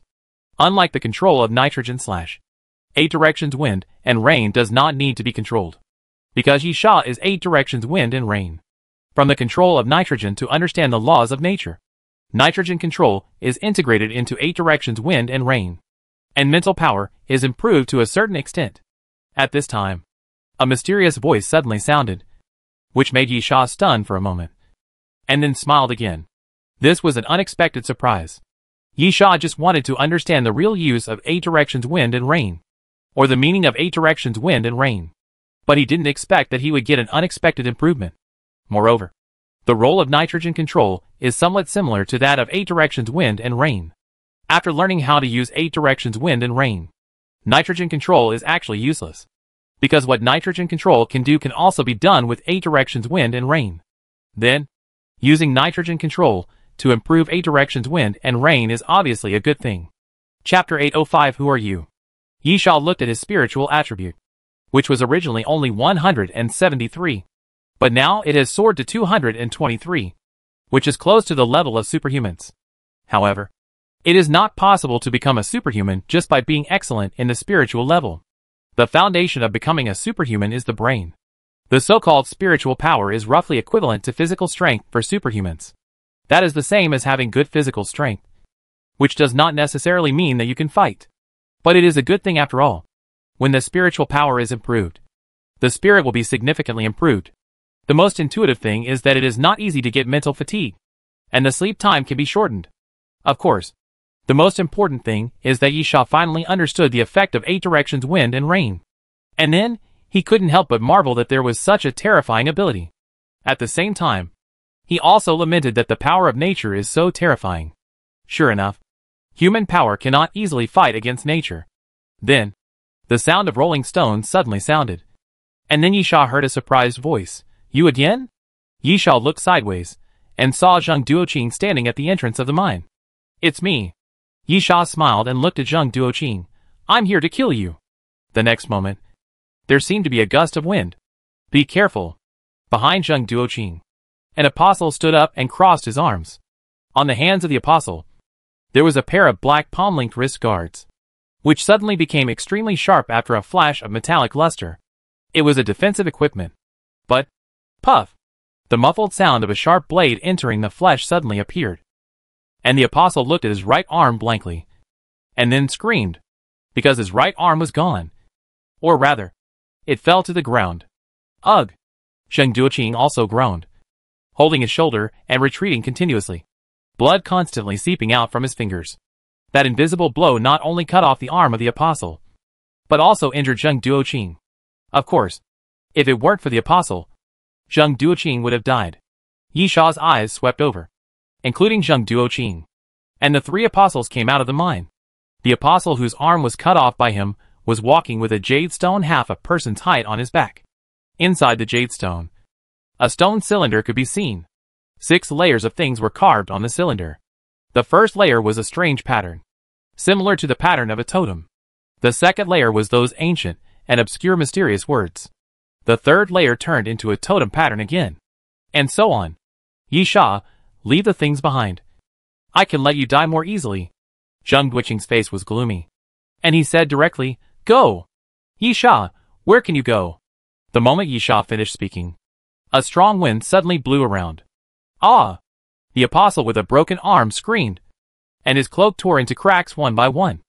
And at the same time, his body also tore into bloody wounds, and his skin was torn and bleeding in almost the blink of an eye. Zheng Duoqing reacted very quickly, and with a low shout, he immediately stretched his hand forward, using his brain power to open a circle of barriers to block all the surrounding wind. After blocking the wind around, Zheng Duoqing's eyes shone with a strange light, and a circle of light surrounded her pupils, and the round pupils slowly turned into vertical shapes. Zheng Duoqing wanted to use her brain power to push away the wind around her, just like you had done in the Black Desert, and forcibly resisted the sandstorm. However, the next moment, Zheng Duoqing showed a look of astonishment, because her brain power was useless. Yisha smiled. This is the most terrifying part of the 8 Directions Wind and Rain. The ability brought by the title of 8 Direction Wind and Rain literally means that Yisha can control wind and rain. But in fact it is not just that. It can make Yisha become wind and rain and blend into nature. When Yisha uses this ability, Yisha and wind and rain are one. Of course, it is just a feeling. A very mysterious feeling. No matter how magical, unique, and imaginative the ability of the fantasy system is, it cannot turn a living person into a wisp of wind or a piece of rain. But just the feeling is enough. Wind and rain are the power of nature. Yisha will become a part of this power. And the power of nature is never easy to contend with. Therefore, Yisha is the wind and rain coming from all directions. Yisha's will is the will of wind and rain. Zheng Duoqing wants to push away the wind flow around, which means she wants to push away Yisha's will. But Yisha disagrees. What can she do? She can't do anything. Snap! Yisha stretched out his right hand and snapped his fingers. The next moment, the barrier in front of Zheng Duoqing trembled violently, and countless wind flows were like sharp blades, constantly slashing on the barrier. Then, there was a crisp cracking sound, and the barrier was shattered like broken glass. Completely shattered, and turned into pieces of light, falling to the ground. The apostle with a broken arm roared, as if he had made up his mind, and suddenly rushed out. This guy wants to die together. Yisha looked at the other person's eyes, saw the determination in his eyes, and understood his thoughts. But what's the use? Snap! Yisha made a second snap. And then, the apostle suddenly became shorter, because his legs were broken at the knees. The apostle fell to the ground, losing his 2 legs and 1 arm, and was barely alive. If he was not treated immediately, it would be tantamount to a death sentence. Die together? That requires the qualifications and strength to die together. Zheng Duoqing's face turned pale, and she took 2 steps back, shaking uncontrollably, because she felt that Yisha was much stronger than when he was in the City of Destruction. At least, Yisha at that time did not have this unstoppable feeling. So, does it mean that I am going to die? Zheng Duoqing was very scared. No one is not afraid of death. Yisha stretched out his hand and snapped his fingers for the 3rd time. Then looked at the woman in front of him. If nothing unexpected happened, this woman who had made him infatuated in the last life would die here. However, the premise is that there are no accidents. Boom! Boom! A roar suddenly sounded on the ground, and countless stones surged up and gathered in front of Zheng Duoqing. Then the stones made a loud noise and were smashed to pieces by the wind. Yisha didn't have too many surprises. Or rather, he knew there would be surprises. Because, next to Zheng Duoqing stood the last apostle, just like he had stopped him in the City of Destruction. This time, he jumped out to stop him again. This apostle was very strong. Why was Yisha not sure that he could return to the Doomsday train within 48 hours? A battle doesn't actually take that long. And the apostle in front of him was the answer. This was a very difficult guy. The apostle stepped forward and stood in front of Zheng Duoqing, staring at Yisha for a while and said, "You are very strong. You should not just be the surviving human on the Doomsday train. Who are you?" Chapter 806 Nanrong Jishir. Yisha smiled and then said, "Doomsday train. Chief Steward." Yisha. The apostle nodded, then took off his mask, revealing a pretty face. It was a woman's face. Her facial features were not very pretty, but they were very beautiful together, with a neat short hair. In addition to being pretty, there was also a hint of heroic spirit. The next moment, the apostle said, "Apostle, Holy Son, Nanrong Jishir." Yisha, it's a good name. Nanrong, an ancient double surname, originated in the spring and autumn period. It means knowing the world. Knowing the ways of the world but not being worldly. Living in the underworld but staying away from it. Seeing through the world. And being innocent. It's indeed a good name. However, the name is just a code name. Not important. What Yisha cares about is that the other party calls himself the Son of God. Does this have any meaning? Perhaps. Just like the position on the Doomsday train. The other party introduced himself so solemnly, as a response to Yisha. But this is not important. The important thing is that both sides are enemies. Which is enough. It seems that if I don't kill you, I can't kill her. nor can I take the things away. Yi Sha looked at Nan Rongjishir. Is that right? Nan Rongjishir did not answer, but just lifted his cloak and let it hang behind him.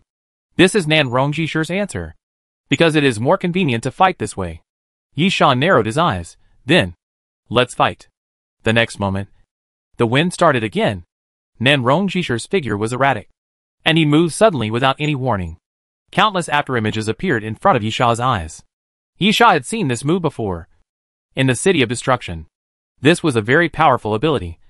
Each afterimage seemed real, and each afterimage seemed fake, and it was difficult to distinguish.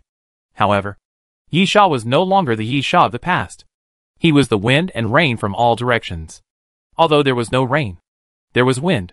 When the wind blows, Yi Sha can tell the real from the fake, because the fake is fake, and the real is always real. The fake cannot stop the wind, but the real can. Yi Sha turned his face suddenly, and a wind blade suddenly broke through the air, whizzing past, carrying the momentum that can cut through everything in the world, and slashed towards Yi Sha's side. Bang! Countless stones flew up and pieced together, like a shield. Then there was a loud noise, and the stone shield was completely shattered, and the stones fell back to the ground. But, so what? Nan Rongjishir quickly retreated, and then raised his hand, and countless gravels flew up again. This is a mining area. Desolate, cold, and nothing. The only thing that is abundant is stones.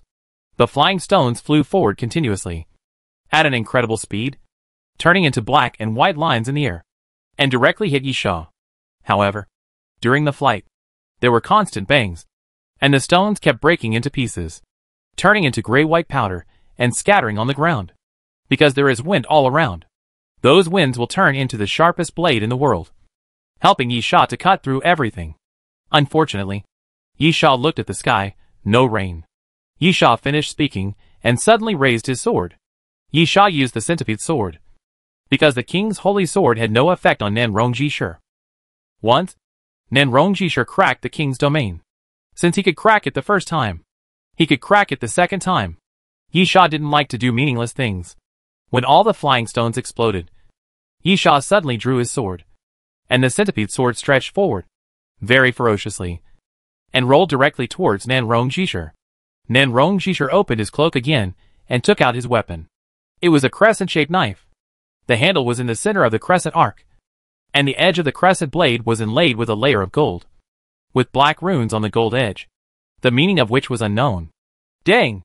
The next moment, the crisp collision sound of the weapons intersecting was heard. The centipede sword was shaken open, twisted in the air, then shrunk back and turned into a sword again. Nan Rongjishir's figure became erratic again, like a ghost walking in the world, constantly floating, and the dense afterimages were all over the surroundings again. Yi Sha closed his eyes again, using the wind flow to sense everything, then suddenly turned his head and swept a sword to the back. Clang! The crisp sound of weapons clashing appeared again, and Nan Rongjishir's figure appeared behind Yi Sha, with the crescent blade lying in front of him, intersecting with the centipede sword.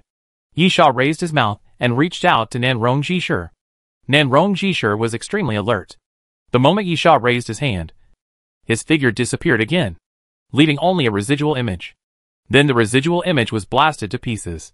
The invisible force of the shock wave hit the stone in the distance and blew it to pieces.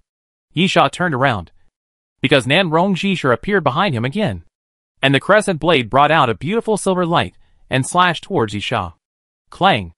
This was the third time the clear sound of the clash of swords had been heard. Yi Sha smiled. It's useless. Nan Rongjishir's ability to move almost instantly was very powerful, but a person couldn't just disappear out of thin air.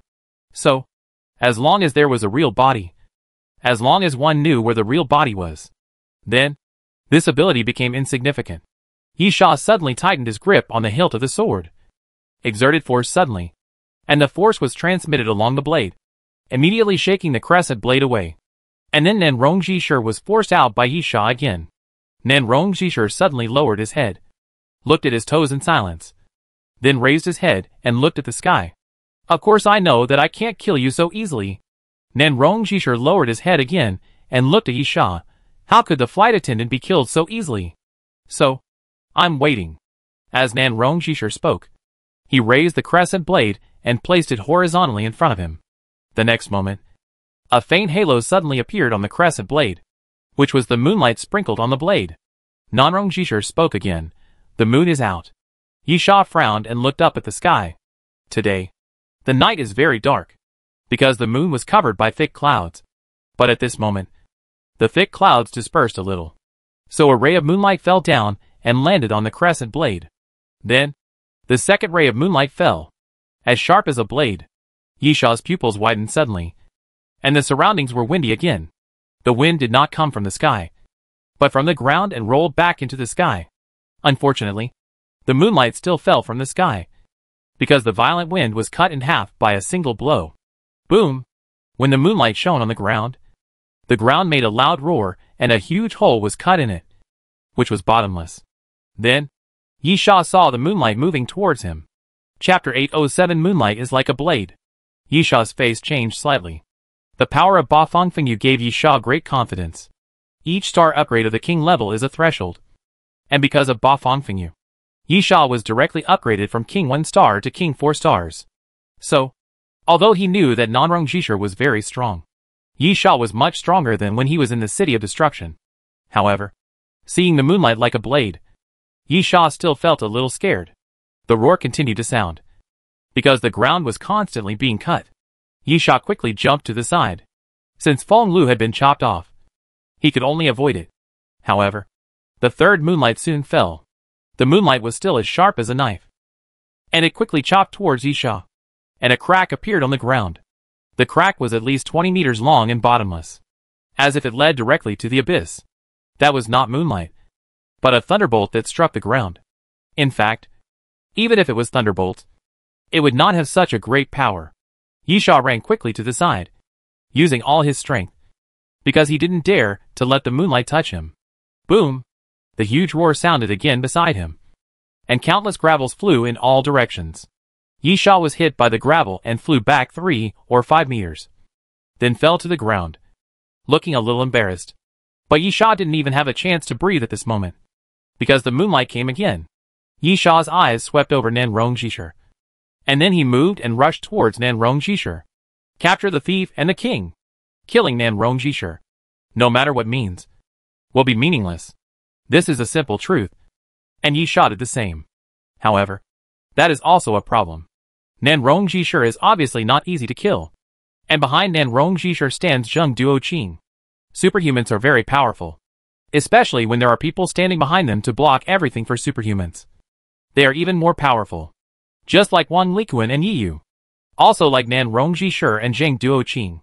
When Yi Sha ran towards Nanrong Jishur hadn't made a move yet, but Zheng Duoqing took the lead. Yi Sha felt his body stagnate slightly, but it was Zheng Duoqing who wanted to use the power of the brain to restrain him directly.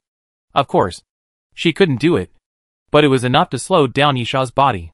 Nanrong Jishur held the sword across his chest, and the crescent blade and the centipede sword collided again, making a crisp sound. The next moment, Yi Sha decisively jumped back, and at this moment, the moonlight spread in front of Yi Sha, cutting a huge crack on the ground again. Yi Sha landed, and a few strands of hair fell in front of his forehead. As expected, Nanrong Jishur was very strong. Yi Sha sighed at this again. At this time, Zheng Duoqing's eyes flashed again, and he stood behind Nanrong Jishur, secretly using his brain ability. It was still the mental restraint in the brain ability. This was not the only brain ability Zheng Duoqing had, but it was the most useful one at the moment. It was still enough to control Yi Sha for a short moment, even if it slowed down Yi Sha's speed and made his dodging movements less flexible. Yi Sha might be cut in half by the moonlight. But, get lost, Yi Sha shouted. Zheng Duoqing felt a sudden strong wind blowing in front of him, and then blew him out, hitting a boulder not far away. The boulder was broken in half, and Zheng Duoqing's mouth was bleeding. Yi Sha, I'll just let you live a little longer. If you know what's good for you, just stand aside and don't bother me. Zheng Duoqing was not qualified to intervene in this battle, because she was too weak. Nanrong Jishur didn't say anything, but just moved his feet and stood in front of Zheng Duoqing. But he didn't move, because the next ray of moonlight shone down again. Yi Sha ran to the side. The moonlight was really annoying, as if it had substance, like a huge knife. constantly slashing. The most important thing is, if it is really a knife, it can be broken, blocked, and taken. But if it is really moonlight, what can Yi Sha do? Of course there is a way. But Yi Sha didn't think of it. He ran quickly to the side, moved in a large area, and dodged the moonlight again. If the moonlight really had any flaws, it was at least easy to dodge. There was a cross horizontally and vertically, and the movement of the moonlight always followed the cross. Since there was a trace to follow, it would be easier to dodge. But it was just easier to dodge. Yi Sha didn't take Zheng Duoqing seriously. But in addition to Zheng Duoqing, there was Nan Rong Jisher. When the next ray of moonlight fell, Nan Rong Jisher suddenly flashed, and several afterimages appeared again in the field. But the afterimages were connected in a line. This time, Nan Rong Jisher had no intention of hiding himself, but attacked Yi Sha from the front. Clang! Yi Sha held the centipede sword horizontally and collided with the opponent's crescent blade again. The next moment, brilliant golden light overflowed, and with a clang, Yi Sha drew out the king's holy sword. With two swords in hand, Yi Sha blocked the crescent blade with one sword and chopped down Nan Rong Jisher with another sword.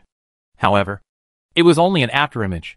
Nan Rong Jisher's speed was not as fast as Yi Sha's, but his body movements were too weird. The king's holy sword fell and only cut off the afterimage, but did not cut Nan Rong Jisher's real body. At this moment, the moonlight fell again. Yi Sha's face was slightly grim. Boom! A violent roar appeared, and a big hole suddenly appeared in the ground beside Yi Sha. A corpse flower vine broke out of the ground and rushed towards the moonlight in the sky. Yi Sha forgot the liquid monster in the sarcophagus and left the Archon in the carriage. But at least the corpse flower was always with him. Lurking underground, there was no roar. No. It should be said that there was no movement at all. Although the moonlight was as sharp as a blade, it was really just moonlight. I don't know how Nan Rong Jisher did it, but since it was just moonlight, there couldn't be any collision sound. Of course, because there was moonlight, it could be blocked. The corpse flower vine helped Yi Sha block the moonlight, and then the corpse flower vine broke into more than a dozen pieces, without any resistance, and unable to resist. However, it bought Yi Sha time to dodge, and he took 2 steps back to avoid the moonlight. Yi Sha looked up at the sky, looking at the white crescent moon with a little yellow halo, and sighed that it was really troublesome. At this moment, Nan Rong Jisher should be laughing, while Yi Sha should be feeling depressed. But Yi Sha soon stopped feeling depressed, while Nan Rong Jisher could no longer laugh. When Yi Sha could not think of a solution, God helped Yi Sha solve this problem. The scattered clouds gradually condensed, becoming thick and gloomy, gradually covering the new moon hanging in the sky. Now it's your turn to have a headache. So, Yi Sha looked at Nan Rong Jisher and smiled. What should you do? Chapter 808 Wind and Rain from All Directions. The disappearance of the moonlight is indeed a big problem for Nan Rong Jisher. But in fact, this is not Nan Rong Jisher's biggest problem. The bigger problem Nan Rong Jisher has to face is, it's raining. The heavy clouds cover the sky, like a black veil, covering the moon and naturally covering the moonlight. At the same time, the air was a little cool. Yi Sha spread his hands, and fine raindrops fell on his palms. Yi Sha couldn't help but smile. A very shallow smile, but very happy. Wind and rain from all directions. Where there is wind, there is naturally rain. Wind and rain are the complete wind and rain from all directions. Unfortunately, Nan Rong Jisher obviously didn't know this. Nan Rong Jisher was depressed because the moon was blocked again. Powerful things usually have obvious shortcomings, which is unchangeable, because there is no perfect thing in this world. The crescent blade needs moonlight to exert its power. Without moonlight, it can't be used. However, this is not a very important matter. Nan Rong Jisher raised his head and looked at Yi Sha, with a trace of determination on his handsome face. He was an apostle and a son of God. Do you think that I only have this weapon? Do you think that I only have this little means? Do you think that you can beat me by relying on God to save your life? Nan Rong Jisher's eyes opened and closed, and then his figure disappeared again, and the crescent blade in his hand flew directly to Yi Sha's face. Yi Sha stood with his hands behind his back, looking at the crescent blade. Suddenly, a strong wind blew in front of him, and the crescent blade fluttered in the wind, and then was blown away, falling far away and inserted into the ground. Yi Sha, didn't I say that this trick is useless to me? No matter how you move, no matter how many afterimages there are, As long as you are not really gone, I can know where you are. Yisha threw his hand back without looking back, and a wind blade broke through the air. Nanrong Jishur appeared in the air, and then twisted his body violently to avoid the wind blade. Boom! A loud roar came from the hillside in the distance, but it was cut off by the wind blade. Nanrong Jishur raised his right hand with a solemn look, and then grabbed with his left hand and tore off a piece of his right sleeve. Nanrong Jishur's right wrist was wrapped with circles of white cloth, wrapping up his entire forearm. Slowly, Nanrong Jishur untied the cloth and threw it towards Yisha. The cloth flew forward, like a sharp arrow, shooting towards Yisha. However, the cloth belt was cut into countless pieces when it was 2 inches away from Yisha, because Yisha's hand was as sharp as a blade. However, the cloth belt was just a cloth belt. It was not something special, and the attack of the cloth belt was also due to Nanrong Jishur's strength and skill, which had nothing to do with the cloth belt. The real weapon was on Nanrong Jishur's wrist. On Nanrong Jishur's forearm, there was a circle of red lines, weird and strange, surrounding Nanrong Jishur's forearm. Yisha frowned slightly, and then couldn't help but reach out and touch his chest. Yes, the red lines on Nanrong Jishur's chest are very similar to those on his chest. Of course, it's just a feeling. Yisha carefully looked at the red lines on Nanrong Jishur's forearm, and the arrangement is different from that on his chest. Moreover, there are 6 on his chest, and only 3 on Nanrong Jishur's forearm. There is a red gem at the convergence of the 6 red lines on his chest, which seems to be embedded in the flesh and integrated into the body. The 3 lines on Nanrong Jishur's forearm did not converge, but extended along the forearm, and then on the back of the hand. The 3 red lines twisted and curved to form a red eye. In general, except that they were all red and linear, there were many differences in other aspects, although Yisha did not deny that he had a familiar feeling. At the same time, Nanrong Jishur showed the red lines, then jumped and came towards Yisha.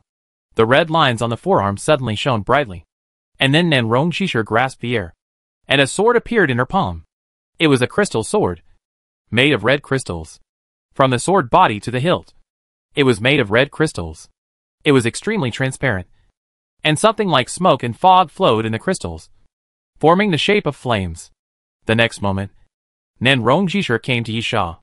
Yisha still did not move, and just glanced at the moment when the crystal sword came. With just one glance, a violent wind blew. Nanrong Jishur's expression remained unchanged, and he raised his sword to meet the violent wind. The stones on the ground rolled and moved, making noises when they collided. Nanrong Jishur's cloak also made puff sounds, and cracks appeared one after another. Just at this time, Nanrong Jishur murmured, "The fire of catastrophe burns the sky." The red crystal sword suddenly burst into flames, burning fiercely, and swept across the sky, colliding with the wind blade in front. The flame was cut by the wind blade, and became pieces, but it did not stop, but continued to burn, and rushed towards Yisha. The flame could not resist the wind blade, but it could pass through it. So, the flame came in front of Yisha. Yisha still had no expression on his face, just looking at dozens of fireballs coming towards him indifferently, and then looked up at the sky. The raindrops falling from the sky seemed to be a little bigger. So, Yisha drew his sword. It was not a sword in his hand, but a sword falling from the sky. A rain sword. When Yisha looked up at the sky, the falling rain actually went against the sky, rolled up towards the sky, quickly gathered together, connected into a line, and turned into one piece. The rain was flying, but it seemed to be a little bigger. The next moment, the rain sword in the air fell. The slanting wind and drizzle cut the spring breeze. Nanrong Jishur's face showed astonishment and a little fear. The sword fell. The power was not obvious, but the moment it fell, the flame that rushed towards Yisha was extinguished all of a sudden, and turned into wisps of white smoke in the wind and rain. Then, the rain sword kept slashing down towards Nanrong Jishur. Fortunately, Nanrong Jishur's astonishment was only for a moment, and he quickly came to his senses, quickly turned into a residual image, and disappeared without a trace. Boom! The rain sword fell on the place where Nanrong Jishur had stood before, and a huge crack was cut out on the ground, extending forward for a full 20 or 30 meters.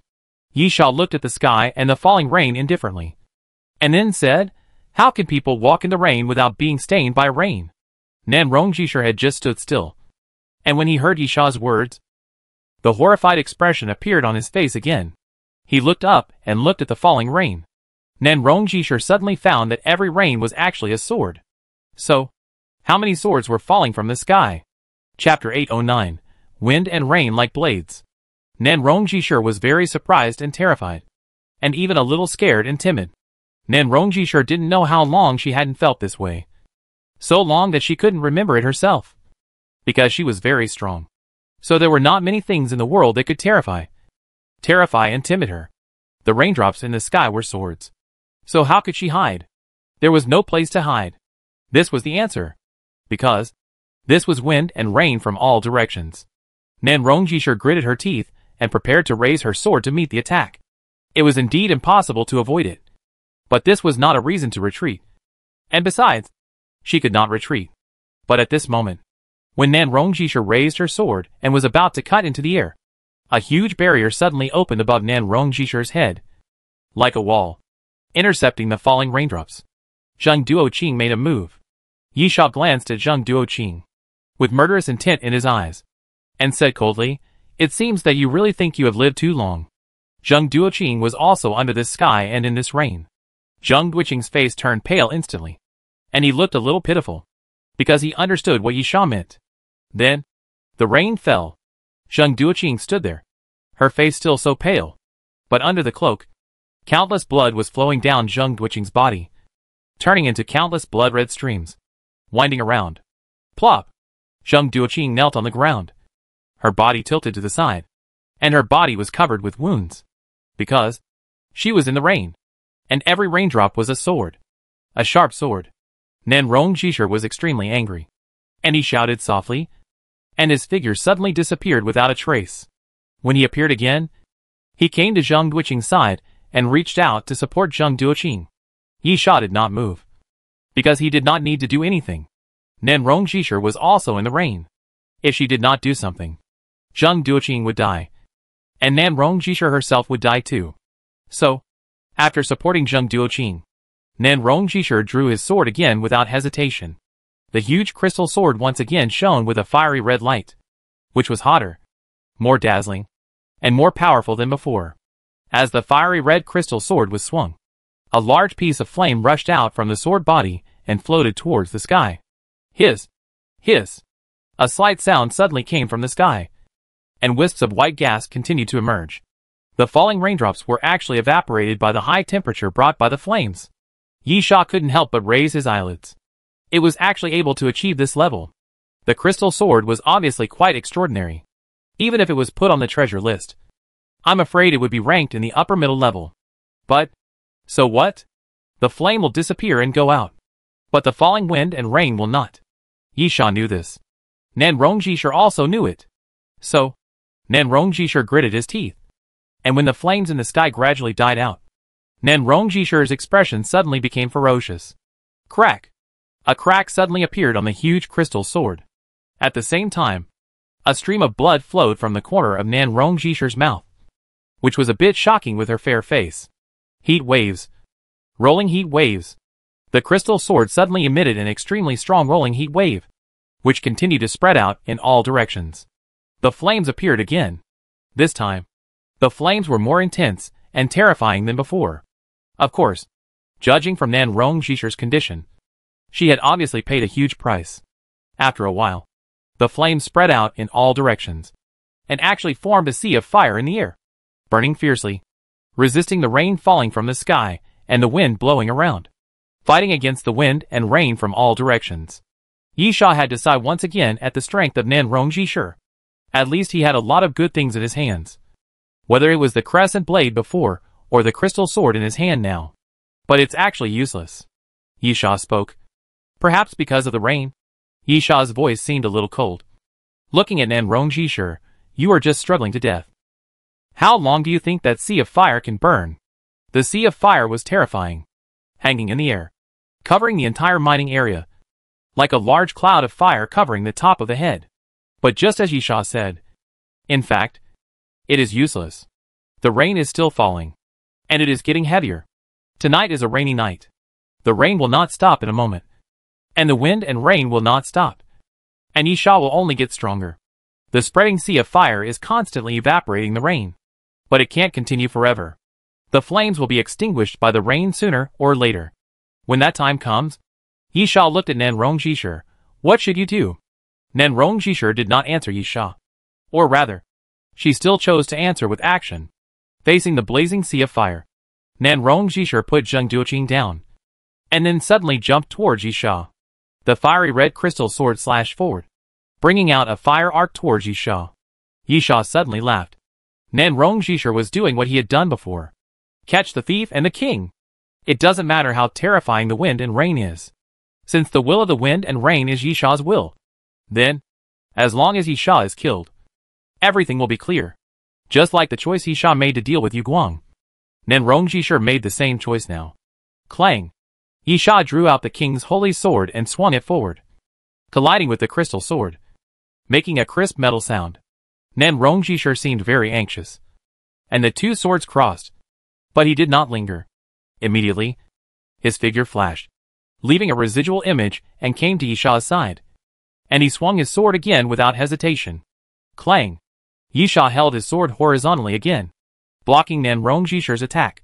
But he had no time to counterattack, and Nan Rongjishir's figure disappeared again. In this way, Nan Rongjishir's figure kept flashing, leaving after images around Yi Sha, constantly attacking Yi Sha, and being intercepted by Yi Sha. Yi Sha suddenly said, "Is it interesting?" Nan Rongjishir attacked fiercely, but Yi Sha didn't believe that the other party would not know that it was simply wishful thinking to want to kill him at this level. Since he couldn't kill himself, what was the point? Ha! Nan Rongjishir didn't say anything, but raised his sword and swung it again, more fiercely than before. With a click sound, the crystal sword cracked a second crack, and then the flames overflowed crazily and came towards Yi Sha. The flame turned into an arc, like a violent sword, slashing down at Yi Sha fiercely, as if to cut Yi Sha in half and burn him to ashes. Yi Sha narrowed his eyes and met Nan Rongjishir's sword again. This time, Yi Sha did not use a sword, but a fist. A heavy punch. Chapter 8:10 Escape. The rain was still falling, and the wind was still blowing. Nan Rongjishir swung his sword vigorously. When the crystal sword cracked a second crack, blood flowed from the corner of Nan Rongjishir's mouth again. And then the flame became hotter and more violent than before. The air seemed to be burning, scalding, and constantly burning the skin of the two. And Yi Sha's response was a simple and crisp fist. Heavy punch. The destroyer switched to melee mode, with crackling arcs on both sides. The hydraulic system pushed the machine to operate, making a clear mechanical rotation sound inside the destroyer. Then, Yi Sha pushed his fist out. Instantly, a strong wind blew up. As Yi Sha punched out, the wind from his fist pushed forward like a violent storm, and the flames rushing towards Yi Sha were torn apart in an instant. Nan Rongjishir felt a huge force hitting his chest. His throat felt sweet, and he spit out a mouthful of blood. The whole person flew backwards like a kite with a broken string, and then fell to the ground. Cough, cough, half lying on the ground. Nan Rongjishir kept coughing and spitting out some blood again. Although the punch did not hit the vital part, it made her internal organs tremble. Yi Sha walked towards Nan Rongjishir and stopped about 5 or 6 meters away. Now, what should you do? Nan Rongjishir looked up at Yi Sha and suddenly laughed. Yi Sha frowned. He didn't understand why Nan Rongjishir was laughing, and he didn't understand why Nan Rongjishir could still laugh in his current state. Just at this time, a light and shadow appeared in front of Nan Rongjishir. The light and shadow was purple and black. After it appeared, it quickly condensed at the center point, and then continued to rotate counterclockwise, turning into a thread, and finally became like a vortex formed by the condensation of light and shadow, just floating in the air. Yi Sha was stunned for a moment, then cursed in a low voice, and looked back suddenly. Zheng Duoqing disappeared, and the jade stone was also gone. Damn it! Yi Sha couldn't help but curse again. Yi Sha knew this move. In the City of Destruction, Nan Rongjishir used this move to take Zheng Duoqing away from under his nose. Now he did it again. Previously, Nan Rongjishir rushed towards him with a desperate posture.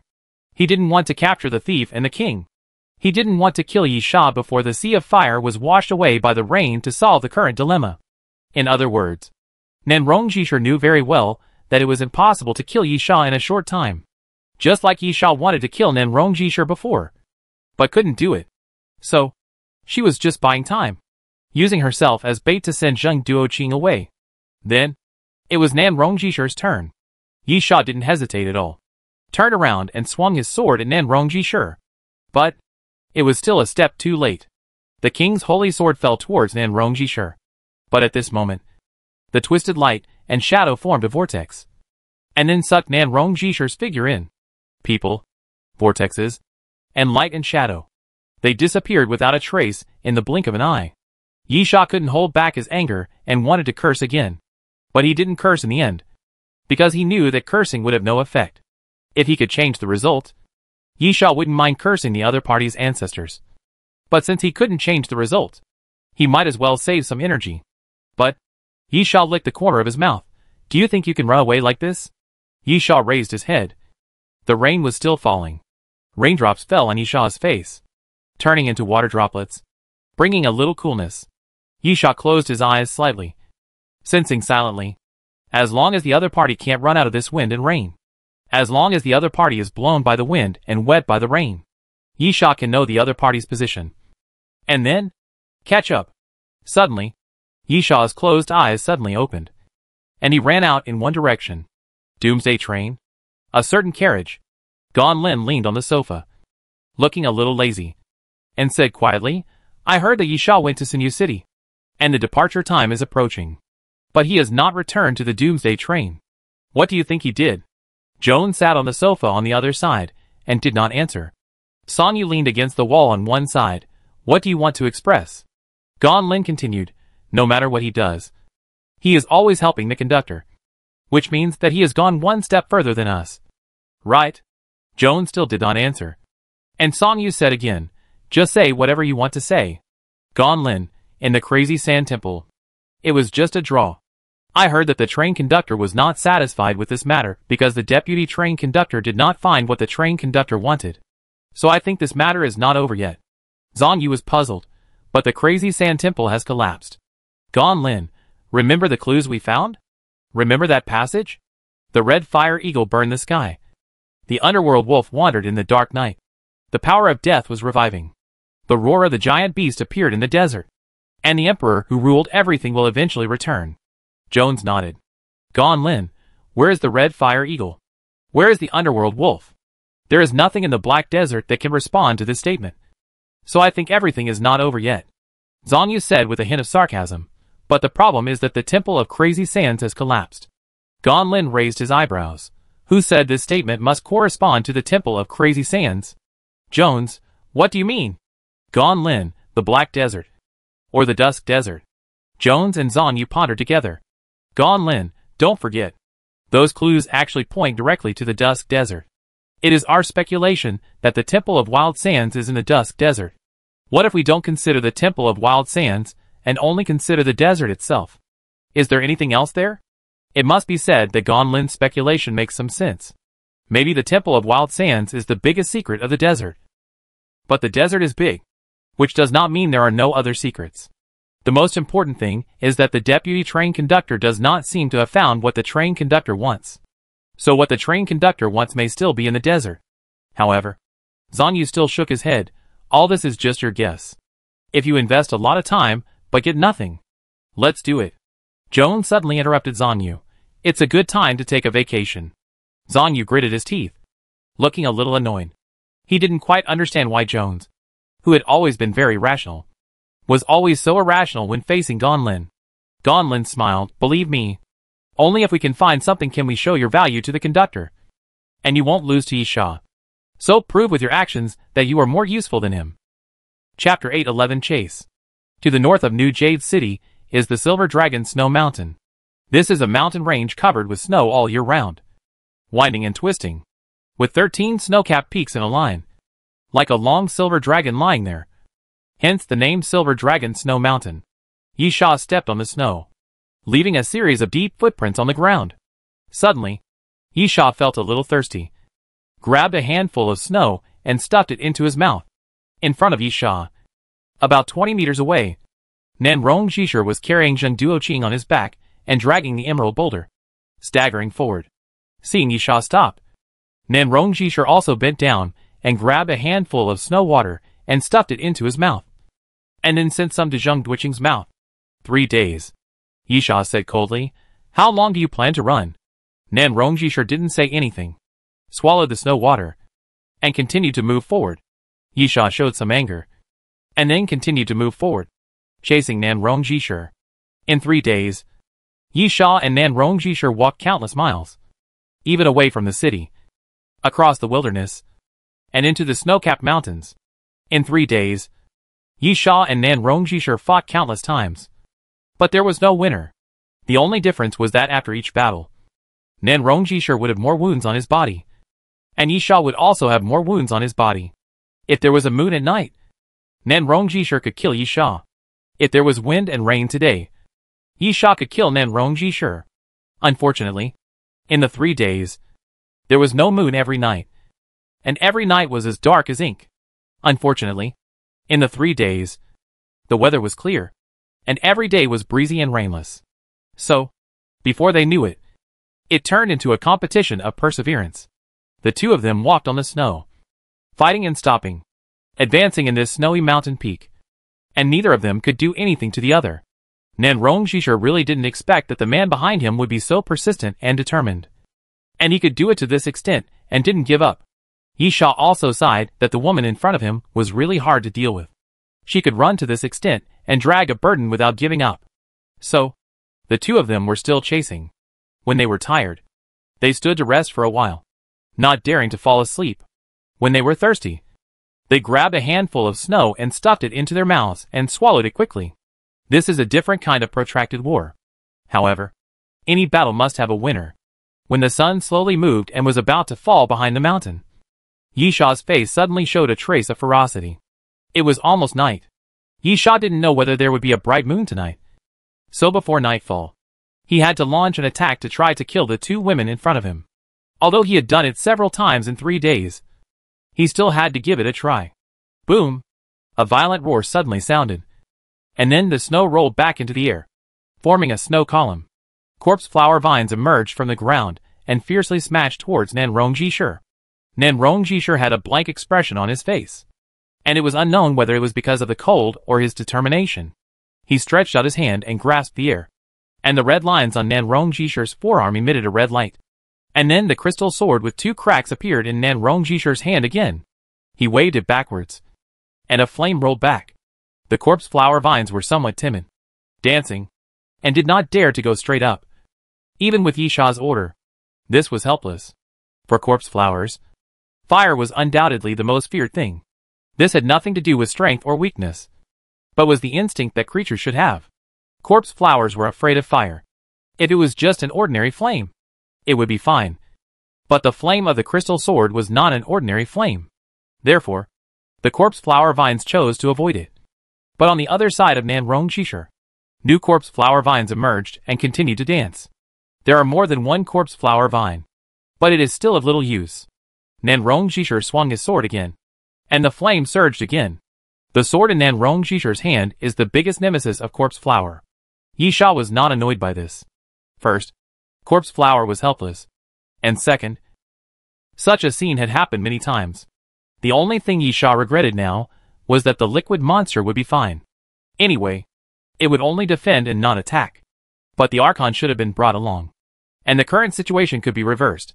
Thinking like this, Yisha leaped forward, slid down the snow slope, caught up with Nan Rongjishur, and drew his sword without hesitation. The steel-armored evil centipede quickly turned into a centipede sword, which was held in Yisha's hand. The sword was mottled and had many bloodstains.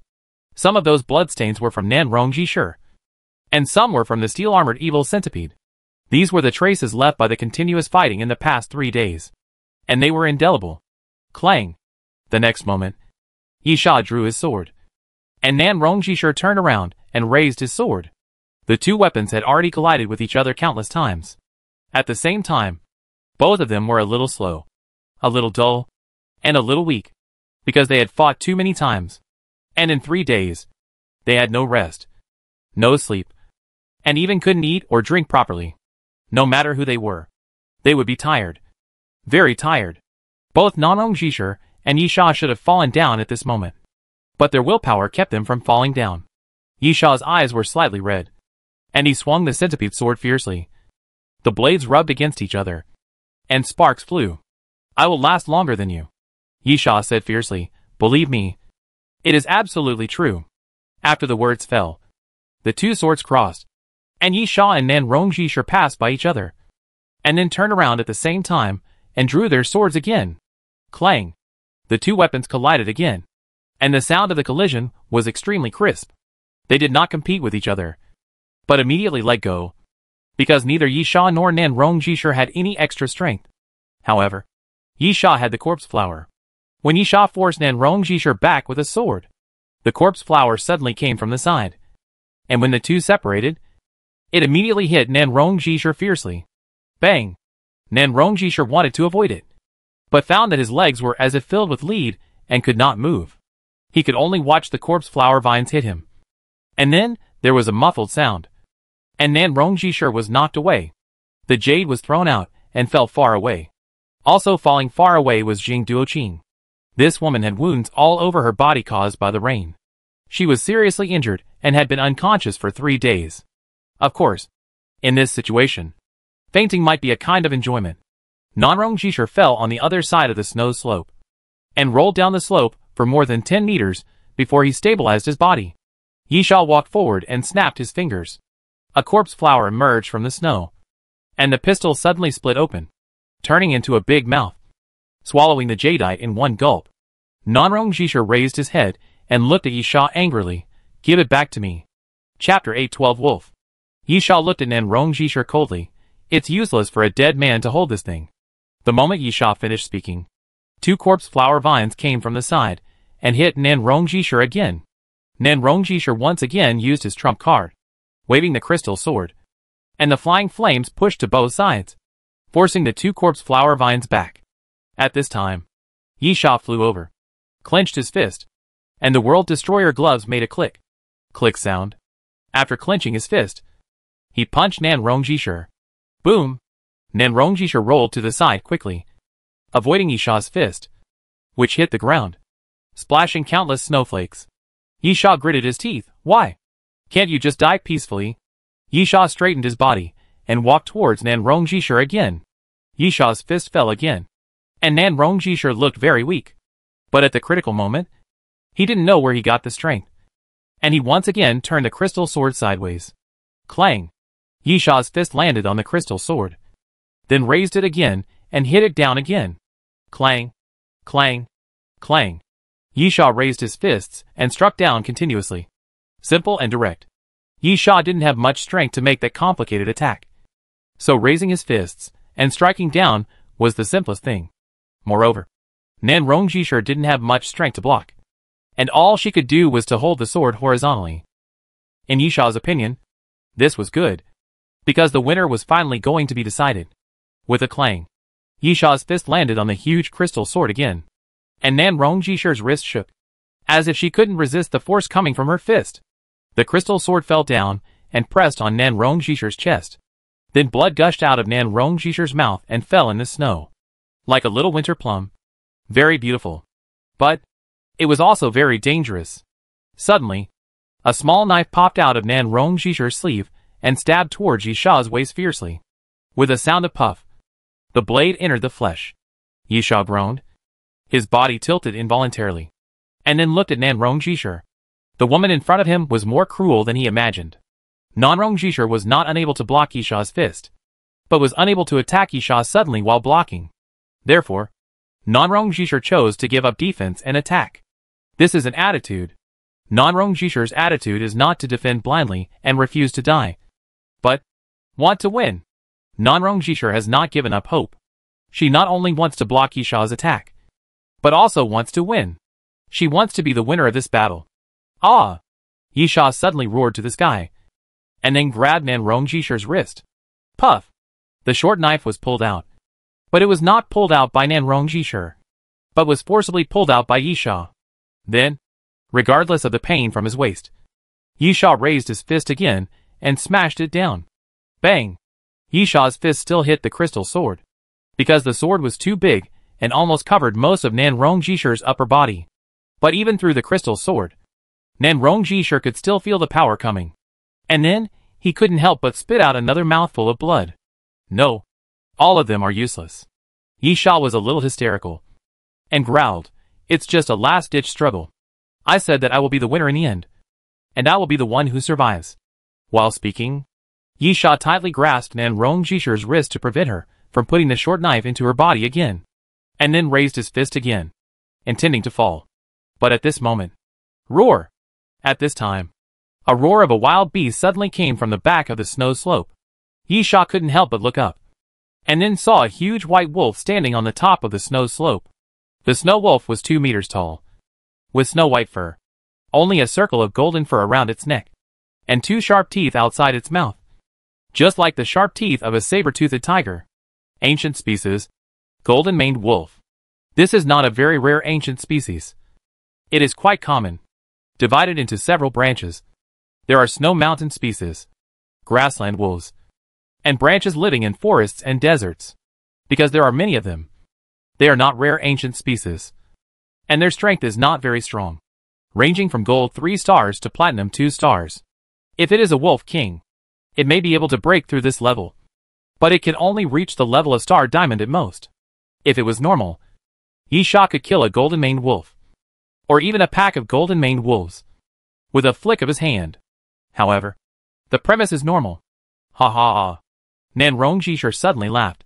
A little crazy, not ladylike. And then looked at Yisha. "Will you kill me?" "Yes. You can probably kill me. But you won't survive." Nan Rongjishir had to admit that if they continued to fight, Yisha might really kill her.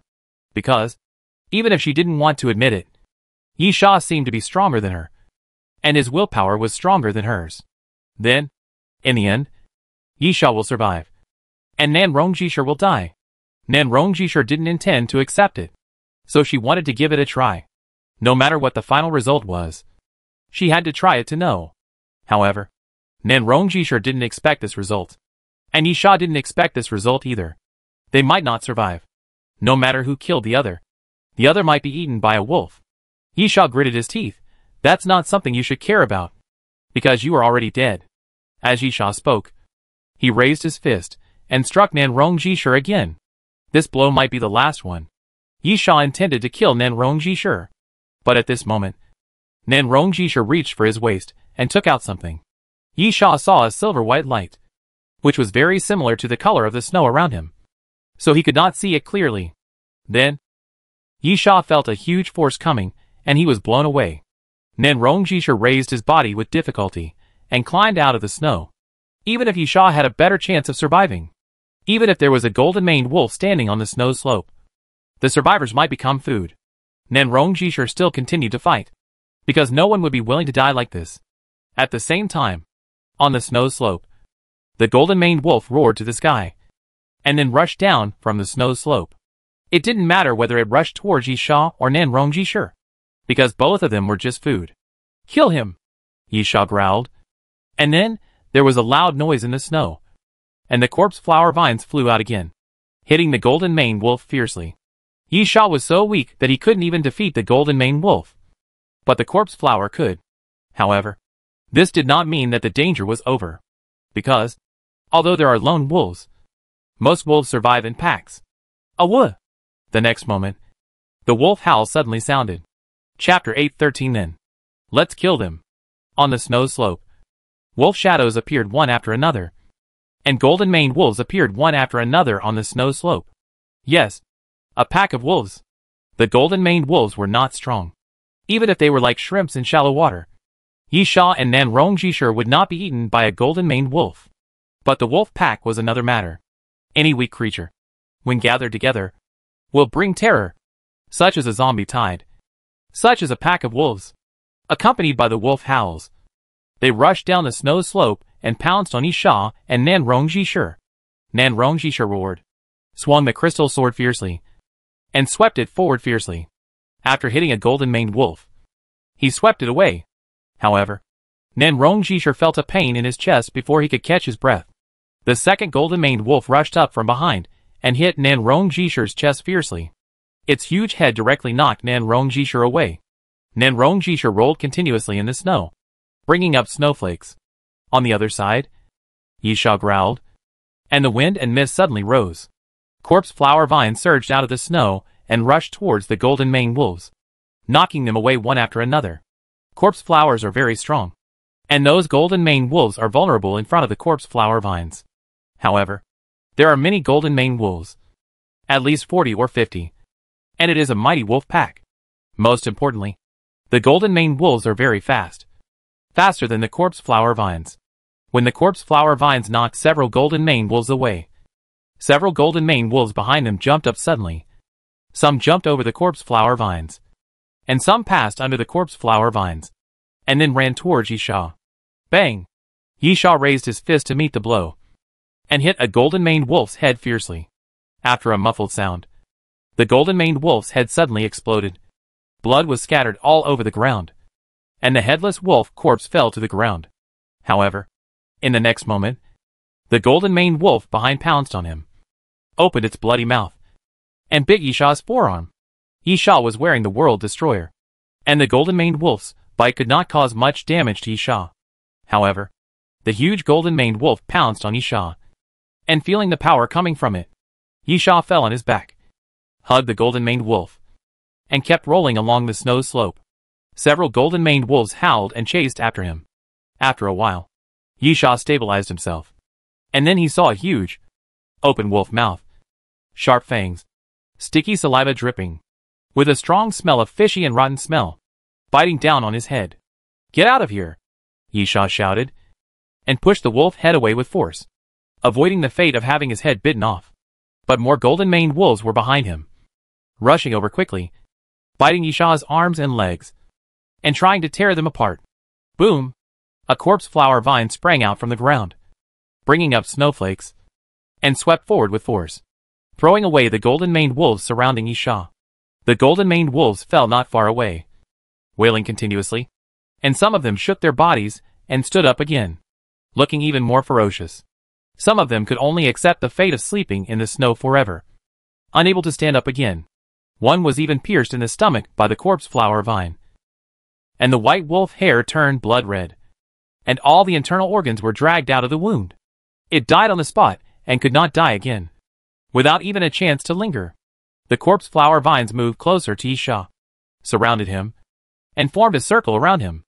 As long as there was enough time, the corpse flower vines could kill all the wolves. The only problem was that the golden maned wolves were too fast, and there were too many of them. The corpse flower vines could not stop all of them. Then, before the corpse flower vines killed all of them, Yisha might be bitten to death. Ah! At the same time, a piercing wolf howl suddenly sounded. The wolf howl was unusually loud, and then a one-eyed golden maned wolf appeared on the top of the snow slope. That golden maned wolf was bigger and more majestic than all the other golden maned wolves. It even had an air of power standing there, because it was a wolf king. Yisha reached out, pinched the bridge of his nose, and then wiped his dry eyes. This matter seems to have become a little troublesome. The corpse flower vine circled along Yisha's body, as if to express something. No matter what, it would protect Yisha. Yisha suddenly laughed. "I'm not weak to this extent. Get out of the way." The corpse flower vine seemed to hesitate, then slowly moved to the sides. Yisha walked forward, and with each step, the golden maned wolves immediately surrounded him again. Yisha closed his eyes, then slowly opened them. Yisha's pupils slowly became narrower and longer, turning into a pair of vertical pupils. The next moment, Yisha opened his mouth, and a dragon roar sounded from his throat. Dragon transformation. Yisha stretched out his hands, and fine golden dragon scales quickly covered Yisha's body. A dragon horn suddenly grew out from his forehead. Blood flowed from Yisha's body and fell on the snow. This was the trump card that Yisha left for Nanrongji Shi. In other words, if he couldn't kill Nanrongji Shi before night fell, and there was moonlight tonight, dragon transformation would be the trump card to deal with the moonlight blade. Why didn't he use it in advance? Because Yisha was careful enough. If he didn't kill Nanrongji Shi after using dragon transformation, and there was moonlight tonight, then it would be Yisha who would die. Therefore, if Yisha does not want to perish with Nanrongji Shi, dragon transformation must be used at the last moment. However, now seems to be no longer the time to hide. Then, kill! Kill the wolves! Kill Zheng Duoqing! Of course. Kill Nen Rongjishir too. Roar. Yisha opened his mouth and roared again. And the dragon roar came out of Yisha's throat. And then the wind and snow rolled around. Extremely violent and overbearing. Those approaching golden maned wolves were pushed away by a blow, rolling continuously in the snow. And the snow water wet the wolf fur. Then Yisha leaped forward and rushed into the wolf pack. The sharp dragon claws swept past the golden maned wolf. And then, the golden maned wolf was cut in two by the blow. And its body suddenly exploded. And blood flew. Kill! Yisha shouted. And the corpse flower vines rushed forward again, heading towards the wolf pack. Those golden maned wolves were very ferocious. Especially under the constant howling command of the Wolf King. They were obviously more irritable, and kept charging forward.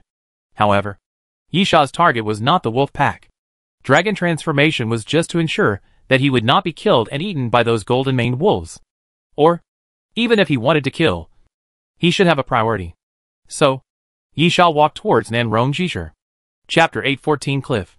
A golden maned wolf suddenly jumped up and pounced towards Yisha. However, Yisha did not even bother to look at the golden maned wolf, but casually swung his arm. Yisha's fist hit the golden maned wolf's head, and the head cracked directly. The golden maned wolf fell in the snow, twitching, and then died. Yisha's eyes were always on Nen Rongjishir, because this woman was the only enemy at the moment. However, Yisha did not go directly to Nen Rongjishir, but walked towards Zheng Duoqing, who was lying in the snow, with a cruel expression on his face. Killing you while you are unconscious is really a mercy. Yisha grabbed Zheng Duoqing's throat and lifted her up. Then turned to Nen Rongjishir. Don't you want to protect her? Come on. Why don't you try to save her? Yisha kept closing his fingers while speaking. Zheng Duoqing's consciousness was blurred, but she groaned slightly because she felt suffocated, and her face showed an unhealthy blush. Nen Rongjishir's face was slightly gloomy, and he took a deep breath, put her down. You can take the things away. Yisha smiled, but his fingers were still exerting force. His nails scratched Zheng Duoqing's neck, and a stream of blood flowed down. That thing is already in my hand. It's mine. You use my things to trade with me? Do you think I'm a fool? Or are you too naive? Yisha said sarcastically. And then his expression suddenly became ferocious. She will die. And you will die too? Nen Rongjishir felt what Yisha wanted to do, and shouted angrily, No! Stop! Puff! The claw-like nails pierced into Zheng Duoqing's throat, leaving 5 bloody holes on the white neck. At the same time, the strength of the palm directly crushed Zheng Duoqing's throat.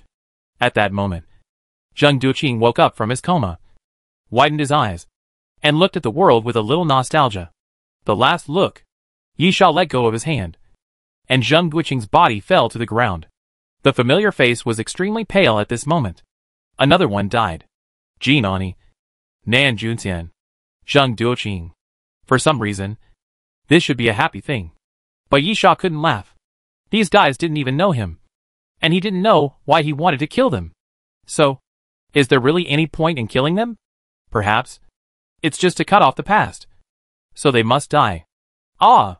At this time, an angry roar suddenly appeared. Nen Rongjishir's eyes turned red because of congestion, and his face showed no anger at all.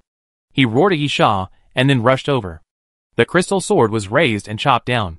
The 2 golden-maned wolves that were entangled with Nen Rongjishir were cut off and fell in the snow and in a pool of blood. There were also golden-maned wolves waiting for an opportunity beside Yisha.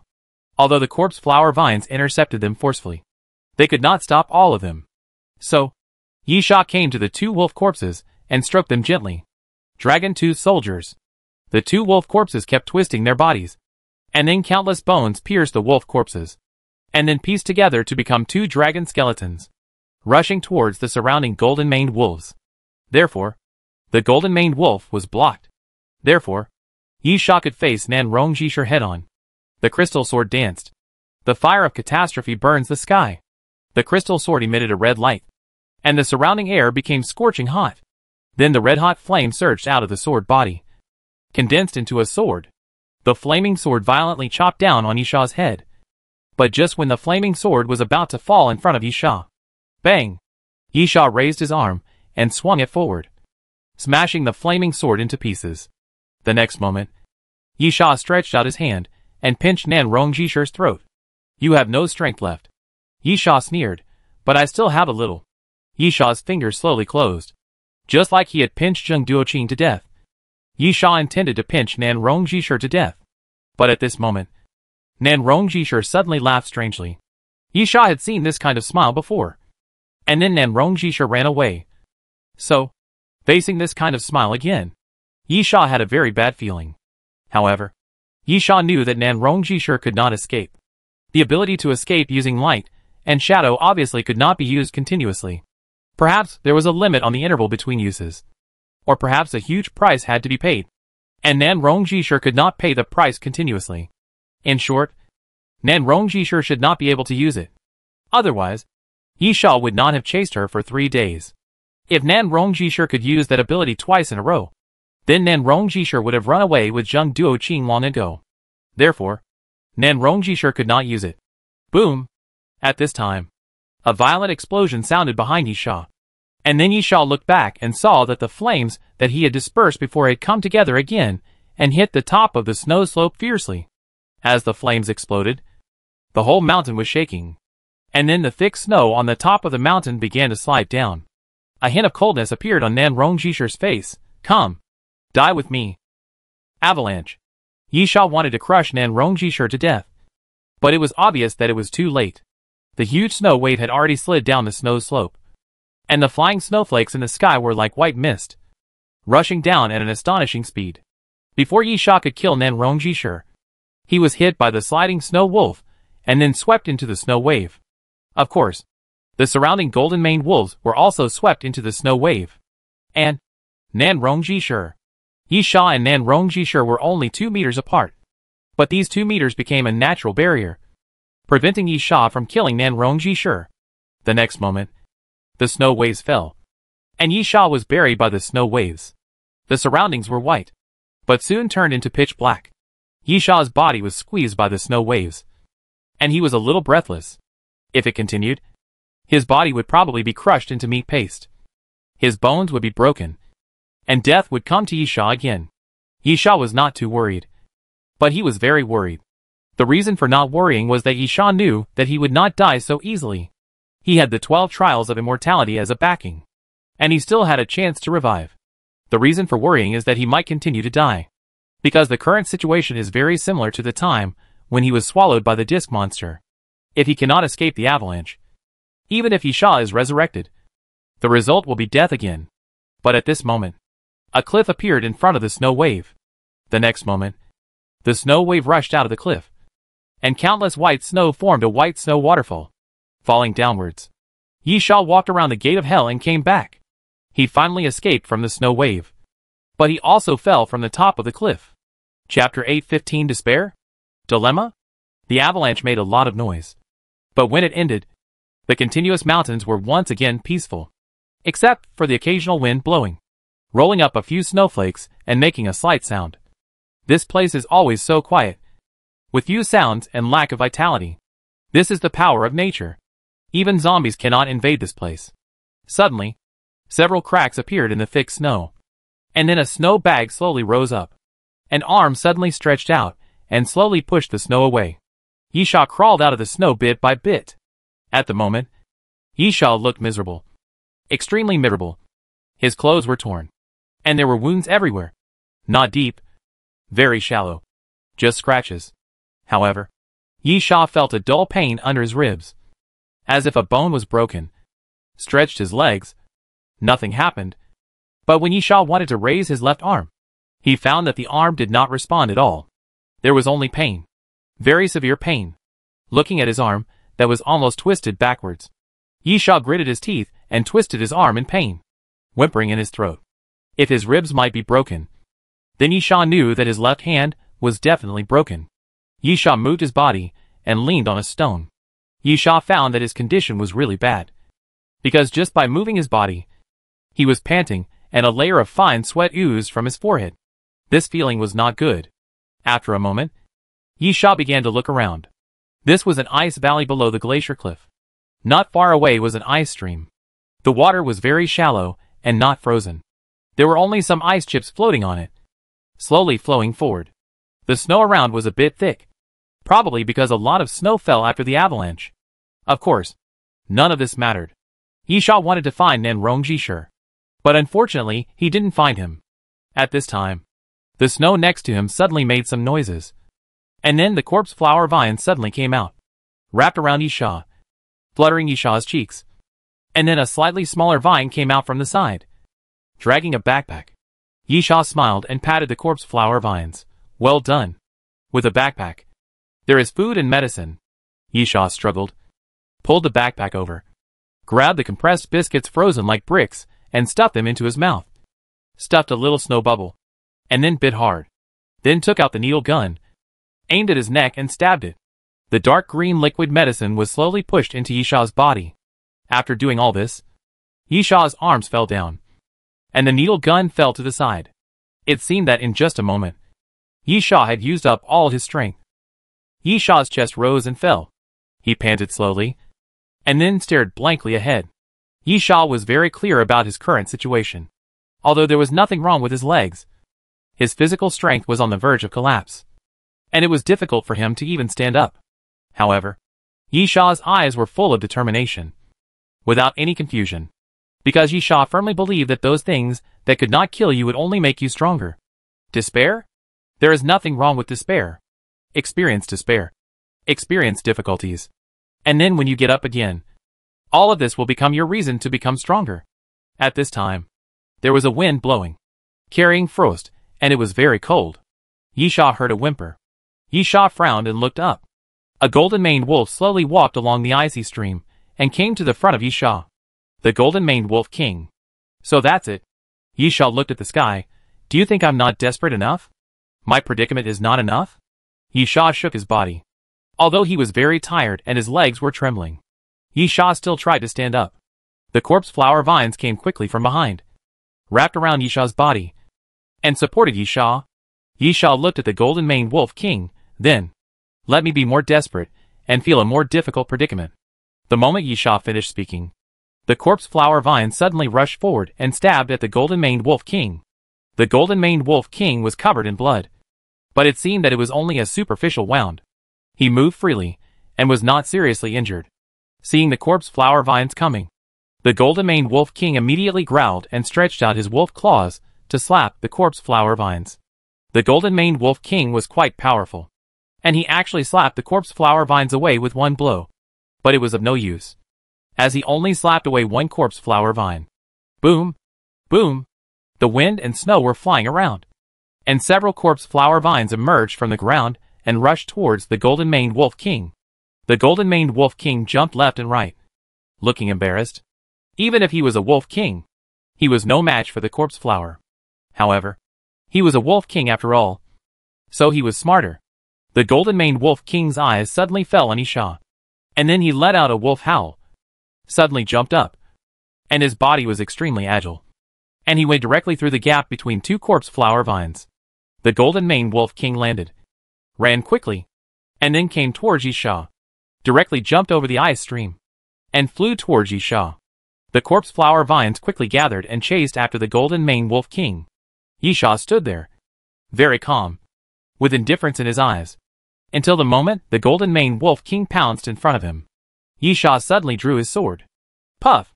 Yisha pulled out the king's holy sword, held it in his hand, and at the moment the golden-maned wolf king collided with him, he stabbed it into the golden-maned wolf king's body with force, cutting the golden-maned wolf king's lower abdomen. No matter what, Yisha said in a low voice, I have not fallen to the point where I can be bullied by a beast. The claws of the golden-maned wolf king scratched Yisha's shoulder, leaving 3 bloody marks there. Then Yisha used his wrist again to stab the king's holy sword deeper. At the same time, vines surged from behind, and took advantage of the moment when Yisha raised his sword to stab the golden-maned wolf king, and circled around the golden-maned wolf king's neck. Snap! The golden-maned wolf king's neck was strangled by the corpse flower vines. You have killed the golden-maned wolf king. Cumulative number 1. A mysterious voice sounded, announcing the death of the golden-maned wolf king. Yisha coughed twice and smiled at the corpse flower vine. There is fresh meat to eat. Leave me a leg. The rest is yours. The corpse flower vine immediately wrapped around the body of the golden-maned wolf king, tearing the wolf corpse into several pieces. And then a corpse flower floated from the ground and swallowed the excess part. Yisha supported the ice rock and sat down again, then drooped his eyelids. Because he was really tired. Yisha wanted to sleep for a while, so that he might be able to heal his injuries faster and make him less tired. So, Yisha really fell asleep. The corpse flower vine quickly gathered into a circle, like a wall, protecting Yisha in the center, and helping Yisha to shelter from the wind and rain. Chapter 8:16 Despair. Dilemma? Yisha didn't know how long he slept, but he only knew that it was quite a long time. When he woke up, the wolf leg had been frozen into an ice sculpture. However, Yisha felt much better. Yisha had intermediate regeneration ability, and was injected with cell-active liquid.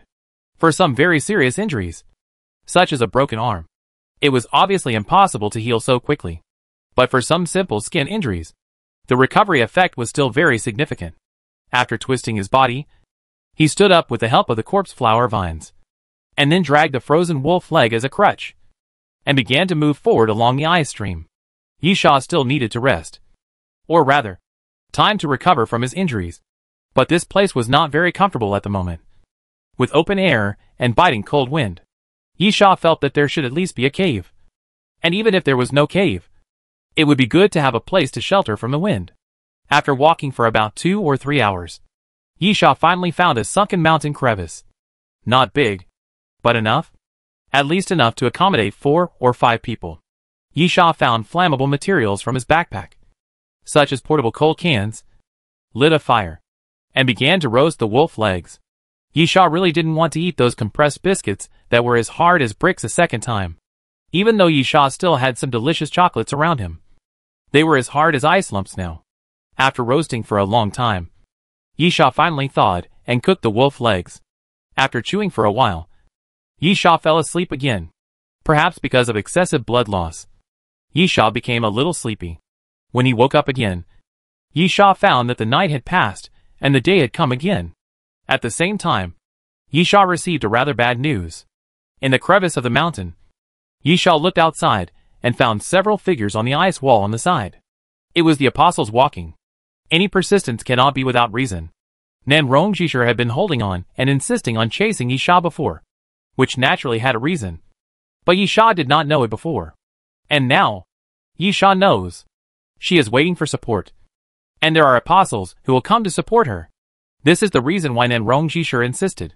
At the same time, Yisha also knew that the previous Golden Mane Wolf King was not the despair and predicament brought to him by God. But the current despair and predicament was the real despair and predicament.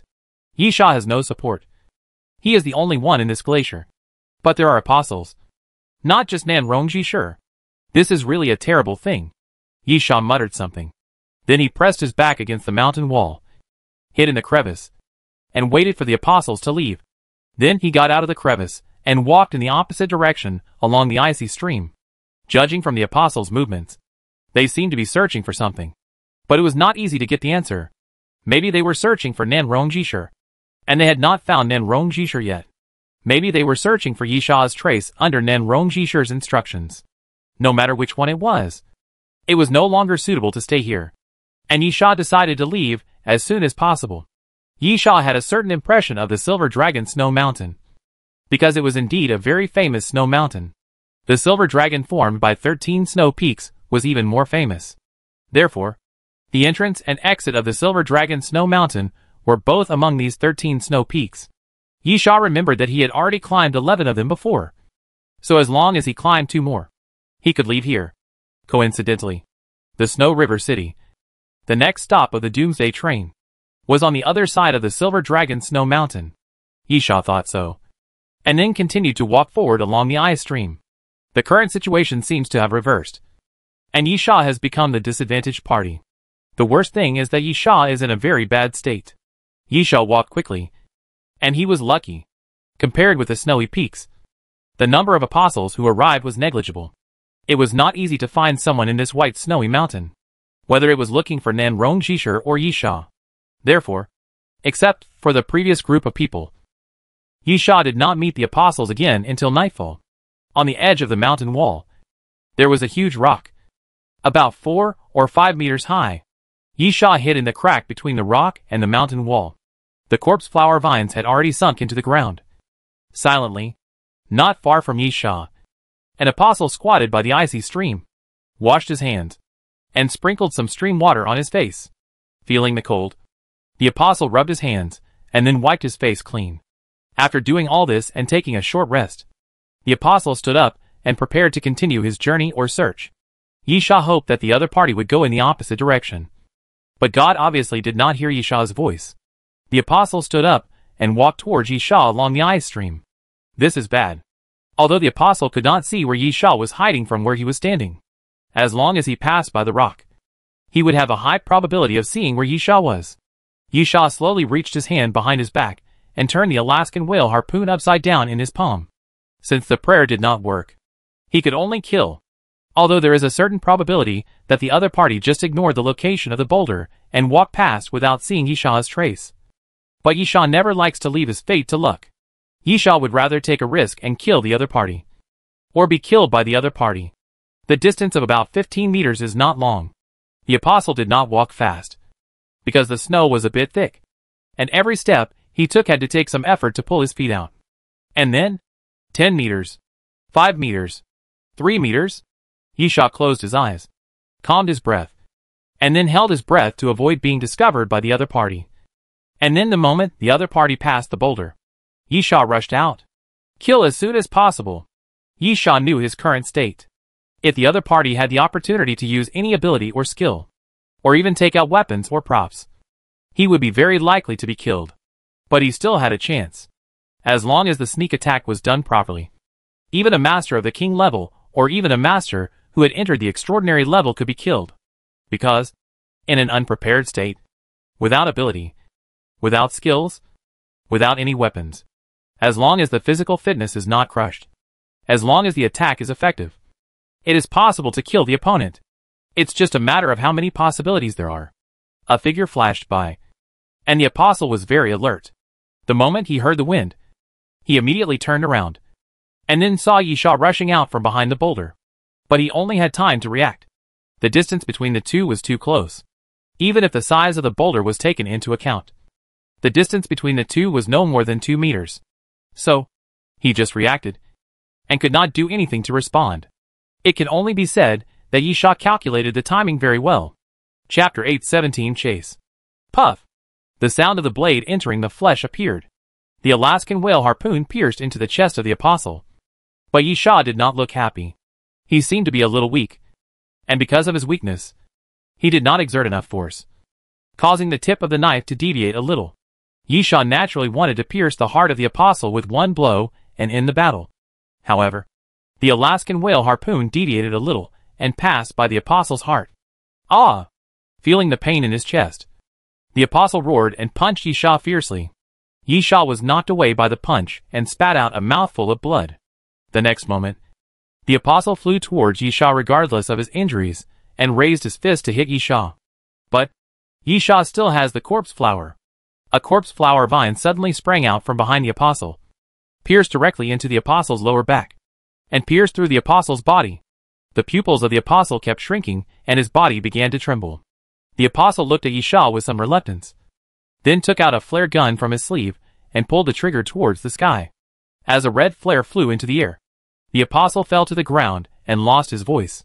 You killed the apostle. Cumulative number, 57. Apocalypse reward, universal medal. Damn it. Damn it. Damn it. Yisha cursed, watching the flare disappear in the sky, and forced himself to get up from the ground. Go. The flare would obviously attract a lot of apostles to Yisha. Previously, Yisha was chasing Nan Rong Jishur. But now, it was his turn to be chased. Yisha didn't care about saving his energy to recover from his injuries, but instead increased his speed. He had already bypassed a snow peak. As long as he bypassed the remaining one, he could leave the snow mountain, reach the snow river capital, and return to the Doomsday train. This was the route planned by Yisha. Of course, it was the route planned after avoiding the apostles. Yisha naturally didn't care about so much at the moment. Without sleep or rest, Yisha quickened his pace along the icy stream. In order to save time, Yisha did not choose to deter, but began to climb the snow peak again. Yisha traveled all night without stopping. However, when the sun rose, Yisha still saw the apostles walking. There were not many apostles walking. Only 5. But it was enough. With Yisha's current state, even one apostle walking was a threat. After the 5 apostles saw Yisha, although they were wearing masks and could not see their expressions, Yisha could fully guess what expressions those apostles had under the masks, and could not help but quicken his pace. However, it was of little use. The apostles walked very fast and quickly caught up from behind. In less than a quarter of an hour, the distance between the two sides was reduced to less than 30 meters. Yisha had no choice. His face was gloomy. Kill! The corpse flower vines came out from the ground again. This was Yisha's only support at the moment. When the 5 apostles walked and killed, several corpse flower vines went up to meet them. Boom! Boom! The corpse flower vines were raised high, and then smashed forward with force, falling to the ground, making a huge roar, and bringing up pieces of snow dust at the same time.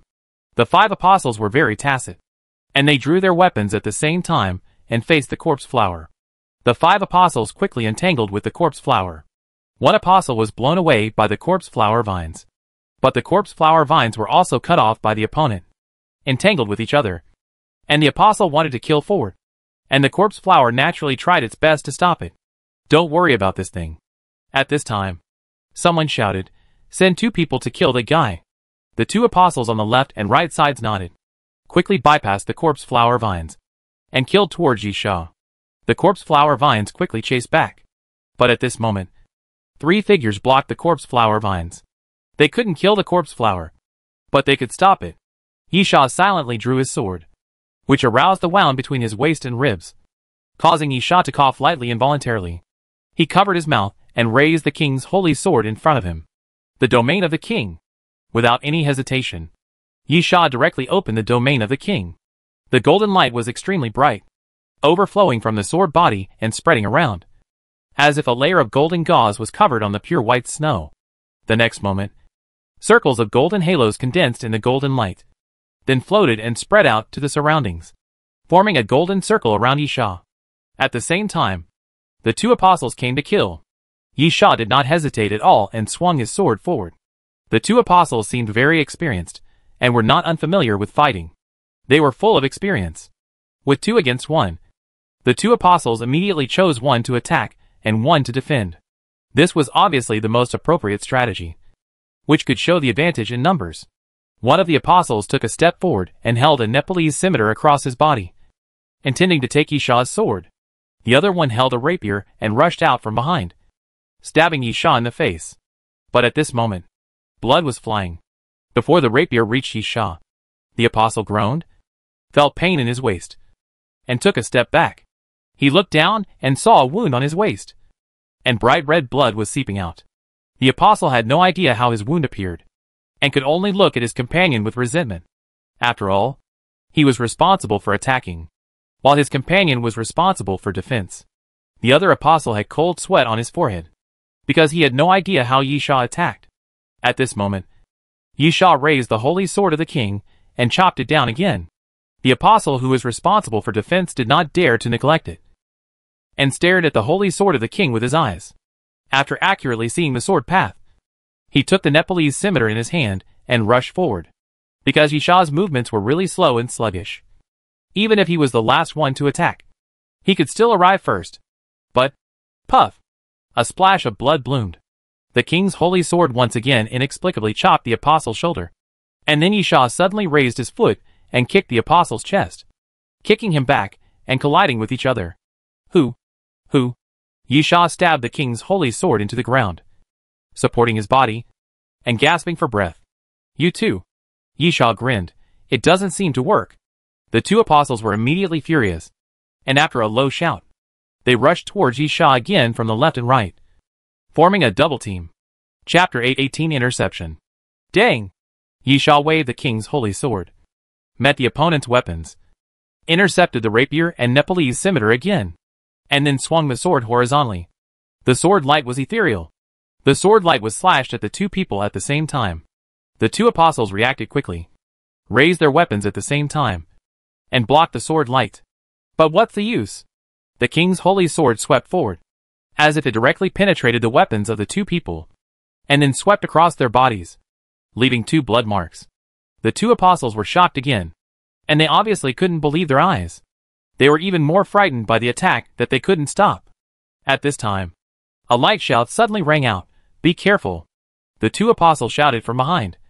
And then, they turned around and found that two corpse flower vines had chased them back and swept them fiercely. Bang! Bang! The two apostles reacted very quickly, blocking the corpse flower vines that hit them. And their bodies kept retreating, leaving 4 marks in the snow. Cough! Cough! Yishaw's face was pale, without a trace of blood. He covered his mouth and coughed lightly, then said, "You should be careful." Yishaw said this not to the 2 apostles, but to the 3 apostles who warned him. The next moment, boom! The ground cracked. The corpse flower vines surged, and then a giant corpse flower suddenly emerged from the ground. After the corpse flower floated to the ground, a crack suddenly appeared in the pistol, and then a large piece of dark green poisonous fog was sprayed out. The 3 apostles immediately covered their faces and retreated, but soon felt a little dizzy. Everything around them seemed to spin at this moment, and the strength in their bodies seemed to be drained, and they could not help but fall down softly. Puff! Puff! Puff! The next moment, a circle of plant thorns grew around the corpse flower and flew forward. In just a moment, it continuously shot through the bodies of the 3 apostles. After a round of attacks, the bodies of the 3 apostles were densely covered with blood holes, and their bodies collapsed on the ground, slowly losing vitality. "You have killed 58 apostles. You killed. There are 2 left."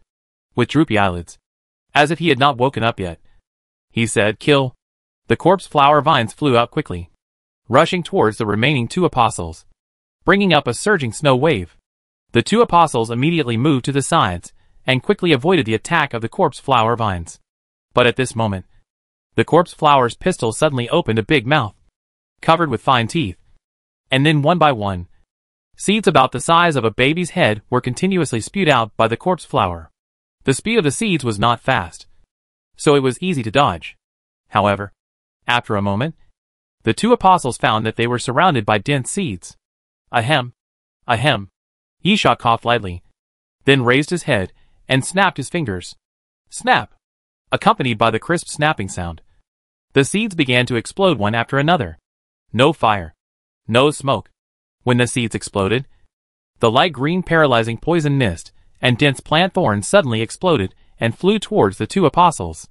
In a moment, 2 more corpses appeared on the ground. Yishaw waved his hand towards the corpse flower, too lazy to say anything, and quickly walked to the other side of the snow slope. 5 apostles died, but Yishaw was not too happy, because there might be more apostles coming. Moreover, in order to kill 5 apostles and protect himself, the corpse flower even showed its main flower, which was not a proud thing. Walking down the snow slope, Yishaw continued to move forward, and the snow around him began to slowly decrease until it disappeared. After walking onto the highway according to the road signs, Yishaw knew that this was the last section of the journey. If he continued along the highway, he would reach the Snow River City. That city was once a famous tourist capital, and a winding snow river was famous throughout China. Of course, the most important thing was that he could board the Doomsday train from there. Yishaw felt that he was relatively safer. There were many forks on the highway that led to different places, and the Snow River City was just one of them. It was not difficult to guess that he was leaving the Snow Mountain, because that was the last snow peak. If the other party did not know where he was going, they would have to separate and search for him. If the manpower was dispersed, Yishaw thought that he might not be completely unable to cope. Thinking of this, Yishaw looked at his broken arm, which had healed a lot and could do some slight movements. It seemed that the bone had grown back, but Yishaw was very tired and weak, and did not have much strength. But it is undeniable that the intermediate regeneration ability is still very useful. Otherwise, Yishaw's current situation would be much worse. At the same time, Yishaw also wondered whether he should find an opportunity to improve his regeneration ability to the advanced level, or even the master level. As for the super speed regeneration ability that exceeds the master level like the liquid monster, there is no need to think about it. That is impossible. It is a unique characteristic of the liquid monster. Of course, even at the advanced and master levels, it is very difficult. Abilities related to healing are very rare, and cannot be bought with money. In fact, it is difficult to obtain through tasks. The primary level is better, but it is very difficult to obtain at the intermediate level. The general way to obtain it is through mutation. This is a method that requires a huge price or has sequelae, because it will turn into a monster that is neither human nor ghost, and may even die. Of course, Yisha can once again hope for the engulfment of macrophages, but that is a low probability event, and luck is too ethereal. Yisha was just thinking about it. In fact, whether he could improve his regeneration ability was not what Yisha should consider at the moment. He just thought about it casually to distract his thoughts. If he didn't think about his injuries, or the apostles who might be not far behind him, and didn't think about these things, maybe these things wouldn't appear. This was childish, but it could strengthen his will. Unfortunately, when he was about to enter the city, just in front of the toll station, after passing the toll station, it was the Snow River City, but in front of Yisha, there were apostles blocking him. There were quite a few, at least more than before. A total of 13. Yisha was silent, and slowly drew his sword. The power of words was useless at this time. In this case, let's use weapons to communicate. Chapter 8:19 Reinforcements. Boom, boom, boom. Behind Yisha, there were sudden and continuous loud noises, and the corpse flower vines broke out of the ground, like giant snakes, dancing continuously. Death struggle. An apostle stepped forward and took off his mask. It was Nanrongjishur, who looked at Yisha. Why don't you give up in this situation? Nanrongjishur was also seriously injured, although she seemed to have received treatment. Her face was pale and bloodless, and her left arm was a little unnatural. Obviously, her injuries had not recovered yet. However, there were people behind her. Quite a few people. Yisha sneered. Just like you didn't give up before. Why should I give up? Behind Yisha, the main flower of the corpse flower slowly emerged, and the bud slowly bloomed, looking extremely gorgeous. Nanrongjishur, then, you continue to struggle to death. And then, Nanrongjishur slowly retreated, retreating behind the others. The last two words Nanrongjishur uttered from his mouth, die. Almost at the moment when Nanrongjishur finished speaking, the other apostles started to move. The corpse flower also started to move at the same time. Several vines swept forward, smashing the ground and sweeping countless gravels towards the other party. The enchanting main flower opened its mouth, and a large cloud of poisonous mist was sprayed out. Those apostles did not catch up, but blocked Yisha. This means that the other party knew that Yisha was going to take this road, or that the other party had a lot of people, and set up ambushes at all entrances and exits. Of course, the most important thing is that Nanrongjishur is here. Even if Yisha is a fool, he can see that Nanrongjishur has a high status in the apostles. Then, the apostles who followed Nanrongjishur, in addition to coming to kill Yisha, must have another mission to protect Nanrongjishur. Therefore, these apostles are all good players. Therefore, Yisha did not let the corpse flower hold back, and there was no room for holding back, which made the corpse flower appear extremely violent, which was rare.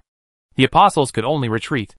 The poison of the corpse flower was not easily resisted, so the apostles could only choose to retreat.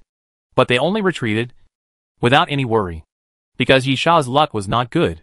Or maybe God felt that Yisha's despair was not enough, and the difficulties he faced were not enough. The position where Yisha stood was against the wind. The poisonous fog only floated for a while before it was blown away by the wind blowing in the face. The poisonous fog naturally couldn't hurt Yisha. The corpse flower was his, so how could he be hurt by the poison of the corpse flower? However, it couldn't hurt the apostles either. The apostles rushed up quickly again, very orderly, experienced, and more importantly, they cooperated tacitly. According to the number of corpse flower vines, they quickly dispersed and united to stop the corpse flower vines. The main flower of the corpse flower swayed in the wind, looking very angry. Those vines suddenly grew dense thorns, like cacti, and kept rushing. However, those apostles were not easy to deal with, and the corpse flower could not kill them. Suddenly, an apostle walked through the dancing vines and walked towards Yisha. Yes, only one person came, but one person was enough. It was not difficult to kill Yisha at the moment. The corpse flower seemed even more angry, and its petals gradually turned red, as if it could drip blood. Some yellow spores slowly floated forward. Those spores had a hallucinogenic effect. In fact, the corpse flower had many methods, which were cultivated quite well by Yisha. But most of the time, The corpse flower did not need to show these methods. But now, it was different. The apostle seemed to want to push forward against the spores, and then suddenly shouted loudly, as if he had seen something that frightened him, and even began to cry bitterly, holding his head and kneeling on the ground, repeatedly hitting the ground with his head. Nanrong Jisher frowned, then waved his hand.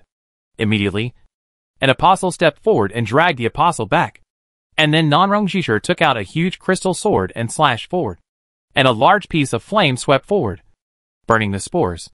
The two apostles walked quickly towards Yisha. Yisha held the hilt tightly, his palm trembling slightly. The corpse flower was still swaying in the wind, looking extremely violent. But most of the corpse flower vines were blocked and fell down. Moreover, Nanrong Jisher took action. The crystal sword broke through the air and cut a wall of fire along the highway, blocking the corpse flower vines from going back to Yisha. Then, the two apostles walked to Yisha's side. Yisha's face was slightly stern. These two apostles were much stronger than those he encountered on the snowy mountain. If Yisha had not been injured, even if these two apostles were considered good players, he would not have taken them seriously. Unfortunately, there are not so many of us in this world. So, Yisha held his sword horizontally. Whether it was victory or defeat, whether it was life or death, Yisha could not accept that he did nothing and face the result. However, just when Yisha was about to meet the two apostles, bang!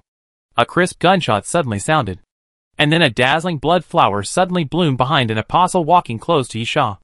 The apostle was shot from behind, and his shoulder blade was broken. Many people looked back, because the shot came from a very far place, at least 1,000 meters away. Bang! The second gunshot sounded, and a barrier appeared in front of an apostle walking, forcibly blocking the shot. But the power of the bullet was unimaginable, and it actually tore the barrier apart. But the trajectory was slightly tilted, deviated downward a little, and pierced the thigh of the apostle walking. Yisha suddenly laughed and sheathed the king's sword. Not many people have such powerful guns, and not many can be so accurate. So, Nyepa is here. But Yisha didn't see Nyepa, but saw Wan Likuan and Yiyu, who came from the other side of the toll booth. Yiyu sitting on Wan Likuan's shoulders, and Wan Likuan holding a shield. But before that, boom, boom, the sound of explosion suddenly appeared, and some metal balls rolled out from nowhere, fell to the feet of the apostles, and then exploded. The fireballs continued to explode, spread, and covered the sky. The rolling heat waves pushed out in all directions, blazing, scalding, and carrying a violent impact. I think it was the little fat man who made the move. In the explosion, a figure blocked Yisha's way. "We are here to help." Yisha looked at Du Lingling in front of him. "Why did you show up?" "Du Lingling, the task issued by the train conductor asked us to take you back to the Doomsday train. So, you can't die." Yiyu hummed, her body floating into the air. Looking at Yisha, "If you die, our mission will be ruined." Chapter 820 Return. Wan Likuan rushed into the crowd, shouted, raised his shield and swept left and right, and blasted two apostles away. The surrounding apostles immediately gathered around Wan Likuan. But at this moment, 3 colors of light flashed in Yiyu's eyes. And then she stretched out her hand and pushed forward. A huge force pushed forward, and pushed all the apostles who were approaching away. Du Lingling stood in front of Yisha, stretched out her hand and drew out a long sword, and then entangled with an apostle. The weapons intersected, and constantly stirred up golden sparks. Nanrong Jisher's face darkened slightly, and the situation seemed to have suddenly turned around. But at this moment, a strong wind suddenly blew up. Nanrong Jisher reacted very quickly. He looked back and saw that a corpse flower vine had circled behind him, and was falling towards him. The fire of catastrophe burns the sky. Nanrong Jisher's face was slightly cold, and he swept out with a fierce sword, causing a large piece of flame to roll, wrapping the corpse flower vine and burning it to ashes. "Retreat!" Nanrong Jisher's face was extremely ugly. She was very angry, but she suppressed her anger. She was the son of God, and should never lose her composure. Therefore, Nanrong Jisher made the right judgment and quickly said, "Retreat immediately." Nanrong Jisher's status and prestige were obviously not low. Those apostles did not have any objections to his march, not even the slightest doubt. When Nanrong Jisher gave the order, they simply retreated. Du Lingling faithfully held the sword in front of Yisha. The fat man jumped out from nowhere, holding 2 metal balls, and shouted to Yisha, "Chase?" Yisha did not hesitate and shook his head directly. "No. Let's go!" Nan Rongjishir should have more people in his hands. Just like the two possibilities Yisha had guessed before. The first possibility is that Nan Rongjishir had some way to know where to go. So he blocked the city outside the Snow River City. The second possibility is that the other party has more people than expected, blocking all the roads on the highway. And Nan Rongjishir just happened to be here. If it is the first possibility, then you can chase. If it is the second possibility, then you can't chase. With a 50-50 probability, Yisha did not choose to take the risk. It was not because Yisha did not have the courage, but because Yisha did not like to rely on luck. That would be irresponsible to himself and others. Then leave. Yiyu, the car is here. Hurry up. Du Lingling quickly supported Yisha, walked to the other side of the toll station, and sent Yisha to the car. Everyone got in the car and drove forward for several hundred meters. Nyepa waved his hand on the side of the road. After Nyepa got on the train, he looked at Yisha and said, "What good things did you bring back for the conductor?" It was such a simple task, but the conductor gave him a lot of benefits. Simple? Yisha smiled. If he and Nan Rongjishir hadn't fought each other to a draw, you would know whether this task was simple or not. Yisha, as the chief train attendant. At this time, should I say that you don't have enough authority? TSK. Yi rolled her eyes and said, mystifying. Yisha, it's nothing big. Something similar to Noah's steel.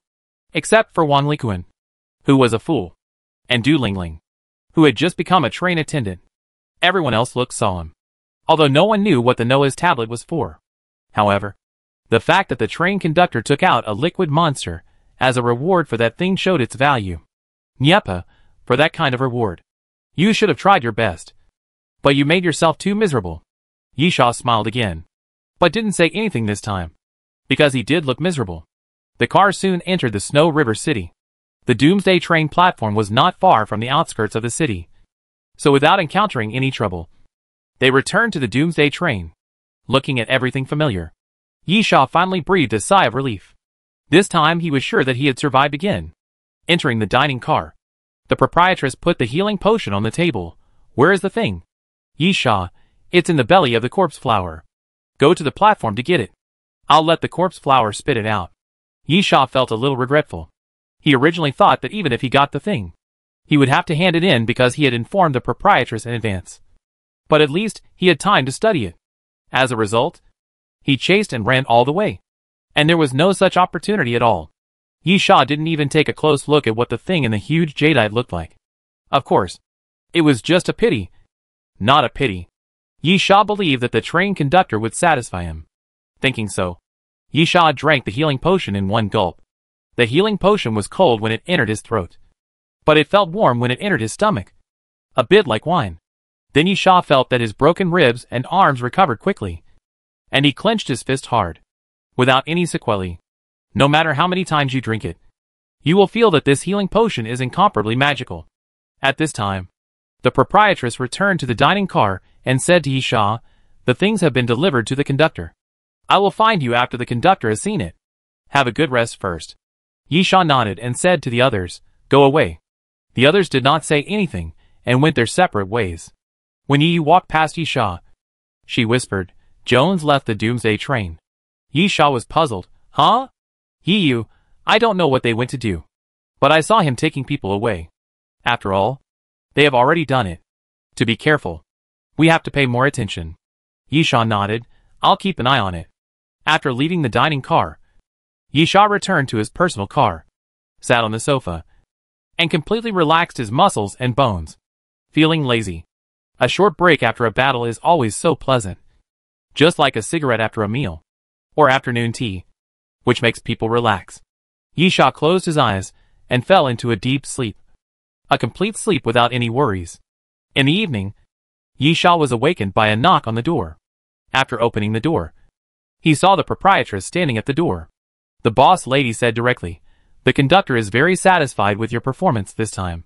He has promised that you can choose any item in the treasure list that is less than 200 gold skull coins. 1, 2 or 3 items are fine, as long as the total value does not exceed this number." Yisha nodded. "I will go later." "Boss lady, I haven't finished what I said." Logically, you could apply for a vacation now.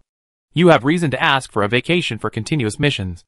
But unfortunately, your vacation can only be postponed.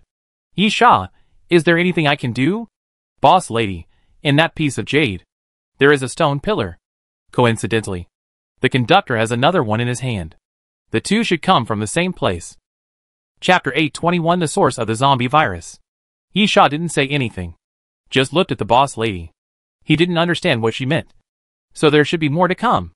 Boss lady, there are more than one stone pillar. And more than two. But the conductor doesn't know where it is. However, because you found the second one, the conductor roughly guessed the location from the words on the stone pillar. Yi Sha was surprised. Can the conductor understand those words? Boss lady, if you can understand it, it will save a lot of trouble. The conductor can't understand it either. But he can probably understand some of the meaning. Yi Sha looked confused, not quite understanding what was said. If you can understand the meaning, doesn't it mean you can read it? If you can't read it, how can you understand the meaning? The lady boss continued, you don't have to worry about this matter. The conductor will naturally make arrangements. But because of those stone pillars, the conductor's work will be delayed. So the conductor hopes you can go and do it. Although it was caused by the stone pillars, it had nothing to do with the stone pillars. Yi Sha felt a little regretful. But this expression flashed by. Yi Sha, what does the conductor want me to do? Lady boss, let's go to the source of the zombie virus. Yi Sha, Silver Wing City? I've been there. Yi Sha has indeed been to Silver Wing City. In order to complete the trial mission. The Technology City there is one of the 3 headquarters of Compu Corporation. When the zombie virus began to spread, it started from Silver Wing City. Lady boss, I'm talking about the source of the zombie virus, not the source of the spread. Yi Sha was stunned. I don't quite understand. Lady boss, do you know how the initial zombie virus appeared? Yi Sha, I'm not very clear. But there is some hearsay information. It is said that it was developed by Compu. But it was leaked due to an accident. And then it spread wildly. After the incubation period, it suddenly broke out. The boss lady nodded. Then do you know how the zombie virus was researched and created? Yi Sha shook her head. I don't know about that. Besides, whether the zombie virus was really created by Compu is just a combination of very one-sided information. I dare not guarantee it. Yes, that's true. The boss lady, because I don't know either. Yi Sha was almost choked to death by this. And it turned out that all the questions he asked were nonsense. The boss lady, so, this is what you need to check. Yi Sha, where to check? This is the key. The boss lady, because I don't know either. I can only confirm some places through clues. And then check slowly. And the place you are going to this time is the Mountain Hut. No city is called the Mountain Hut. So, specifically speaking, Yi Sha's destination should be Hammer City, where the mining industry is developed and the country's first transcontinental railway is located. So the symbol of the city is a hammer. However, the proprietress was talking about the Mountain Hut, which has little to do with Hammer City.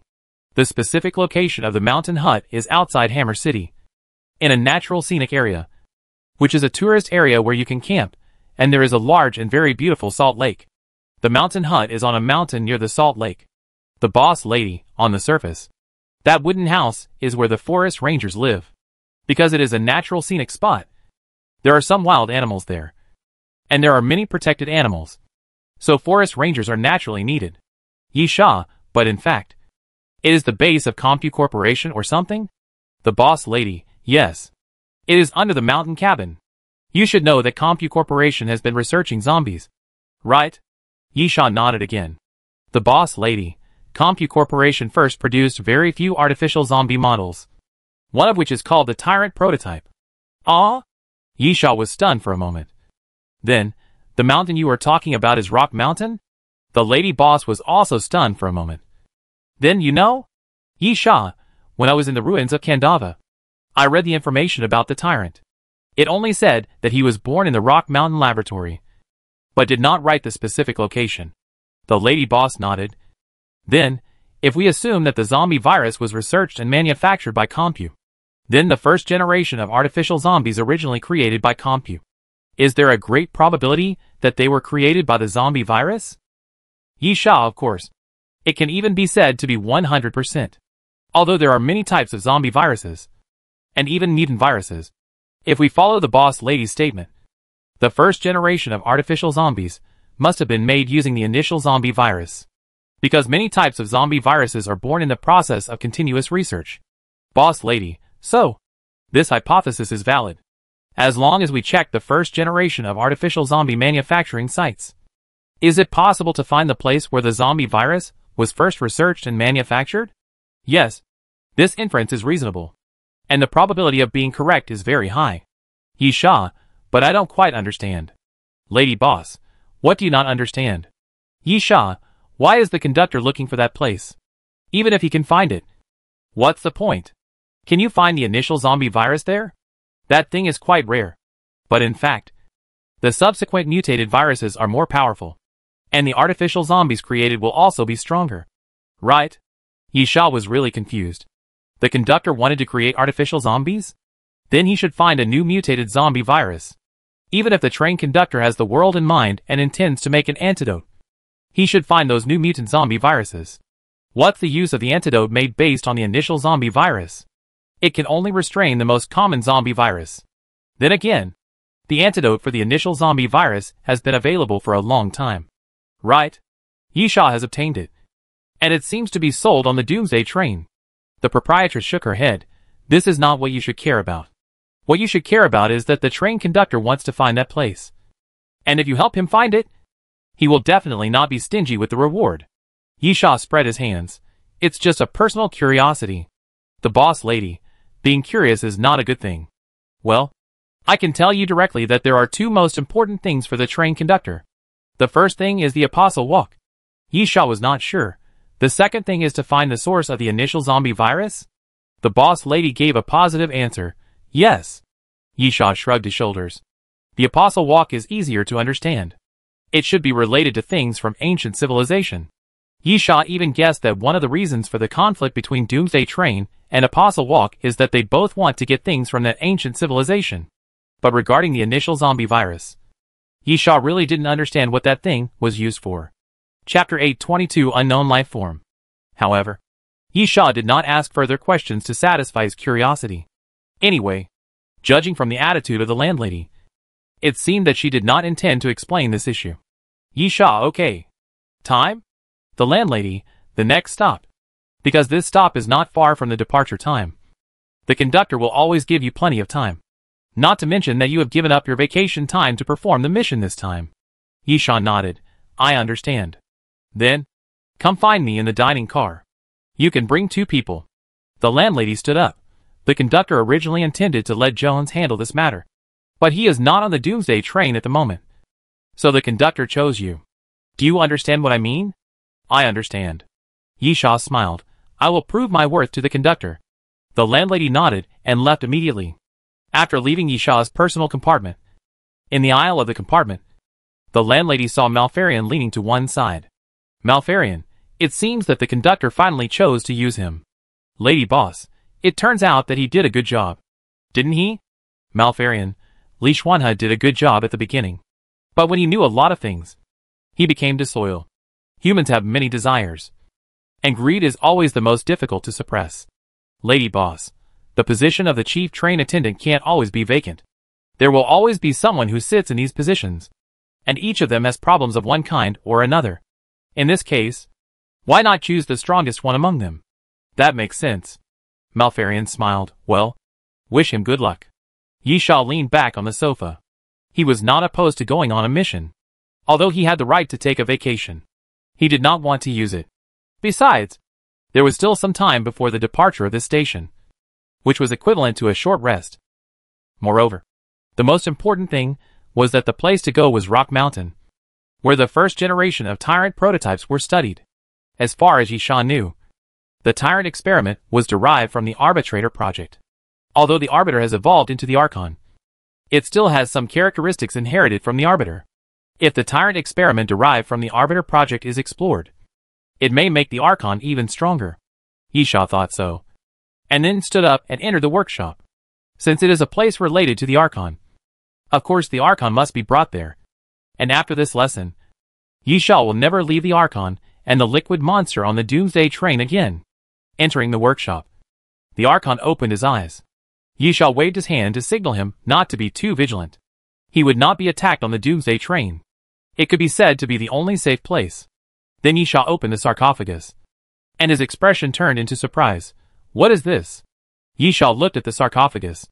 The liquid monster did not disappear, but its appearance was completely changed. Originally, the liquid monster was green with a transparent feeling.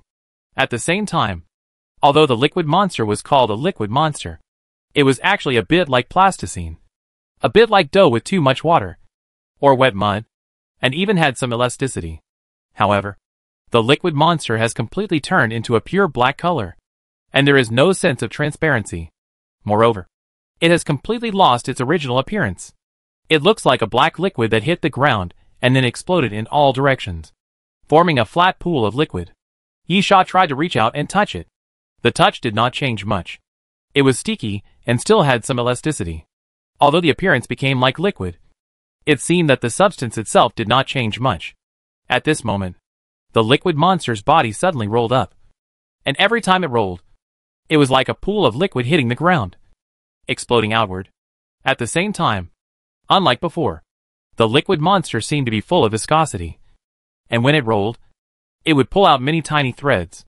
Then, the liquid monster suddenly climbed onto Yisha's body, and then the area quickly expanded, directly wrapping Yisha's entire arm, and even continued to spread. Damn! What's going on? Yisha instinctively grabbed the liquid monster and tore it hard to prevent it from covering his entire body. With a click, he threw the liquid monster back into the sarcophagus. Looking at the liquid monster tumbling in the sarcophagus, Yisha couldn't help but take 2 steps back.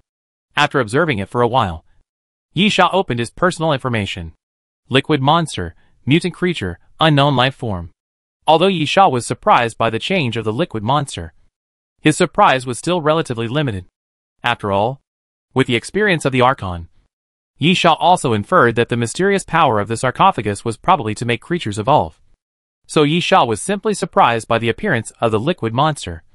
And it was only for a short moment. Then Yisha thought that the liquid monster had evolved. But after seeing the personal information, Yisha was really surprised. In the personal information, the liquid monster was still called the liquid monster, but an unknown life form was added later. Is this considered evolution? This is completely different from when the Archon evolved. Yisha couldn't help but murmur, is it because the evolution is not complete? Or is it because the evolution is not complete? Yisha observed the liquid monster, and saw that the liquid monster was just flipping in the sarcophagus. And it seemed that it had no intention of attacking. Moreover, it was just covering the surface of its body, which didn't seem to be an attack. Yisha couldn't help but lower his guard, and went towards the liquid monster again. But just when Yisha was about to approach, the liquid monster suddenly bounced up and came towards Yisha. The distance that Yisha retreated was not far enough for the liquid monster to attack. Yisha reacted very quickly and jumped back. However, the workshop was not big enough. Yisha's back hit the wall directly, and he stopped uncontrollably. The next moment, the liquid monster came to Yisha. Without any hesitation, Yisha suddenly drew out the king's holy sword and slashed at the liquid monster. With a puff, the liquid monster was cut into 2 pieces by Yisha. But the split liquid monster quickly glued together in the air. And at the same time, a black thorn over 1 meter long suddenly grew out of the front end and pierced the back of Yisha's hand. The long black thorn did not penetrate Yisha's body too far, barely leaving a red spot of blood on the back of Yisha's hand. However, the next moment, the liquid monster went straight into Yisha's body along the tiny wound, at a terrifying speed. Just as Yisha was about to reach out to grab it, the liquid monster had already completely penetrated. Chapter 823 Dialogue. Why do you reject me? When the liquid monster entered Yisha's body, he looked at the small blood hole on the back of his hand. And before he could figure it out, a slightly hoarse voice suddenly sounded. Yisha was startled, then looked around fiercely, and then found that he was a little neurotic. There couldn't be anyone around him, and no one else could enter his personal compartment. Well, Yi was an exception, and his brain ability could force the lock to open. But that voice was a male voice.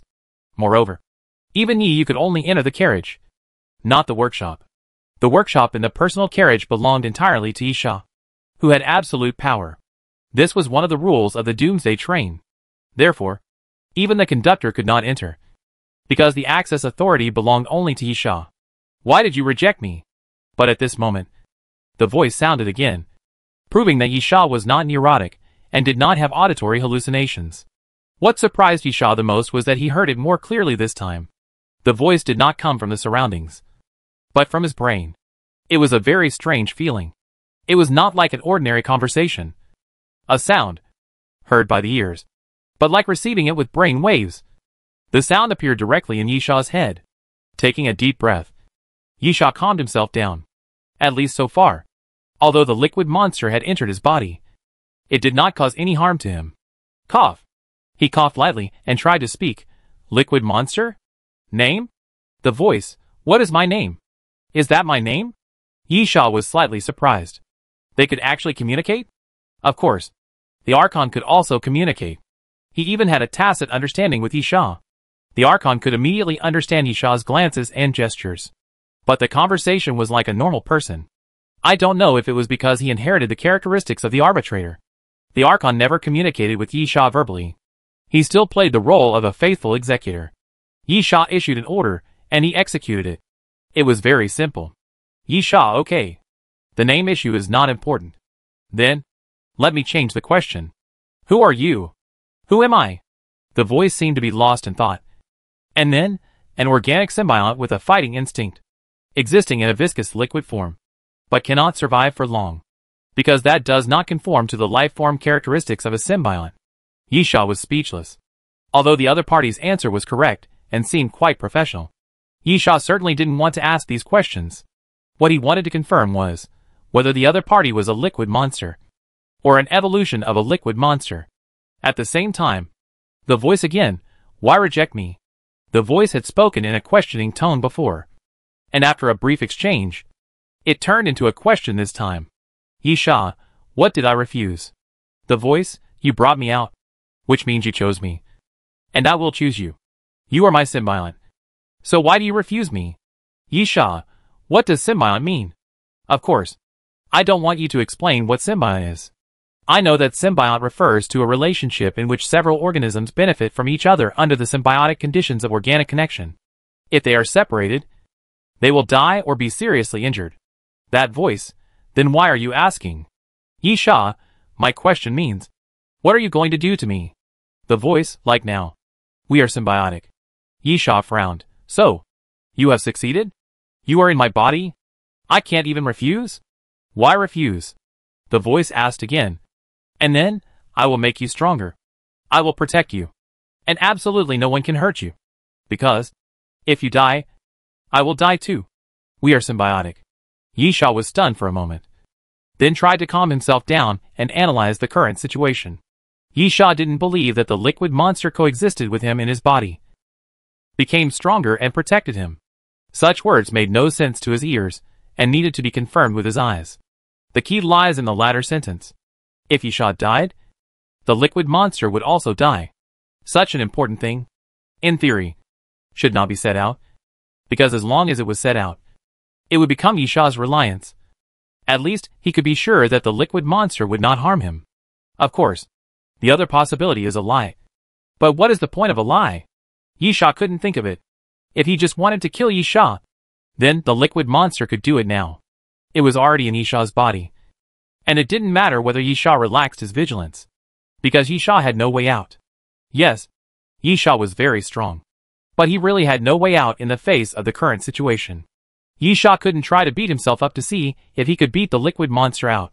Of course, this does not mean that there is no problem.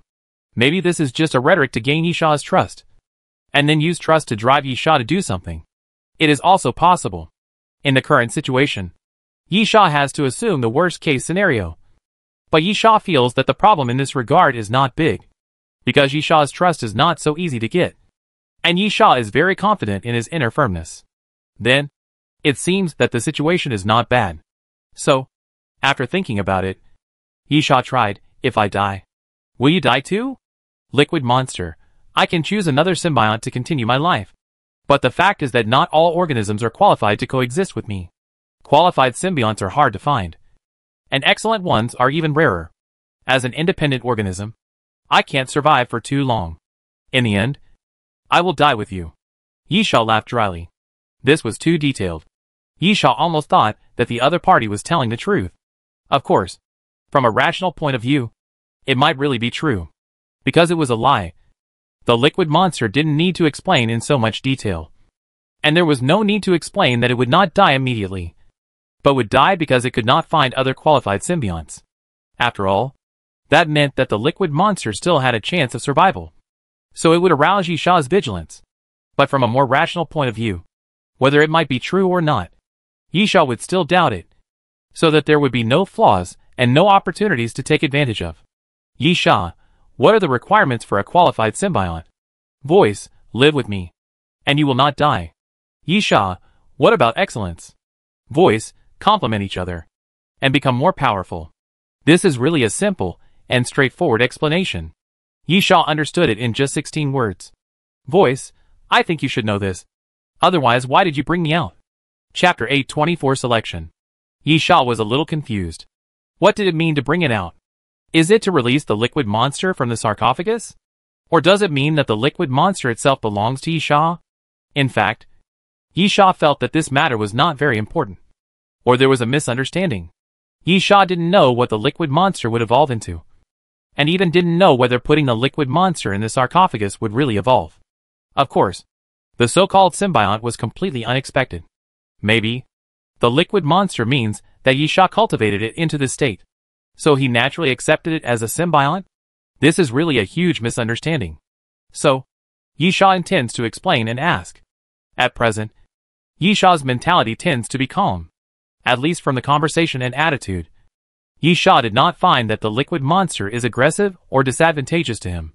But even so, Yisha does not like another creature living in his body. Even if according to the liquid monster, he can make himself stronger. So, is there a compromise, such as helping the liquid monster find another symbiont? But Yisha didn't have time to explain or ask. And the knock on the door interrupted Yisha's thoughts. Yisha, we will continue our conversation later. By the way, don't make any noise. The voice, we are symbionts, and our thoughts and souls will blend directly together. Therefore, I can understand your thoughts, and you can understand mine. I have never spoken, but you have read my thoughts. Yisha, to put it bluntly, it's a spiritual communication. Others can't hear your voice. Right? The voice, yes. That's great. Yisha, let's do this for now. Yisha left the workshop and opened the door, and found the little fat man standing at the door. The little fat man, Fei Long passed the flight attendant assessment. Yisha nodded. This was not a surprise. Having a bad brain was one thing, but strength was another. Yisha didn't even need to lend something to Fei Long like he did to Du Lingling. With Fei Long's ability, it is not difficult to pass the crew assessment. Little fatty, you take him with you to the next mission? Yisha laughed and asked, the other one takes you. Right? Little fatty patted his chest. I have no problem at all. Fei Long is indeed going to be taken with you. Yisha opened the refrigerator and poured a glass of water, but forget about you. No way. Little fatty immediately frowned. You are crossing the river and destroying the bridge. Yisha, the conductor has been reminding me to be a useful person to him. Only in this way can I get benefits from him. Although I only need the title of chief steward. I don't want the stewards under my command to be useless guys. The little fat man, what do you mean? I want to test the quality. Yisha smiled, of course. You don't need it. After all, we have known each other for a long time. The little fat man spread his hands helplessly. So, you plan to take Du Lingling and Fei Long? Yisha nodded, yeah. Okay. The little fat man spread his hands. If this is the reason, I really have nothing to say. Did the train conductor give extra rewards to the crew members? Although the train conductor has always been generous, there is still a big difference between assigning it directly to the crew chief and assigning it to everyone. The former is completely entrusted to the chief train attendant, while the latter is different. The personnel are all selected by the train conductor. Of course, the train conductor will pay extra compensation. Little fatty, that's not the case. But I am personally interested in everything about Compu. Yisha was stunned for a moment. Then, technology? The little fat man nodded. Yisha suddenly realized that when it comes to technological strength, Compu is outstanding. Before the end of the world, Compu's technological strength has been at the forefront of the world, even surpassing the world. It is normal for the little fat man to be interested in the technological strength of Compu. Doesn't this guy like to play with bombs? Only Compu can have the most advanced technological bombs. Yisha, next time. Little fat man, understood. Since Yisha has his own ideas and decides to make arrangements. The little fat man does not force it. He chats a few words casually, and leaves Yisha's personal compartment. After the little fat man left, Yisha, what do you think of the little fat man just now? His skin is white, and his flesh is tender. He is very suitable to be a symbiont. Right? A voice came from his head. He can't. He will die. Yisha, why? The voice, does death need a reason? Yisha helplessly, I'm really curious. What is the standard for you to select symbionts? Those who die are unqualified. And those who don't die are qualified. It's too general. The voice seemed to be thinking. And after a moment, bloodline. Yisha, type A? Type B? Type AB? Type O? It can't be panda blood. Right? The voice didn't answer. And seemed to be disdainful of Yisha. Yisha shrugged his shoulders. Left the personal compartment. Went to the dining car to eat something. And asked the proprietress to inform Du Lingling and Fei Long that she would take them to the mountain cabin at the next stop. Although Fei Long passed the crew assessment, he has not returned to the Doomsday train. This is related to personal choice. Before the Doomsday train departs, whether the mission is completed or not, you can choose to come back or not. Du Lingling found Yisha and seemed a little nervous. No need to be nervous. Yisha, just treat it as a normal mission. It's nothing more than accepting the mission, completing it, and returning to the Doomsday train. Even if you are already a crew member, this won't change. Du Lingling smiled. But this is the first time to perform a mission with the chief steward. So I will always be a little nervous. Then, there is no need to be nervous. Yisha, as long as I am alive. You can't die. So what is there to be nervous about? Yisha saw some potential in Du Lingling.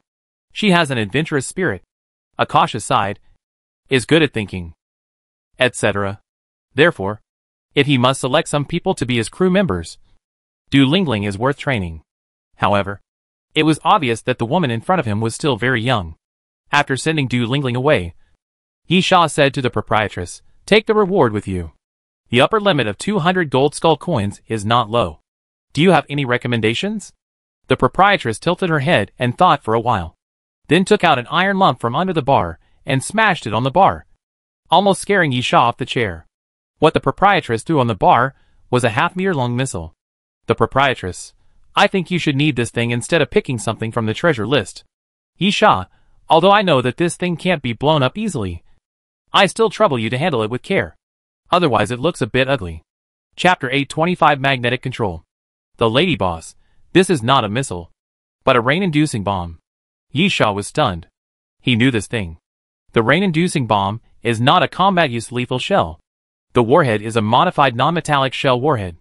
In addition to a small amount of explosives, it also contains silver iodide particles. When the rain-inducing bomb explodes in the clouds, the silver iodide powder becomes an ice core, absorbing the water vapor in the clouds. After a series of reactions such as continuous collisions, it forms raindrops with enough weight to fall. Yisha obviously understood why the boss lady said that she needed this thing. Of course, there was only one reason. 8-direction wind and rain. 8-direction wind and rain. Of course, there must be wind and rain. Wind is everywhere, so there is no need to worry. But rain is hard to say. It is not that you can rain just because you want it to rain. If there is wind but no rain, the power of 8-direction wind and rain will naturally decrease. Only when wind and rain meet can it be the real 8-direction wind and rain. Boss lady, of course. Even if there are rain-inducing bombs, it will not rain just because you want it to rain. You need to encounter suitable clouds to induce rain. Blindly launching rain-inducing bombs into the sky cannot induce artificial rainfall. But no matter what, it is always a means. Yisha nodded, fully agreeing with this statement, and then asked, price? The boss lady, very cheap. 25 silver skull coins for 1 rain bomb. The launcher is a gift from me. Yisha, then I'll give you 20 first. The boss lady nodded. I'll send it to the platform later.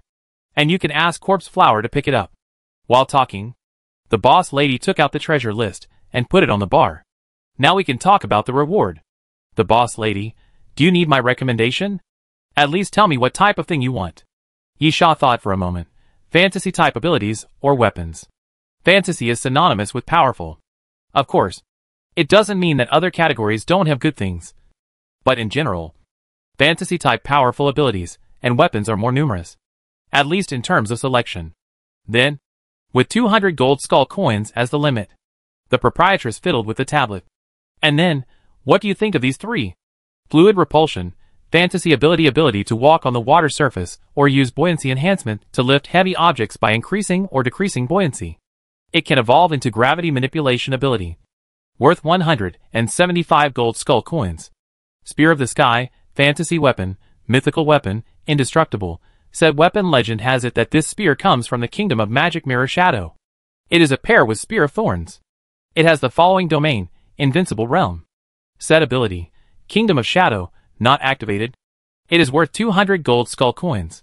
Magnetic control, fantasy ability it can freely manipulate the magnetism of itself and metal objects to attack. It can choose the following supporting weapons. 16 element alloy, ball, needle, blade. It is worth 200 gold skull coins. Yi Sha looked at the three abilities chosen by the boss lady. And they were all good. But first of all, fluid repulsion was rejected by Yi Sha. Among the fantasy abilities, there is a top ability called gravity manipulation, which costs 500 gold skull coins. As the name suggests, it can change the gravity of an object. Imagine what would happen if an object suddenly bears 30 times the gravity. It's very simple. It will be crushed to pieces in an instant. Similarly, what if gravity is weakened? The answer is that without being bound by gravity, you will jump higher, run faster, and punch more powerfully. Fluid repulsion can be understood as a poor man's version of gravity manipulation. It is purely a transitional ability with a very average cost effectiveness. Its only function is to evolve from fluid repulsion to gravity manipulation. And it only requires 325 gold skull coins. If Yi Sha is interested in learning gravity manipulation, then choosing this ability as a reward can save him money. But Yi Sha is not very interested in gravity manipulation, because he saw someone use it in his previous life. Although the ability is powerful, it also has many limitations. As far as Yi Sha knows, the ability can only manipulate a single unit and change gravity according to the touch time. Therefore, if you can really touch the enemy for 10 minutes, it is absolutely an unsolvable ability. Anyone will be crushed into slag by gravity. Even a top-level strongman like the train conductor. But who would be stupid enough to let you touch for 10 minutes? And simply increasing the gravity several times is actually not very meaningful. With Yi Sha's current physical fitness, he can completely withstand about 5 times the gravity and maintain the combat state. It's just that because of gravity, it will cause the body to be overloaded, and the strength and speed will be weakened. Therefore, Yi Sha is not optimistic about gravity manipulation. It is not that this ability is not strong or useless, but it needs some specific situations to show its power. If it is used as a conventional means, at most it can increase the gravity of the target and weaken the opponent's strength with gravity. The second thing recommended by the boss lady is a weapon. To be honest, Yi Sha wants it very much. Among the several weapons Yi Sha has at present, the Night Owl is only suitable for night, and the Alaskan Harpoon can not only suck blood for healing, but also is a relatively solid and sharp dagger. The main weapons are the King's Holy Sword and the Centipede Sword. The King's Holy Sword is used as a bottom-line weapon. Its strength lies in the Tragedy King and the Demon Sword. Without opening the King's domain, the King's Holy Sword's killing power is really limited. In fact, after opening the King's domain, the killing power is also limited, mainly because it is difficult to defend. The Centipede Sword has no special features. It is more prominent in terms of sharpness and firmness. Anyway, it is useless. So it is better than nothing. Yi Sha has already thought about stuffing the steel-armored evil centipede into the sarcophagus to see if it can evolve. Yi Sha had no complaints about the infinite bow. But the bow is a long-range weapon, which is not suitable as a conventional weapon and is often restricted by terrain. The World Destroyer is Yi Sha's best weapon, although it does not have a fatal killing move. As a conventional weapon, it is very diverse and comprehensive. Therefore, Yi Sha has a lot of weapons. But he is still quite short of weapons. However, the price of the double gun set is 200 gold skull coins. Yi Sha feels a little sad to get another thorn-piercing spear. Even if it is easy for the crew chief to save money, it is not easy to save this money. I choose magnetic control. Yi Sha, what do you mean by matching weapons? The lady boss. They are all made of very rare 16-element alloy, which has a bonus to magnetic control ability. The main difference is the shape and quantity. There are 108 needle-shaped pieces, 32 spherical pieces, and 8 blades. It depends on your personal preference. Yi Sha pondered for a moment and confirmed again, I will choose this ability. For matching weapons, I will decide on spherical ones. The lady boss, okay. Wait a moment. As the lady boss spoke, she bent down and took out a metal box from under the bar. After opening it, there were 32 metal balls inside. Each one was exactly the same size, with a diameter of about 3 or 4 centimeters. Chapter 826 Departure. Yi Sha's choice this time is the middle way. So he chooses magnetic control, which adds an extra fantasy ability and an extra set of weapons. As for the matching weapons, Yi Sha also has his own understanding. There are more needles, but according to their characteristics, their power cannot be too strong. The number mainly determines the lethality, and the unpredictability is too great. So Yi Sha doesn't like it very much. The blade is the easiest to understand. Just think of it as the 7-dust sword in Yi's hand. There are fewer, easier to control, and average destructive power. But as long as it is used properly, it is easy to cause fatal damage. Because of its shape, the spherical shape lacks the means to cause fatal damage, but it can cause more damage than a needle and has more destructive power than a blade. In Yi Sha's opinion, it has the best cost-effectiveness. At the same time, the proprietress crossed out the ability to control magnetic force in the treasure list. This means that this ability belongs exclusively to Yi Sha. At the same time, the complete information of magnetic force control also appears in Yi Sha's personal information. Magnetic force control. Ability to freely manipulate the magnetic force of oneself and metal objects to attack. Supporting weapon. 16-element alloy ball. Magnetic impact. Manipulate metal objects to pull and impact the target, with a maximum distance of 150 meters.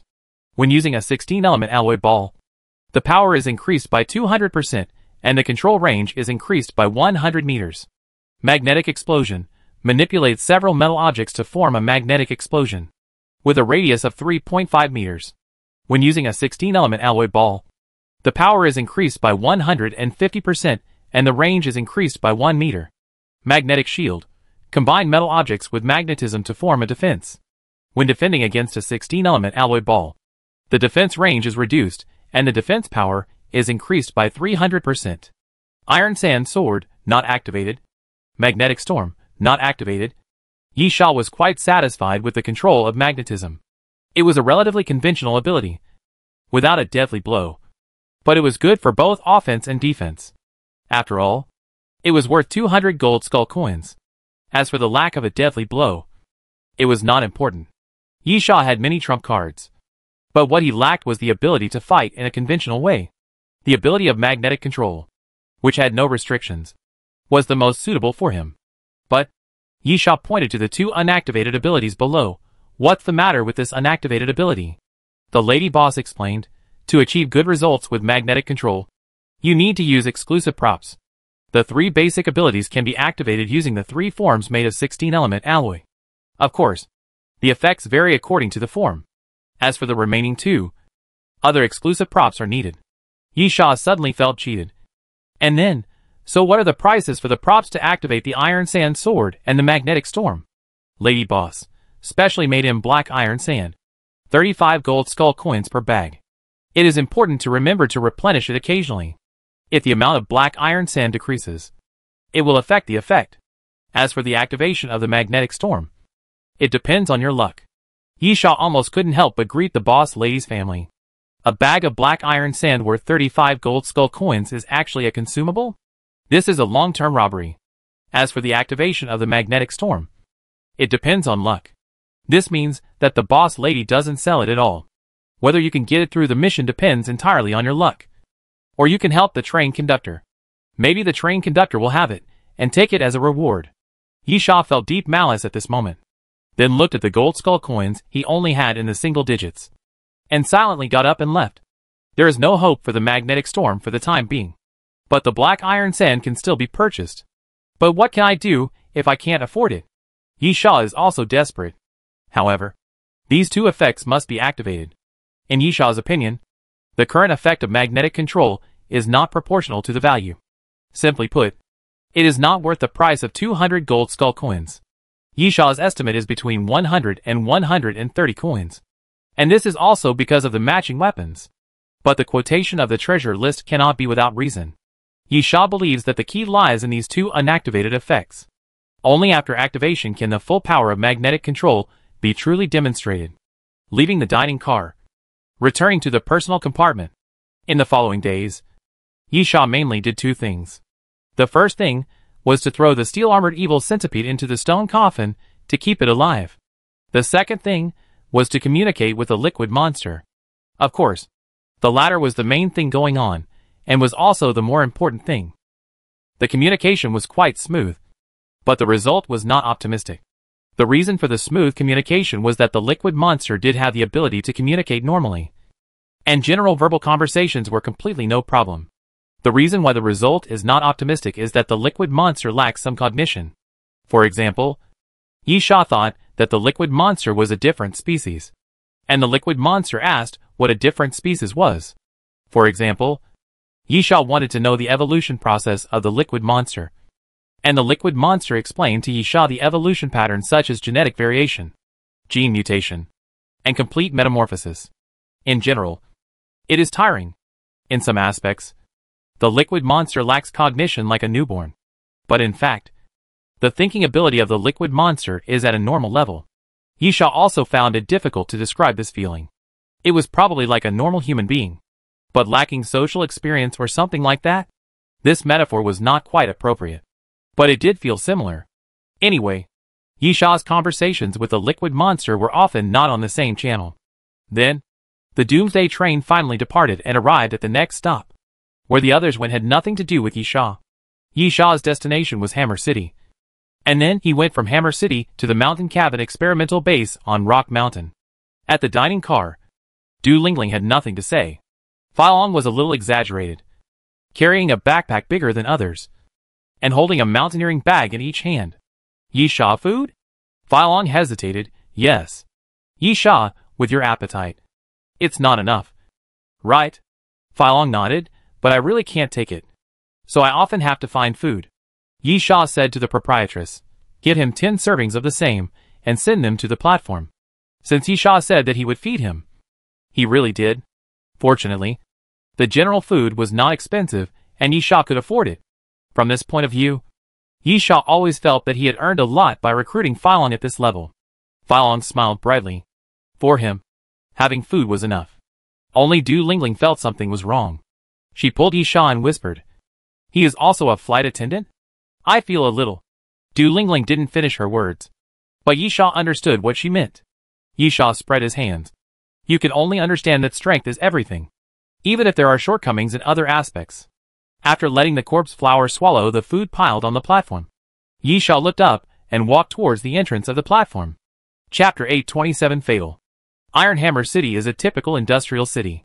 So, after leaving the Doomsday train platform, Yisha felt the strong atmosphere of the Steel City. This atmosphere is hard to describe in words. Just like the feeling of an industrial city and a tourist city are completely different in the same metropolis.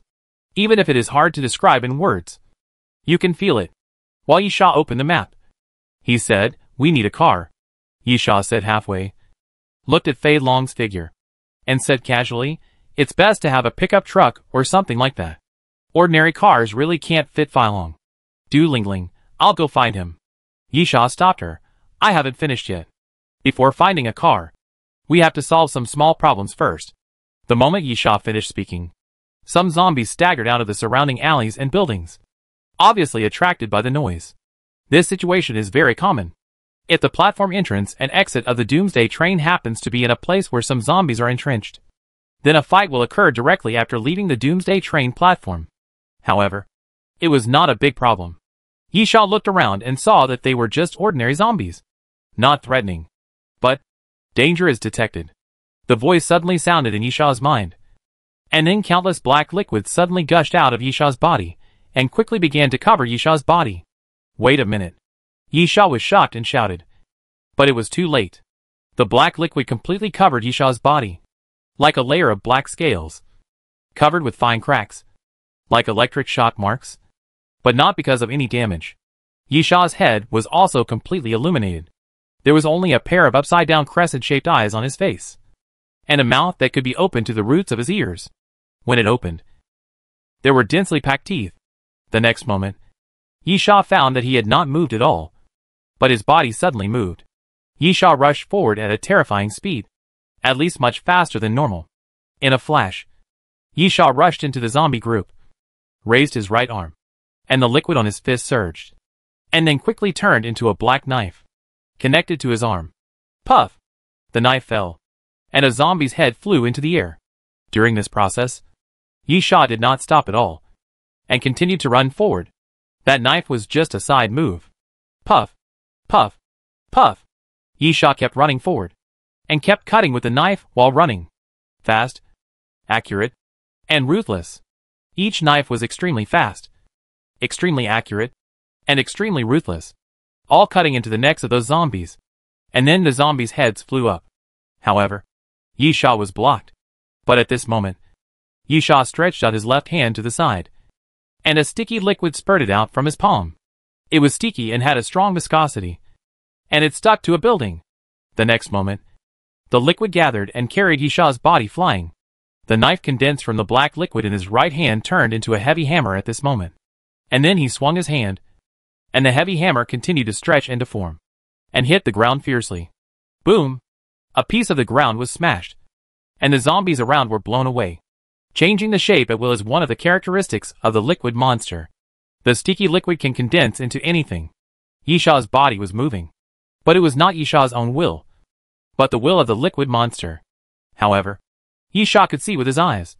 So Yisha was surprised. So strong. Almost in the blink of an eye, more than 20 zombies died.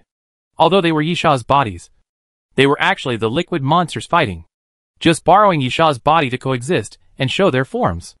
Compared with the previous liquid monster, there is no display of defense. After all, ordinary zombies are not worth defending. But in terms of attack, the previous liquid monster was indeed only at the level of combat power 5. But now it has been greatly improved, and the extent of the leap has even reached the level of the sky from the ground. Yisha was slightly happy, but he was also very angry now. This guy is disobedient. He did not ask for his consent at all, and used his body to mess around. At the same time, the liquid stuck on the building loosened, and Yisha fell back to the ground. The huge black hammer quickly squirmed and turned into a huge sickle. It swept forward and cut the last 5 or 6 zombies into 2. After killing the zombies, the liquid monster did not continue to control Yisha's body, but quickly disappeared and returned to Yisha's body. Yisha was dissatisfied. You can't use your body to fight without permission. The voice, but you are in danger. Yisha, how do you know I'm dangerous? What criteria do you use to judge? I can easily kill those things without you having to do anything. The most important thing is that if you want to coexist with me, you must follow my rules. Voice in the head, what are your rules? Distinguish between the primary and the secondary. I am the primary, and you are the secondary. You have to listen to me. You can only come out when I tell you to fight. For example, Yisha thought for a while. Since it has evolved and has independent thinking, it is not appropriate to call it a liquid monster. Didn't you ask about the name? What name do you want? Voice, names are just codes for communication. I don't mind this question. Then, Yisha thought of the liquid monster's extraordinary clean killing of zombies just now, which could be said to be fatal. So, how about calling you Deadly? The voice, okay. Yisha, okay. Back to the previous question. Every time I call your name, it means I need you to fight. So you show up. If I don't call you, you must be obedient. Fatal, you want to judge the danger yourself? How do you prove that your criteria for judging danger are correct? Yisha, I said. Because I am the master and you are the subordinate. There is no room for bargaining on this point. You must understand that I don't need to coexist with you to survive. But you need to coexist with me to ensure your own survival. Fatal fell silent, as if thinking. Yisha thought for a while and added, of course. I can relax some conditions. If you encounter a fatal danger, you can take the initiative to appear. Okay. After a moment, Fatal spoke again. I can promise you. Yisha then. Deal. Yisha was still a little afraid of the guy in his body. especially the fact that he could run out by himself and control his body. He felt that he was more or less out of control. So some restraint was necessary. Fortunately, so far, Yi Sha did not feel the threat from Fatal. And this guy was surprisingly easy to talk to. Chapter 828, and then nothing happened. Yi Sha walked back to Du Lingling and Fei Long. Neither of them looked surprised. Du Lingling had seen Yi Sha's methods before. And now he was just using some methods she had never seen before. So there was nothing to be surprised about. As for Fei Long, well, he was just stupid. Yi Sha, I won't always take action. The relationship between the chief steward and the stewards is mutually beneficial. I don't mind taking care of you in some matters. But you must also prove that you are useful. Du Lingling was silent for a moment. I understand. Fei Long scratched his head. I don't understand. Yi Sha helplessly reorganized his words to Fei Long. You hit whoever I told you to hit. And you killed whoever I told you to kill. Mission accomplished. When we return to the Doomsday train, I'll give you a snack of 50 kilograms of barbecue. Fei Long smiled. Okay. Du Lingling couldn't help but roll her eyes. At this time, the Archon found a pickup truck for transporting goods and picked up the people. Du Lingling took out the map. We can't enter the mountain today, but we should be able to reach the Salt Lake. Yi Sha nodded. No hurry. Ironhammer City is a big place. Big does not only refer to Ironhammer City, but the area around Ironhammer City. This is a typical western landscape with more deserts. Or to put it more bluntly, the land is vast and sparsely populated. Yi Sha had previously estimated that it would take about 2 or 3 days to get from Ironhammer City to the mountain cabin. Yi Sha, the important thing is to get out of the city first. Once you leave the urban area, there will be fewer zombies. You can avoid those troublesome things first. Du Lingling nodded. And then at this moment, there was a sudden bang sound from the roof of the car. And it was the Archon, who jumped down from the building next to him and jumped onto the car. The Archon hung upside down at the car window, and then gestured to Yi Sha. Huh? Yi Sha was stunned. Someone from Compu. The Archon nodded affirmatively. Yi Sha, let's go and take a look. Yi Sha stopped the car, waved to Du Lingling and Fei Long, and under the guidance of the Archon, quickly passed through the alley on the side. After crossing 2 streets, Yi Sha heard the sound of fighting. At the end of the street, there was a church. In front of the church was an open space, where there was a small square with a fountain in the center. With the small square as the center, there were 4 forks leading to various places. In the small square, 5 or 6 Tianlong warriors were besieging a middle-aged man. The middle-aged man was obviously no match for them. At this moment, he had fallen to the ground very weakly. He was wearing the kind of white coat that patients in hospitals often wear. He curled up in front of the fountain and let the Tianlong warriors punch and kick him. Yi Sha lifted his chin and murmured, Why are the Tianlong warriors here? Du Lingling took out a document and flipped through it. According to the information given to us by the boss lady, there should be no people from Comp Corporation in Ironhammer City, and the mountain hut should be abandoned. Yi Sha nodded, then said to Fei Long, Kill them, except the one lying on the ground. Okay. Fei Long giggled, Remember to add meat. Then, Fei Long walked out of the alley and walked towards the small square. When the Tianlong warriors saw Fei Long, they were all surprised. Obviously, they had never thought that there were still living creatures in this place. After all, Fei Long didn't look like a zombie.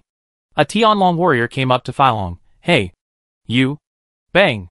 The Tianlong warrior didn't finish his words, and a palm as big as a palm leaf fell on him. Then his head was like a burst watermelon. Blood and brain matter were scattered all over the ground. Without saying anything, when the other party came to him, Fei Long raised his hand and killed him. Because it was Yi Sha who asked him to kill. Because Yi Sha provided food. So he listened to Yi Sha. The remaining Tianlong warriors were shocked. And then they came to their senses. And they all pulled out a soft iron tube from the metal backpack behind them, lifted the hair on the back of their necks, and inserted it into the slot.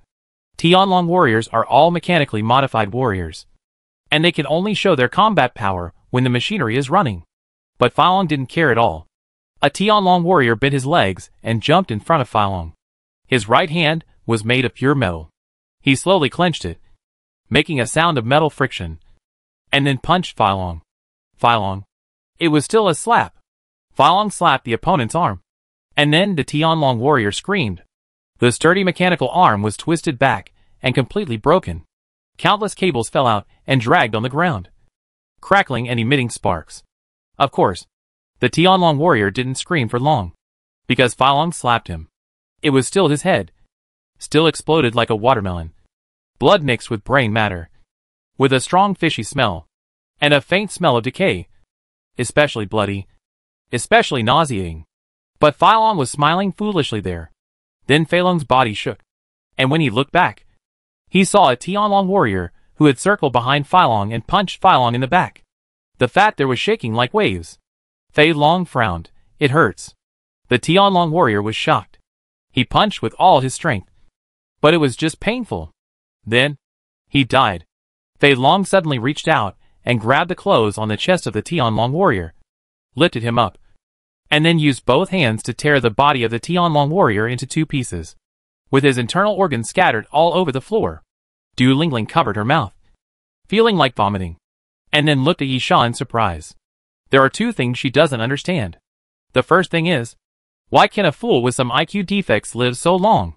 The second thing is why Yisha let a fool become his flight attendant. For this, Du Lingling even felt a little humiliated that she was compared with a fool. Now Du Lingling knows the answer. At the same time, Filong killed 2 people in a row. Still laughing a little silly, as if he had done nothing. But because of this, it makes people feel a chilling feeling. The remaining 3 Tianlong warriors couldn't help but step back a few steps. And then one of them suddenly raised a rifle and pulled the trigger at Filong. Thump, thump, thump. The crisp sound of gunfire rang out at this moment. Feilong's body trembled slightly, because the bullets kept hitting him. The impact made his body shake continuously. And then there was nothing else. Chapter 829 Salt Lake. The 3 Tianlong warriors retreated again, and couldn't help but say, "Monster." The bullets hit Filong, but they couldn't penetrate Feilong's body, and even couldn't pierce Feilong's skin. The bullets were embedded in the gaps of Feilong's fat. Then Filong thrust his belly, and the bullets fell to the ground with a clang. When the last few bullets were about to fall to the ground, Filong suddenly stretched out his hand and took the bullets in his hand. Then, Feilong looked at the remaining 3 Tianlong warriors and smiled foolishly. Suddenly, he raised his hand and threw the bullet in his hand. With a sudden groan, the Tianlong warrior on the far left widened his eyes, and his face was full of blood holes. It was the bullet thrown by Feilong that shot through his head. The last 2 Tianlong warriors fell into horror again. Feilong's strength was too terrifying. The most important thing was that silly face, which not only did not reduce the fear, but even made the fear more terrifying. The 2 Tianlong warriors looked at each other, then instinctively turned around and ran. But at this moment, Filong jumped up. No one could have imagined that a fat man could jump so high. No one could have imagined that a fat man could jump so far. No one could have imagined that a fat man could be so flexible. Yisha suddenly remembered the words of the little fat man. If there is really a physical limit evolution, then it should definitely be like Filong. Although Filong is a very fat man. Bang! At the same time, Filong jumped over the heads of the 2 Tianlong warriors and came to the 2 of them. The ground under his feet was crushed by Filong, and a big pit was directly cracked. "Filong, you can't run." "He asked me to kill you all," Filong said while pushing. It was really just a push. The special steel deck on the chest of the Tianlong warrior creaked and then dented. The Tianlong warrior vomited blood and flew backwards 5 or 6 meters without a sound. "If you run away, it means I didn't do a good enough job, so I won't be able to give you extra food," Feilong said seriously. "Therefore, please die honestly." While Feilong was speaking, he grabbed the last Tianlong warrior, grabbed his head with both hands, and exerted force little by little. "Ah!" The Tianlong warrior cried out in pain, screamed madly, and waved his hands and feet randomly. But he could not stop his head from deforming, twisting, and finally cracking little by little.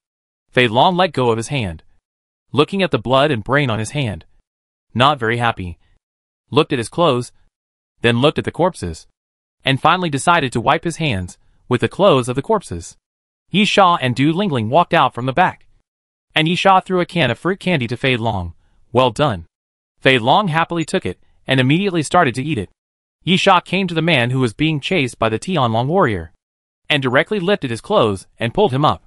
The man seemed to be in a semi-comatose state, with a slight groan coming out of his mouth and his eyes slightly closed. Yisha's eyes fell on the man's right chest, where the flesh and blood showed a corpse-like reaction, with a few white bones sticking out and merging with some rotten flesh, exposed outside, looking like armor and weapons. Yisha's eyes fell on the man's left hand, which should not be called a hand, but a claw, with 5 fingers stuck together, connected by flesh and blood, leaving only 3 of the 5 fingers, with a 10-centimeter long nail, black, and extremely sharp. Du Lingling lifted the man's clothes, took out a dog tag from the man's neck and looked at it. It's a Compu Company's experimental product. Yisha, oh? Du Lingling, I've been to Compu Company's live laboratory before. Those experimental products will have dog tags with the number on them. Yisha looked at the dog tag, which read TYE.1.023. Du Lingling, TYT is the abbreviation of the laboratory. 1 is the number of the experiment, and 023 is the number of the experimental product. Yisha, an experiment escaped from the laboratory. So we sent the dragon warriors to hunt it down? Our mission is a bit troublesome. Du Lingling, what do you mean? Yisha, tyrant, which means dictator, ruler, despot, and tyrant. TYT is the abbreviation of tyrant. Du Lingling, so, the mountain cabin is still operating normally? Who knows?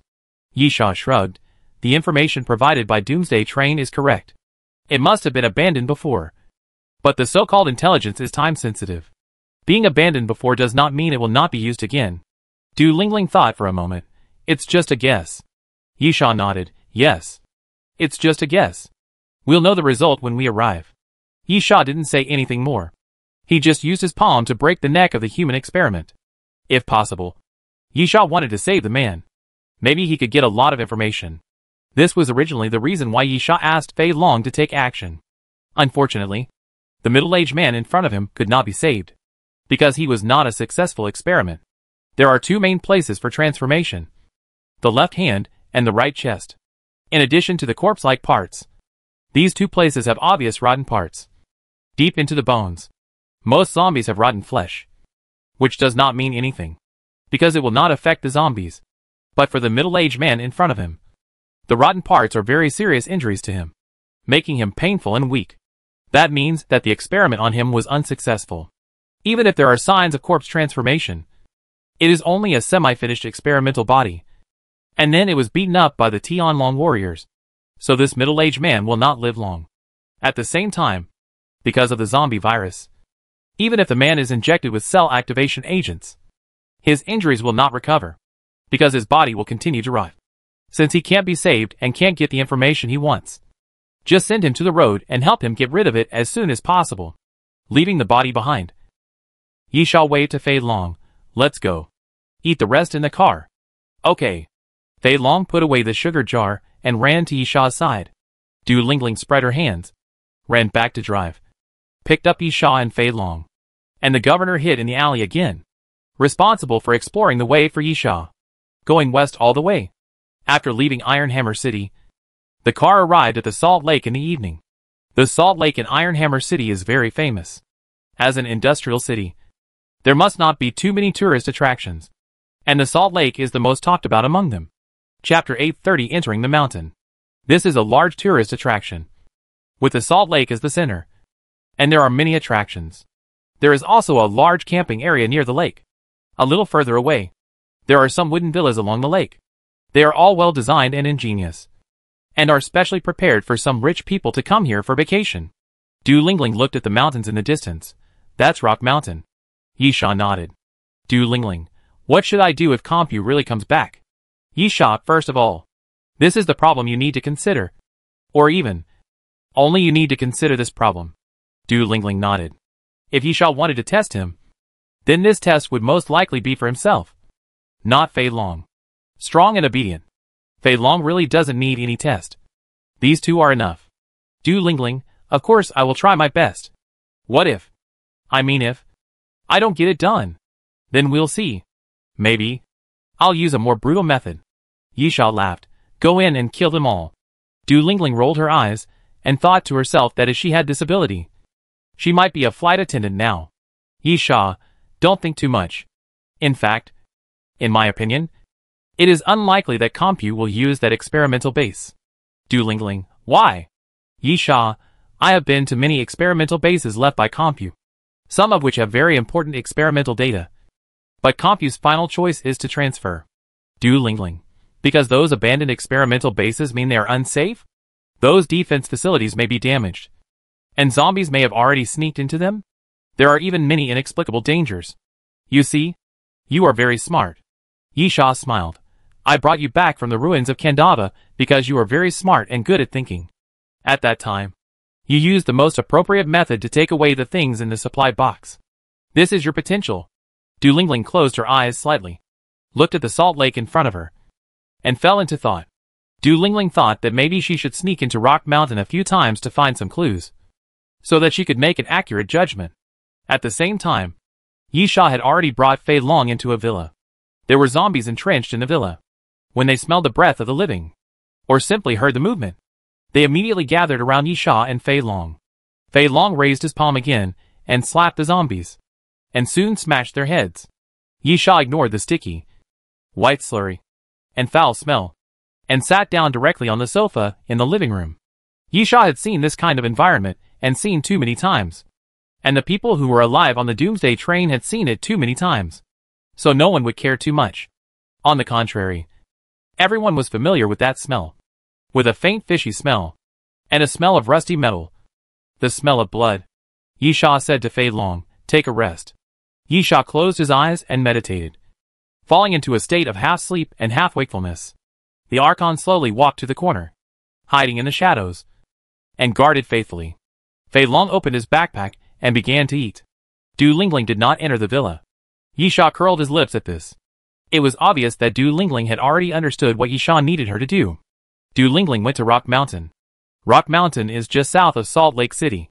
There is a large mountain range there, and the mountain hut is naturally in the mountain. Du Lingling was very fast, sneaking into the mountain under the cover of night. Yi Sha said Du Lingling was very smart. In fact, Du Lingling was indeed very smart, and she understood what Yi Sha meant. Yi Sha meant to tell Du Lingling that everyone has something they are good at and has their own uses.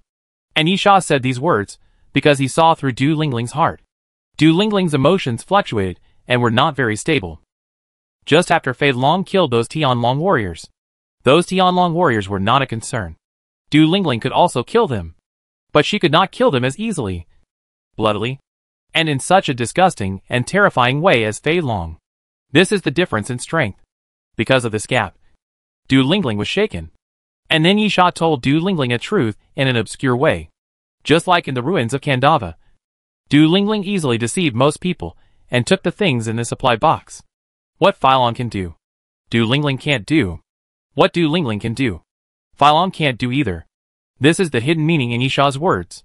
If Du Lingling can't hear it, it means that her potential is just SOSO. Fortunately, Du Lingling understood the meaning. She was doing what Fei Long couldn't do. So she appeared at Rock Mountain. At the foot of Rock Mountain, there was a maple forest. The beautiful maple leaves had long since withered. The trees were dry, and there was a hint of gloom. Du Lingling was like a ghost, moving quickly through the forest, then suddenly stopped and flashed behind a tree trunk. A strange scene happened at this moment.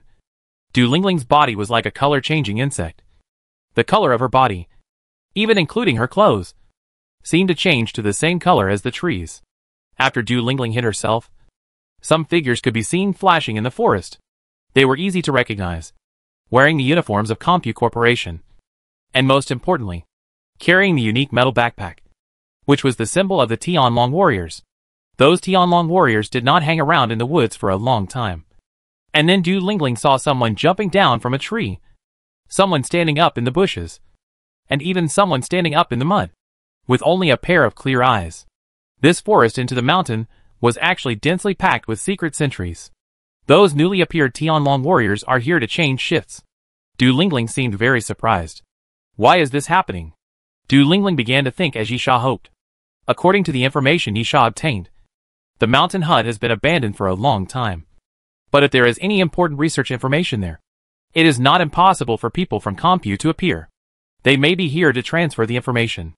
However, shouldn't the focus be on the mountain hut? In this case, arrangements and guards should be made with the mountain hut as the center. Secret guards should also be placed around the mountain hut, and even directly guard the entrance and exit of the research institute under the hut. Why the foot of the mountain? Why this forest? Du Lingling took out the map and looked at it. It would take at least 3 or 4 hours to get to the mountain hut from here. It was hard to find dew in the mountains at night, so it might take a whole night to go back and forth. Since it was so far away, it was naturally even more difficult to understand why these Tianlong warriors were guarding here.